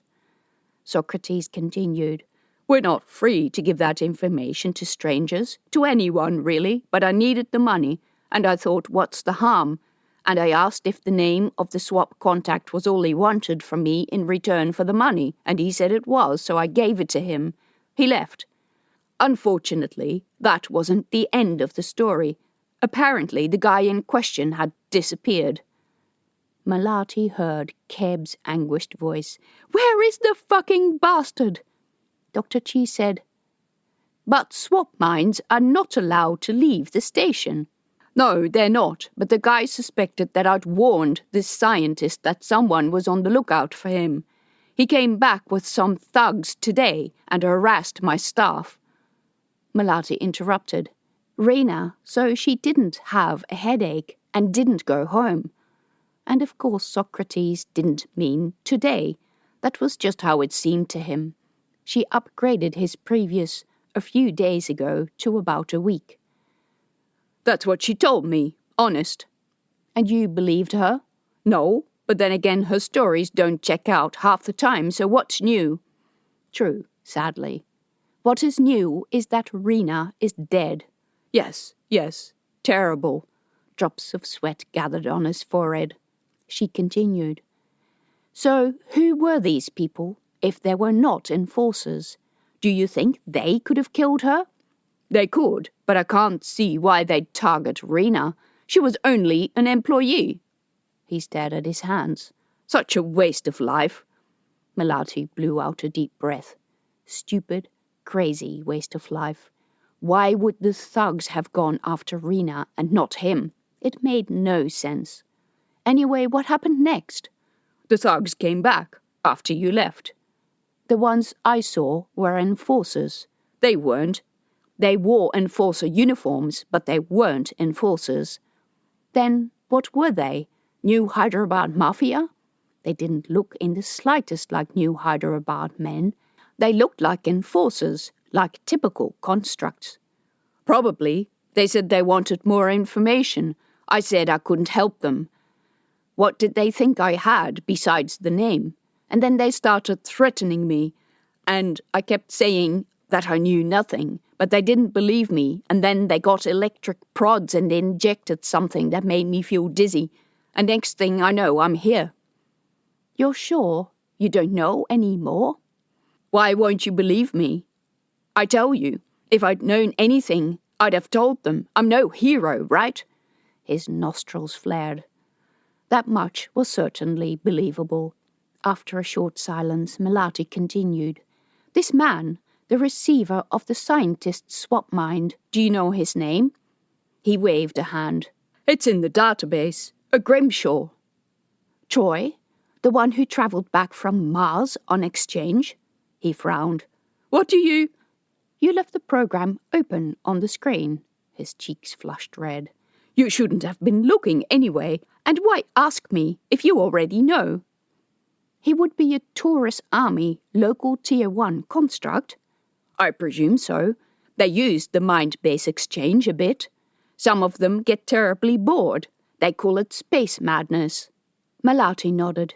She had heard that term before, and it was where her cohort would end up if she couldn't sort them out. In the station, doing stupid jobs that led to space madness. How do you think Rena fits into this? He shrugged. She was around at the wrong time, saw something she shouldn't have. So, was this why she called you around the time of resigning from her job? He frowned. Did she? I don't remember.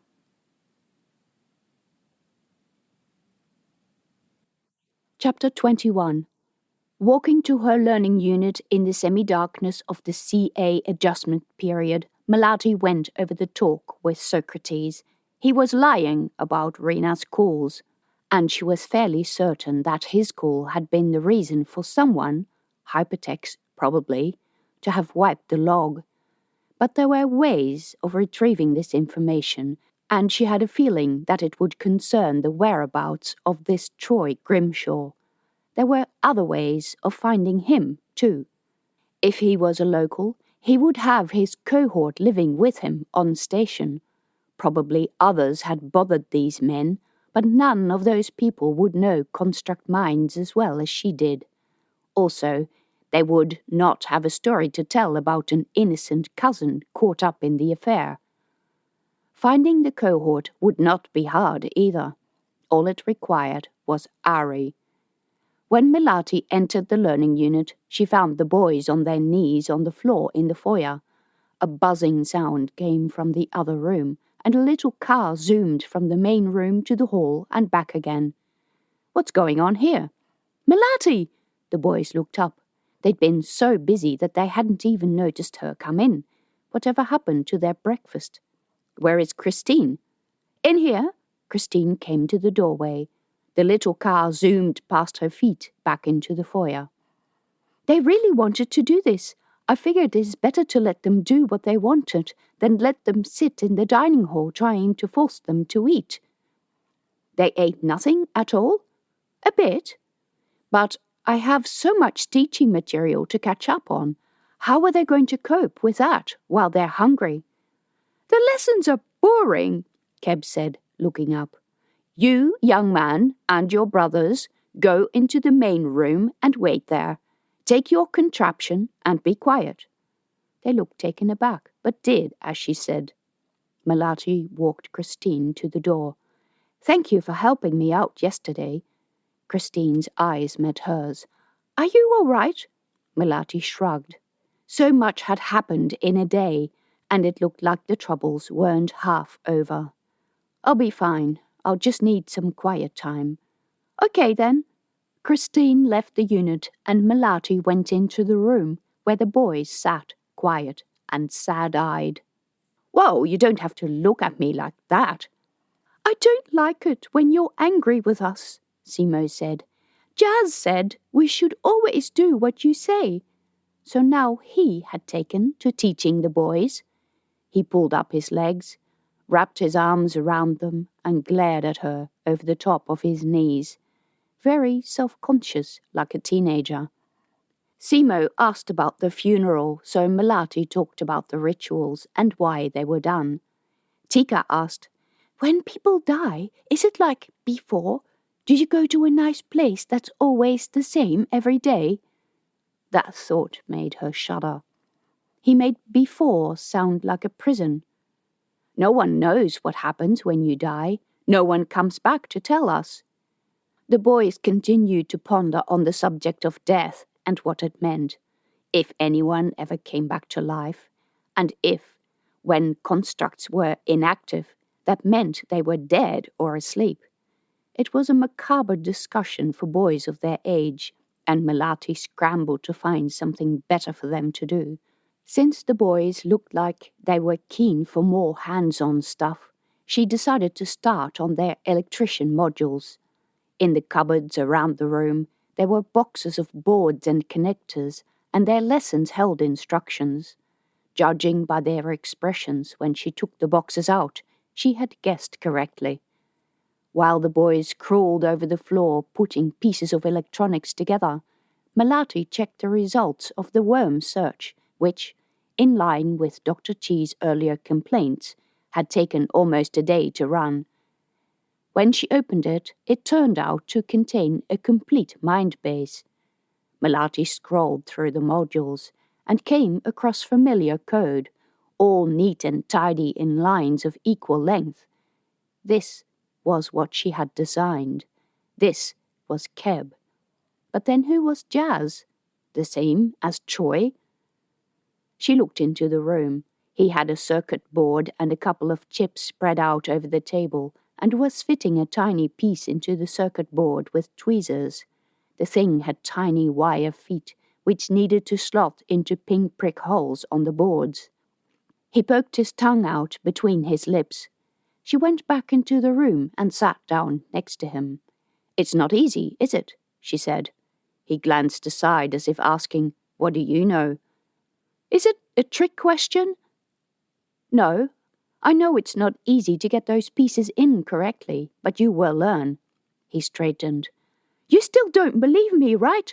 Which part of I'm not Keb do you not understand? I have nothing to do with him." "Where does Jazz live?"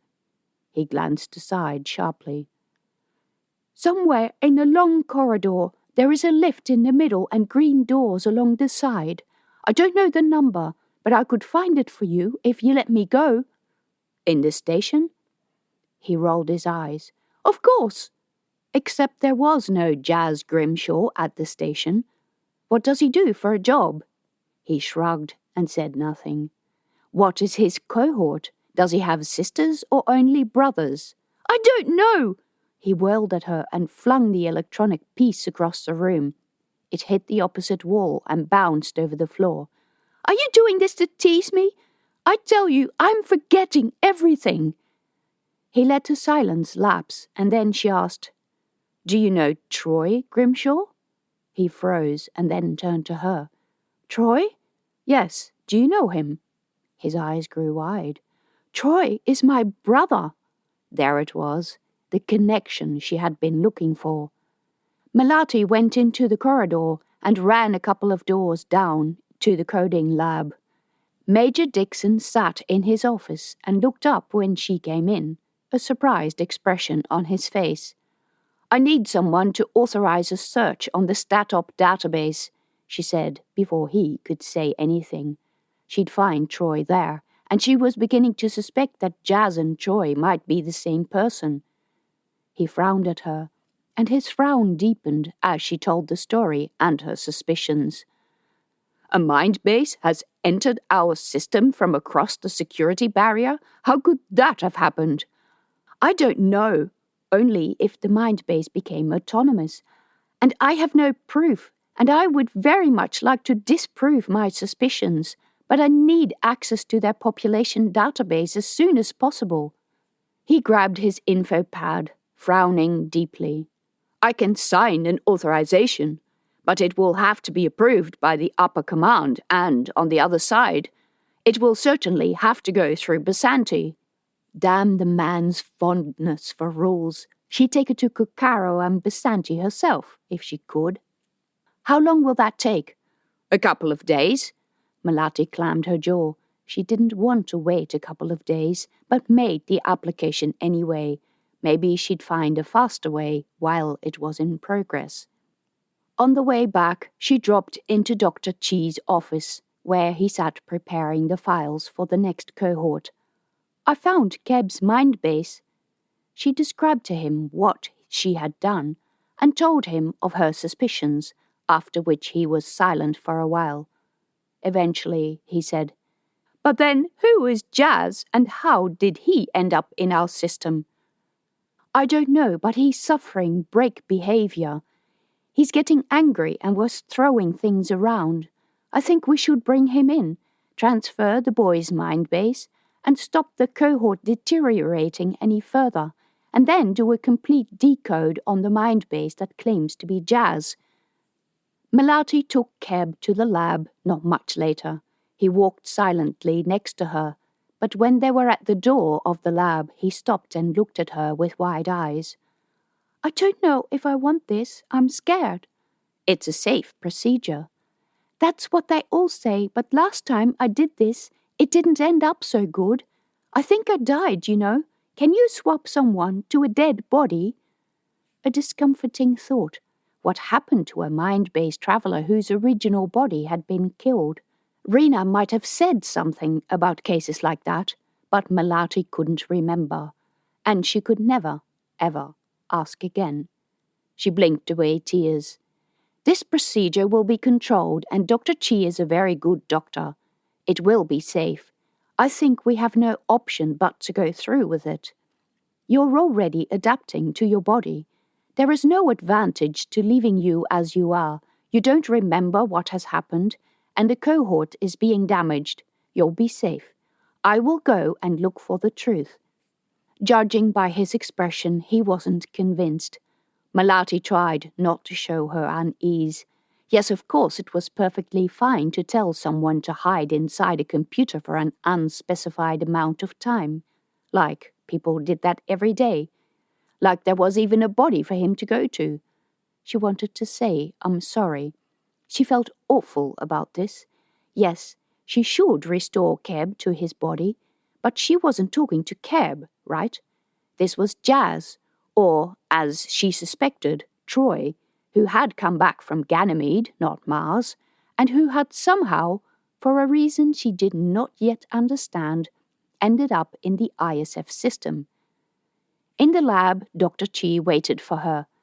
The cribs were being readied for the next cohort, but Dr. Chi had one of them activated. He asked Keb to put on a surgical gown and told him to lie down. Laura Jennings bustled about with the BCI pads. Keb's face was pale, and his eyes kept darting to the equipment surrounding the crib. When Melati took his hand, it was sweaty. "What are you going to do with me?" "The doctor is going to transfer your mind base to the computer and put Keb's in its place.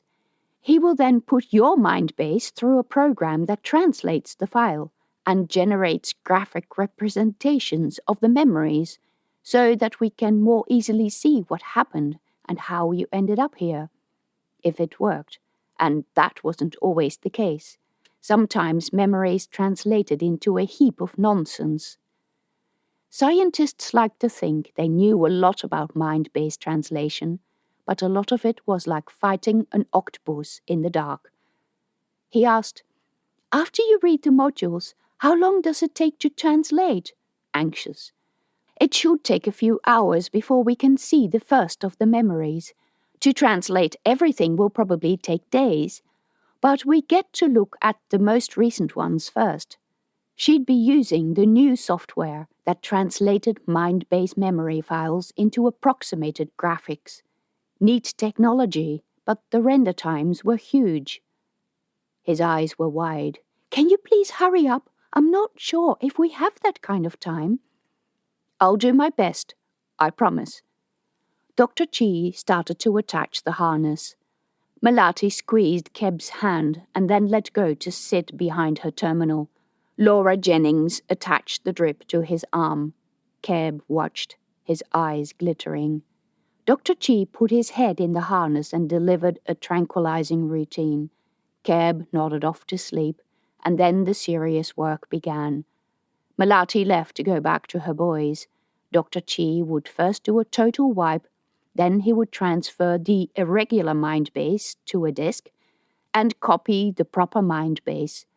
Midway through the shift, he sent her a message that all had been performed without a problem.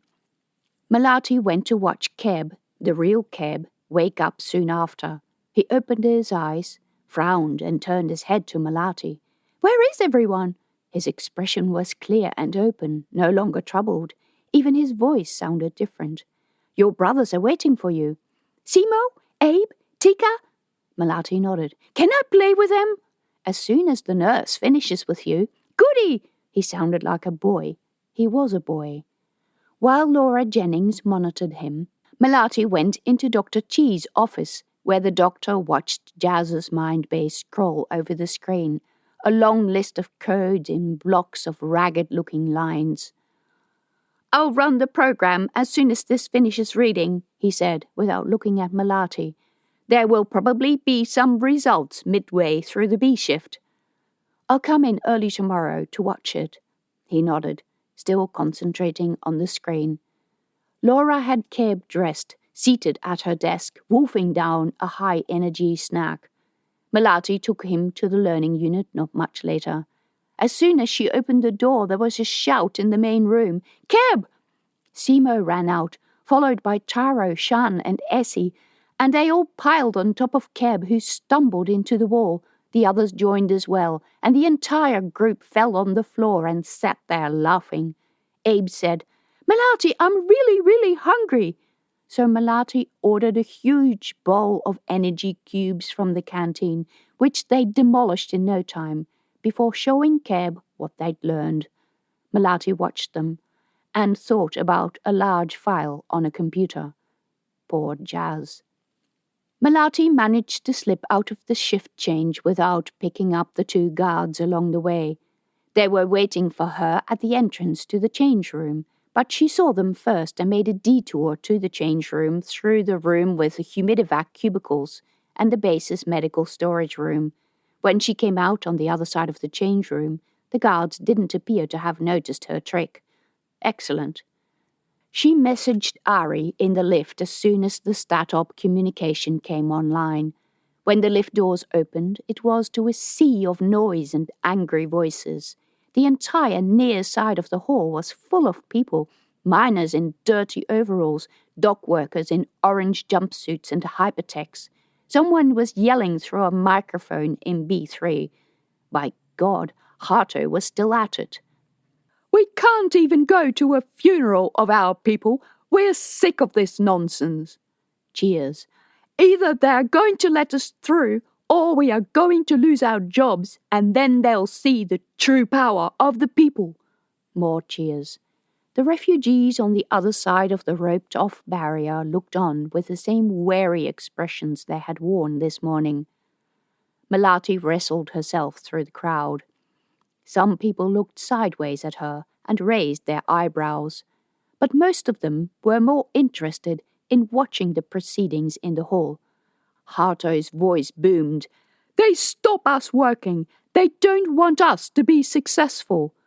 Melati continued into the low-ceilinged market hall, where groups of forlorn-looking merchants hung around Diane's soy cube stall. The number of enforcers at the checkpoint had increased. There were at least 20 lined up behind the barriers, but none had anything to do, except the one who scanned her arm. A group of boys with scooters had gathered on the other side to gawk, but, from their position behind the checkpoint, they could only hear Hato's booming voice. "We demand that Stat-Op Command come out here to explain what is going on. You can ask us as often as you like to go back to our homes, but some of us can't work. We can't buy food because we can't work, and then we have to steal things to stay alive. That is what life is like in the B sector. No ID, no money." The audience erupted into cheers. Ari met her at the entrance to JJ. His clothes were dirty, his face was pale, his hair less disheveled than normal. For Ari, the latter was a bad sign. When she came close, she also saw that he had a new bruise on his cheek. "Fell down the stairs," he said, before she could ask, and self-consciously ran his hand over his face. It was probably more likely he'd been in a fight. He smelled of sweat. "What's going on, Ari?" "That's pretty obvious. Stat-Op prevents us working. People get anxious if they have no money. You have ID, and I've never seen you work in all your life. Why do you care all of a sudden? They're my mates. I don't think any of your mates have ever worked either. The people in the hall were miners, and they didn't have anything to do with the Sikong. Hey, watch what you're saying. You're with Hato organizing this protest? You don't need to organize the protest if people can't work. They get bored. They're looking for a protest. Anyone who raises their voice will be heard. Don't deflect the question, Ari. What's going on? Why do you look like you've been crawling through the emergency ducts for the past 2 days? I don't. You do. Look at this. She grabbed his hand, scratched and rough. Even your nails are chipped. What happened to the pretty pink?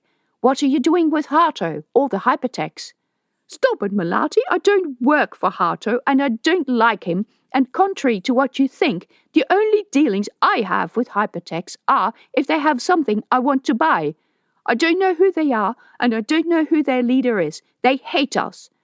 His voice vibrated with emotion. Melati raised her eyebrows and met his eyes. It struck her how he had looked stressed and harassed from before Rena died. They walked in silence for a bit. The passage of JJ was much quieter today, and no enforcers were in sight, although a few uniformed members of Hato's Hansip hung about, watching the two of them pass with suspicious eyes. So, why did you want to see me? Ari asked finally. You can hack into the Statop databases, can't you? He turned his head sharply to her, stared at her, one eyebrow raised. Well, can you? What sort of question is that? You've been telling me how I shouldn't do this or that illegal thing, and now you ask me this? She cringed. By the look of things, he was in enough trouble already. I know, but it's important. It's to do with Rena. The Hansip men are looking at a couple of characters in the hotel who were seen on dockside security cameras talking to Rena. They are New Hyderabad Mafia. You were right. Actually, I'm thinking I wasn't right at all. Another startled look. I need your help, Ari. I need to check this one record in the Statop database. Just one. It won't take me more than 5 minutes. Can you give me access? He glanced over his shoulder. Look, it's really dangerous. I know, especially for me. You don't half understand the stink that will blow up if anyone discovers that I'm doing this. She shivered with the implications. Severe reprimand, fines, disciplinary action. But Dixon's permission was going to take way too long. He frowned at her. Is it that important? Could be. Much more important than anything that goes on in the station. He fingered his lip. His brow knotted. Come on, Ari, do this for me. I've done so much illegal stuff for you. He shrugged. What do you want to know? I'll tell you when we get there. Get where? Now he got flighty again. To wherever you can access this material. You've got to be kidding, Melati. They're my friends. I can't just take you to them, knowing where you work. They're hypertext.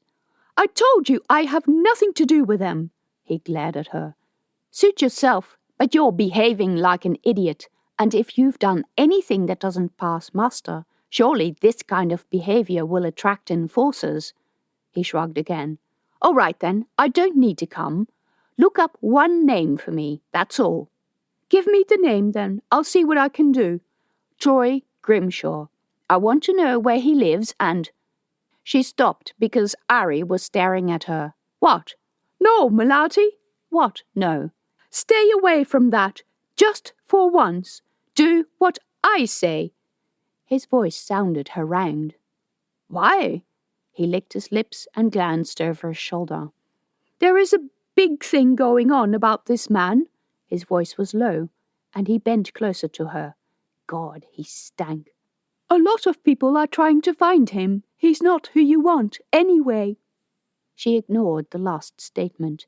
Ari was just trying to dissuade her. There was no way he would know who she wanted or why. He's definitely on the station? I don't know. This is dangerous stuff. I want nothing to do with it. Okay, I do illegal things, but it's to do with stuff, not people. Do you know who in particular is looking for him? Statop, as far as I know. There are rumours that your employers are behind it. That was news to her. Is it why Statop started checking everyone before we knew of New Pyongyang? He shrugged. Could be. Look, Melati, what does this have to do with Rena? Possibly a lot. I need to know what this Troy Grimshaw looks like, because I suspect I may have seen him with Rena. She might have hidden him. Either he killed her, or someone looking for him did. He shook his head, still meeting her eyes with that intense expression. She sensed he was about to change his mind. He looked that desperate. I only want to know who his brothers are and where they live. You can either get me that information, or I can go and knock on every door in the A sector. Whoa, that's blackmail. Don't try that trick on me, Melati. You use it all the time. This is different. His eyes were haunted. You could end up like Rena. His eyes glittered briefly before he took control of his emotions. She touched Ari's arm briefly. I need to know because I want those guys to be caught. Just give me the information. Ari blew out a breath through his nose and nodded, not meeting her eyes. All right, then. Ari went wherever he needed to go, and Melati continued into JJ. The corridors were busier than usual, with lots of people standing in groups and talking. Melati caught snatches of the conversation. And you know, she's been saying this for years, and no one would listen. Bravo to her. Oh, there she is. Melati! Melati, we're behind you and Hato. We want to keep these criminals out. Melati! Melati! There were hugs and pats on the back. Melati tried to point out that things had gotten mixed up, and that she didn't agree with Hato's brand of politics, but her lone protests drowned in the sea of compliments. For a moment she wanted to believe that Hato's way of loud protests was the best way. She was angry. Everyone was angry. Was she too accepting of the enforcer's behavior? In Uncle's rumak, she found the way into the kitchen blocked by a number of bags and a trolley with what looked like cooking supplies. On one side of the pile, his back to the door, stood a man in Statop maintenance overalls. Uncle, inside the kitchen, was yelling out, his hands spread wide. Then what do I do with it? I don't have any room here. I have to cook. You can't store it in the service passage, the man said. But it's only flour. We've had it in there for years. You still can't store it in the service passage, he repeated, punctuating every word. Especially not in the passage behind the wing's power arteries. Station regulations, which are going to be adhered to from now on, for the safety of the entire station. Think of New Pyongyang. Then tell me where to put all this. Find somewhere. That is not our problem. If you're keen to have any more problems, I'm happy to start talking about the illegal modifications to the wiring you've made. Uncle glared at him as if daring him to do so. The man said, Clean it up. I'll be back in 2 days. I expect to see no bags and boxes, not in here or in the service corridors. Uncle shrugged and held his hands up. All right, I'll find somewhere. Don't know if you'll like my solution, but I'll find somewhere. The man turned and walked past Melati back into JJ. Melati clambered over the pile to get into the kitchen, where Uncle sat slumped at the table. How am I supposed to run a business with all my supplies sitting in my dining room? Melati said, I'll help you. Uncle heaved a deep sigh. Inspectors, all of a sudden they're worried about safety. They never worried about that before. Grandma looked up at the table. Today she was peeling eggs. Don't worry about it. Get someone to put it all back tonight, Melati said. They're doing this for the safety of the station, Grandma. Putting it back doesn't help, and they're only going to come back and fine you. Why not get together with a few others and rent a commercial storage space? Uncle whirled around to face her. And how much do you think that will cost? I have no money to pay for that. Which was true. Also, the refugees would probably be put up in those areas which could otherwise be used for storage. We just need to sit tight for a bit. Melati put a hand on Uncle's shoulders.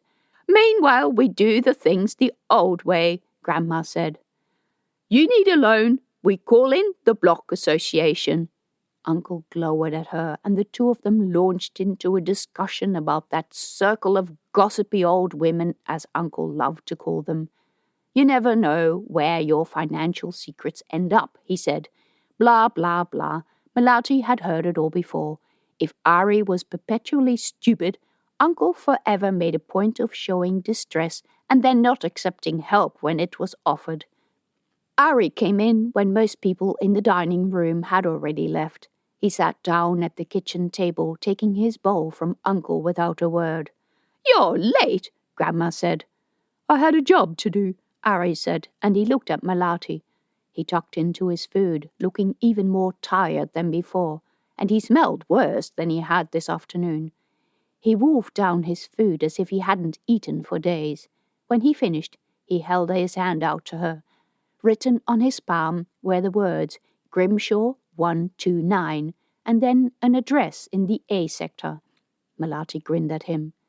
The look he returned was wary. He mouthed, Be careful. Melati nodded, rose from the table, and left. Behind her, Uncle exclaimed, What? She didn't even eat anything.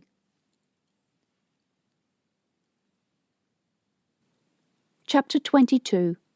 Melati hadn't had any need to visit the A sector for a long time. It was where the Taurus Army Tier 1 lived, and not even at work did she have an awful lot to do with them. In fact, ISF Command was rather distrustful of Taurus Army constructs. They watched with deep frowns while the Taurus Army soldiers did things like discarding their stock names and having children, though only a select few. ISF didn't want any of those things to become issues in their force. In fact, the Taurus Army constructs had rights, where the ISF ones didn't, and that made Command somewhat nervous. The A sector's layout was a mirror image of the B sector's, a central corridor with sleeping quarters upstairs and all other rooms at the lower level. Whenever she came here, Melati felt that the apartments were much bigger, but she knew that was only because far fewer people lived here. Fewer people to make a mess, fewer kids to draw on the walls, fewer people to make the place look bad. Definitely no sacks of flour in the corridors, and no illegal passageways into the service tunnels. No chickens in there either. She found the right apartment by number. The doors here still had numbers. In the B sector, most had long since fallen off, and pressed the door buzzer, which still worked. A man opened and frowned. Oh, hello.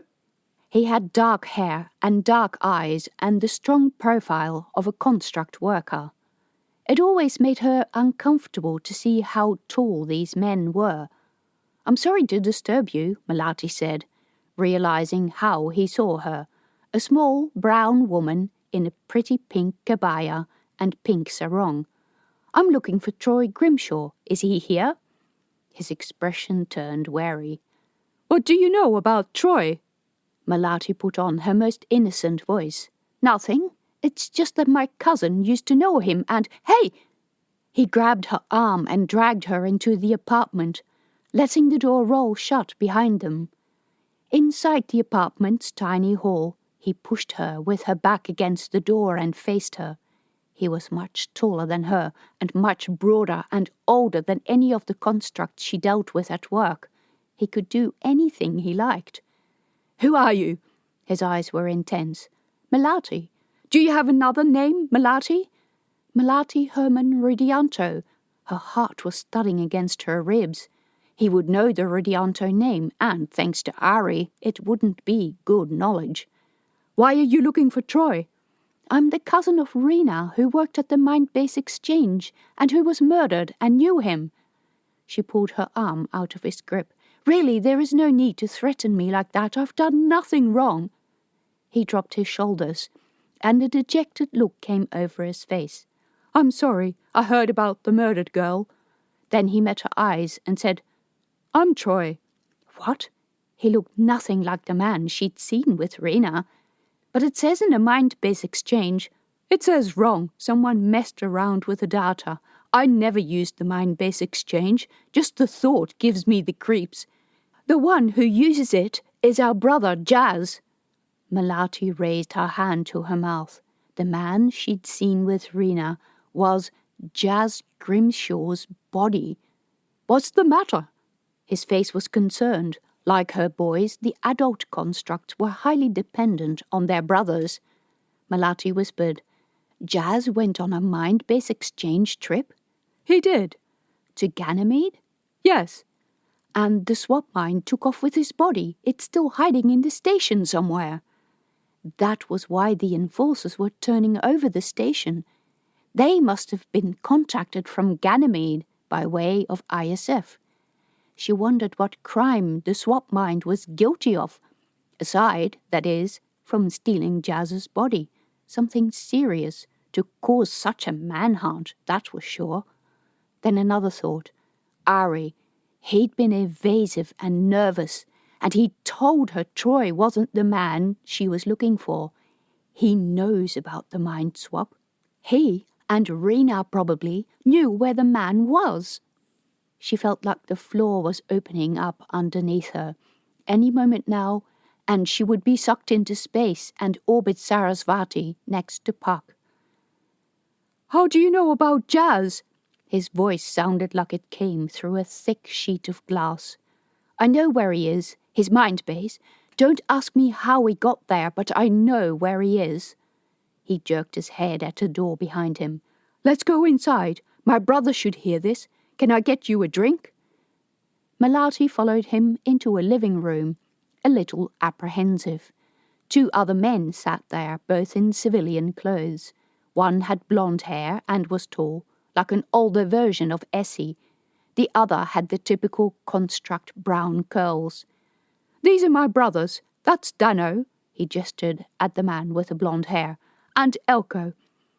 About Jazz, Troy said to them, as if that was an explanation. Like her construct boys, they spoke in incomplete thoughts and half-sentences. One of the men raised his eyebrows.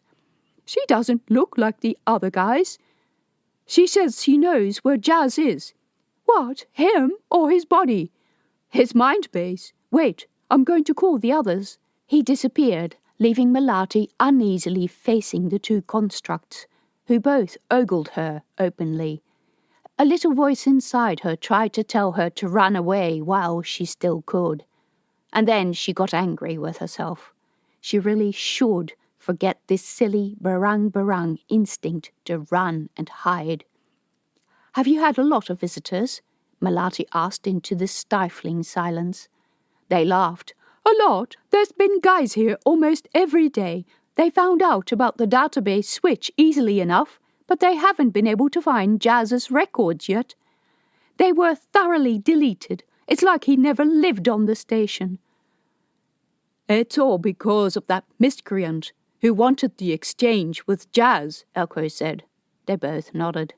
Dano said, It was a bad job and I told him so. Honest, people from Ganymede don't use the mind-based exchange. Melati asked, What sort of job does Jazz do? She hoped he wasn't an enforcer. Not one of those men constantly bothering Uncle about illegal storage, or the pedantics who always had it in for Ari. The boy Jazz had been too nice, too sensitive for that. Dano said, He's a shunt pilot, mining ships. One of those who had gone down with Melati's parents, one of the Tier 1 constructs, who held the lives of the Tier 2 miners in their hands. Look, she should get over this stuff. There was no reason why. Traumatized, that's what she was.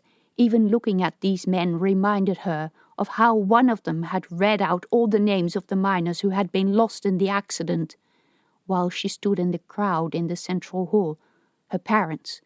The man had read out both their names in a dull, emotionless voice, stumbling over her mother's name, Wadja Gusamuputri. Troy came back into the room. "They'll be here soon. Why don't you sit down?" He gestured at the couch, and Melati sat at the very edge, her hands clamped between her knees. His brother still looked at her. He fetched a pocket screen from a cabinet on the back wall. "I'll show you some pictures of Jazz." Troy sat opposite her, and he put the pad on his knees.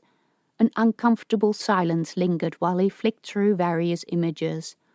Melati gazed around the room. It was tidy enough, but there was an elaborate system of tracks over the walls that she had never seen before.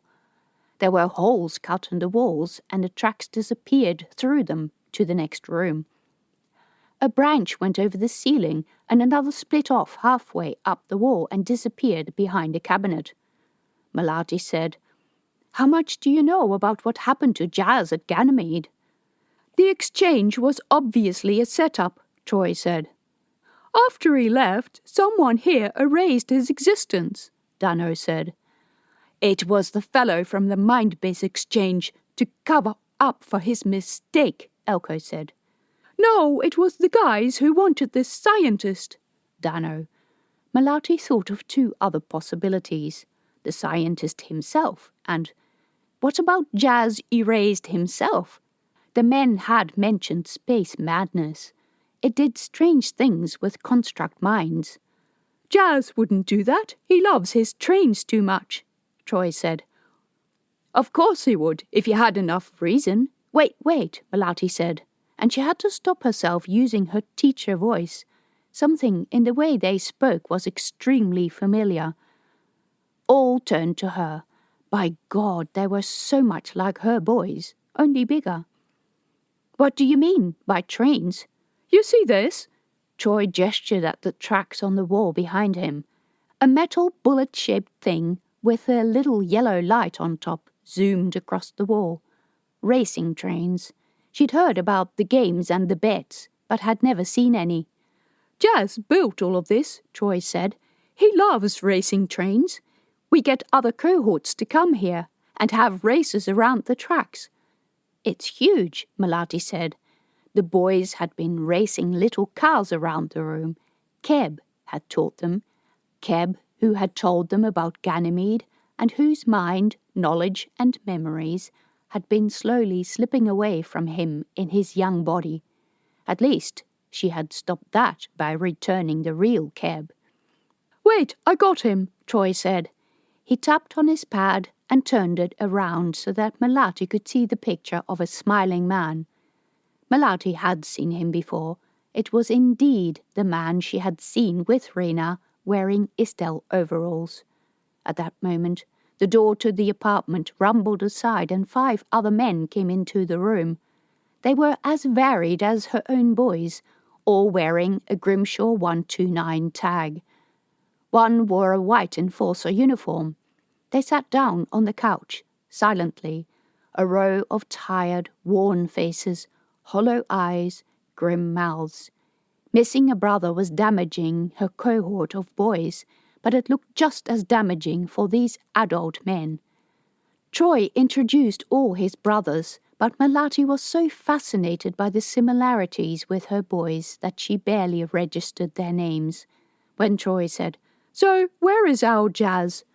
Melati had come here not intended to reveal where she worked, but that felt like a stupid thing to do. Like her own boys, these men deserved an answer. "You're not going to believe this. He came back as a boy in our construct activation program." "He what?" They all frowned at her. "I work for ISF." Under mutterings of "fuck yeah" and "you're kidding," she explained what she did and how she had managed to prove her suspicions. "We don't have his body. We only have his mind base at the moment." And she still heard Jazz's shrill voice. "Where is the fucking bastard?" The last day or so, he had largely forgotten about finding the bastard, but of course, the person he wanted to find was the one who had taken off with his body. "One thing I don't understand," Melati said. "If the killers were after the swap mind, the scientist, although who this person was remained a mystery, Paul Ormerod had been dead for over 200 years. Then why did Rena become involved? Joy met her eyes squarely. You know how they say that us constructs need to be taught things? Well, I think it's the other way around. You natural-born people miss things that are obvious as hell. They fancied each other, a lot. Jazz never stopped talking about her. He was scared to ask her out, afraid of what we would say, and afraid he would bring her into trouble with her family. He hates his job. He was going to give it up, change his name, and start a business. He was going to ask her to help him.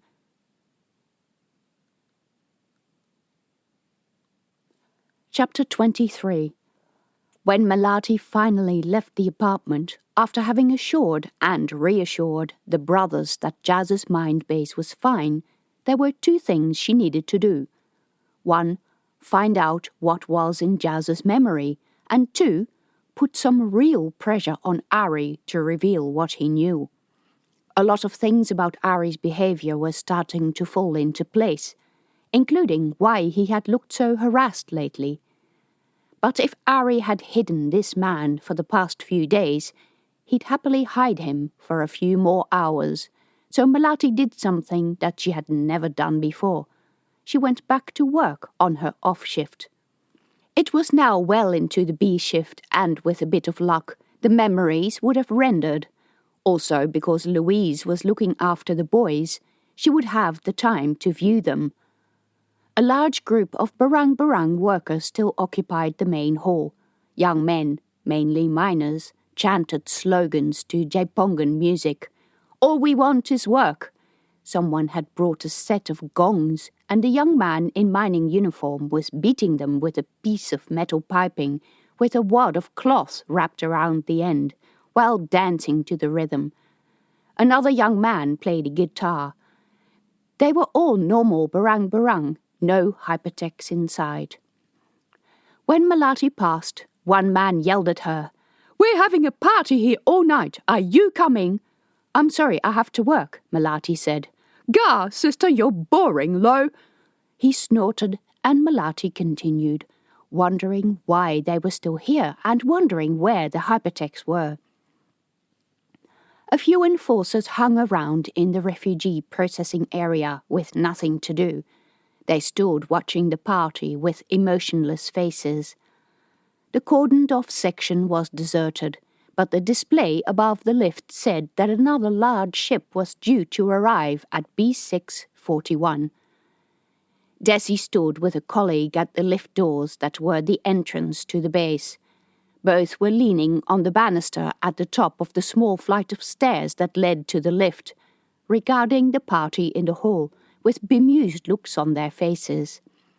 Desi smiled at Melati while she came up the stairs. "I guess we'll have to keep a better eye on you next time," her colleague said. "Will you look at that? What have they brought now?" On the far side of the hall, a group of hypertechs with reflecting headgear were wheeling a huge trolley full of tottering boxes and crates into the hall. Partygoers started cheering.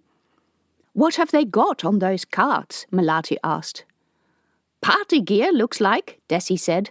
"Probably amplifiers and lights and microphones." "Oh, wonderful," her colleague said. "How long till shift change?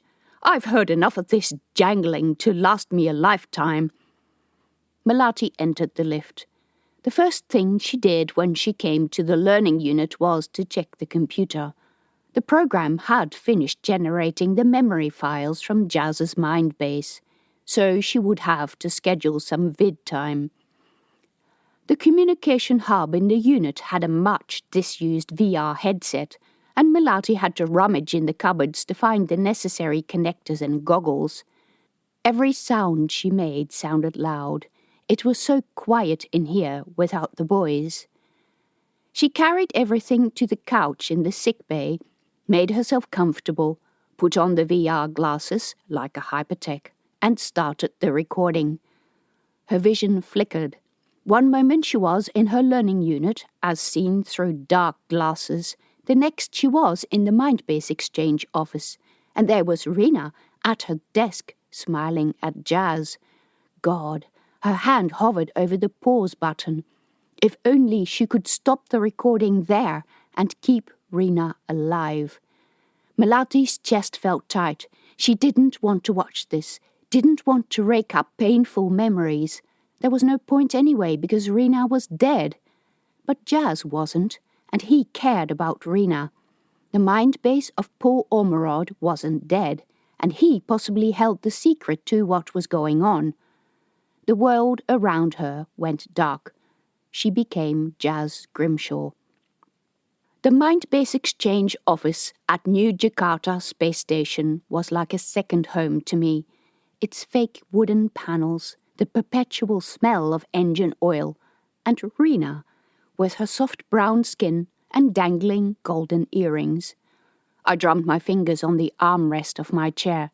Power tools whined outside, used by the ship maintenance crews on the docks. "So, you want another swap, huh?" Rena said, glancing at my drumming fingers. "I'm bored. There are only so many times flying a shunt out to harvest is interesting." I would sit out there for hours watching my cargo, 200 human harvesters, float to the ice rings and gather chunks of the staff into the hold. The job was boring, boring, boring. Even Sarasvati's cloud-swirled beauty and her majestic blue ice rings no longer enticed me. Rena shot me a worried look.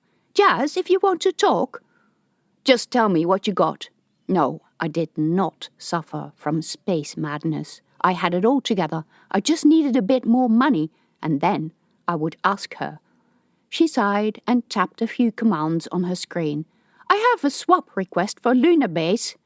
"I've already been there. The place is crawling with zealots who try to convert you to their brand of worship. Would you want to go there?" She shrugged. "I guess not." "What about Miranda?" "I've been there too. It's okay, but..." "New Pyongyang? Oh no, I get it. Not another bloody space station." Her voice oozed sarcasm. Her eyes met mine squarely.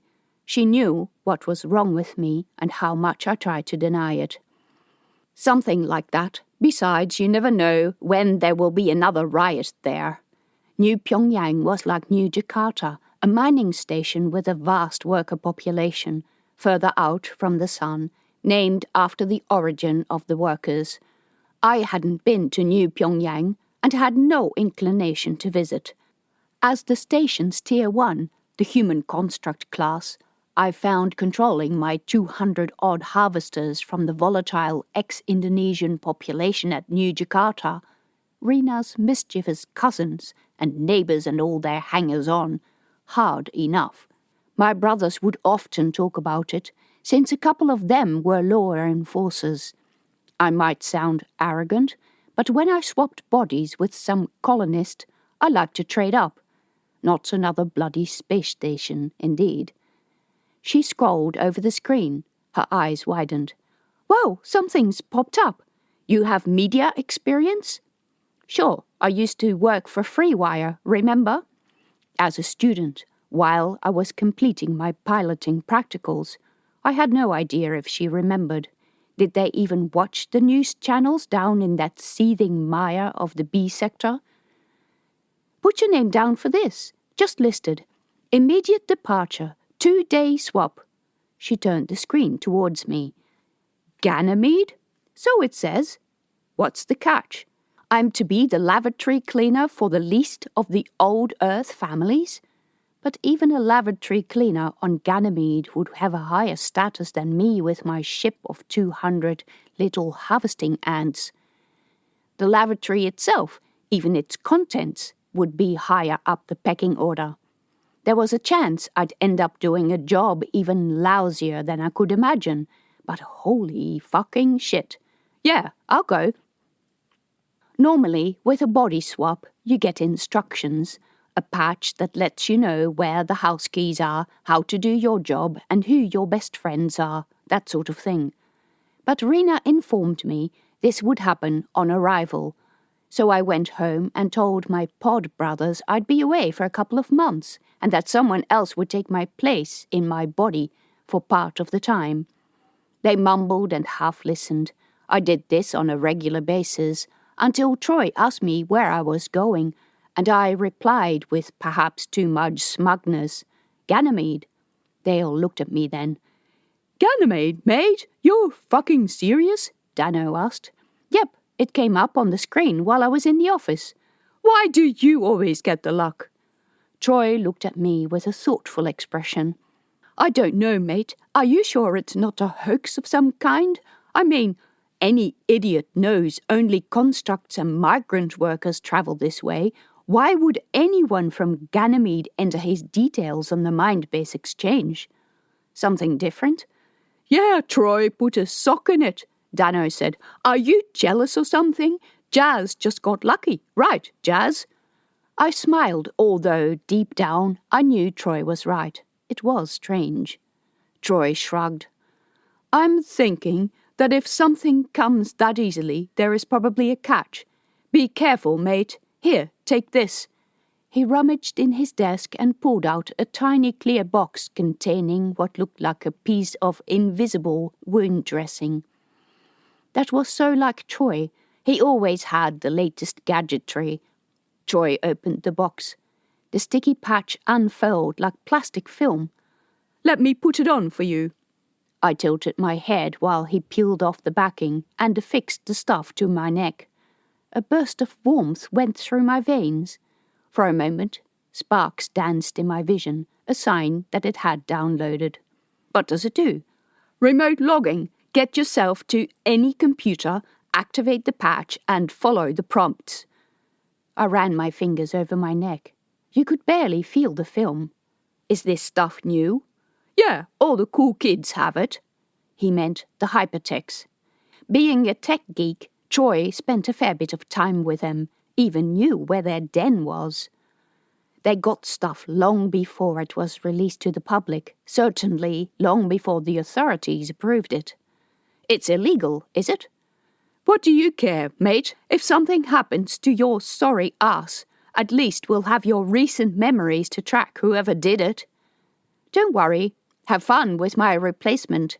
Still, I appreciated the gesture. I love Troy. He takes no bullshit. He returned my grin. Yeah, remember the time we had that idiot who... While they all recounted the tall tales, I slipped out the door. Physical space travel takes years because ships can only jump when traveling at or above half the speed of light. The heavier the ship, the further it can jump. But the bigger the ship, the more likely there are passengers on board. Human bodies cannot stand prolonged periods at high G. Consequently, regular space liners take 5 or 6 months to reach jump speed.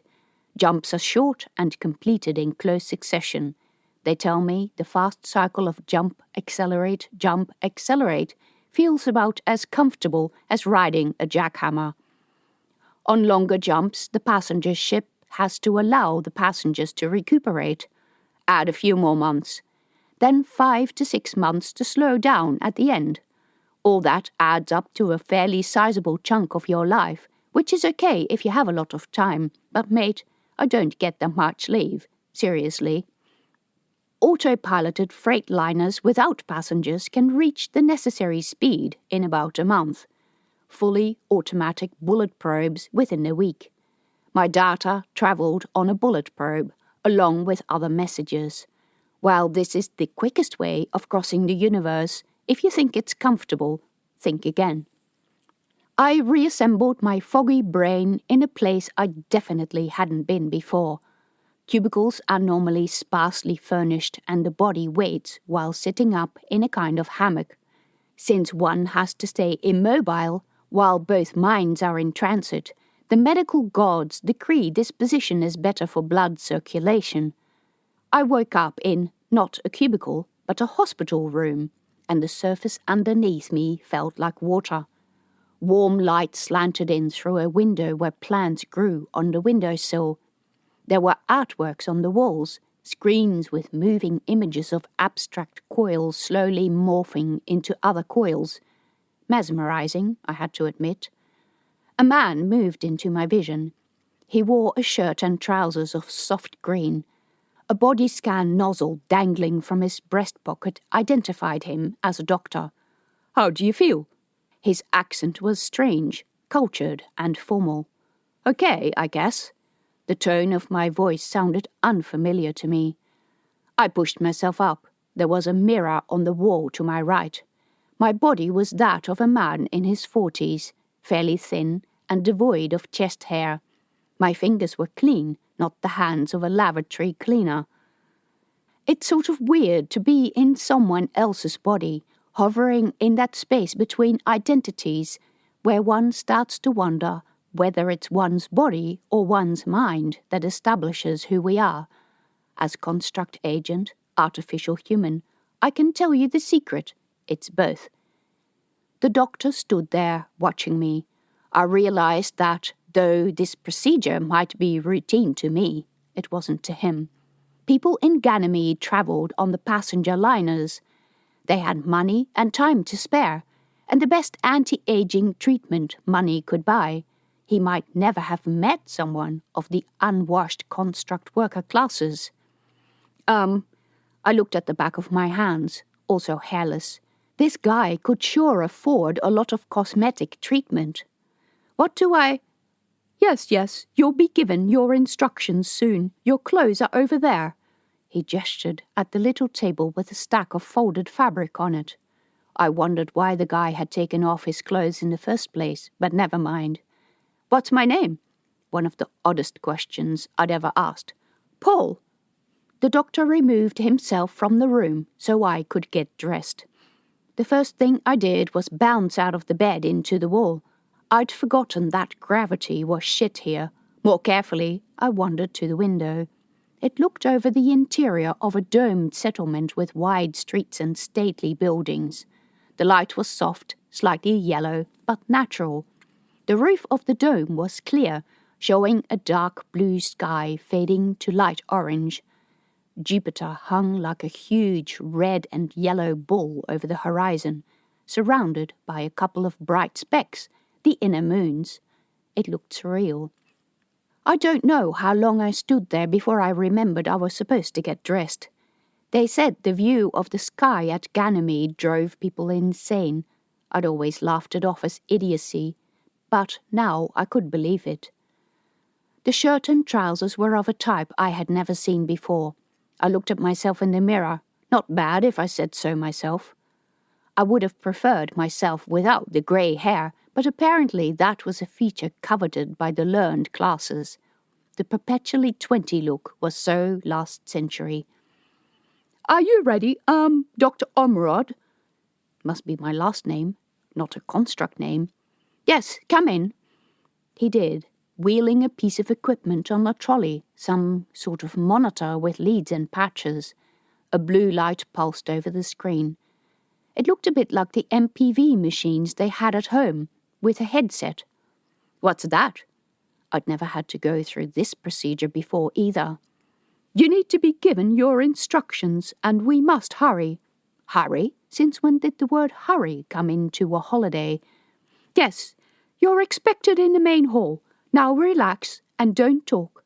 He put the headset on my head, fumbled about with the cords and attached the pads to either side. His hands were sweaty. Sheesh, he really hadn't done this before, had he? He hit a button. A script scrolled inside my eyes, lines of text superimposed over my normal vision. Oh, I understood. Deep thought instruction. I'd had that a few times before in my distant youth, usually in conjunction with a lecture on how to behave in front of a superior. Ah, those were the days. So right now I was in the body of a miscreant and was about to get a talk on who to respect. I'd say, bring it on. But as soon as he took off the pads, headset, and activated the program, I knew it wasn't any of those. The deep instruction told me to leave the building, so I left the room and walked out into a bright corridor where people in medical green outfits bustled around with trolleys. I got to the lifts before I realized someone followed me. Two someones, actually. ISF military personnel, each a head taller than me and twice my width. if my regular body was an economy-class construct. These were super-duper state-of-the-art models. They wore weapons, too. Shit. The deep instruction said nothing about ISF guerrillas following me. I could hardly ask them either. They'd probably followed me, or whoever they thought I was, here, and assumed I would know these things. Not. The deep instruction took me through a layout of the dome's streets. A road stippled out that led me to the other side of the settlement that looked to have been built inside a shallow crater. Most of the buildings inside the dome were made from pure white stone, quarried or made locally, in a style that mimicked the classics from ancient Earth. Plants grew in planter boxes, their flowering branches a raised finger to the cold outside. In various places water steamed in basins. Ganymede had a hot core, and colonists used that feature wherever they could. Even to someone not designed to appreciate aesthetics, it was pretty. The air was moist and pleasant. It also had that elusive quality of homogeneity which the air at New Jakarta lacked. Walk past a vent there, and you were blasted with high oxygen, moist air, but in secluded pockets the air was stale, freezing, and dry enough to make your hair stand on end. Not so on Ganymede. The familiar white-columned building that was the Great Hall of Ganymede University protruded from above the landscape. It symbolized the pinnacle of old-world society, the nirvana every bright-eyed youth dreams of attending, never mind that being a construct disqualifies you even before you apply. I followed the instructions up the steps to this famous building into the foyer, where many people milled about, talking to each other in groups. This was where the map vanished from my sight. Okay, I had arrived at my destination. What next? I was getting rather irritated with the lack of information. I wandered through the hall aimlessly, noting the sophistication of people's clothing, all in civilian clothing. I figured that if someone wanted me, they'd talk to me sooner or later. Instead, I drew the kind of attention I didn't want. Someone in the crowd elbowed a neighbor, and the neighbor whispered to someone else, and before I knew it, all these people were watching me, whispering, "Is that him?" I was beginning to look for the exit. No such luck there. Around the perimeter of the foyer, I spotted a further dozen or so ISF soldiers in white, arms clearly visible on their belts. All of them were watching me. Something about Troy's words began to ring a bell. Actually, it was screaming at me, "Change course! Collision imminent!" in that cheerless female voice that announced dire warnings in the harvester's cockpit. Maybe I should add, too, that I've only ever heard that voice in a sim. I'm a good pilot, okay? Before I had decided what to do about it, a man detached from the crowd and rushed to me, extending his hands. "Paul, I'm so glad you could come." Yeah. He frowned. Not the response he expected, Jazz Grimshaw. "Had a good trip?" "Yes, not lying there." I wasn't sure about the rest, but this place itself was frickin' awesome. "We're honored to have you. The first time ever that one of you honors us with a visit. Ah, you're an ex-native, of course," he grinned. "Of course." I returned the grin as convincingly as I could. What the fuck did he mean by one of you? "We have a room for you to prepare your presentation. It will be the highlight of this afternoon." Presentation? I was frantically trying to sort out which version of "look, there's been a mistake" I'd use when something popped up in my vision. Space Warp Surfing, a controversial discovery by Dr. Paul Ormerod. Oh, I got it. This guy had a bad case of stage fright, and was too pissing scared to give his own lecture. Instead, he was going to display it to me, and all I needed to do was read it out. That's why he wanted the media experience. Once upon a time, I'd been a newsreader for New Jakarta Station. Well, I'll confess, Free Wire was a tiny news station, and I did the night shift, but there it was. Guess I could read the damn speech. And then I could carelessly say to my brothers at the bar, I was once a lecturer at Ganymede University. Way awesome, Jas Grimshaw. Sure, show me where I can prepare. I will require the use of a computer with external link. I'd display the text on screen so that I could check for words I didn't know. It was all coming back to me now. Good, I will show you. We'll have a get-together later, eh? Quite a few of us here are keen to pick your brains. Fine. That would be when I suddenly vanished, I guess. I followed him through the crowd, people casting me wide-eyed glances. The 2 ISF guards were still behind me, like oversized ducklings. Dr. Ormerod, someone else came up from the side. This man was dressed in a bright green garment. He had black hair streaked with grey and a goatee, a most unusual feature, as most men these days had their facial hair treated as soon as it started to grow. It made him look elegant, perfect almost. He shook my hand. The other man had turned and raised his eyebrows at the newcomer. "Oh, sorry," the bearded man said. "Dr. Prem Aniyanda." Strange name, too. My companion introduced himself.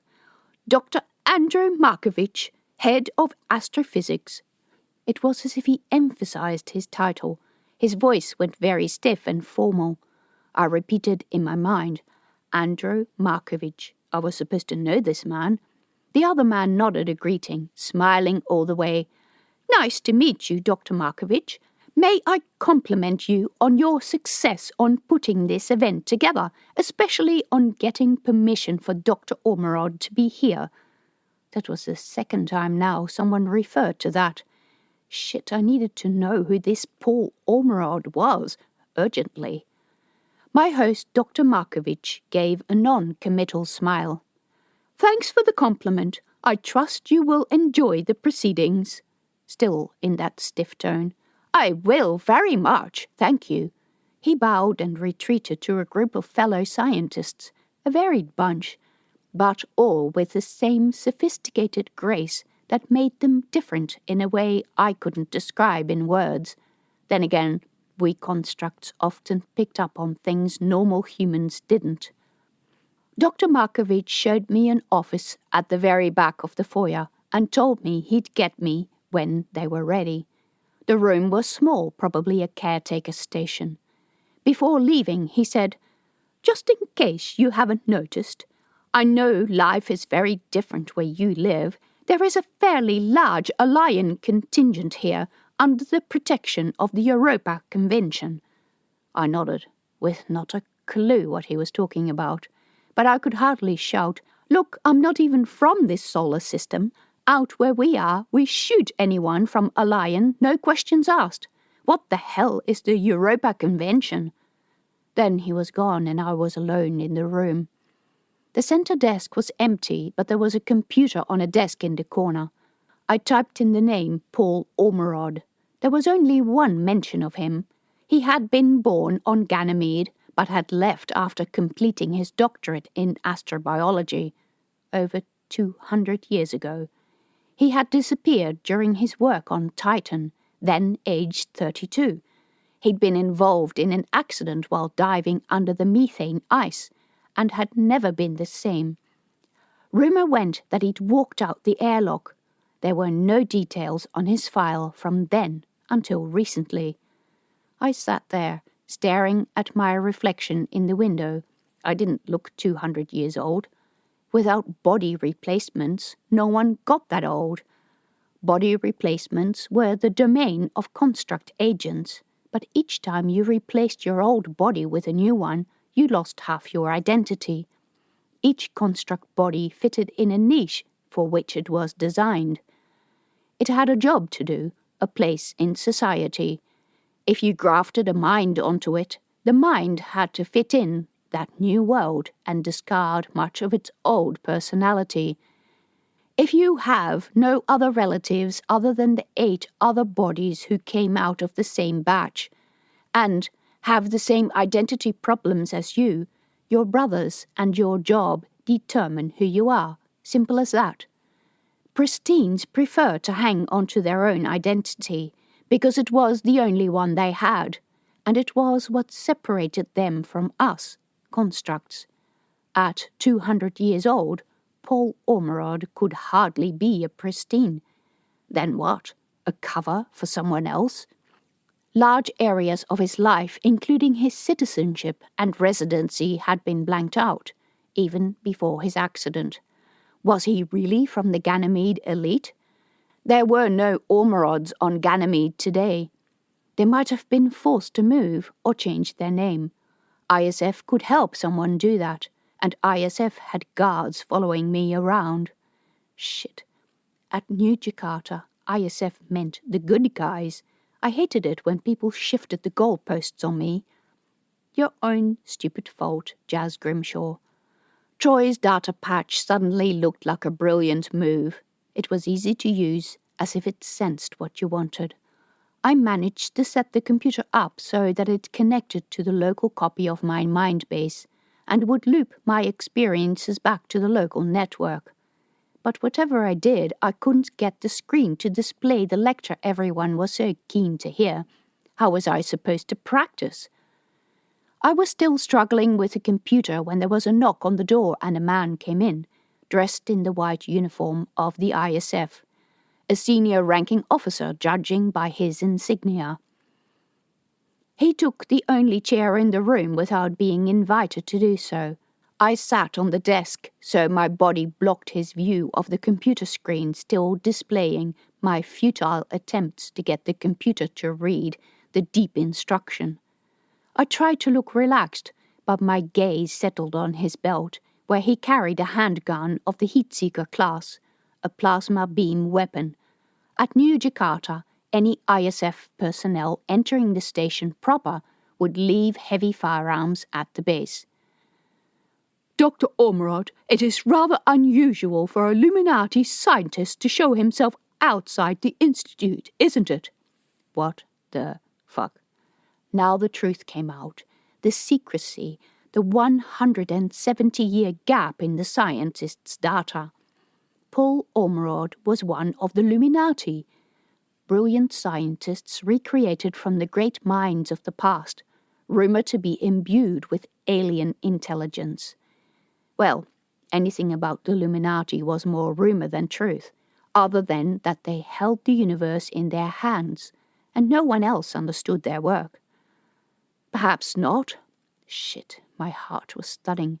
Jazz Grimshaw, you've been well and truly set up. I must disagree. The Illuminati have rules against going into the public. So why is it, Dr. Ormerod, that you show yourself here? I stared at him. I wasn't showing myself anywhere because I wasn't who he thought I was. Maybe you're afraid of something, he offered. I shrugged, hoping for my heart to come down. Maybe. He fixed me with his eyes. I hope you understand we are here for your protection. Protection? Yes, I did see. Do you, Think, Jazz Grimshaw, think. Did you come across something problematic? I think quite highly of Ganymede security. Shit, was that even something one of the Illuminati would say in those words? Probably not. I didn't sound educated enough. No wonder the strange looks. The scientist who suddenly started to talk like a shunt pilot because you know he was a shunt pilot. You, of all people, should know that the academic community enjoys something akin to diplomatic immunity. In this case, however, that's not in our favour. It seems that the topic of your research attracts undesirable elements. Ah, I knew that code word too. At New Jakarta, Alionist spies were famous for being normal, pleasant, social people who sometimes gave themselves away by the high power consumption of their rooms. It was said that all male Alionists were half human, half machine. I thought of Dr. Anianda's sophisticated face. The research you are reporting on is fairly controversial, to say the least. How far ahead are the Illuminati with developing the technology? The deep instruction took that moment to spring back into life. In front of my vision, it displayed, "Do not tell anybody anything." That was easy since I didn't know anything. The lecture wouldn't display, and I had no doubt that would remain so until I was in that hall. At that moment, Andrew burst through the door. "Paul, you're on in 10 minutes. I didn't know whether to feel frightened or glad about it. I switched off the computer behind my back without taking my eyes from the ISF guard and followed Andrew back through the crowd. There was that man in green again, together with his Alionist scientist friends. "Dr. Ormerod, I'd like to make an appointment to see you later. I'm fairly busy right now," I said. "Ah," he said in an understanding way, and eyed my ISF follower. I guess he understood more than I did. "I would be interested to hear your opinions on the particle energy balance of warp space. Let me show you some of the work we have done." Andrew seemed keen to keep going, but Dr. Anianda took a data pad out of his pocket and showed it to me. "We can offer you safe passage out of here." Shit. Yes, thank you." My mind scrambled for a suitable response. Were those ISF soldiers supposed to be here for my protection or to keep me under control? Was I meant to be sympathetic to this, possibly Alionist man or not? Heavens knew what a lion did to people. They had no morals, none whatsoever. I could seriously use some guidance, people. Help me. But the instruction remained silent. "Thank you. I will consider seeing you after the lecture." "You're giving the lecture?" he almost whispered. "Don't be a lunatic. It's classified material. They'll never let you." His gaze darted to the ISF soldiers. "Yes, I am giving the lecture, and I hoped to fuck that whatever it was going to display was going to save my skin." All benches of the auditorium were packed. All through the audience I identified Alionist scientists. They were the dark ones with the beards, or dark-colored women without beards. Duh. A lion was said to have more women than men. Guess they got their men to do the dirty work. ISF soldiers stood around the perimeters. This audience was a perfect mix of air and methane. All I needed to do was provide the spark. The ISF clowns along the walls were staring at me. I saw that stare sometimes in the docks at New Jakarta, and I tell you, I wasn't keen on it. Made a fellow confess to whatever they thought you were doing, just so that they'd move on and stare at someone else. Man, ISF thought we were stupid, arrogant bastards that they were. I stepped up to the dais, and indeed text scrolled into my vision. "Good morning, colleagues and delegates of the Council of Ganymede University. My name is Paul Ormerod of the Illuminati Institute. I have been invited by the university's chancellor to present our recent findings on long-distance space travel." The holoprojector sprang into life. Some nifty programming here.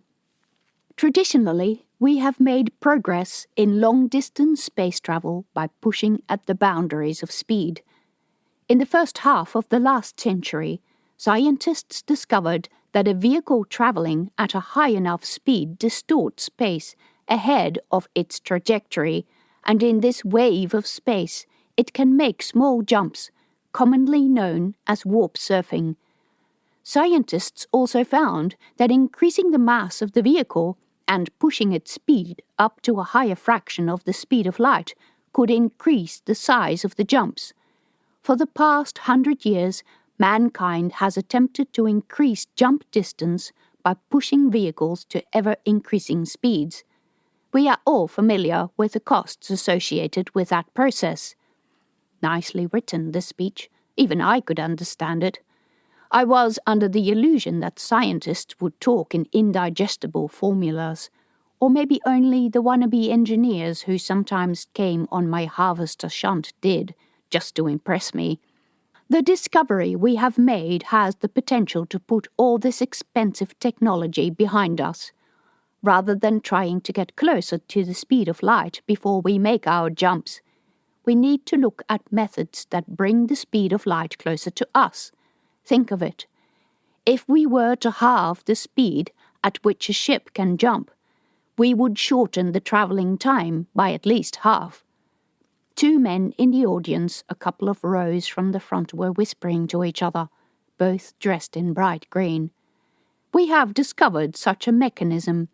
Without technology, the distortion may not reach as far, but the field is much stronger. I am talking, colleagues, about an order of magnitude stronger. I stopped, staring at the next sentence. As I will show in this lecture, our field caster generates a dark energy field ahead of a travelling ship, which results in a marked slowing of the speed of light in that location. When the ship's wake passes that section of space, it briefly turns matter into antimatter. I might not be a scientist, but I wasn't stupid. He was saying they had the technology to create antimatter weapons. I swallowed, sweat breaking out on my upper lip. Okay, I got it. This was not a lecture. It was a message to the universe. The talk was generic, all of it in popular language everyone could understand. There were no details, no formulas. It was very much, what can we do, not how do we do it. No doubt Paul Ormerod, the real Paul Ormerod, had the knowledge in his head, and these people thought that I had it, and everyone was here to snag me afterwards. If ISF got the knowledge, they would use it against the alienists. If the alienists got it, they would use it against ISF. I was not too keen on ISF. Man, they bullied us at the station. But alien crap, that was just a whole nother kettle of fish. They were evil. Either way, the conflict between them was going to get a whole lot worse. This was going to cost more than a lot of lives. Ships, sections of space, habitable planets. If you want to render information useless, make sure as many people as possible have it. One of my Taurus Army tutors used to say that. I read out the lecture in complete silence.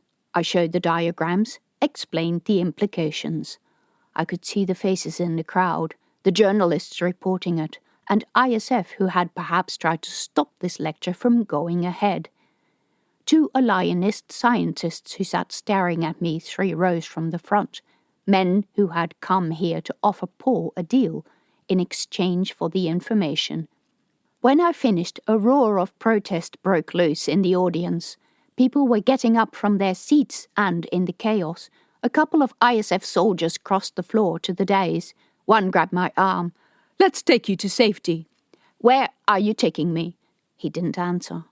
There were too many of them to fight, and behind their backs too many alienists, probably also armed. You wouldn't see their weapons. My brothers often spoke of how alienists used weapons much deadlier than a gun.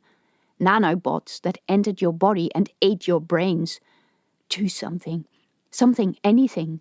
I slumped over the days. I couldn't think of anything else. Andrei Markovich rushed over. "Paul, what's wrong?" I raised my head and stared him in the face as groggily as I could, and said the first thing that came into my mind. "Who are you?" He looked into my eyes, and for a moment I feared he could see the real me in there, in the scientist's body. Did anyone ever have swap minds in Ganymede? People were gathering and gibbering around me. "Good heavens, he's lost his memory. We need to call the medics." A number of white-clad figures pushed through the crowd. I tried to run, but there were people in the way, and then Andrew held me back. "Stay here, we'll look after you." "That's right, we'll take him to the hospital if you wish," said an ISF guard. He grabbed my arm. "Oh yes, so they could keep an eye on me, and then what? Extract the knowledge they thought I had? How long would they torture me if I couldn't give them what they wanted? I'd been a newsreader, and I'd read the stories to a detached and largely uninterested audience at the Sarasvati harvesting stations. That didn't mean I didn't recoil reading them. ISF used torture. Alienists used torture. When they wanted something badly enough, all military forces were the same. We, the Taurus army were probably the same. "Be careful," said the man holding me. His gaze roamed the hall. "There are plenty of undesirables about." Alienists. I noticed figures move through the auditorium, most of them coming down the steps, at least 20, if not more. Hands went to belts. One soldier pulled his gun and held it under his jacket. I was screwed. I was totally screwed. Paul had this carefully planned. He had deliberately put himself up on the mind-base exchange because he wanted to escape. But with a patch, Troy had handed me a way out. If something happens to your sorry ass, I still had a body on New Jakarta. I reached for the guard's belt. "Hey, what are you?" I grabbed his gun, pointed it at my head, and fired once. The world explodes in a spray of color. Fragments shoot past, forming long streams of luminous thread. Chords consisting of memories, flashes of scenes, tall buildings, vehicles with lights, sky, people sitting at long tables in a hall. There are trees in a park, and groups of people, are they even people, sitting in the grass underneath the hood of a giant mushroom. Long pink stalks wave in the wind against an orange sky. A huge arch that consists of buildings spans a gorge, with blinking lights along its side. A group of beings made of metal armor sit in a round room. One of them stands up and points at a 3-dimensional schema or building plan. Hundreds of them gather in a square. One climbs on top of another and sort of seals himself into place. The scales of the armor fuse onto each other. At the front of the crowd, a being is making clicking and skittering noises, and its fellows raise their hands, or paws, in reply. More of them climb onto each other, forming huge struts, then a tower that reaches ever higher into the orange atmosphere. Still the beings climb and fuse together. They form a framework floating in the air, then an internal structure of chambers and passages, 2 huge cylinders, exhaust vents. God, they're building a spaceship out of living parts. Gradually the rush of images slows, and the memories intertwine into 2 thick cords like a rope. Little dots of light move along their length as if carried by a stream. Microseconds tick by. A woolly blackness closes in. A single thought remains. I have no body. And later, with no reference of how much time has passed, another thought. I have to get back. The thought is blue. Later still, where is the bastard? For a moment, Melati popped free of Jazz. A boy said that in a classroom not so long ago. But her vision turned red. He knew this would kill me, and he could take off with my body. Later again, I have to make sure he doesn't leave the station. Elko, in space traffic control, had spoken to him of alert levels. Maybe a level 1 alert would shut down all traffic out of the station. Can I give such an alert? The question hung there while more microseconds ticked over. Filaments of light twirled and danced in the darkness. A strand split off and reached for the horizon. It probed and pushed at boundaries it encountered. It broke through. Yes, I probably could. A picture on a screen and 2 people watching it in the semi-darkness of a crowded room. It smelled like food in this place. The new Hyderabad smuggler looked up and met his eyes across the dining room of Uncle's Rumak. A dark skin, a neat beard. Hey, this criminal looked suspiciously like Dr. Prem Aniyanda. It had to be someone else because no one could have travelled that distance in how many microseconds since I've been dead? Jazz pondered that for a few more microseconds. Well, who cares? I'll put a warning on him. That would keep them busy. Wanted over embezzlement and fraud. Level 1 alert. Send. Let them stew over that for a while. Now to get back. Microseconds ticked by. How to get back? How? The thought was yellow. Consciousness faded. out of the blackness the rope of light materialized again, but the threads were fraying, with shoots of light going off in all directions. Melati reached up mentally and touched the wispy filament. It wrapped around her, enfolding her in a shard of memory.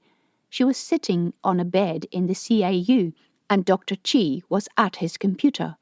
He looked up. "You can get dressed," he said. So she jumped off the bed. There was a pair of overalls at the foot of the bed, the same ones she'd remembered having seen on the 8 strange boys who'd stood around her the previous day. She remembered the young teacher who had been with them, her liquid dark eyes, sad eyes. Melati broke through again. Was that how she looked to other people? A sad face?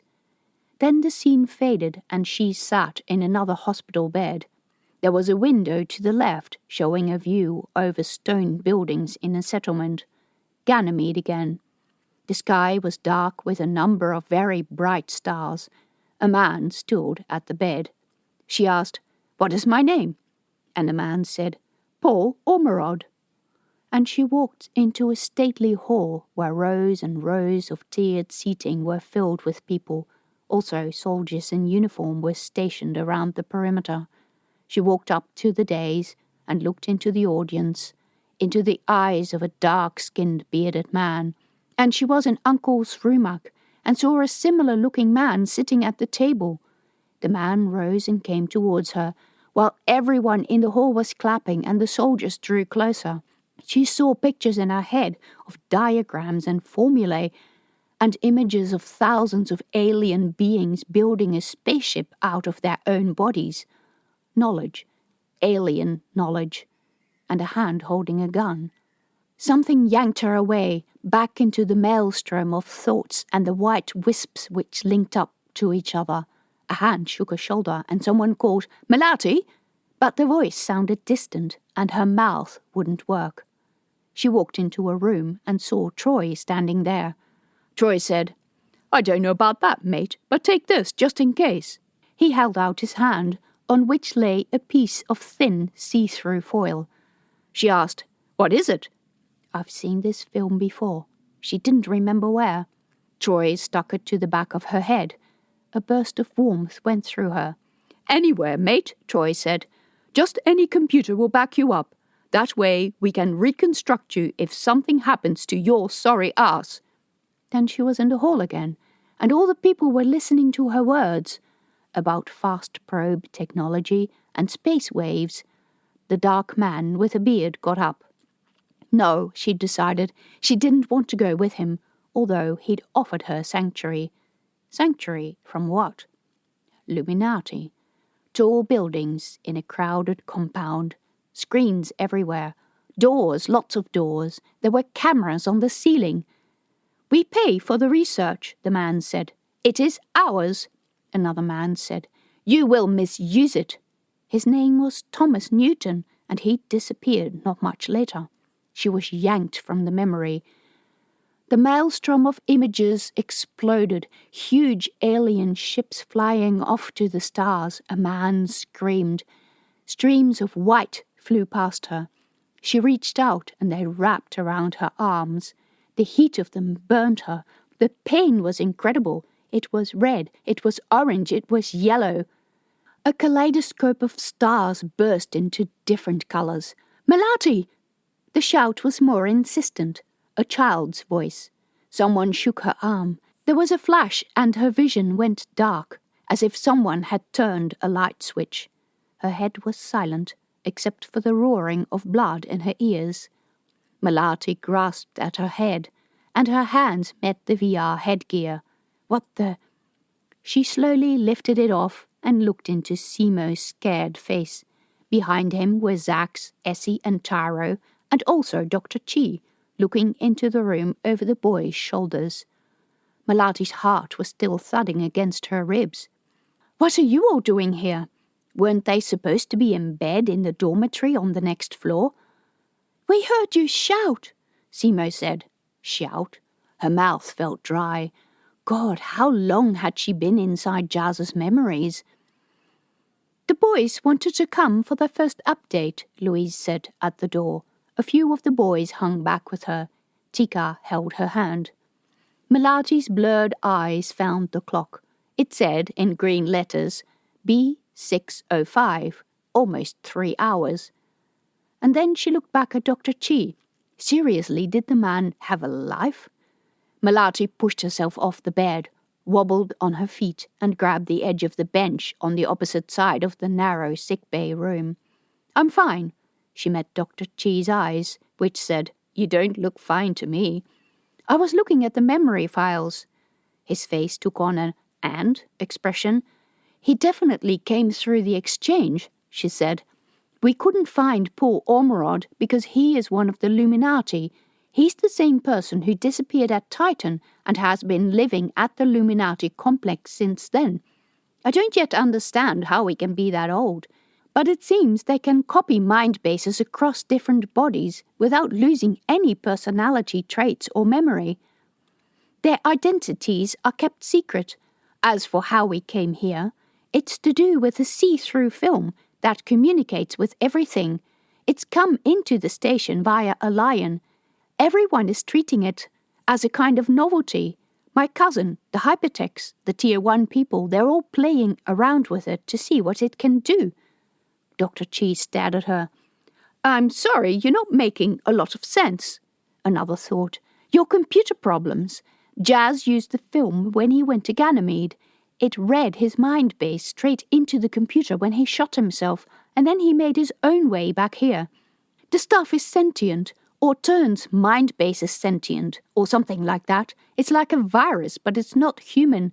It's been reading all information in our database to feed it, I don't know, into this alien network of knowledge. If Jazz managed to come here, the system has been infected since he came. That's why the computers have been so slow. Go talk to Rosalie. She's got to shut it down before the whole system is affected. And all our cohort mind bases are copied to who knows where." Dr. Chi started to say, "I don't know that it's necessary to shut down everything. What damage can a mind base do?" His eyes widened. Unspoken horror passed between them. The question was, what couldn't a sentient mind base do? And there was probably not much in that category. Shut down the base reactors, fire weapons at will, launch ships without their crew. He pushed himself from his chair and said simply, "Yes, I'll do that immediately. I'll warn Kokaro too." Chapter 24. Dr. Chi, wide-eyed, went to wake up Rosalie. Louise continued to the dorm with the boys, but Melati called Desi and Jao. She had something else to do, and she didn't want to do it alone. Desi had an hour of guard duty left, but she managed to find a replacement. "Can you wear something other than uniform?" Melati asked. She expected protest, but both guards left without comment. When they returned a little while later, Melati had to make an effort not to burst out laughing. Jao wore a red Istel uniform. It fitted him well, and he looked at least halfway genuine, although his face was too much like that of a construct, for those who knew such things. Desi was dressed in purple overalls that were too short, so that her regulation boots stood out like a Buddha at a rave party. Melati had no idea where she'd found the monstrosity of a garment. She didn't know ISF had a theatre company. The outfit would have been half acceptable had her hair been pink and spiked up and her neck and cheeks tattooed, but like this, she looked like someone trying to dress up like a tourist army's sister out on the town with her girlfriend and making it only halfway. "You're going to go like that? You said no uniform." Desi sounded puzzled. True, but she hadn't meant fancy dress party either. Desi slid her hands over the overalls. "Is there anything wrong with this suit? I mean, people wear this sort of thing in the B sector. I've seen them." People did, but it all depended on which people. In any case, it was not as if Desi wouldn't stand out whether in appropriate clothing or not, and like this, she might just pass for a clueless partygoer wanting to get smashed. They left the base for the hall, where more young people had gathered, and where the hypertechs had unpacked their trolley. One was building some sort of structure out of scaffolding, and others unrolled cables. Melati scanned the crowd, but all the people she recognized were miners and other labourers. Not the crowd Ari hung out with. Many of them gave Melati and the two guards strange looks. Jayo ignored their stares, but Desi greeted them enthusiastically. Out of the hall, into the market hall, into the B sector checkpoint. It was now deep into the B shift, the start of the quietest time in the station. Traffic in JJ was subdued. Even most of the scooter boys had gone to bed.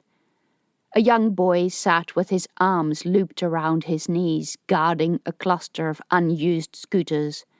He looked up when Melati and the guards passed, following their movements with big eyes. Ari could only be in one place at this time of the day, and she didn't look forward to going there at all.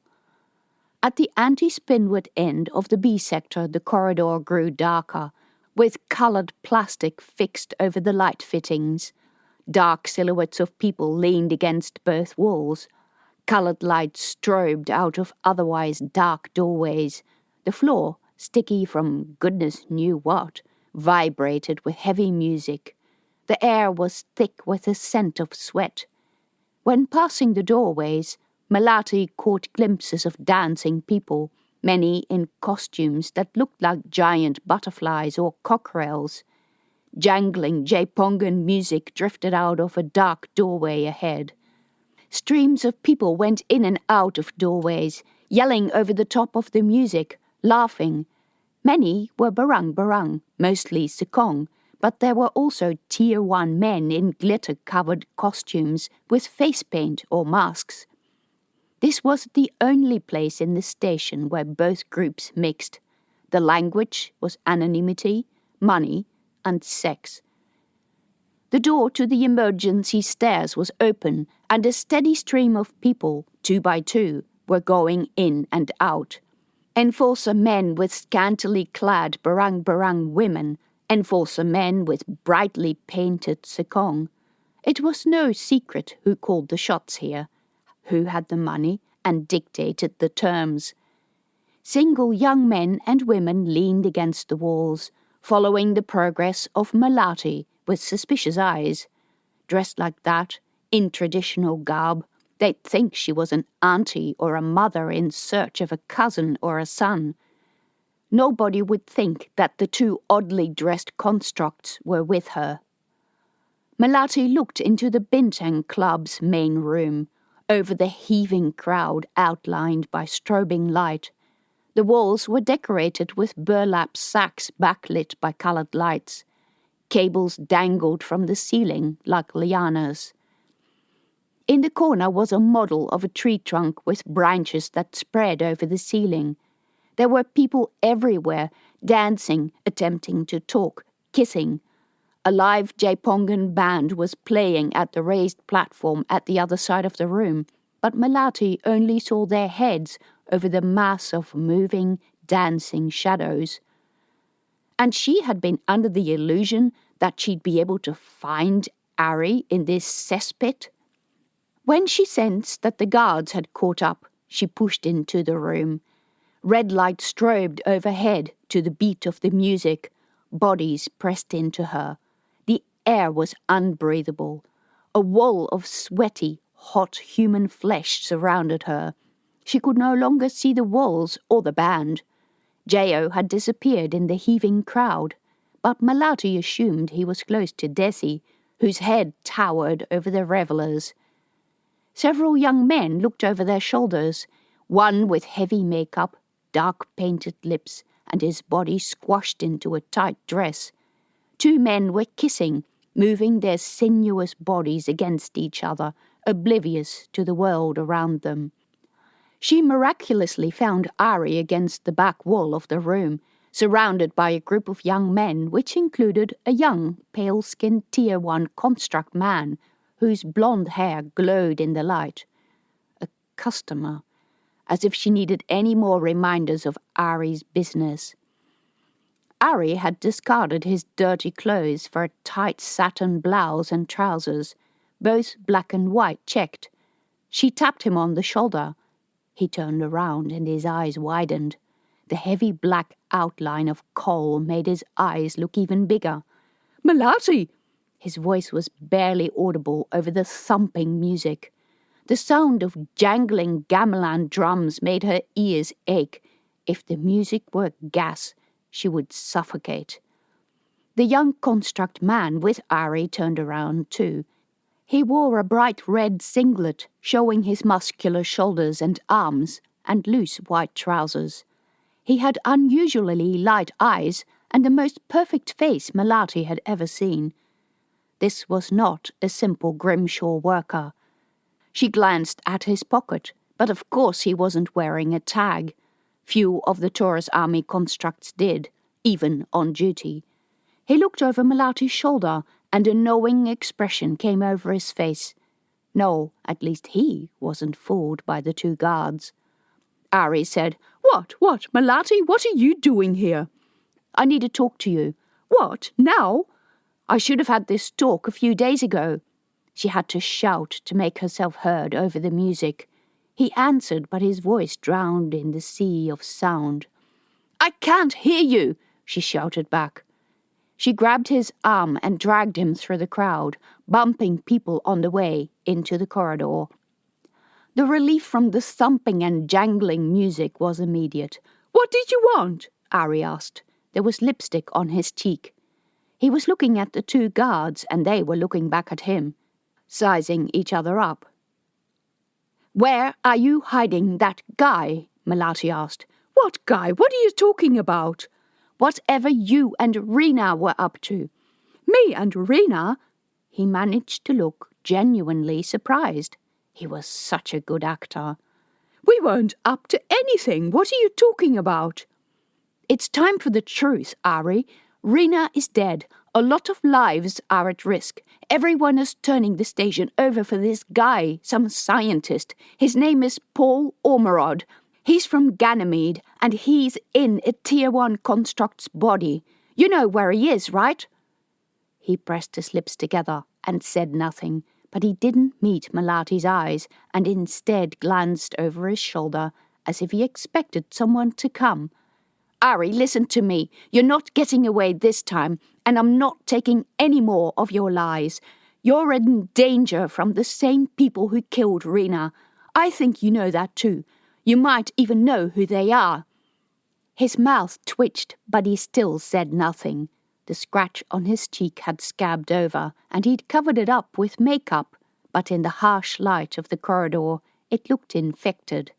She added in a low voice, "That short fellow, looking like a new Hyderabad merchant, sitting in Uncle's rumak that night when Rena disappeared. He wasn't there because of you, was he? Were you trying to sell him something?" He said nothing, but glanced at the guards. "Ari?" "I couldn't help it," Ari said, and his voice squeaked. "He must have heard that my family had a business. It's not exactly a secret, is it? I didn't want them to come. I didn't want them anywhere near Uncle." Then another thought. The Tokay had accidentally recorded what was on the men's screen. Ari had wanted to destroy that recording.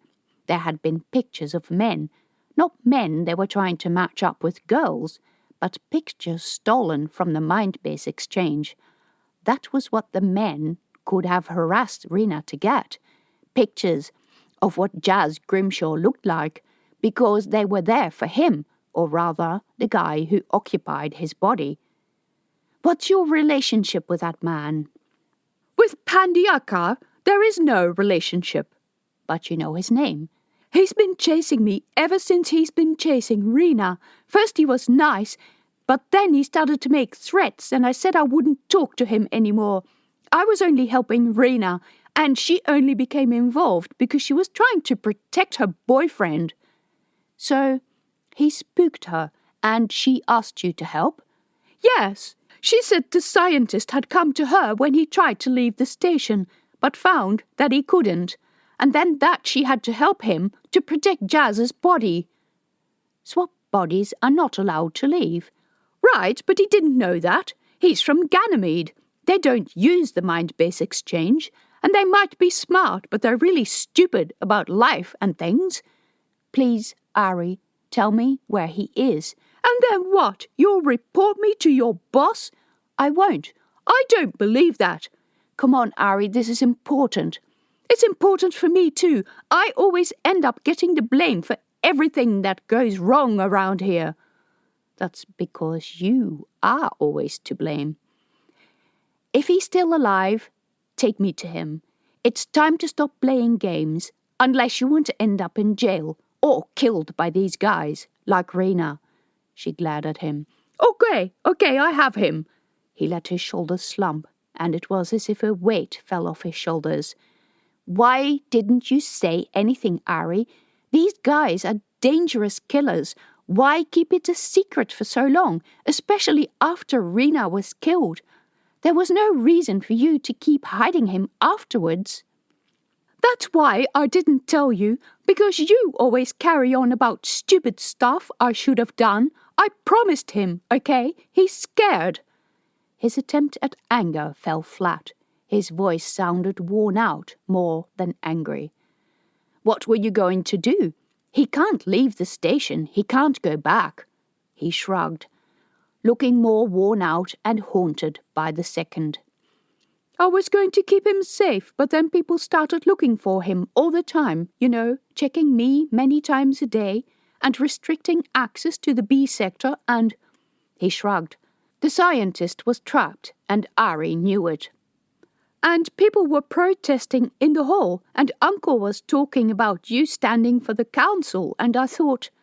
He shrugged again. It was getting on her nerves. He took a deep breath. I thought maybe he's worth a lot of money, and you would need the money running for the council to... He shrugged again. To do the good things you were always talking about. He looked down. His mouth twitched. Ari, God, Ari, you wanted to sell him? How completely stupid, how utterly moving from the depth of his heart, but so goddamn stupid. After a silence, she said, Do you know why he's fleeing? Some sort of weapon he's trying to sell for the best price. No, because he doesn't want it to fall in the hands of crazy warlords. One thing I don't understand, Melati, why are you involved with this? Because the mind base of Rena's boyfriend returned to the station in my cohort. His eyes widened. How can that... Something to do with that clear film everyone's been playing with. But I only bought that off the hypertext. Who have suddenly taken an interest in politics of the station, something they have never done before. And the hypertext bought it off Pandiaka, who is not a new Hyderabad merchant. Ari frowned at her. He's an alliance spy. He wants this mind base not to sell weapons, but to make weapons. Ari's mouth opened. She could almost see the thoughts churning in his mind, but the only thing he said was, Shit. You can say that again. Let's go. His eyes widened. What? Where to? What are you going to do? You're going to take me to Paul Ormerod, and we'll take him into work. But ISF is after him too. He doesn't want them to get the data either. He glanced over her shoulder again to the guards. I know they're with you. They stick out. I'm giving you the choice, Ari. How much longer do you think you can hide him on your own? Someone will get their hands on him. Would you rather give the mind base and some very dangerous information to ISF or a lion? This involves not only a weapon, but something alien and potentially evil.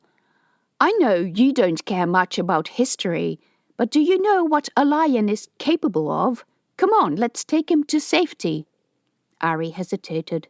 His mouth twitched. He looked exhausted. He let his shoulders slump. An expression of defeat came over his face. He jerked his head towards the end of the corridor. They started towards the main commercial part of JJ. The crowds of revelers thinned here and were replaced by the normal bustle of business for this time of day. Uncle's cousin was running the rumak now, and it felt strange to look in and see his daughters serve at the tables. The two guards followed unobtrusively behind, which of course meant that everybody looked at them, including the handsome members who hung around at the empty shop that was Herman's haunted domain, leaning against the wall and casually talking to each other. Ari led them to the lift foyer, full of young people talking about a party in the main station hall. To welcome the refugees, one said, and another suggested that they should get the rumaks to cook the new people some real food. A number of men agreed to catch up later and bring food. Melati remembered the singing protesters in the hall. This was what her people were about, both welcoming and infuriatingly unambitious. The moment Hato abandoned the protest, it turned into a food festival. The lift doors opened and they continued into Jalan Nusantara, where it was a lot quieter. 3 women stood chatting at an open door. A few children ran around chasing each other, laughing and squealing. They ran into a doorway when they saw the guards, but came out again a moment later. Melati, have any sweets for us? No, not today. Oh, why haven't you brought any for such a long time? The boy came out of the doorway and ran along with Melati. Later, go back home now. It's not safe here.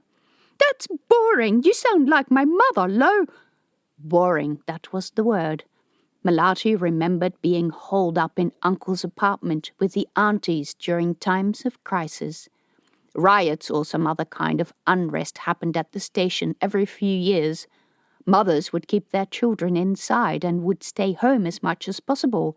But after a while, people grew sick of sitting inside with screaming kids, and everything went back to normal. They walked past Uncle's apartment, where he would be asleep, and Hato's.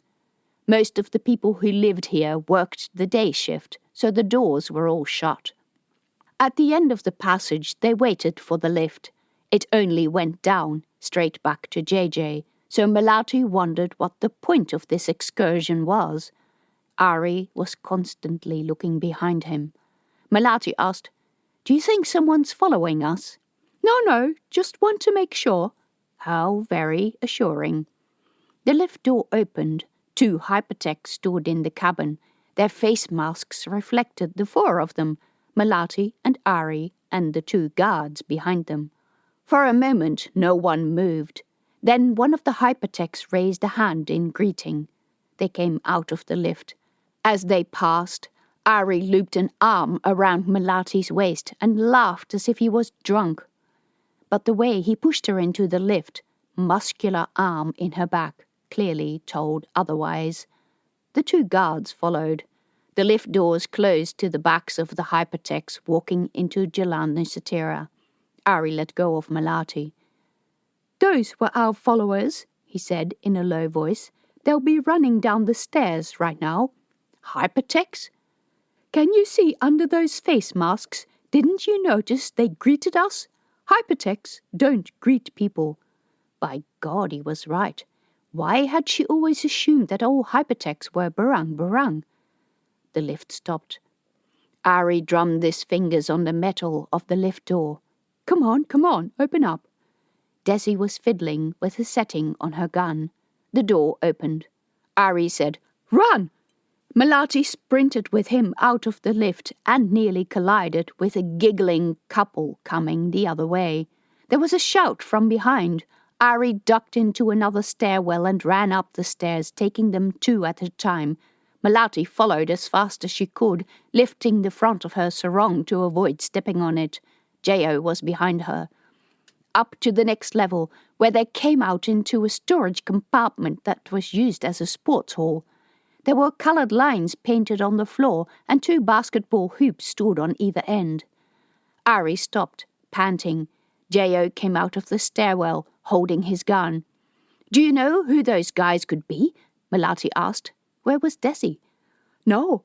Infiltrators? The same ones who killed Rena? Harto's sons?" A male voice yelled in the stairwell. "Fuck it, where do we go?" Ari said. "Get out of here," J.O. said, flipping the safety off the gun. He raised it, pointed it at the exit of the stairs. "Go get this guy and take him out of wherever you've hidden him. We'll catch up." "But," Ari looked at Melati. He had spoken B3 to her about the scientist, and clearly J.O. had understood every word. "Go," J.O. said, his voice tense. "Just use the Estelle overalls and pretend he's a client. If anyone asks, bullshit your way out of it, like you're so good at doing. I'll create a diversion."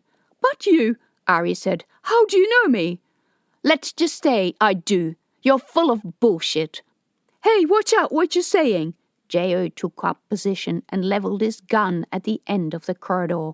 "Go, now!" They ran, Ari first and Melati behind him. At the back of the gym's offices and change rooms, there was a narrow emergency stairwell. Opening the door would probably alert Statop, but it was a risk they had to take. Ari went first. They were only halfway when shouts echoed from the lower level, and then the discharge of a weapon. The door at the bottom of the stairs came out into another corridor with offices on either side. And they were going down a second set of emergency stairs when Ari's comm beeped. He looked at the screen and stopped. "How does he know my ID?" He held the screen up for Melati to see. It said, "Stop and wait." The sender was J.O. Kessler. "What did you tell them, Melati?" "Nothing. They were just along to protect me." But were they, really? She had thought that a Kessler made an unusual choice for a guard. Kesslers were tech specialists and spies. After a short wait, J.O. came down the stairs, followed by Desi. He passed Melati and Ari without a word. A scent of ozone lingered in their wake. Ari started to ask something, but J.O. put a finger on his lips. Melati met Desi's eyes. She'd heard a gun discharge, and Desi was a sharpshooter. There was no need for further explanation. She just hoped that Desi had used the stun setting. God. They continued down the stairs back into JJ, through the large door into the BC area. The enforcers took a look at J.O. and Desi and let them all pass the checkpoint without a word. Melati wondered where they were going. Had Ari hidden this guy in the BC block? The market hall was unusually empty, but the sound of many voices and music drifted from the main hall. The welcome party. Ari bumped Melati's side. "In here." He turned into a doorway that led into the foyer of the Dockside Hotel. The business was owned by Lee Wei's family, and his sister stood behind the counter looking terribly bored. Under her sour-faced look, Ari went up to the door next to the counter and held his ID to the scanner. The screen said, "No vacancies." He said to the machine, "I'm here to see Miriam Alatam." The door clicked and Ari pushed it open. The grey and featureless corridor brought back memories Melati would rather forget, of coming here with Estelle pilots, of waiting for the other girls in the corridor, hearing the sounds of what was happening behind those doors. They went up a flight of stairs, still with that horrible stained carpet, and then Ari stopped at a door with a number 645, held his hand up to the panel and pushed the door open. The room was empty. A light was on above the bed, the bedding disturbed, as if someone had just jumped off. Ari crossed the room and tried the bathroom door. It wouldn't open. He banged his fist on the door. "Open up, it's me, Ari." There was no sound. Ari knocked again and listened. Nothing. J.O. strode into the room. "You just hid a wanted man in a hotel room, huh?" Well, he was somewhere else first, but the enforcers were looking in all the emergency passages. Huh, Geo grunted. He pushed the bathroom door, but it remained closed. You need a handprint, Ari said. Only one person can get one if only one stays in the room. Now Melati also understood his need for money. In Li Wei's business, no extra security measures came cheap. Silly handprint locks never stopped any criminals before. Stand back. Geo unclipped the gun from his belt, changed the setting, and fired at the lock. The blinding flash made Melati's eyes hurt. The door slid open, and Geo went in. Melati's eyes still showed purple blotches. A light above the door flashed red. Geo came out, not 2 seconds later. Not here. I swear he was here, Ari said, his eyes wide. Desi asked, Where could he have gone? Nowhere. He's too scared. So who would have discovered him? I don't know. Geo froze. What was that? He looked at the tiny clothes cupboard next to the bed. The door stood ajar. In one step he reached for the handle and flung the door open while raising his gun. Don't move! Squished inside the cupboard stood Li Wei. Desi dragged him out by the arm while holding her gun in the other hand. His desperate eyes met Melati's. Help me, I've done nothing! Then why are you hiding in the cupboard? Melati struggled to feel sympathy for Li Wei, but he was a lying cheat who paid her cousins hideously low wages to work ridiculous hours in his shops that charged ridiculous prices for crappy shirts. I just wanted to check what they'd done to my room. I heard you at the door and I thought they were coming back. Ow, ow, you're hurting me. He bent as far as he could from Desi's gun. Melati asked in B3, Who is they? Some guys. Where is the man who should be in this room? I don't know. You better be honest, Melati said. This is not a game anymore. I know it's not a game. This is my room and my hotel. They threatened me and my family. Do you think I like it? Desi said, We'll leave you alone if you cooperate and give us the log records on the door. Please, I don't know who they were. They threatened me. Please, I have a family. Were they strangers to the station? Desi had a much better voice for interrogation than Melati did. I don't know. I'm getting a bit tired of this. I don't believe that you don't know anything. Answer us now. What did these guys look like? Desi poked the gun in Li Wei's neck. Li Wei bent as far from the gun as he could. Please, keep that thing pointed somewhere else. I don't know what they look like. What sort of nonsense is that? If they threatened you, you know. But Melati understood. They're hypertechs. They were wearing face masks. That's why he doesn't know. You let them in? Ari yelled. After I told you not to? Li Wei squeaked. They threatened me. They would have killed me. Geo said.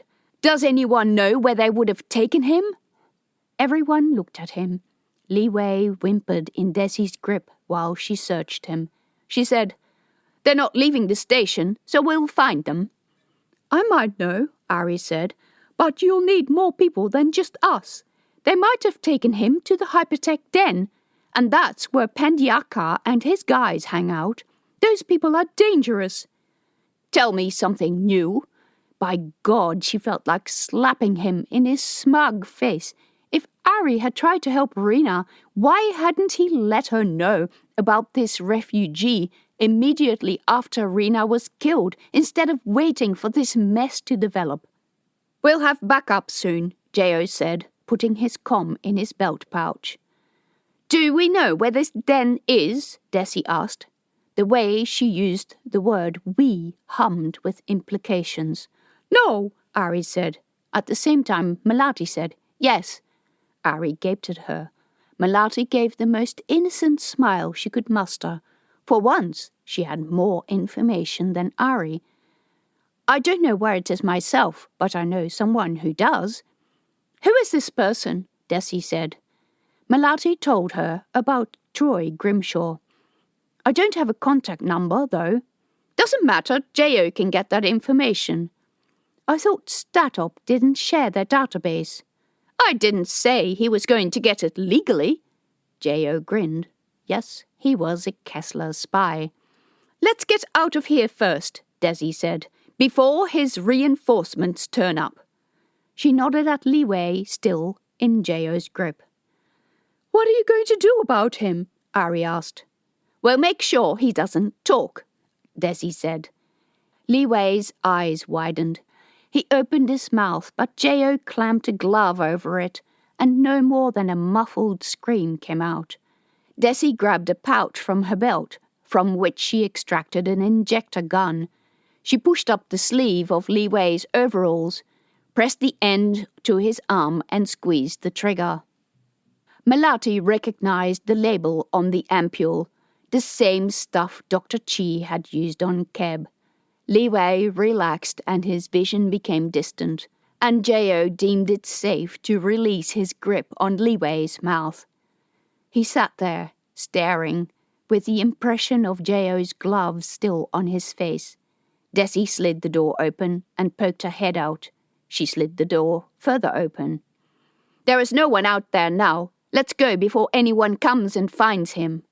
By the time Melati was in the corridor with the others and Ari slid the door shut, Li Wei had slumped on the bed. Chapter 25. Melati and Ari followed J.O. and Desi along the corridor into the lift and down to the main foyer of the hotel. A few people came the other way, but none questioned or seemed to give the group a second thought, oddly dressed though they were.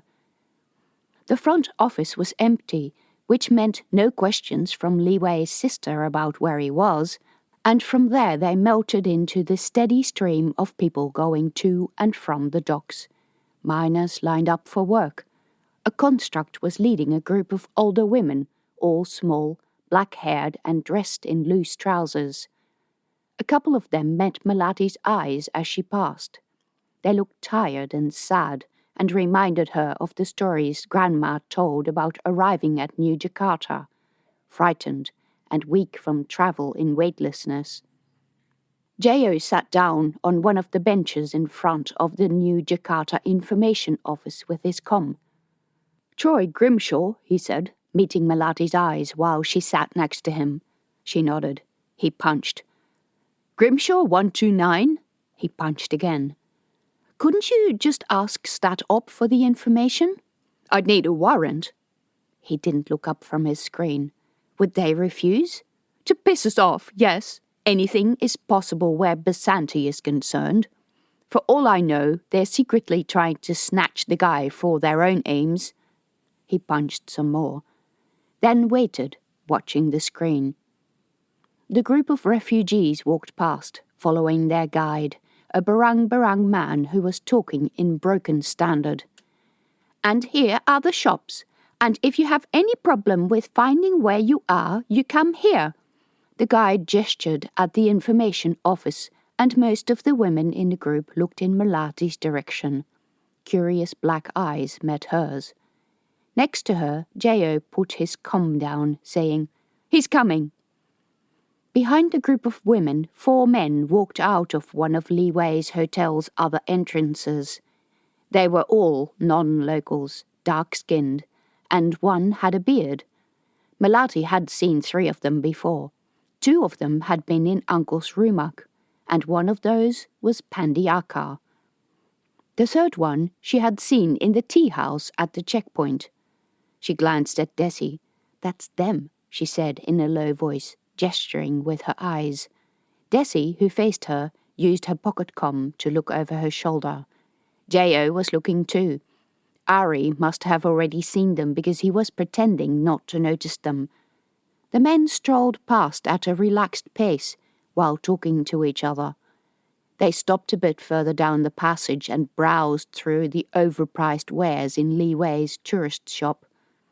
None of them spoke, and none of them looked in Melati's direction, but Pandiakar held a pocket screen, as if he were reading something. The eye of the camera pointed towards her and the others. Li Wei's son came up to one of the other men, rummaging aimlessly in a bin of shirts. The man shook his head and left the shop. His colleagues followed in the same direction of the docking hall. "What were they trying to do?" Ari asked. "It's not as if we could have missed seeing them." "They're keeping an eye on us," Melati said. J.O. shook his head.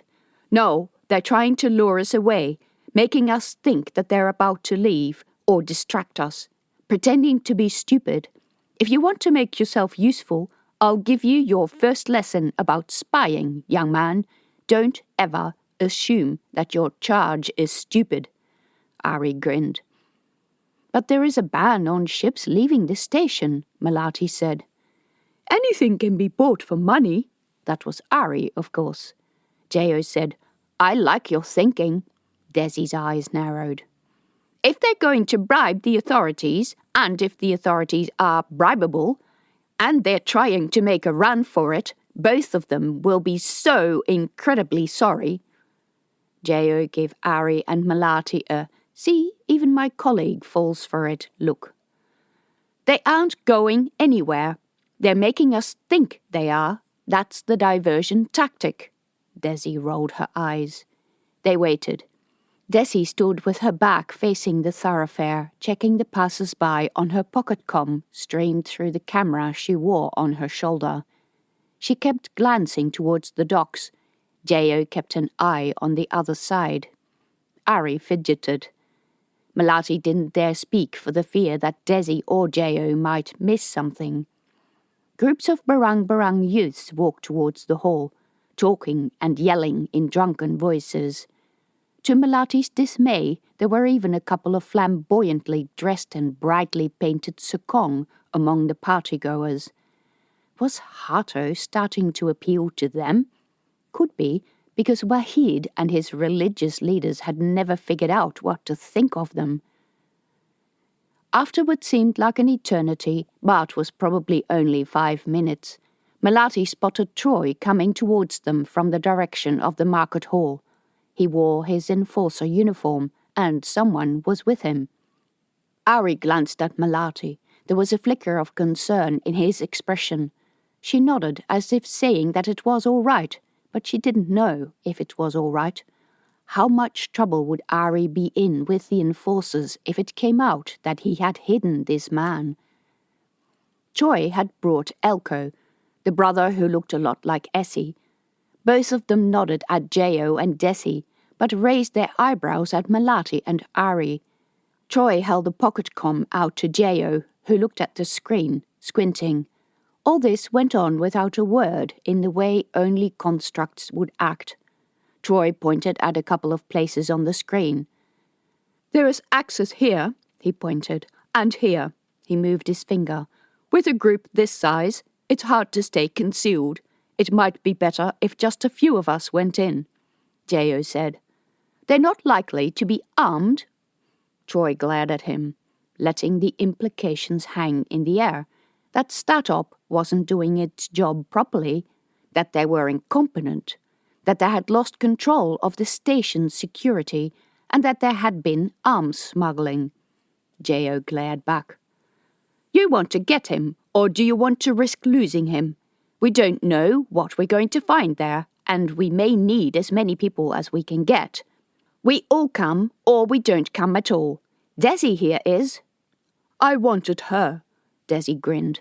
"Melati is the teacher of the cohort where your brother is now. Ari is. We're familiar with him, not in a good way, by the sound of his voice. He is the last person to have seen the man we're looking for, and may be the only person Paul Ormerod will trust. He comes." Troy and Ari glared at each other. Troy held up his fingers and counted off one by one. "He is actively involved in embezzlement, theft from the stores, lying, smuggling of prohibited foodstuffs." "Enough." Melati pushed herself between them. "We have someone to find. Worry about all that when we've got our scientist." Troy snorted. Desi made a face. She put a hand on Ari's shoulder. She was almost 2 heads taller than him and glared clear over Ari's head at Troy, who shrugged and turned away. Ari grinned and mouthed, "Awesome," to Melati in B3. "Let's go," Desi said in a decisive voice. J.O. led the way into a side alley while holding his pocket comm in one hand. Once out of sight of the main passage, he took off at a run and everyone else followed. Around the corner, J.O. came to a sudden stop. They were in one of the service passages behind the businesses. Melati had been here before and did not remember the metal plate bolted across what looked like a service entry. A sign said, "Maintenance staff, use other door." J.O. leaned against the wall while looking at his pocket comm. Ari caught up and looked over his shoulder. "Problems?" "I had planned to get in here," J.O. pointed at the metal plate. "Oh, there is an access point to that maintenance tunnel on the other side," Ari pointed. He sounded so much more confident. Now that J.O. and Desi stood behind him, would he consider signing up? The passage where he pointed, of course, was on the other side of the alley that led off the main thoroughfare. In the 2 seconds it took Melati to run across, she spotted a few people in enforcer uniforms standing at the end, looking into the passage. Troy had his pocket comm out, squinting at the screen.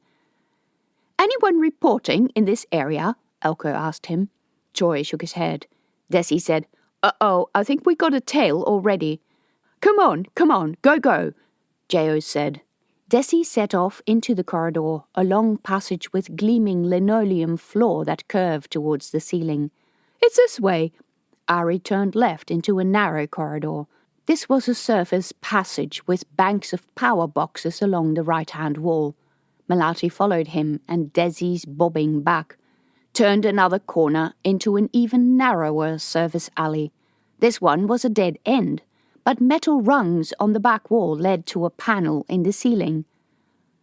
Ari climbed up and pushed aside a ceiling panel. His feet vanished, and then he poked his head and arms out to help Melati climb up.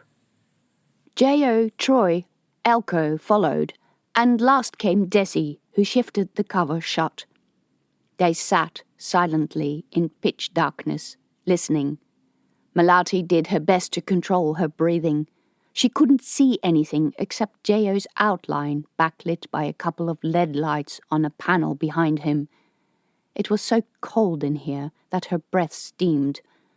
A faint sound of footsteps came from the corridor. J.O. held up 3 fingers. 3 people. The footsteps became louder and then more distant and faded into the background noise of the station. "Who are they?" Desi whispered. "They were in enforcer uniform," Melati knew. "There's some people walking around pretending to be enforcers, but they're not." "Exactly," Troy said. Melati's eyes had become used to the low light, and the faint outlines of rigged wiring, tubes and pipes had resolved from the darkness. Elko got to his feet, and when he straightened, hit his head on a rack of wiring suspended from the ceiling. The clang reverberated through the walls. "Ow!" Desi hissed. "Shh!" "Clumsy oaf!" That was J.O. They stood silent and listened, but all Melati heard was the beating of her own heart. J.O. said, "Come on, little guy. It seems you know where we're going. How about we go ahead?" In the darkness, 2 gilt-edged figures moved. Someone close to Melati, probably Troy, snorted. He was getting up too. "Jazz is our brother, not his. Maybe I should remind him that without our support he doesn't have 1 skerrick of authority to poke around here." "We follow them," Desi said.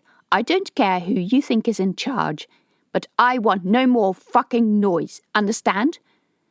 Troy breathed out forcefully through his nose. They started moving, Troy first, then Melati followed by Desi and Elko. Like most maintenance tunnels Melati had seen, this one had a suspended walkway in the center, while the walls, floor and ceiling were covered in pipes and cords, all of them wrapped in insulating foil. The small pool of light from Desi's pocket-com showed up the colours of the foil, which indicated what the leads or pipes were for and where they went. The walkway was made of metal, and however hard Melati tried, her footfalls sounded loud. Several times, Desi hissed commands about sounding like a bunch of elephants, whatever elephants were. Melati really wanted to arrive wherever they were going. Freezing air bit through her thin clothes. Whenever they came past a control panel, the little light showed her breath fogging in the air. She deeply regretted getting changed before leaving the base. If only she'd kept her uniform on, she would have been so much better dressed for this. Several times, Desi whispered a hissed command to stop. Then they would stand and listen to the usual station sounds. In the distance there was a thump of music and the sound of many voices. That probably came from the party in the hall, but Melati was shivering too much to care. They went up a ladder with rungs so cold that Melati thought the skin from her hands would freeze onto the metal, then down again and along another long passage. She didn't know if it was real or not, but the air seemed stale here. The cloying smell of beginning decay was probably her imagination, but she smelled it, nevertheless. A woman yelled close by, and this was followed by fast footsteps and the voice of a child in Neo-Korean. In the passage ahead, a door opened, letting in a flood of light. 2 silhouettes entered the opening, Jo and Ari, gesturing for the others to hurry up. Melati ran after Troy into a wall of heat and a stench that made her gag. By God, it was hot in here. They had come out in a dimly lit and abandoned control room. The BC block used to house the docking area's controls, but long ago, StatOp had removed banks of control panels from the walls, and the ones that still remained had collected a thick cover of dust, underneath which dead screens looked like zombified eyes. Against the far wall stood a pile of boxes, and behind that, the wall carried an assortment of high-voltage warnings. The outer ring's umbilicals went through this part of the station, from the tether configuration on the outer ring to the spoke that led to the reactor which sat in the center of the station.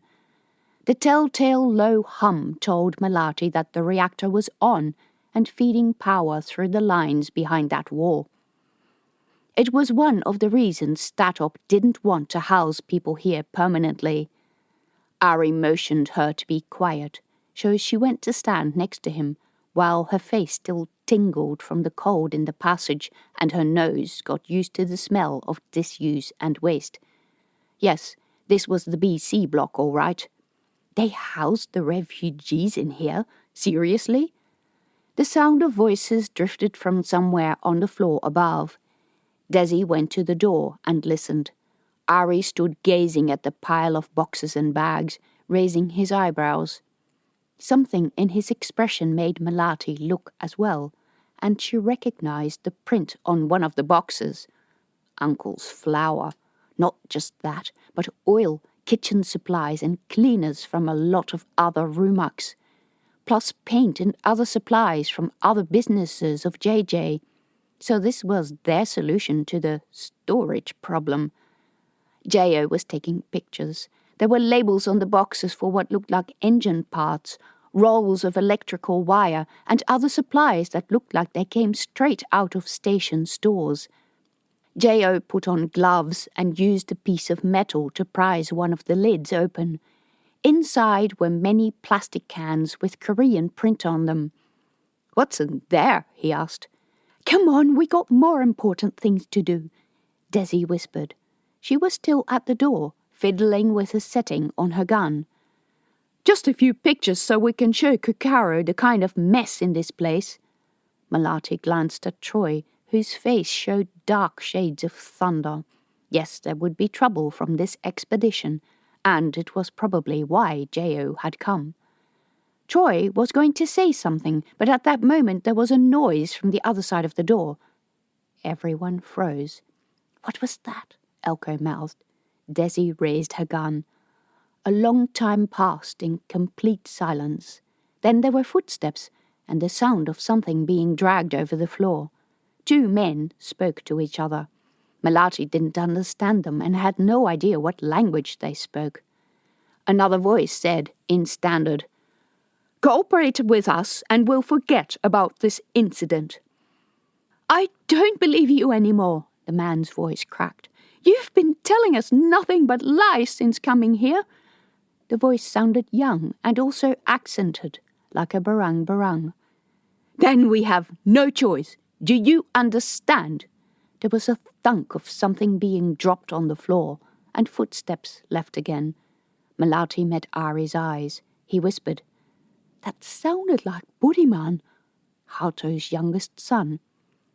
"You're sure this is the place?" Desi asked. "I think so," J.O. said. Troy nodded. J.O. studied his pocket comm. "It registers 8 people inside the apartment," Elko said. "There are only 6 of us." He looked at Melati and Ari as if wanting to say, "and 2 are useless." "We might not get better odds," Desi said. "Surely, when word gets around that we've been to the hotel, they'll get nervous. I'm going to go in."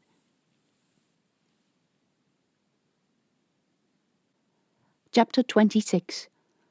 Desi reached for her belt, unclipped a second gun and held it, barrel in her hand, out to Melati.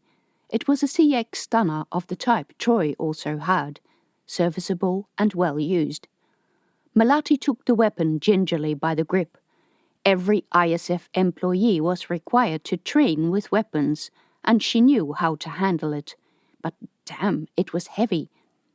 Her uniform belt would have a loop to hold a weapon, but she wasn't in uniform.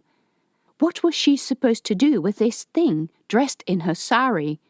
She held it by her side, pointing at the floor. Ari watched with wide eyes. J.O. and Desi took up position on either side of the door. J.O. held a laser burner, and Desi held her gun.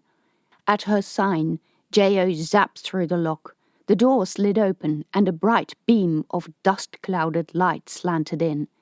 J.O. and Desi went through. Melati followed Elko out, squinting against the sudden light.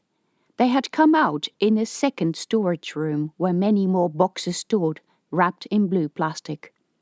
The only other exit from the room was a door on the opposite side, which offered a view of a dirty but otherwise featureless wall. The air smelled of food, rumak food to be precise. Men were talking somewhere in the apartment.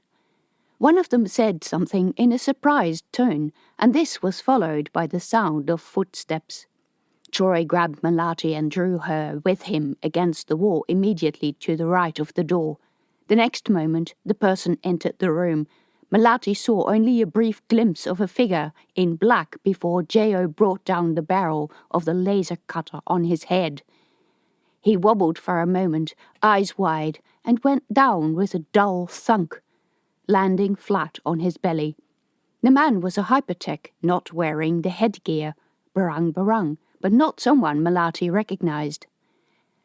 "Hey, what was that?" someone else said in B3 in the corridor. There were more footsteps and a second person came in. "Ali, what are you?" His words were cut short by J.O.'s hand dragging him into the corner. This young man also didn't wear a head covering, and Melati recognized him from when he used to have a job working in Leeway's shop. His eyes widened when he saw Melati. She put her finger to her lips. She mouthed, "We won't harm you," but she wasn't sure he understood. The first man they'd heard said in accented standard, "Ali, come here, I found it." A chair scraped back. The sound of footsteps came closer. Desi jumped into the door opening with her gun raised and fired once. The room lit up with a bright sizzling arc that crackled so loud the air vibrated with it. Melati ducked and tried to shield her eyes with her elbow because she was still holding the gun. Too late. The flash blinded her. Voices yelled elsewhere and people came running. It sounded like a lot more than 8, as J.O. had said. Another flash. Troy left her side and also went into the corridor, followed by Elko. There were shouts and thumps against the wall from people fighting. The light in the room had gone out, and there was so much smoke that the light from the corridor barely reached into the room. The air stank of burnt plastic. She whispered, "Ari?" She couldn't see him anywhere. All she saw were purple spots. Her ears still rang from the crackle of Desi's shot. She didn't know where Jo or Desi were. She couldn't see Troy or Elko or Ari. The youth from Li Wei's shop appeared to have left the room. 2 more shots were fired in the corridor. Melati hid behind the doorway, clutching the grip of the stunner. Whoever was fighting in there had serious weapons. If someone came in, the best use for her stunner was probably to hit him over the head with it. Something moved in the dark corner of the room. Melati gasped and raised the stunner. "Hands up! Hey, it's only me!" Ari. She breathed out tension. "Damn, you gave me a fright. What's happening?" "I don't know. When everyone's got guns, I'm staying out of the way." His voice sounded small and frightened. It had gone quiet in the corridor, and the only sound was that of heavy, booted footsteps. "Who is that?" Ari whispered. Melati shook her head, putting her finger to her lips, clutching the grip of the stunner in the other hand while holding it half raised. Her finger slid over the ridged metal surface of the trigger, waiting for the person in the hallway to come in. Where was everyone else? Then a voice a bit further off said, "I think we got all of them." That was Desi. Melati let her breath go. Closer by, Jo said, "You can come out, it's safe." Phew, it had only been Jo. Melati and Ari were about to leave the dark room when there was a sound behind them. Ari yelled, "Watch it!" The back door, the one that they'd just used to come into the room, opened. Ari flung himself to the floor. In one movement, Melati swung around, raised and fired the stunner. A sizzling arc of light shot through the room, blinding her a second time. A man cried out. Something heavy hit the floor. Jo and Troy ran in, lighting the room with the screens of their pocket comms. Melati sank against the wall, panting. The stench of ozone and plastic rose up around her, making her feel sick. Heat radiated from the barrel of the weapon in her hand. Did that always happen? She didn't remember from her practice sessions, when she had been made to wear gloves. Ari's voice drifted through the roaring of the blood in her ears. "Wow, cousin, that was some shot." "Indeed," Jo said. "Good work." He and Troy stood over the prone form of a black-clad man. Melati steeled herself and went for a look. Just a stunner didn't do much damage, right? The man was tall and broader than most barang. One of Hato's sons? God. He'd fallen on his back. The front of his black outfit had been singed, and one side of the hypertech face mask had melted, but otherwise there was not much visible damage. But his chest didn't move. She stammered, "Is he—" "You hit him square in the chest," which was no answer at all, but she understood the answer, and had known this before she asked. "But it's only a stunner." She felt like dropping the weapon. That's why it was so hot, because it had been modified and was deadly. "A very powerful stunner," Jo confirmed. He used his laser to cut through the victim's face mask straps. Melati felt sick. Did this mean she'd killed someone? A hypertech who was likely to be one of her own people? Jo lifted the mask and unwound the black head covering while talking to someone listening on the other end of his comm. "We have a victim here. Tall, heavy-set, olive skin. No, I don't think so. He seems too big for that." Melati looked on, raising her hand to her mouth. The man was not only tall for a barang, but more heavy-set, with fleshy jowls that merged with his neck. He had short and spiky black hair. Desi took photographs of his face. "You know him?" she asked Melati. "Never seen him before. What does the face recognition say?" "Hang on." Desi punched the screen. Waited. She frowned. What the... J.O. stopped talking on his comm and glanced at her screen. Unknown? That's what it says. Just a moment. He put the comm back to his ear. I'll get back to you. And then he said to Desi, I'll have a crack at this. If he's a local, he'll have left a trail. If he's not, he should be in the system with a log entry as soon as he came into the station. That won't be any good if he doesn't have a chip, Desi said. J.O. met her eyes silently. I don't think he's a local, Melati said. He doesn't look like a local. I've never seen anyone like this before. Someone as solidly built as this would stand out. J.O. continued punching on his comm. Melati asked, Has anyone found Jazz Grimshaw yet? Desi said, The brothers are looking for him. Why don't you three go and find them? I'll deal with his character here. Melati left the room with J.O. and Ari. In the corridor lay 3 people, one in a large pool of blood, a second with his neck at an odd angle. The third lay on his stomach, and Melati couldn't see any damage to him. All 3 were in black, wore face masks, and 2 of them were small enough to be barang-barang. She stepped over arms and legs in detached fashion, taking note of the victim's weapons and trying to justify her actions to herself. They were armed, right? And dangerous, so it was not as if her group could have come here peacefully and asked to be let in. But reasoning failed to dispel the black feeling inside her. Because of her, some of her kinsfolk were dead, maybe even Hato's sons. It didn't matter that they'd been hypertechs. It mattered that they were barang-barang, and they were all family. There were more bodies further down the passage. She didn't want to know who they were. She wanted no further part in this killing. J.O. picked something up from the floor and showed it to her. A sleek weapon, the barrel about the length of his hand. It was short and unusually thin. The front of the hand grip, moulded to fit fingers, had a couple of black buttons. Ari looked over his shoulder. What sort of gun is that? His eyes were wide and his face unusually pale. It looks like second-grade New Hyderabad produce, J.O. said. Looks flash, but is pretty crap. Those are the weapons that were smuggled, Melati said. J.O. stuck the gun in his belt, looking at Ari as if he knew something about this smuggling ring.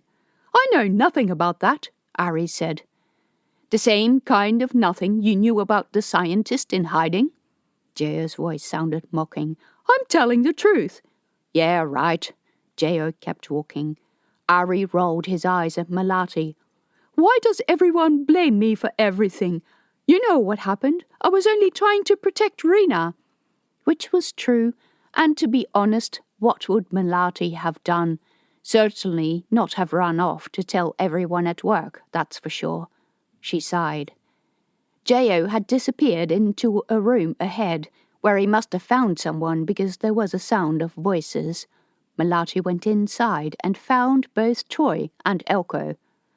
On a bed in the middle of that room sat a construct man with his arms looped around his folded legs. He wore red Estelle overalls with greasy stains. His hair had been shaved, and his scalp still bore scabs from what had obviously been a crude barber job. His eyes widened briefly when he saw her, after which his shoulders slumped. He must have realized that she wasn't Rena. Melati went to the bed, trying to recall Jazz's face as she had seen it in the mirror, when she was Jazz at Ganymede. His cheek was bruised, his skin pale and sallow, and without hair he looked different.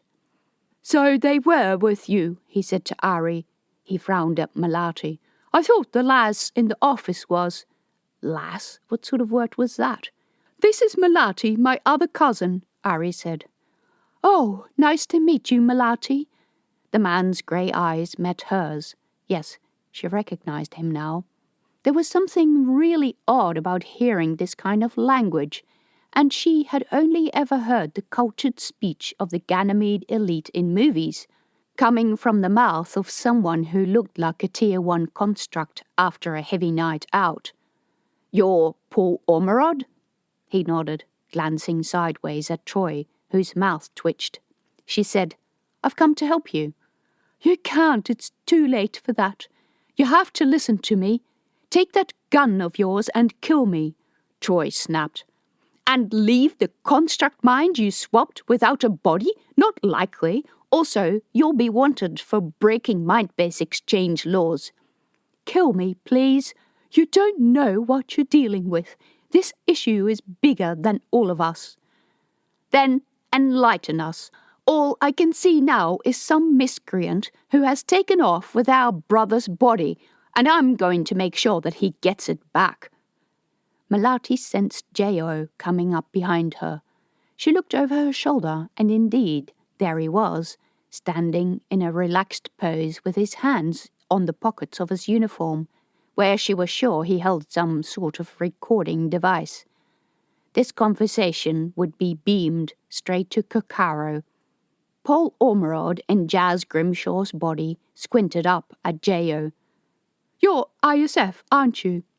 He turned to Ari, who gave him an apologetic look. "I couldn't hide you any longer," Ari said.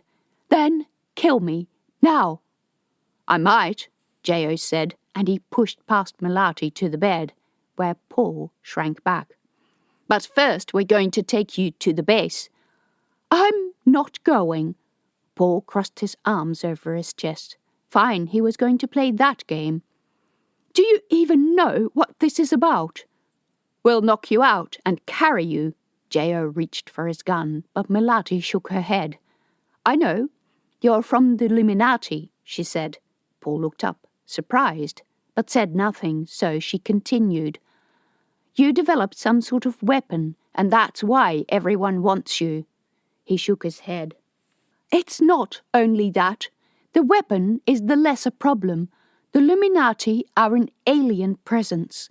They provide us with knowledge. Their currency and lifeblood is information.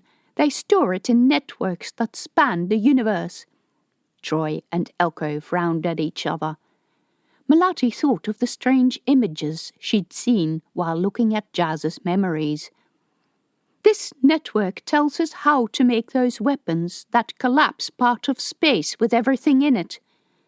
It tells us how to solve many problems we have, but that other civilizations have overcome, like how to create mind bases independent of their bodies, mind bases who are not restricted by the body in which they live, people who can access all knowledge of ages, who do not need to be taught, who know everything humanity has ever learned and more.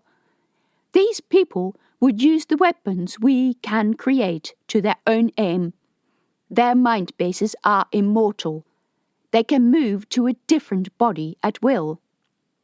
"That doesn't work. When transferred into another body, a mind base forgets the previous personality.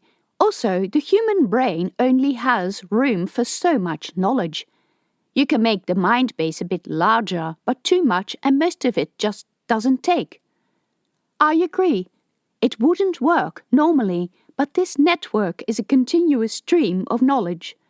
If we gave our constructs access to it, we would produce our own exterminators." This statement had extra poignancy because he said it while in a construct body, surrounded mostly by constructs. J.O. at least showed that he understood.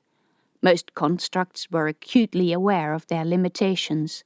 They weren't immortal, and most of them, even when they continued living in the same body, died earlier than natural-born people did. Transferring to another body killed the personality, so this was akin to a form of death. People had long been looking for ways that mind bases could transcend the physical limitations of a body. But was this something people really wanted?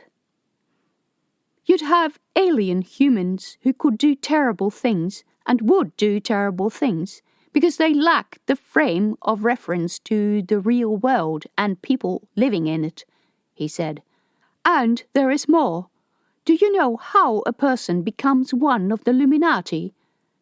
Be really smart, I guess, and academic credentials, J.O. said. Paul shook his head. Nothing of the kind. The same network that holds the knowledge is responsible for perpetuating its own and recruiting from whatever creatures it encounters. This network found Earth sometime in the 19th century and left seeds. They look like see-through marbles, about as big as a billiard ball. He glanced around at the puzzled faces and then held out his thumb and forefinger about a palm width apart. This big. What, you've never seen a billiard ball? Troy shook his head. Melati had seen them in the ISF recreational rooms. J.O. would have seen one. Space billiards was a popular game aboard warships during long trips. Anyway, any person who found a seed and touched it with their bare skin became instantly infected and became Illuminati. All of Earth's great scientists, I don't need to tell you their names, were infected. Initially, the network was thought of as good, or at least harmless, but that changed when it began to show us. His eyes went distant. I can see armored and tentacled creatures who fly through an acid-laced atmosphere. They have huge warships that are made up out of hundreds of thousands of individuals clamping onto each other. They don't breathe. They are not destroyed in fire. They are not friendly. Melati shivered, recalling the scenes she had seen as Jazz. Through the network, these creatures would know about us, too. They could find us. We even delivered to them the way by which they could get to us, Melati said, her mouth feeling stiff. But doesn't that mean that we need more information about them and the knowledge to stop them? No, because the more we know, the more we feed into the network, and the more they will learn. We need to destroy the network. Not many Illuminati are left, because fewer and fewer seeds are found in our colonized space. You need to destroy all of them, whether the nodes are untouched or embodied in people. Kill and burn all of us. What good was that going to be when a lion was already using the knowledge for their autonomous mind bases and to communicate using see-through foil? Melati felt dizzy with the implications. She hoped Kokaro was listening. She hoped Kokaro would give the right orders, whatever they were. Evacuate, abandon the base, use a clean ship that has not logged into the base's system, if there was such a ship in dock. Paul continued. I was never born very smart. Oh yes, smart enough to go to university, but nothing like this.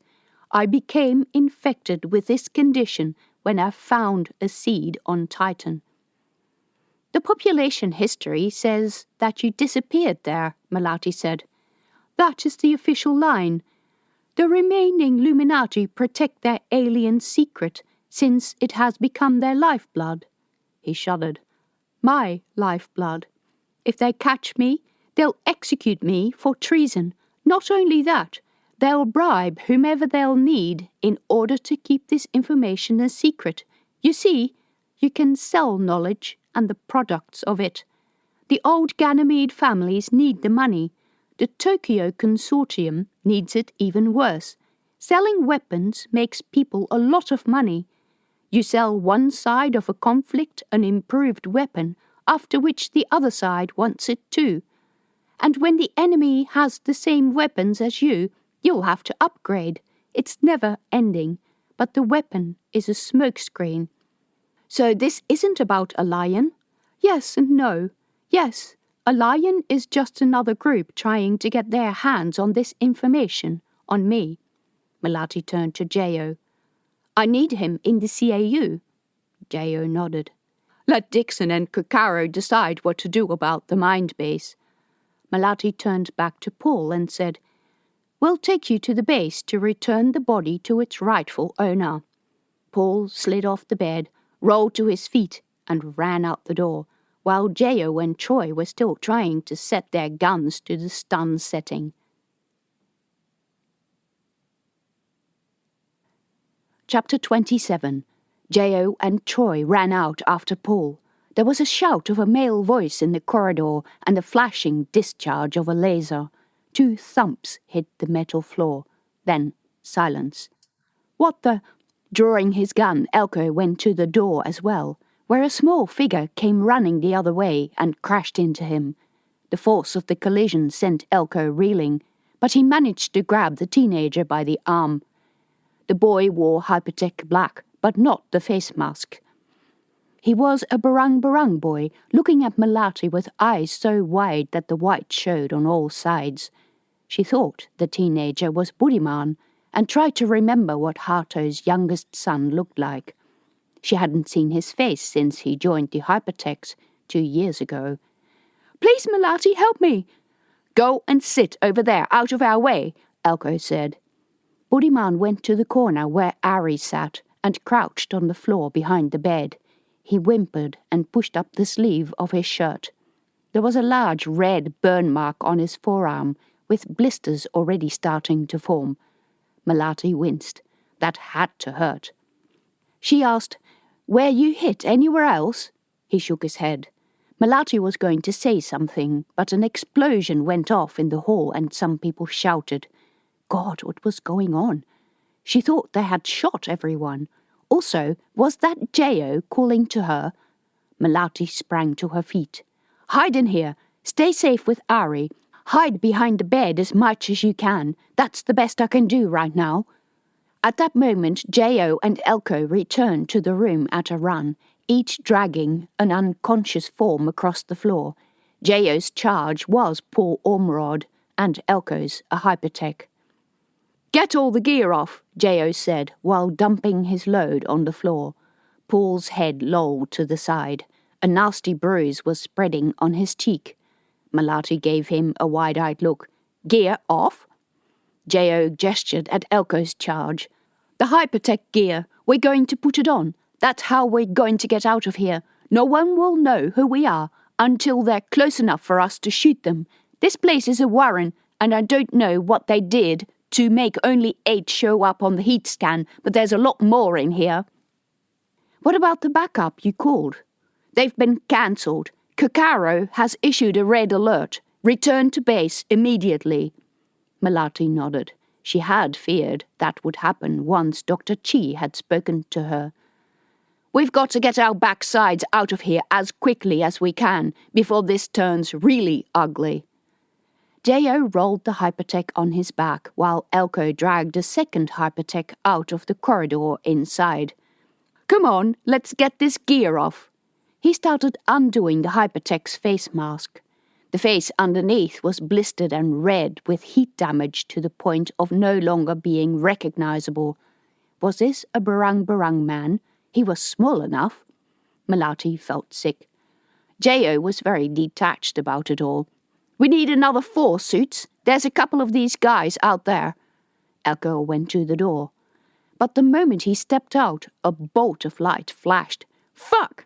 Elko jumped back into the room, pressed himself against the wall, then realized that the sleeve of his uniform was on fire and banged his arm against the wall to put it out. A stench of burnt plastic filled the room. Jayo had taken up position next to the door, holding his gun in both hands. He gestured to Melati with his eyes for her to come to stand behind him. Melati did, but her legs were trembling. "I thought you killed all of them," Elko said. The statement bristled with barbs. Jayo didn't reply, and it was silent for a long time. Melati clutched the gun with both hands. The grip was getting sweaty.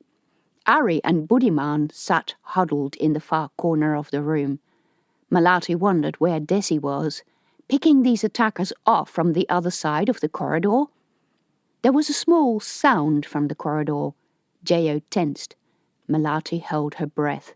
All she could see was Jayo's back. The sound had been too brief to figure out what it was. A footstep? A tick of expanding metal? Some other thing? J.O. gestured for Ari to drag Paul into the corner where he and Buddhiman sat.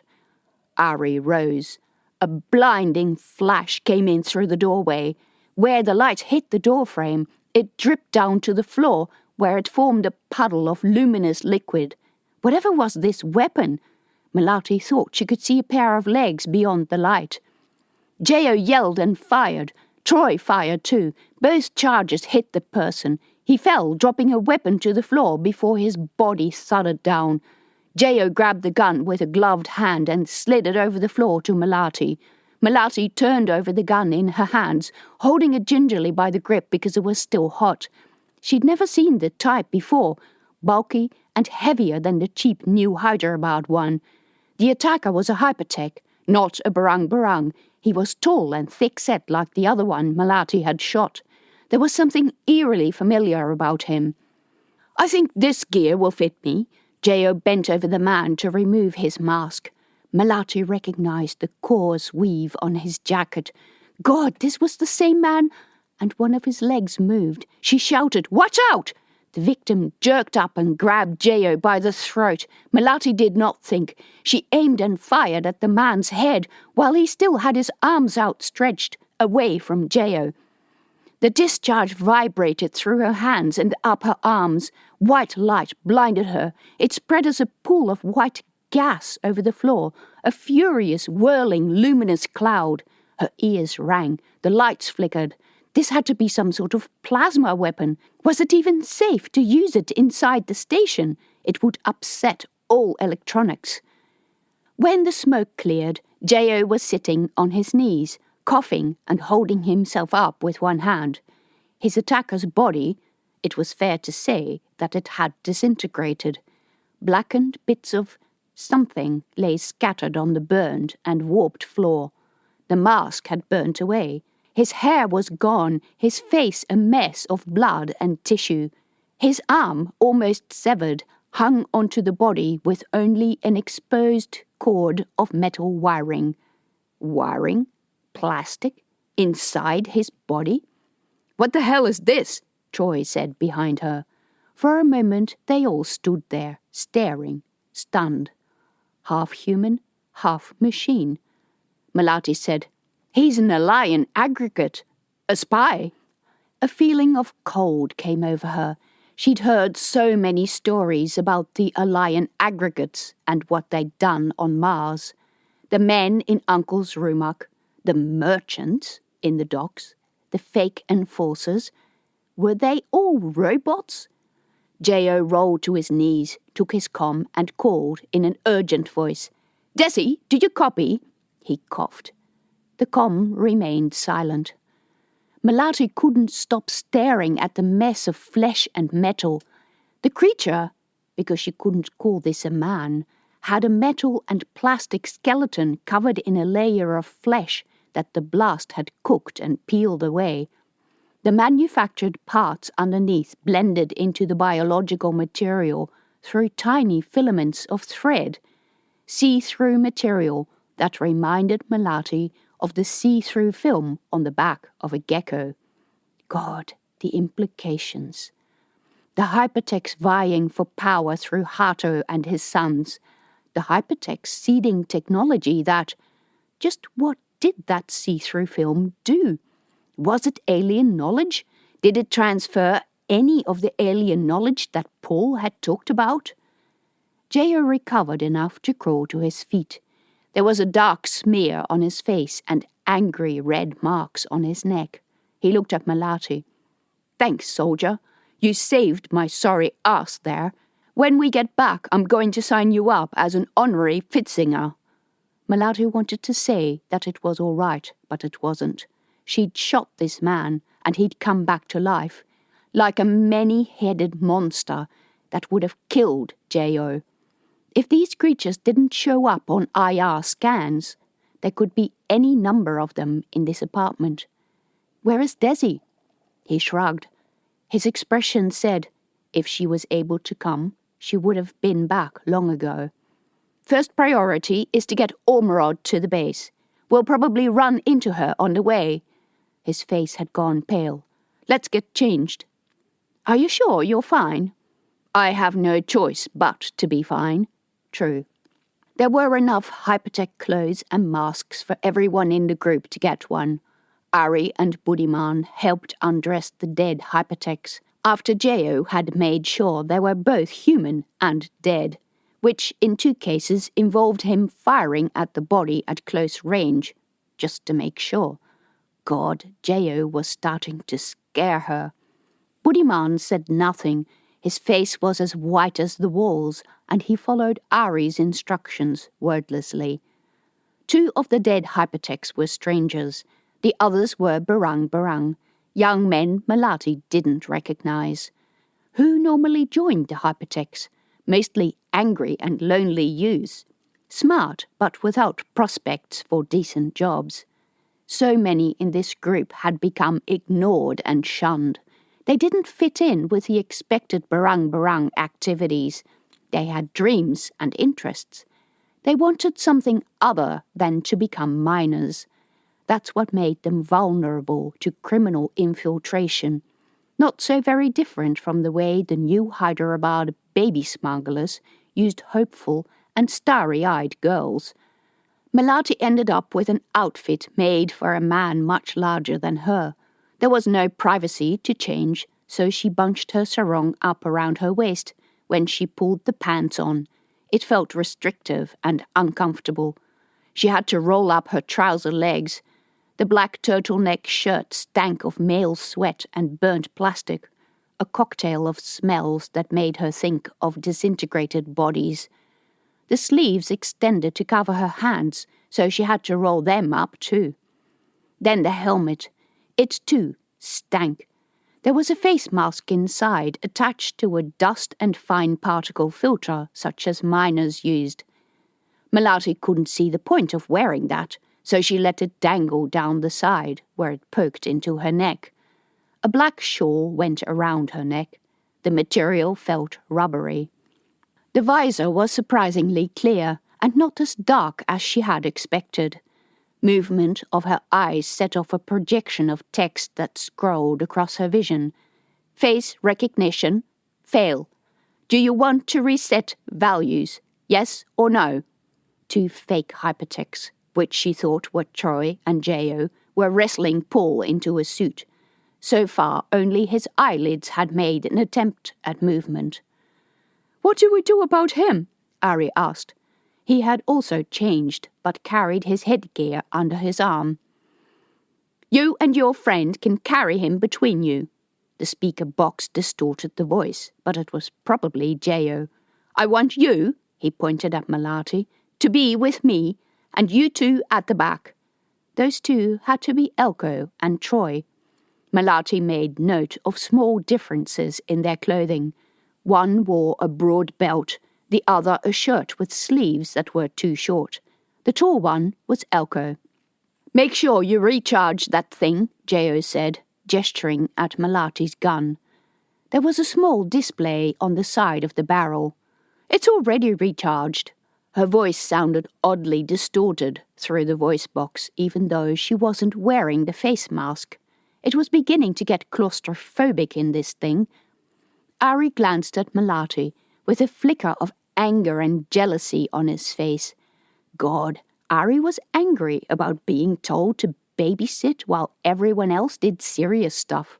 Well, he could have the damn gun, if only he had a license. Stupid. Ready, Jeo said. It sounded like he had recovered a bit from whatever hit he had taken. Ari put on his headgear, turning into a buggy face. Jeo went first into the corridor, but stopped so abruptly that Melati almost crashed into him. Tendrils of smoke rose from underneath the floor panels where the plasma gun had hit. Hey, what's that? His voice sounded distorted. Just a plastic fire, a similarly distorted voice said behind her. Elko grabbed the nearest fire extinguisher, shoved the body aside, and lifted a buckled panel to a blazing inferno underneath. Whoa! He jumped back and pressed the nozzle of the fire extinguisher. A cloud of white powdery stuff sprayed into the hole. The flames went out. Elko crouched, peering down. "Make sure it's all out," Troy said. "You don't want any fire to go into the leads. It can pop up anywhere." "It's out," Elko said, and dropped the buckled metal sheet. "Come on, guys, let's go," J.O. called. 2 figures came into the corridor, dragging a third between them. Melati saw herself reflected in their buggy face masks, unrecognizable in similar gear. The tallest one of the 3 had to be Ari. J.O. led the way back to where they had entered the apartment. No one in the group spoke while they navigated the mess in the corridor, zigzagging between debris and bodies. The walls and ceiling bore many fresh scorch marks. A hazy layer of smoke hung near the floor, creeping over the ground in the anti-spinward direction. They turned into the room where Melati had first shot the aggregate. The light was still out here. J.O.'s pocket comm cast a small pool of yellowish light which lit a small part of the room as he turned. A couple of ceiling panels had come down or hung dangling. A number of boxes had disintegrated. There was flour and oil all over the floor. The door into the maintenance tunnel must still be open because a stream of freezing air blasted in, but Melati couldn't see it by the faint glow of the light. "What a mess," J.O. muttered. He turned his hand to swivel the light. Patches of blood and sprays and smudges on the walls came into vision. At least 4 bodies lay strewn amongst the shattered boxes. One of them was tall and dressed in white. God, no. Melati crossed the room in quick steps. Desi's eyes were open and didn't react when Melati shone a light in them. Her mouth was slightly open and her teeth were stained with blood. A dark, wet stain seeped into the front of her uniform. Melati knelt next to her. Tears pricked in her eyes. So much death for this stupid scientist. They should never have come here. Desi didn't deserve this. Rena didn't deserve this. None of the young hypertechs deserved this. A male voice said, "Melati?" J.O.'s voice sounded far off. She looked up but couldn't see him against the glare of his light. "Let's go." What about her? She didn't understand the way constructs dealt with the deaths of their fellows. They seemed so attached to their brothers and sisters when they were alive, but never seemed to care much after a death. "We'll send someone later if it's safe. We need to go now." He was right, of course. Melati slipped her hand from her glove and gently closed Desi's eyes. The skin was cool, but still soft. "I think we already got the killer," J.O. said. The same monster that had killed Rena and wrestled Socrates into the drawer at the Mind-Base Exchange. The monster that had tried to kill J.O. and that had fooled the IR scanner into thinking he was dead. J.O. led the way into the maintenance tunnel where the freezing air was blasting out. After they all went in, Troy pulled the wrecked door closed as best as he could, securing it to the door frame with a piece of wire. It might fool someone casually looking into the room, but probably not for long. Then they were off through the dark and freezing tunnel. Melati followed J.O., hoping he knew where to go. Fortunately, the suit kept her warmer than her clothes had, but she was still shivering. Behind her, Paul mumbled. His feet dragged over the metal walkway, and Ari and Budiman had trouble getting him through tight places. No one said anything about noise. In fact, there was a fair bit of noise from other parts of the station, the sound of people walking and talking overhead or underneath the passage. Melati listened out for shouts and sounds of fighting, but for now heard none. Chapter 28. They came out of the tunnel in the same place they had entered, the service passage behind the shops. J.O. was the first to reach the panel that gave access to the ladder that led down into the dead-end alley. Melati helped him lift the panel aside. The lights were on in the passage, but somewhere in the distance an alarm went off. Fire? How are we going to get him down? Ari asked. J.O. said, Me and Elko are going to go down and the rest of you will lower him down the hole. He descended the ladder. Elko wormed himself past the others and did the same. Ari and Melati took one of Paul's shoulders, Troy and Budiman the other. The light from below made Melati see her own reflection in Troy's face mask. We must get the body to Jazz, he said in a low voice. I don't care what else happens and what that clown wants, but I have to have my Jazz back. You're with us for the station's people, right? We'll try our best. God, she hated being forced to choose sides. Why couldn't they see that ISF was on the same side as the station? J.O. called from below. Hey, what are you doing up there? I said we're ready. The four of them let Paul down into the hands of J.O. and Elko, and then climbed down as well.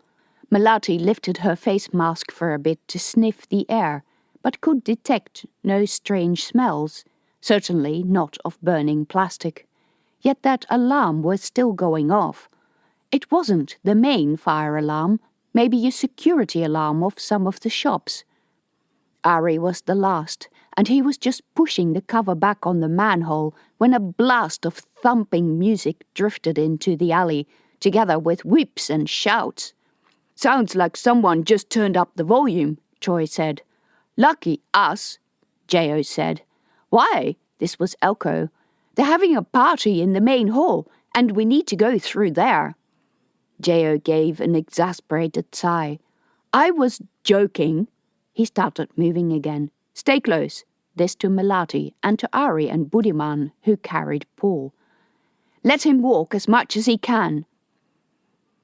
The passage that led from the market hall to the docks was quieter than usual, even at this time of the day. Many shops were closed and the wrong owners had packed up their wares, probably because people expected trouble, or because they didn't trust the youths coming to the party, or the foreign refugees, or both. The alarm Melati had heard came from a control box on the wall, where lights flashed red. It wasn't particularly loud, and people walking past were ignoring it. Troy stopped, opened the glass cover over the front of the box and pressed a few buttons at the control panel. The alarm kept blaring. Oh well, it was worth a try, he shrugged and shut the panel again. What is it for? Melati asked. It's a data storage box, probably for the businesses here. I have no idea why it's making that sound. I didn't even know it had an alarm. Melati thought of an alien network and sentient mind bases hiding inside computers, trying to evade capture. The thought made her shiver. A bit further up the passage, another box was doing the same thing. That was too much of a coincidence, right? Some teenage boys had forced open the door to a shop opposite the data box. It was dark in the shop, but by the light that came from the main thoroughfare, Melati spotted one of them carrying an armful of clothing. Elko yelled into the opening, Hey guys, whatever you're doing in there, come out now. The boys ran. They were all barang, skinny, filthy and young, probably those who lived in the back alleys of the BC block. Those who had been displaced by the arrival of the refugees, who were desperate and hungry and now had no place to live. A bit further, a couple of them stood around a locked-up wrong stall, clearly trying not to look suspicious. One of them raised a hesitant fist, and then turned around and pretended not to have seen Melati and the others. Clearly he had expected some kind of response from Hypertext. Melati started to feel seriously claustrophobic inside the mask. She wanted to turn her head to see who was behind her. Bits of electronics encroached on her vision. The corners of the visor had various tiny wires. That annoying red text kept scrolling across her vision, with questions like, abort? Yes? No? Melati had no idea how to respond to that or even what it meant. She just wished it would go away. In the market hall, a steady stream of people was coming past the B sector checkpoint and walking towards the main station hall, towards the noise and light. They were no longer only miners, but all kinds of young people. Some of them, too, were Sikong. She caught some snatches of conversation about the party. "The greatest show you've ever seen. We'll show the newcomers who we are and what we do. Things are going to change from now on." Slogans Harto had used. A sense of dread came over her. She could stand against Harto at the election, but the evidence was that he had already won the hearts of the young and bored, of those who wanted to fight. Those who wouldn't shy away from engaging enforcers or even ISF in tussles. They would never listen to voices of moderation, nor accept leadership of someone with a foot in what they perceived as the other camp. Being in the council was not about facing ISF or Statop. They were not the enemy, and as long as people didn't see that, the real enemy crept around unnoticed, feeding on discontent. The closer they came to the main hall, the louder the music got. Red and pink light flashed into the corridor, and the floor vibrated with the noise. The entire floor of the hall was a heaving mass of people, miners, teenagers, Sikong.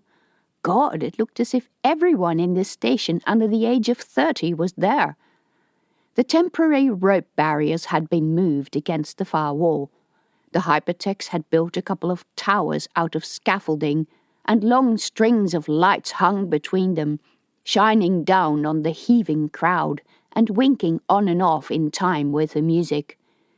The Japongan band was on the stage in the middle, surrounded by huge sound boxes.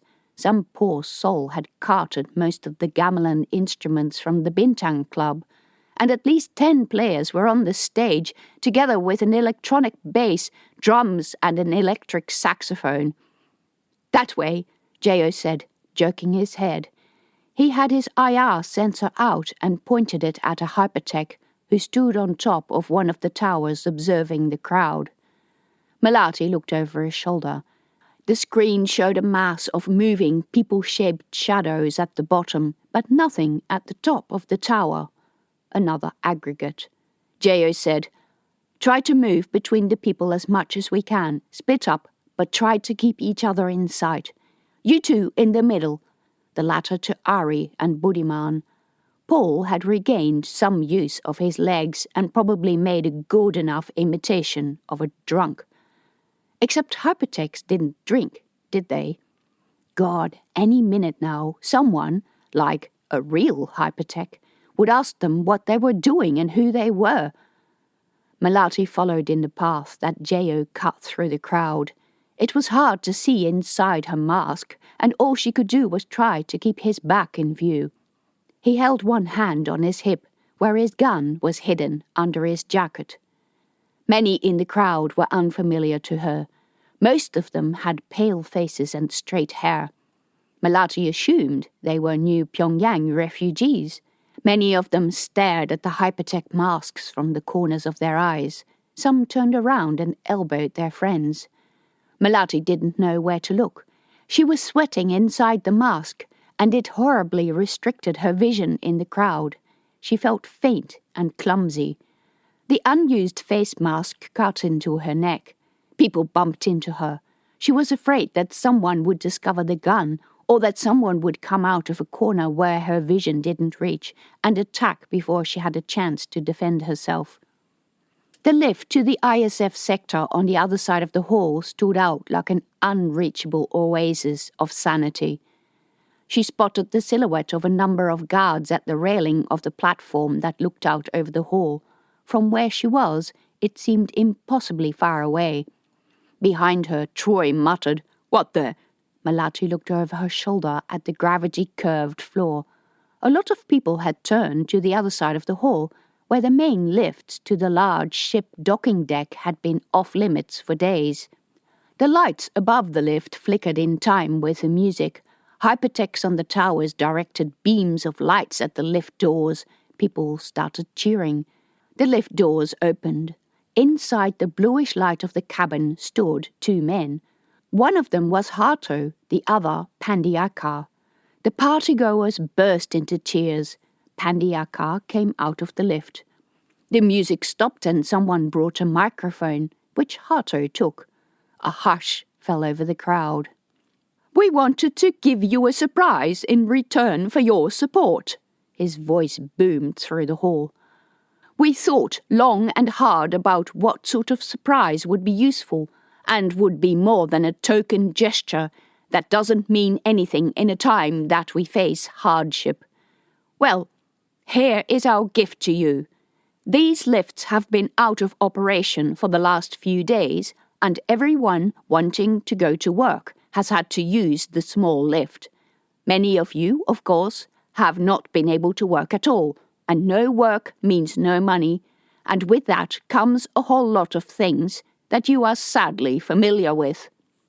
Because you haven't worked, the factories have been running nowhere near capacity.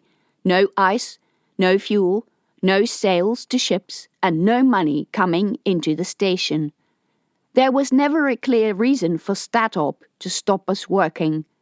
No reason, at least, beyond wanting to gain control over us and wanting to spy on our every move. So, with our friends here, and our hypertech friends, we have opened up the lifts once more. If you go to the large ship's deck, you will find a mining vessel there. You can go inside and it will take you to collect ice. When it comes back, it will deliver the ice to the factory and the fuel back to us. We will sell it to private ships. We will use the money as we see fit. We will run our own operation. We will determine our future." He balled his fist. A huge cheer went up in the hall. "Who will come on the first shift?" Hato yelled. A number of men ran into the lift, and more of them followed until the lift was full. A voice boomed through the official announcement system of the hall in standard. "Anyone who leaves this hall through the lifts will be persecuted." The man repeated this a few times. People in the crowd started yelling protest. One youth climbed on another's shoulders and smashed in the loudspeaker. The disembodied voice continued. "Please move away from the lift. Please move away." Hato yelled over the top. "Come on and join us, little people. We will show them who is the boss of this station. You are warned we will use live ammunition. Come, little people. They're bluffing. Come with me, and we will build our independent lives." A sizzling bolt blasted from the mezzanine level of the hall straight into the lift. People screamed. A young male voice near Melati yelled, "Park!" People close by looked over their shoulders. Troy whirled around. "Shut up!" Buddhiman had let go of Paul's arm and was trying to push between the people going the other way. Ari yelled, "No, Buddhiman, stay here!" Elko was yelling into his pocket comm. "No, in the crowd here!" He looked up. "Who was the idiot who did that?" He listened. "Stop it now, or you'll have real panic." Two sizzling bolts of light erupted from somewhere on the hall's floor. Both hit the balcony where the enforcers stood. Several of them returned fire. An alarm started blaring. J.O. pushed past Melati and took Paul's free arm over his shoulder. "To hell with being careful. We're going to make a run for it. Do not get involved in any fights, no matter what." "Melati!" This was Buddhiman. "Melati, they shot Puck. We must help him, please." He grabbed her arm. People turned and gave the group strange looks. J.O. snapped at him. "Shut up and stop making such a fuss." "They shot him! They shot him!" J.O. grabbed Buddhiman with his free hand and drew him so close that their helmets touched. "If you want to live, shut the fuck up before I smash your face in." He let a moment of unspoken threats pass between them. Melati was desperate to get going. People ran in all directions, jostling her. The sounds of screaming and discharging guns made her ears ring. Now the main fire alarm was going off. Troy and Elko were nowhere to be seen. Buddhiman let his shoulders sag. "Come," J.O. said, and he and Ari continued with Paul. From the corner of her eye, Melati noticed the hypertech on the top of the tower throw something. The object flew over their heads and landed amongst the crowd. A silver canister with thick smoke billowing from one end. People tried to scramble out of the smoke's reach, but the hall was too crowded, and there was nowhere for them to go. Some were coughing. A young woman fainted. A friend tried to help her up and fainted too. God, some sort of gas. Melati fumbled inside her helmet, prizing her fingers between the plastic and her skin, and managed to slip the mask over her nose and mouth. The stale, burnt air inside it made her feel sick. People bumped into her, and every time she lost sight of Jayo, panic crept up in her. It was impossible to guess what was going on. The inside of her mask fogged up. She tripped over arms and legs, and every time her two big boots hit something soft, she cringed. Then they were at the steps to the lift. Thick smoke was spreading through the hall. Red lights flashed in the ceiling, and a moment later water rained down.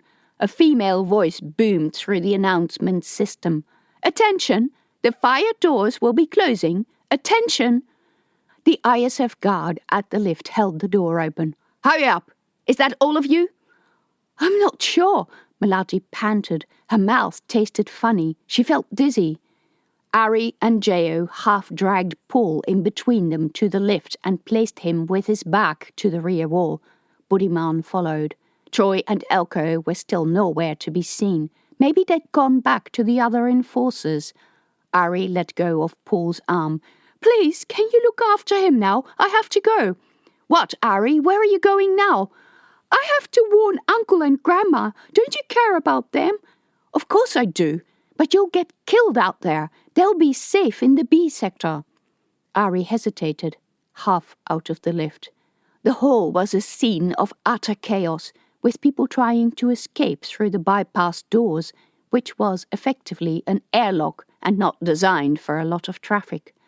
Were Uncle and Grandma safe in the B sector? Who knew what was happening there?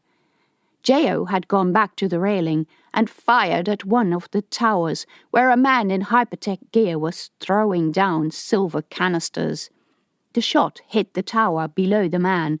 The metal buckled and the tower toppled like in slow motion. The hypertech jumped free of the falling framework with a leap, like there were springs in his legs. Another aggregate.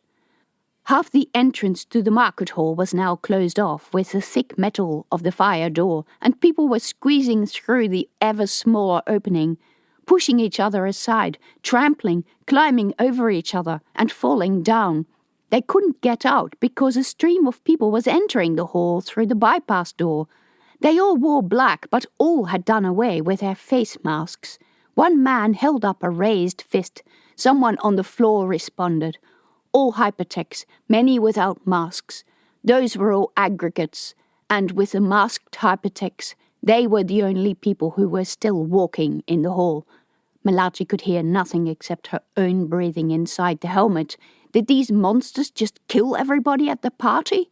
Surely the gas made people unconscious. She felt cold. There was too much smoke in the hall to be certain. They wouldn't just kill everyone, would they? They did kill everyone in the Mars Wars. God. "We've got to call backup," one of the guards said. His voice sounded woolly through the roaring of blood in Melati's ears. Jayo abandoned his position and ran into the lift. The doors closed, and the guard punched the command that said, "Arm door." The lift jumped into motion. Melati took the hypertech mask from her face. Ari did the same. His face was sweaty and his expression hollow. His shoulders slumped. "What are we going to do, Melati? We need to find Uncle and Grandma."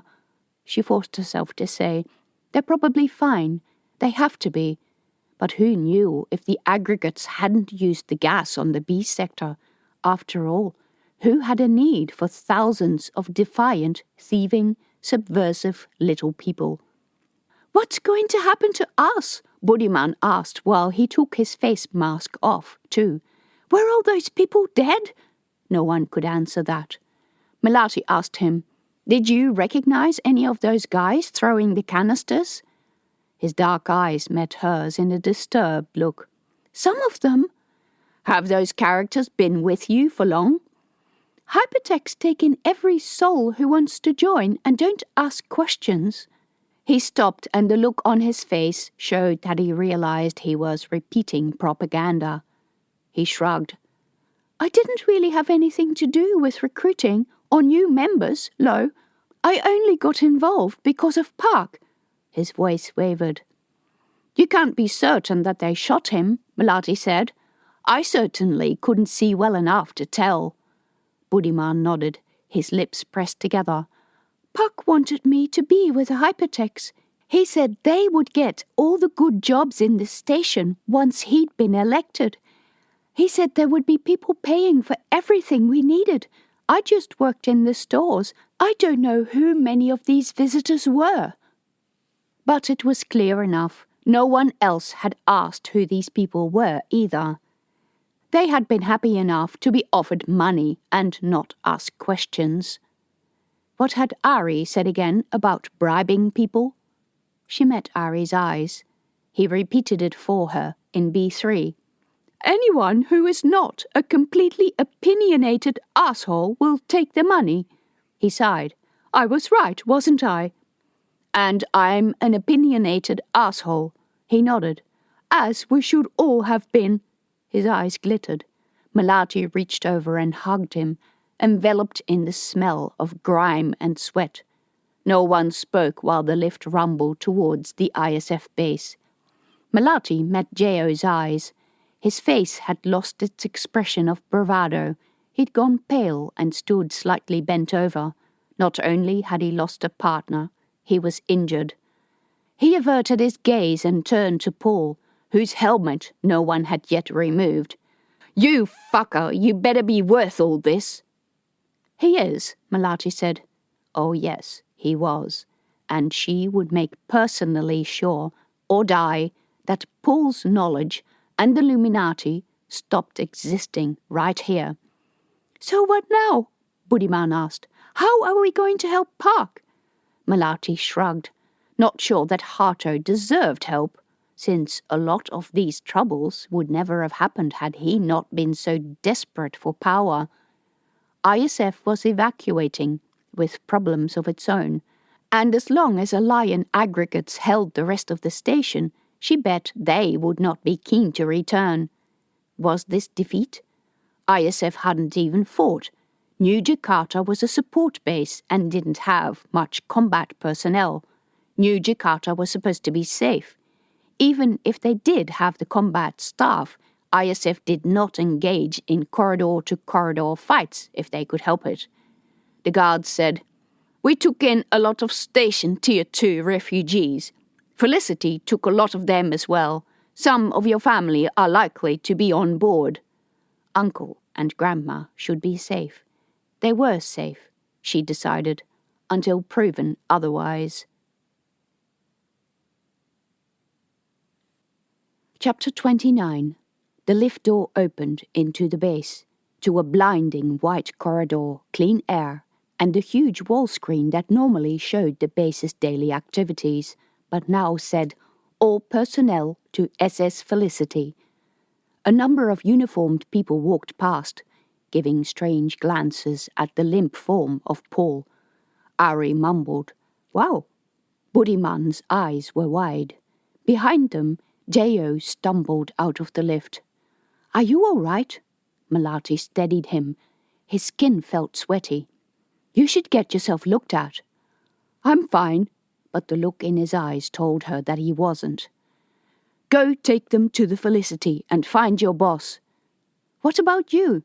I'm part of emergency personnel. I stay behind. But you're hurt. I'll be fine. Thanks to you and your friends, I have some good information. Go to the ship. It could get nasty. What are you going to do?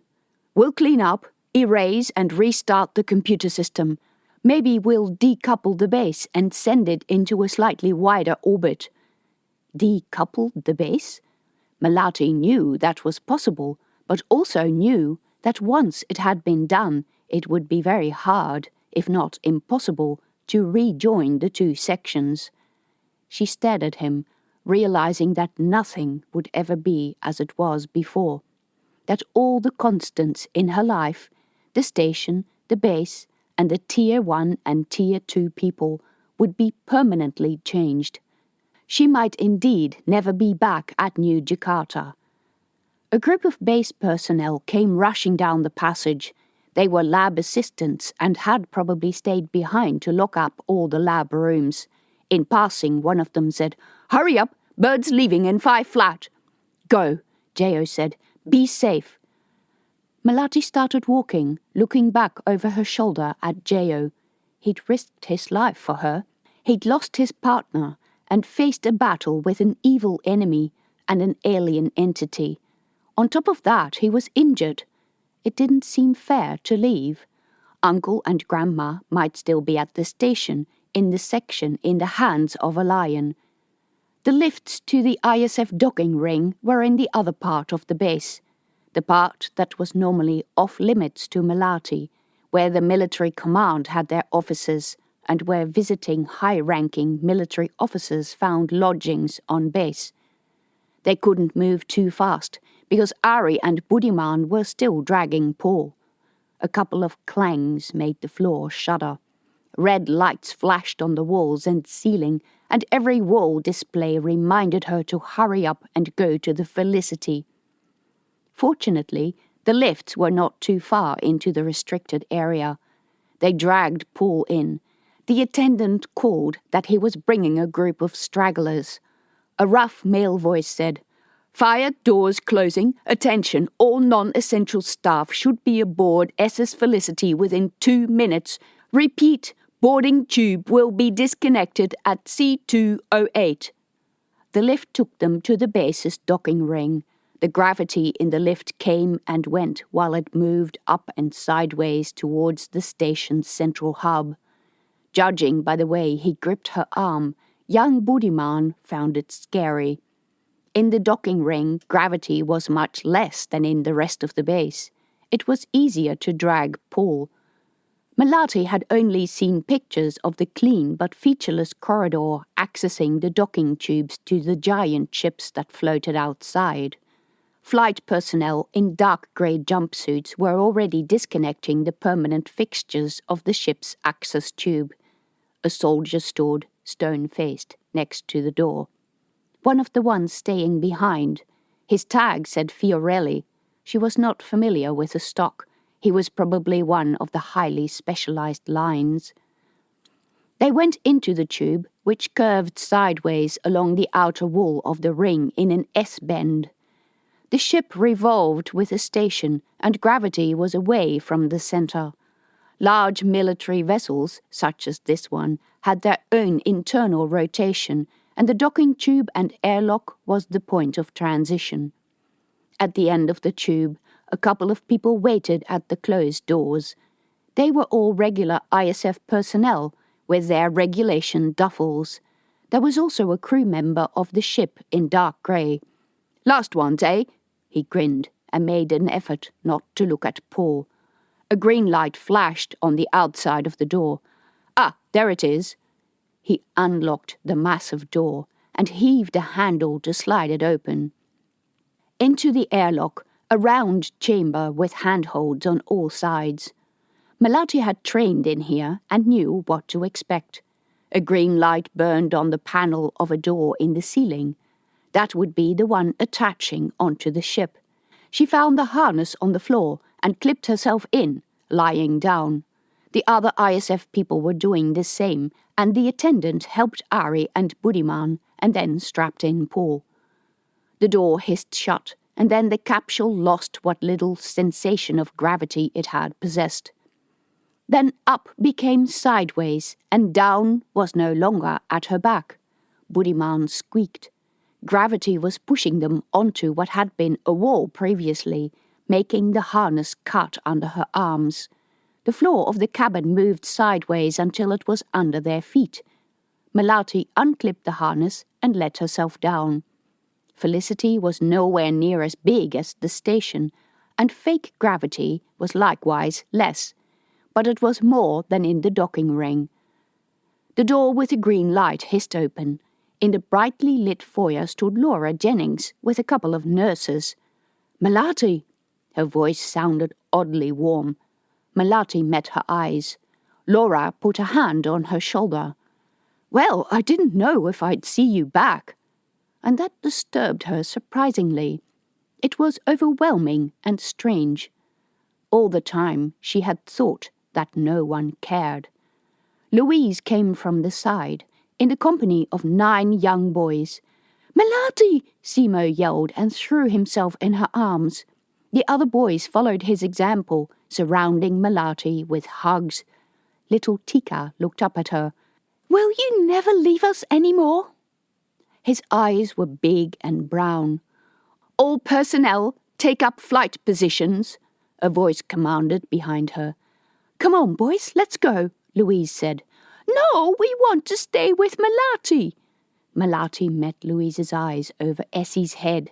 Was she mistaken, or had he grown in her absence? She shrugged, ruffling hair and fighting her pricking eyes. It was all too much, too emotional. Louise shrugged. "I guess we can stay if you can find a safe place to sit." The nurses had Paul on a stretcher and carried him down the corridor, and Louise and the boys took Melati, Ari and Budiman in the other direction. They hadn't gone far before Abe started asking Budiman questions about the helmet he still held under his arm, and wanted to know what every little thing inside it did. To Melati's surprise, Louise took them to the ship's fighter docks. It was busy there with goodness knew how many small short-range fighter craft attached to the walls. Tech crew, rappelling from the ceiling, were still working on them. The boys, as well as Ari and Budiman, stood transfixed, looking up at all the small attack craft. Some were piloted craft, but most were drones, all painted black. "Wow, there's hundreds of them!" Keb pointed to all the different types of ships. Louise called, "Come on, boys, keep going." The refugees were inside a room off the docking area, which looked like it usually contained cargo. At least 100 people sat on the ground under transport webbing. A soldier walked around, giving instructions, which most of the barang wouldn't understand. As Melati, Ari and Budiman entered, many hopeful glances went to the door, followed by expressions of disappointment. Melati similarly looked over the group, but realized quickly that these were mainly people who had been at the party in the main hall, including a couple of Sikong in bright outfits. One smiled at Ari. "Engine burn in 30 seconds, the announcement boomed through the hall. Melati sat down next to Ari and Budiman and allowed the boys to help her with the webbing. She felt so tired and numb all of a sudden. Of course, Uncle and Grandma weren't here. They weren't likely to be on the Felicity either. No doubt they were still at the station, at home, scared of what was happening and hiding inside. The Tier 1 were fighting the invasion, and the news channels would be down. No doubt, too, many of the barang would be angry with what happened in the hall. Maybe some of them would support a lion. Maybe they would do so while believing that they were supporting the hypertechs. The voice announced that the burn would be for 20 minutes, after which people were free to move with caution. A light started flashing, and then all the lights in the hall and storeroom went out, except for the emergency ones above the door. A siren rang 3 times. The floor moved sideways. A child screamed. There was a violent lurch to the left and a sensation of falling, and then hanging upside down. All sensation of up or down vanished. The pressure in her ears increased more strongly than Melati had felt before. People screamed. Somewhere in the darkness someone vomited. The red lights made an eerie sheen over the heads of all the people in their harnesses. A small hand felt for Melati's. "I'm scared, Simo. Is it okay to be scared?" "You can't help being scared." Her mouth felt funny and stiff with nerves. Another person vomited, and she just hoped to be able to control herself with a trick she'd been taught in training. But the darkness and the smell really wasn't helping. "Do you feel all right?" "Yes." Another couple of soft young voices also said that yes, they felt all right. Lucky them. Most constructs did not suffer zero-gravity sickness. Another violent lurch, this to the right. Melati hung on tight and concentrated on a point ahead, trying to calm her queasy stomach. Gradually, the sideways pressure settled and vanished. Gravity returned. The lights came back on. The boys were all seated around her, hugging each other. Sean sat on Ari's lap. A crewman came with a tray of packaged crew rations, but Melati wasn't hungry. She should probably leave Ari and Budiman here and go and find Dr. Chi, but she was so tired. She lay down on her side, stroking Essie's hair. The floor was hard and cold, but she hadn't slept for a whole day, and she drifted into blissful oblivion. It seems barely a second later when someone shook her shoulder. "Melati!" Melati jerked up and looked around. Something weighed her legs down, which proved to be Simo, fast asleep, heavy and warm. The other boys lay around him in a sleeping tangle of arms and legs. Ari and Budiman sat on top of the transport webbing playing a game with another barang-barang youth. The person who had woken her was Christine, silhouetted against the ceiling light. "Anything the matter?" Her mouth felt dry. She was afraid of making too much noise and waking the boys.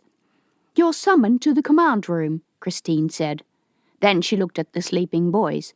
"I'll stay with them." What? And then another thought. Go to the command room? Like this? She still wore the black hypertech suit over her dirty and bloodied sari. She stank of sweat. Christine grinned and lifted her arm, where she held Melati's uniform, including the horrible dress jacket. Melati extricated herself from Simo, stumbled to her feet, overbalanced and almost fell. "Less gravity than the station. It takes a bit of getting used to," Christine said. Like jazz on Ganymede.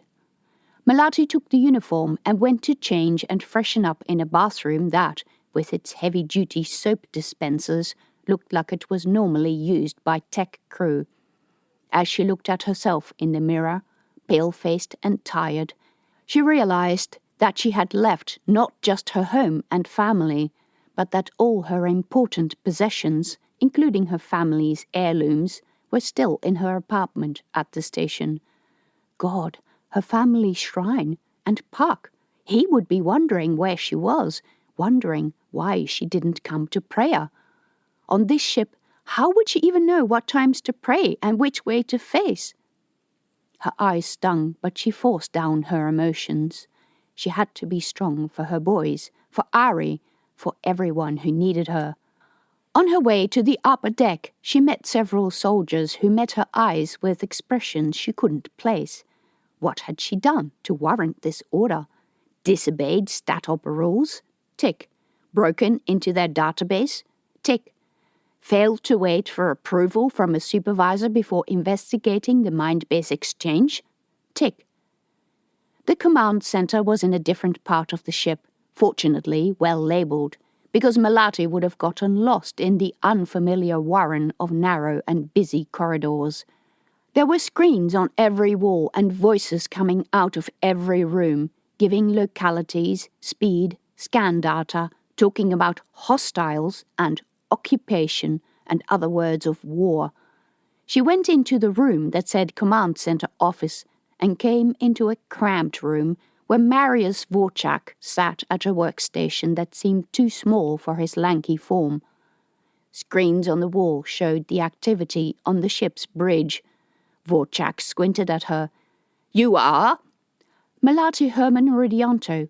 I was ordered to come here." His face lit up. "Ah, yes, go in." He pressed a button and the door in the wall behind him opened to reveal a slightly larger room where Base Commander Sandy Kokaro was seated behind her desk. She gestured. "Come in." Melati did, feeling hot and cold at the same time. The commander's office in the ship was not nearly as luxurious or large as that on the base. The room was carpeted and painted light blue. Apart from the desk, there was a small recess with couches built in, also blue, and a table, all bolted to the floor.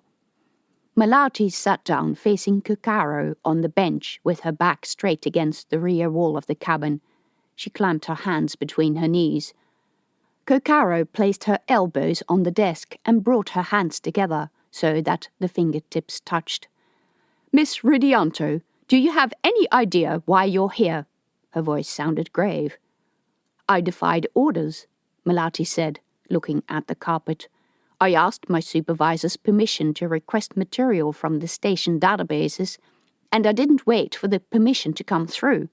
I also shared knowledge and data with 2 Taurus Army enforcers and recruited my nephew to get me data I wasn't entitled to have. And it was all for nothing, because they'd lost the station anyway, and now all the barang still in the B sector were in danger." "Is that what you think?" There was an unusual tone in her voice. Melati raised her head. "I called you here to thank you," Kokaro said. "Thank me? I don't deserve—" "It was because of your diligent observations that we were able to cut the clandestine link out of the base and stop the spread of the virus. Thanks to you, we avoided the self-destruction of the base. Thanks to your diligence, we even found the virus. Evacuating the base may seem a drastic step, and the situation on the station is far from ideal, but it could easily have been so much worse." Melati wasn't sure it wasn't already worse. If nothing else, how embarrassing would it be for the ISF upper command to have to evacuate a research and support base? And there was another issue too. There is some alien force at work. It may come after us because we have the mind base of Paul Ormerod. Kokaro gave a small smile. "And we do have him, thanks to your valiant actions." Melati didn't know what to say. She'd only looked for Paul because she wanted to help Jazz. "Do you realize that you will be commended for this?" "Me? A commendation?" She gave a lopsided smile. "The Vauxhall Medal." "What?" That was one of the main military decorations. She'd done nothing military at all. "But I don't—" "You deserve every bit of it. I know people give you a hard time, but I enormously appreciate your work and dedication to the force and our program. I know your family has given you a hard time, and I appreciate your dedication in the face of what they've put you through and the temptations they have put in your way. I appreciate your devotion to your cohort, and I appreciate your integrity. This could so easily have ended differently." Melati stared at her. This wasn't real. This wasn't happening. Kokaro said, "For the next few weeks, or however long it takes, the Felicity will hang around in the system while we clear everything in the base so it's safe to return." Jayo said something about decoupling. "If that proves necessary, yes, but I'm hoping it won't be. Also, thanks to you." "What about the station?" "We will clear that out too, after we've dealt with the base. With the help of the Taurus Army, the Alliant agents will be isolated if they want to play the siege game. They have no supplies and no warships. They won't hold out for long." Crippling the station with the enemy trapped inside was one of the key tactics of close-range space warfare. Better than fighting inside the station corridor by corridor. Yes, she'd heard it all before, but this was her home. Kokaro rose, walked around the desk, and placed a heavy hand on Melati's shoulder. "You did well, Miss Rudianto, and we will do our best to return to the station as soon as we can, with as little suffering as possible.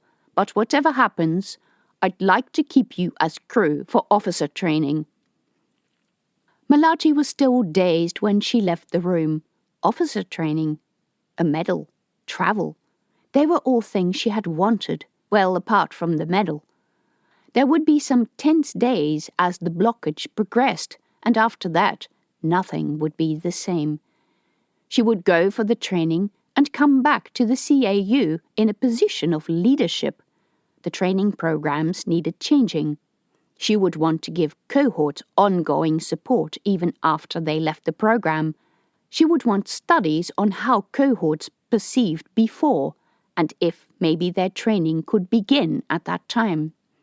And all of those things would need to be documented in a permanent library so that future researchers could forever draw from every little diary entry, no matter how insignificant. And she would aggressively recruit young and smart barang-barang, train them, and pull them out of the cycle of self-defeating thoughts and stupid behavior. She went back to the boys, where more food had arrived. It was canteen stuff, usually much scoffed at by barang-barang, but everyone was quiet and ate it without complaint. Afterwards, an officer came in to organize the group into teams to be put to work. It was time for Melati to go back to her work. Dr. Chi had set himself up in the ship's med section, a warren of interconnected cubicles, dorms and wards. With many civilians injured in fights or still suffering from the gas attack, there were beds everywhere and nurses going from one to the other, delivering treatment in the corridors. Dr. Chi sat at a workstation in a galley-like room with desks and cupboards on both sides. He smiled when she came in. Melati looked around. Where is he? On my screen. What? Oh, Paul Ormerod? Yes, I've never seen anything like it. Melati came to look over his shoulder. This mind base was full of huge modified statements and nested statements within nested statements. Wow, you'd get a headache just from trying to understand all that. Fortunately, we'll have a while. He nodded at the seat next to him. I'd like you to work on this mind base if you can. Melati hesitated. I'm not sure I can. Do you know I've been recommended for officer training? I do. I recommended you, and I'd like you to work with me. I know that you'll have to leave for a while. But do you think I'll decode this mind base that quickly? This is going to take a long time. He was right, of course. I came to see Jazz Grimshaw. Is he here? Dr. Chi gestured at the open door on the other side of the galley-style office storeroom. Melati went through, into a ward with 3 beds, one of which was occupied by the man they had dragged out of the hypertech den, now cleanly washed and shaven. As Melati came in, his eyes widened. Rena? His face was haunted, his expression bewildered. Then, no, you're Melati, the teacher. He was thin, and his cheeks looked hollower than before. Melati almost choked up with tears. Rena was my cousin. Where is Rena? And then his eyes widened as he realized she said was. Melati could do nothing except shake her head. She sat down on the edge of the bed. Where are my brothers? Troy, Elko, and the others still on the station. They might be dead, too. She'd lost them in that mad crowd, before the shooting and gassing started. She kept shaking her head, losing it badly. Terrible things have happened. I'm sorry, but I don't have any good news. It was the only thing she could say. A tear leaked out of her eye and rolled over her cheek. She wiped it away. I'm sorry. It was not how Uncle had taught her to behave. She fought to stay calm. Deep breath. Look into his eyes. I'm sorry about your brothers. I don't know if they're alive. I'm sorry about Rena. She's... Her mouth would no longer cooperate. Hey, take it easy. A warm arm came around her shoulders. Melati could feel him trembling. Like her, he was trying to put on a brave face. The experience of seeing his memories still shook her. Imagine what it did to him. She put her head on his shoulder. Melati wiped her eyes with the back of her hand, but the tears came back and would not be stopped. His chest shook with a stifled sob. There was no need for words. His emotions were so entangled with hers that she felt his pain. For a while they sat like that, two vastly different people thrown together by circumstance. Dr. Chi came in, raised his eyebrows, and left again. Then Jazz cleared his throat. What now? What am I supposed to do without my brothers? What kind of work can I do on a military ship? I can only fly mining ships. Come and help me with the boys. You know them well enough and they know you. They're disturbed. Maybe you can help some of the other cohorts as well. You can be their dad. Their dad? His eyes went vacant. Melati didn't ask further. Wrong remark. Maybe he was a fertile construct and had hoped to have children with Rena. His chin trembled. Please don't start again, because I won't be able to stop. Come with me. Let's go and see the boys. She loosened herself from his embrace. If it's all right with the doc. The doc says the sooner you're out of here, the better, Dr. Chi called from his workstation. Gee, thanks. Melati laughed through her tears and wiped her cheeks one last time. Then she pushed herself off the bed. Come on, let's go. Like this, huh? He gestured at the surgical gown. He grinned. Melati opened the doors to the cupboard in the room and was lucky enough to find unmarked grey overalls and some disposable underwear that wasn't the very cheapest, itchy kind. She handed the bundle to him, but was taken aback by the intense expression on his face. Anything wrong? No, he shook his head. Just, I should say thank you. You didn't have to do this for me. You could have just left the problem with a lab. Melati thought back to the moment Jazz had woken up in Keb's body and still heard his anguished voice. No, I couldn't. Don't ask me why, but that's the way I am. Stupid, trying to punch above my weight and taking on the universe. Sometimes you should just take the money if someone offers it. Hey, it's not your fault. I'm very glad that you cared. He put his hand on her arm. It was cold and sweaty. I'll help you now. That's my promise. Another rush of emotion. All right, Melati said, and took a deep breath. But please stop making me cry. He returned a lopsided smile. Okay, I'll try. Thank you for listening to this chapter of Shifting Reality. Subscribe to this channel for further chapters or grab the complete book from your favorite audiobook retailer, including Audible, Apple, Google Play, Kobo, your local library, Storytel, and many others. Or be a real champ and grab it from the web store on my website at pattyjansen.com. Listen or read in the BookFunnel app.